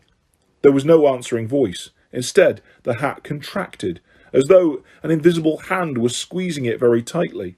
Something very hard and heavy thudded onto the top of Harry's head, almost knocking him out. Stars winking in the front of his eyes, he grabbed the top of the hat to pull it off and felt something long and hard beneath it. A gleaming silver sword had appeared inside the hat, its handle glittering with rubies the size of eggs. "Kill the boy! Leave the bird! The boy is behind you! Sniff! Smell him!" Harry was on his feet, ready. The basilisk's head was falling, its body coiling round, hitting pillars as it twisted to face him. He could see the vast, bloody eye sockets, see the mouth stretching wide, wide enough to swallow him whole, lined with fangs long as his sword, thin, glittering, venomous. It lunged blindly. Harry dodged, and it hit the chamber wall. It lunged again, and its forked tongue lashed Harry's side. He raised the sword in both his hands. The basilisk lunged again, and this time its aim was true. Harry threw his whole weight behind the hot sword and drove it to the hilt into the roof of the serpent's mouth. But as warm blood drenched Harry's arms, he felt a searing pain just above his elbow. One long, poisonous fang was sinking deeper and deeper into his arm, and it splintered as the basilisk keeled over sideways and fell, twitching, to the floor. Harry slid down the wall. He gripped the fang that was spreading poison through his body and wrenched it out of his arm, but he knew it was too late. White hot pain was spreading slowly and steadily from the wound. Even as he dropped the fang and watched his own blood soaking his robes, his vision went foggy. The chamber was dissolving in a whirl of dull colour. A patch of scarlet swam past, and Harry heard a soft clatter of claws beside him. "Fawkes," said Harry thickly. "You were brilliant, Fawkes." He felt the bird lay its beautiful head on the spot where the serpent's fang had pierced him. He could hear echoing footsteps, and then a dark shadow moved in front of him. "You're dead, Harry Potter," said Riddle's voice above him. "Dead. Even Dumbledore's bird knows it. Do you see what he's doing, Potter? He's crying." Harry blinked. Fawkes' head slid in and out of focus. Thick, pearly tears were trickling down the glossy feathers. "I'm going to sit here and watch you die, Harry Potter. Take your time. I'm in no hurry." Harry felt drowsy. Everything around him seemed to be spinning. So ends the famous Harry Potter, said Riddle's distant voice, alone in the Chamber of Secrets, forsaken by his friends, defeated at last by the Dark Lord he so unwisely challenged. You'll be back with your dear Mudblood mother soon, Harry.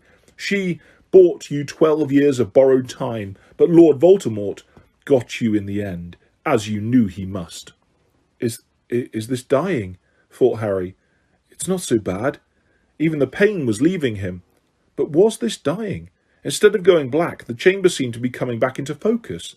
Harry gave his head a little shake, and there was Fawkes, still resting his head on Harry's arm. A pearly patch of tears was shining all around the wound, except there was no wound. "Get away, bird!" said Riddle's voice suddenly. "Get away from him! I said get away!" Harry raised his head. Riddle was pointing Harry's wand at Fawkes. There was a bang like a gun, and Fawkes took flight again in a whirl of gold and scarlet. "Phoenix tears," said Riddle quietly, staring at Harry's arm. "Of course. Healing powers. I forgot." He looked into Harry's face. "But it makes no difference. In fact, I prefer it this way. Just you and me, Harry Potter. You and me." He raised the wand. Then, in a rush of wings, Fawkes soared back overhead, and something fell into Harry's lap. The diary. For a split second, both Harry and Riddle, one still raised, stared at it. Then, without thinking, without considering, as though he had meant to do it all along, Harry seized the basilisk fang on the floor next to him and plunged it straight into the heart of the book. There was a long, dreadful, piercing scream. Ink spurted out of the diary in torrents, streaming over Harry's hands, flooding the floor. Riddle was writhing and twisting, screaming and flailing, and then he had gone. Harry's wand fell to the floor with a clatter, and there was silence. Silence except for the steady drip, drip of ink still oozing from the diary. The basilisk venom had burned a sizzling hole right through it. Shaking all over, Harry pulled himself up. His head was spinning, as though he just travelled miles by flue powder. Slowly, he gathered together his wand and the sorting hat, and with a huge tug, retrieved the glittering sword from the roof of the basilisk's mouth. Then came a faint moan from the end of the chamber. Ginny was stirring. As Harry hurried towards her, she sat up. Her bemused eyes travelled from the huge form of a dead basilisk, over Harry in his blood-soaked robes, then to the diary in his hand. She drew a great, shuddering gasp, and tears began to pour down her face.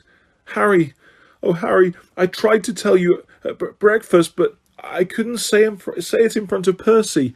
It was me, Harry, but I swear I didn't mean to. Riddle made me. He took me over, and how did you kill that thing? Where's Riddle? The last thing I remember is coming out of the diary." "It's all right," said Harry, holding up the diary and showing Ginny the fang hole.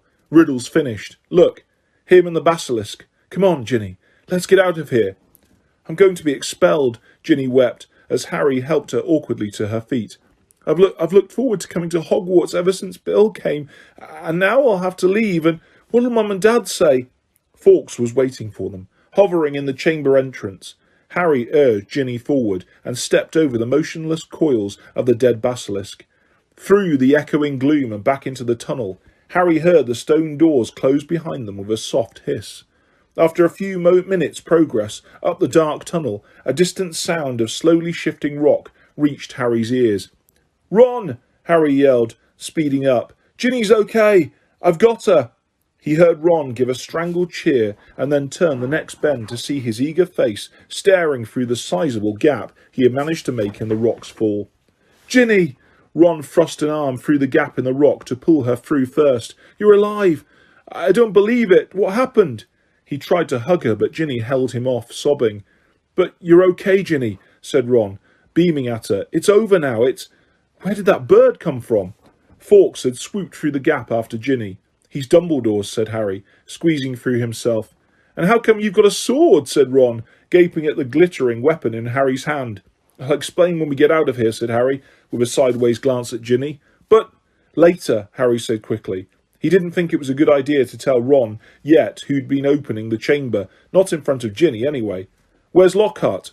"Back there," said Ron, grinning and jerking his head up at the tunnel towards the pipe. "He's in a bad way. Come and see."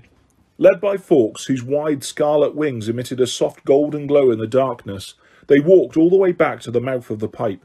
Gilderoy Lockhart was sitting there, humming placidly to himself. "His memory's gone," said Ron. "The memory charm backfired. Hit him instead of us. Hasn't got a clue who he is, or where he is, or who we are. I told him to come and wait here. He's a danger to himself." Lockhart peered good-naturedly up at them all. "Hello," he said. "Odd sort of place, this, isn't it? Do you live here?" "No," said Ron, raising his eyebrows at Harry. Harry bent down and looked up the long, dark pipe. "Have you thought how we're going to get back up this?" he said to Ron. Ron shook his head, but Fawkes the Phoenix had swooped past Harry and was now fluttering in front of him, his beady eyes bright in the dark. He was waving his long golden tail feathers. Harry looked uncertainly at him. "He looks like he wants you to grab hold," said Ron, looking perplexed. "But you're much too heavy for a bird to pull up there." "Fawkes," said Harry, "isn't an ordinary bird." He turned quickly to the others. "We've got to hold on to each other. Ginny, grab Ron's hand. Professor Lockhart." "He means you," said Ron sharply to Lockhart. "You hold Ginny's other hand." Harry tucked the sword and the sorting hat into his belt. Ron took hold of the back of Harry's robes, and Harry reached out and took hold of Fawkes' strangely hot tail feathers. An extraordinary lightness seemed to spread through his whole body, and next second, with a whoosh, they were flying upwards through the pipe. Harry could hear Lockhart dangling below him, saying, "Amazing! Amazing! This is just like magic!" The chill air was whipping through Harry's hair, and before he stopped enjoying the ride, it was over.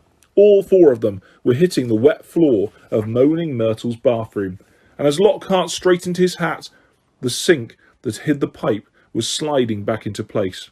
Myrtle goggled at them. "You're alive," she said blankly to Harry. "There's no need to sound so disappointed," he said grimly, wiping flecks of blood and slime off his glasses.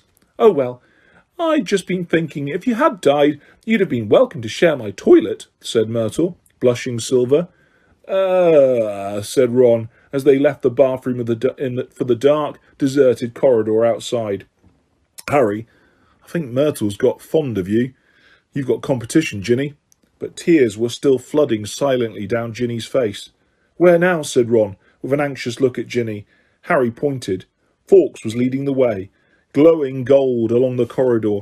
They strode after him, and moments later found themselves outside Professor McGonagall's office. Harry knocked and pushed the door open. For a moment there was silence as Harry, Ron, Ginny and Lockhart stood in the doorway, covered in muck and slime, and in Harry's case blood. Then there was a scream. "Ginny!" It was Mrs. Weasley, who had been sitting crying in front of the fire. She leapt to her feet, closely followed by Mr. Weasley, and both of them flung themselves on their daughter. Harry, however, was looking past them. Professor Dumbledore was standing by the mantelpiece, beaming, next to Professor McGonagall, who was taking great steadying gasps, clutching her chest.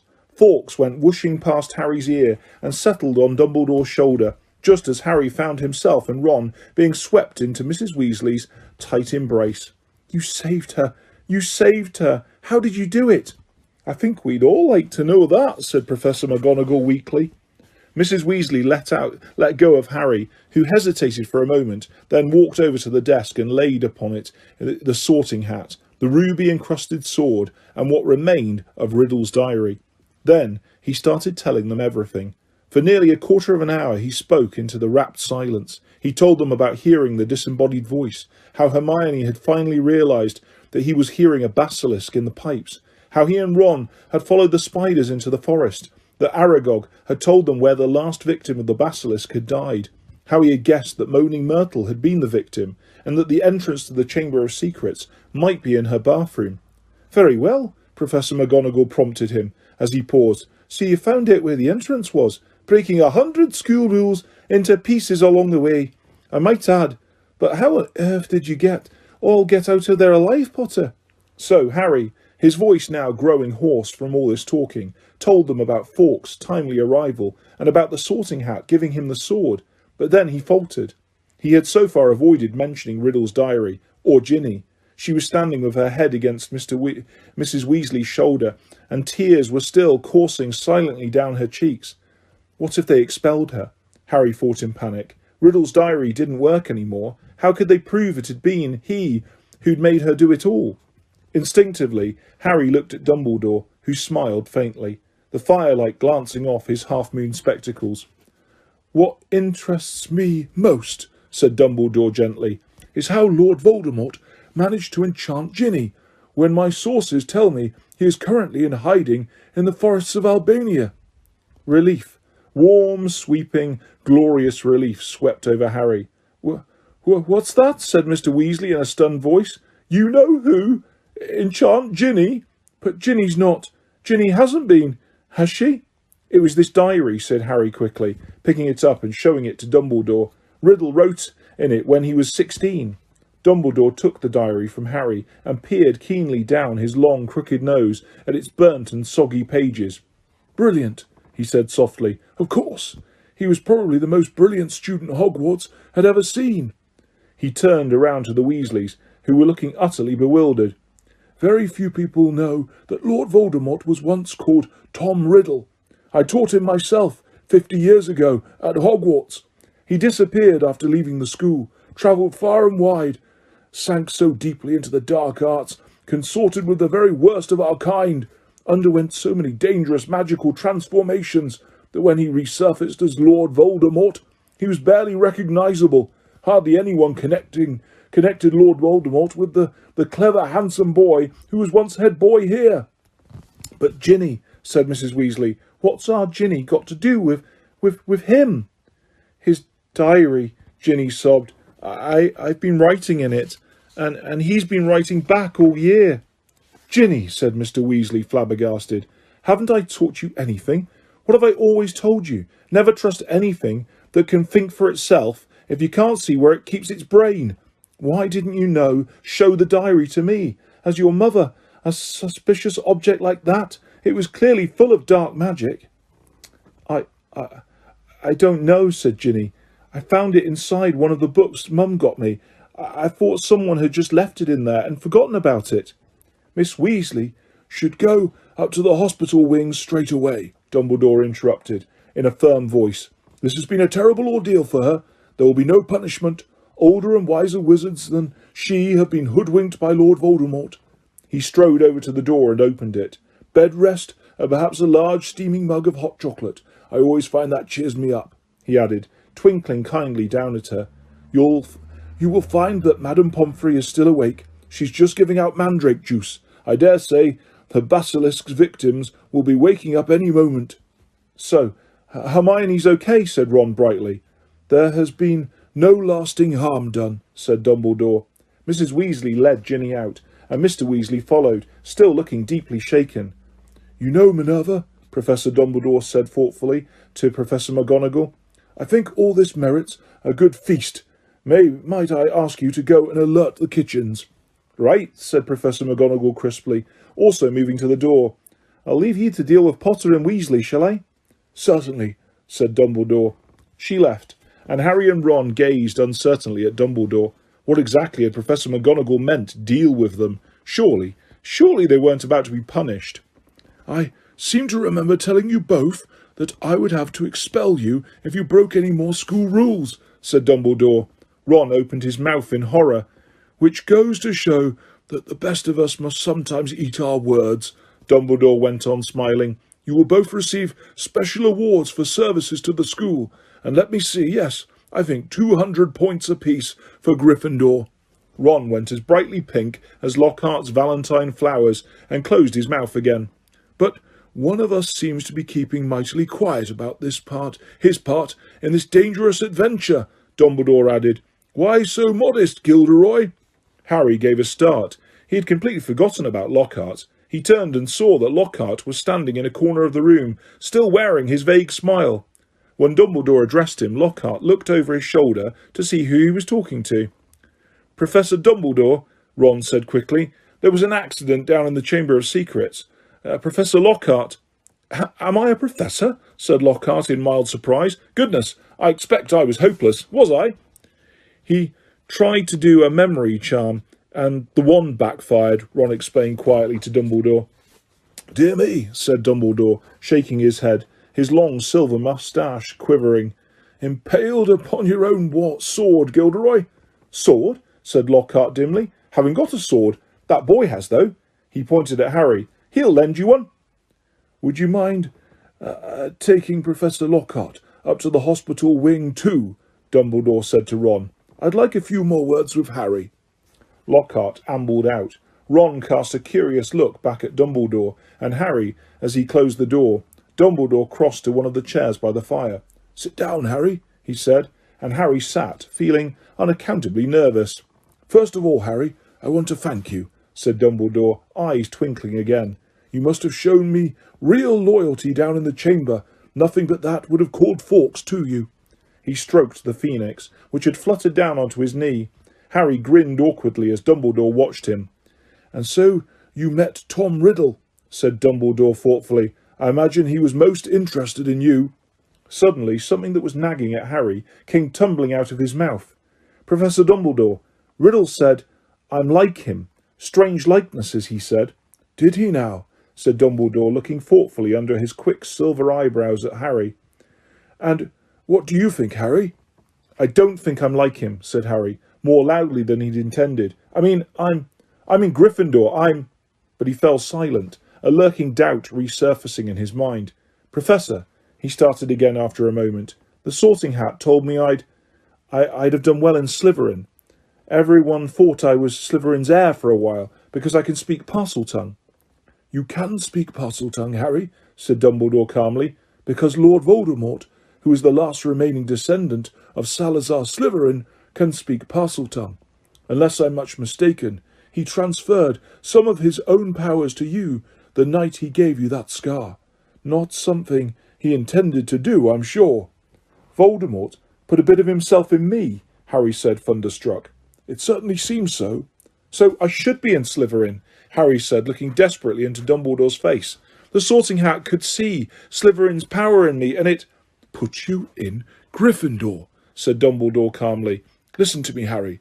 You happen to have many qualities Salazar Slytherin prized in his hand-picked students. His own very rare gift, Parseltongue, resourcefulness, determination, a certain disregard for rules, he added, his moustache quivering again. Yet the Sorting Hat placed you in Gryffindor. You know why that was. Think. It only put me in Gryffindor, said Harry in a defeated voice, because I asked not to go in Slytherin. Exactly, said Dumbledore, beaming once more, which makes you very different from Tom Riddle. It is our choices, Harry, that show what we truly are, far more than our abilities. Harry sat motionless in his chair, stunned. If you want proof, Harry, that you belong in Gryffindor, I suggest you look more closely at this. Dumbledore reached across to Professor McGonagall's desk, picked up the blood-stained silver sword, and handed it to Harry. Dully, Harry turned it over, the rubies blazing in the firelight, and then he saw the name engraved just below the hilt, Godric Gryffindor. Only a true Gryffindor could have pulled that out of the hat, Harry, said Dumbledore simply. For a minute neither of them spoke. Then Dumbledore pulled open one of the drawers in Professor McGonagall's desk and took out a quill and a bottle of ink. What do you need, Harry? Is some food and sleep. I suggest you go down to the feast. While I write to Azkaban, we need our gamekeeper back, and I must draft an advertisement for the Daily Prophet too, he added thoughtfully. We'll be needing a new defence against the dark arts teacher. Dear me, we do seem to run through them, don't we? Harry got up and crossed to the door. He had just reached for the handle, however, when the door burst open so violently that it bounced back off the wall. Lucius Malfoy stood there, fury in his face, and cowering under his arm, heavily wrapped in bandages, was Dobby. Good evening, Lucius, said Dumbledore patient and pleasantly. Mr. Malfoy almost knocked Harry over as he swept into the room. Dobby went scurrying in after him, crouching at the hem of his cloak, a look of abject terror on his face.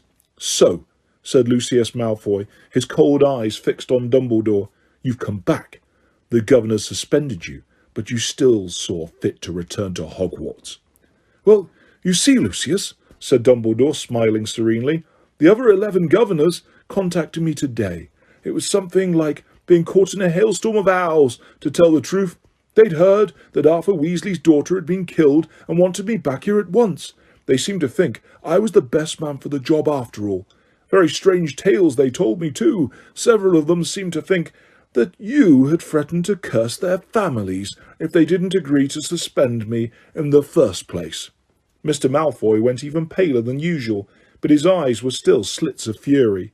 "So, have you stopped the attacks yet?" he sneered. "Have you caught the culprit?" "We have," said Dumbledore with a smile. "Well," said Mr. Malfoy sharply, "who is it?" "The same person as last time, Lucius," said Dumbledore, "but this time Lord Voldemort was acting through somebody else, by means of the diary." He held up the small black book with the large hole through the centre, watching Mr. Malfoy closely. Harry, however, was watching Dobby.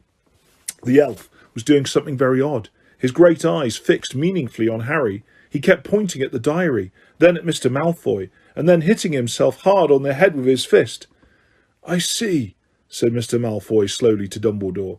"A clever plan," said Dumbledore in a level voice, still staring Mr. Malfoy straight in the eye. "Because if Harry here—" Mr. Malfoy shot Harry a swift, sharp look. "And his friend Ron hadn't discovered this book, why, Ginny Weasley might have taken all the blame. No one would ever have been able to prove she hadn't acted of her own free will." Mr. Malfoy said nothing. His face was suddenly mask-like. "And imagine," Dumbledore went on, "what might have happened then. The Weasleys are one of the most prominent pure-blood families. Imagine the effect on Arthur Weasley and his Muggle Protection Act, if his own daughter was discovered attacking and killing Muggle-borns. Very fortunate the diary was discovered, and Riddle's memories wiped from it. Who knows what the consequences might have been otherwise?" Mr. Malfoy forced himself to speak. "Very, fortunate," he said stiffly. And still behind his back Dobby was pointing, first to the diary, then to Lucius Malfoy, then punching himself in the head. And Harry suddenly understood. He nodded at Dobby, and Dobby backed into a corner, now twisting his ears in punishment. "Don't you want to know how Ginny got hold of that diary, Mr. Malfoy?" said Harry. Lucius Malfoy rounded on him. "How should I know how the stupid little girl got hold of it?" he said. "Because you gave it to her," said Harry, "in Flourish and Blotts. You'd picked up her old Transfiguration book and slipped the diary inside, didn't you?" He saw Mr. Malfoy's white hands clench and unclench. "Prove it," he hissed. "Oh, no one will be able to do that," said Dumbledore, smiling at Harry. "Not now Riddle has vanished from the book. On the other hand, I would advise you, Lucius, not to go giving out any more of Lord Voldemort's old school things. If any more of them find their way into innocent hands, I think Arthur Weasley, for one, will make sure they are traced back to you." Lucius Malfoy stood for a moment, and Harry distinctly saw his right hand twitch, as though he was longing to reach for his wand. Instead, he turned to his house elf. "We're going, Dobby."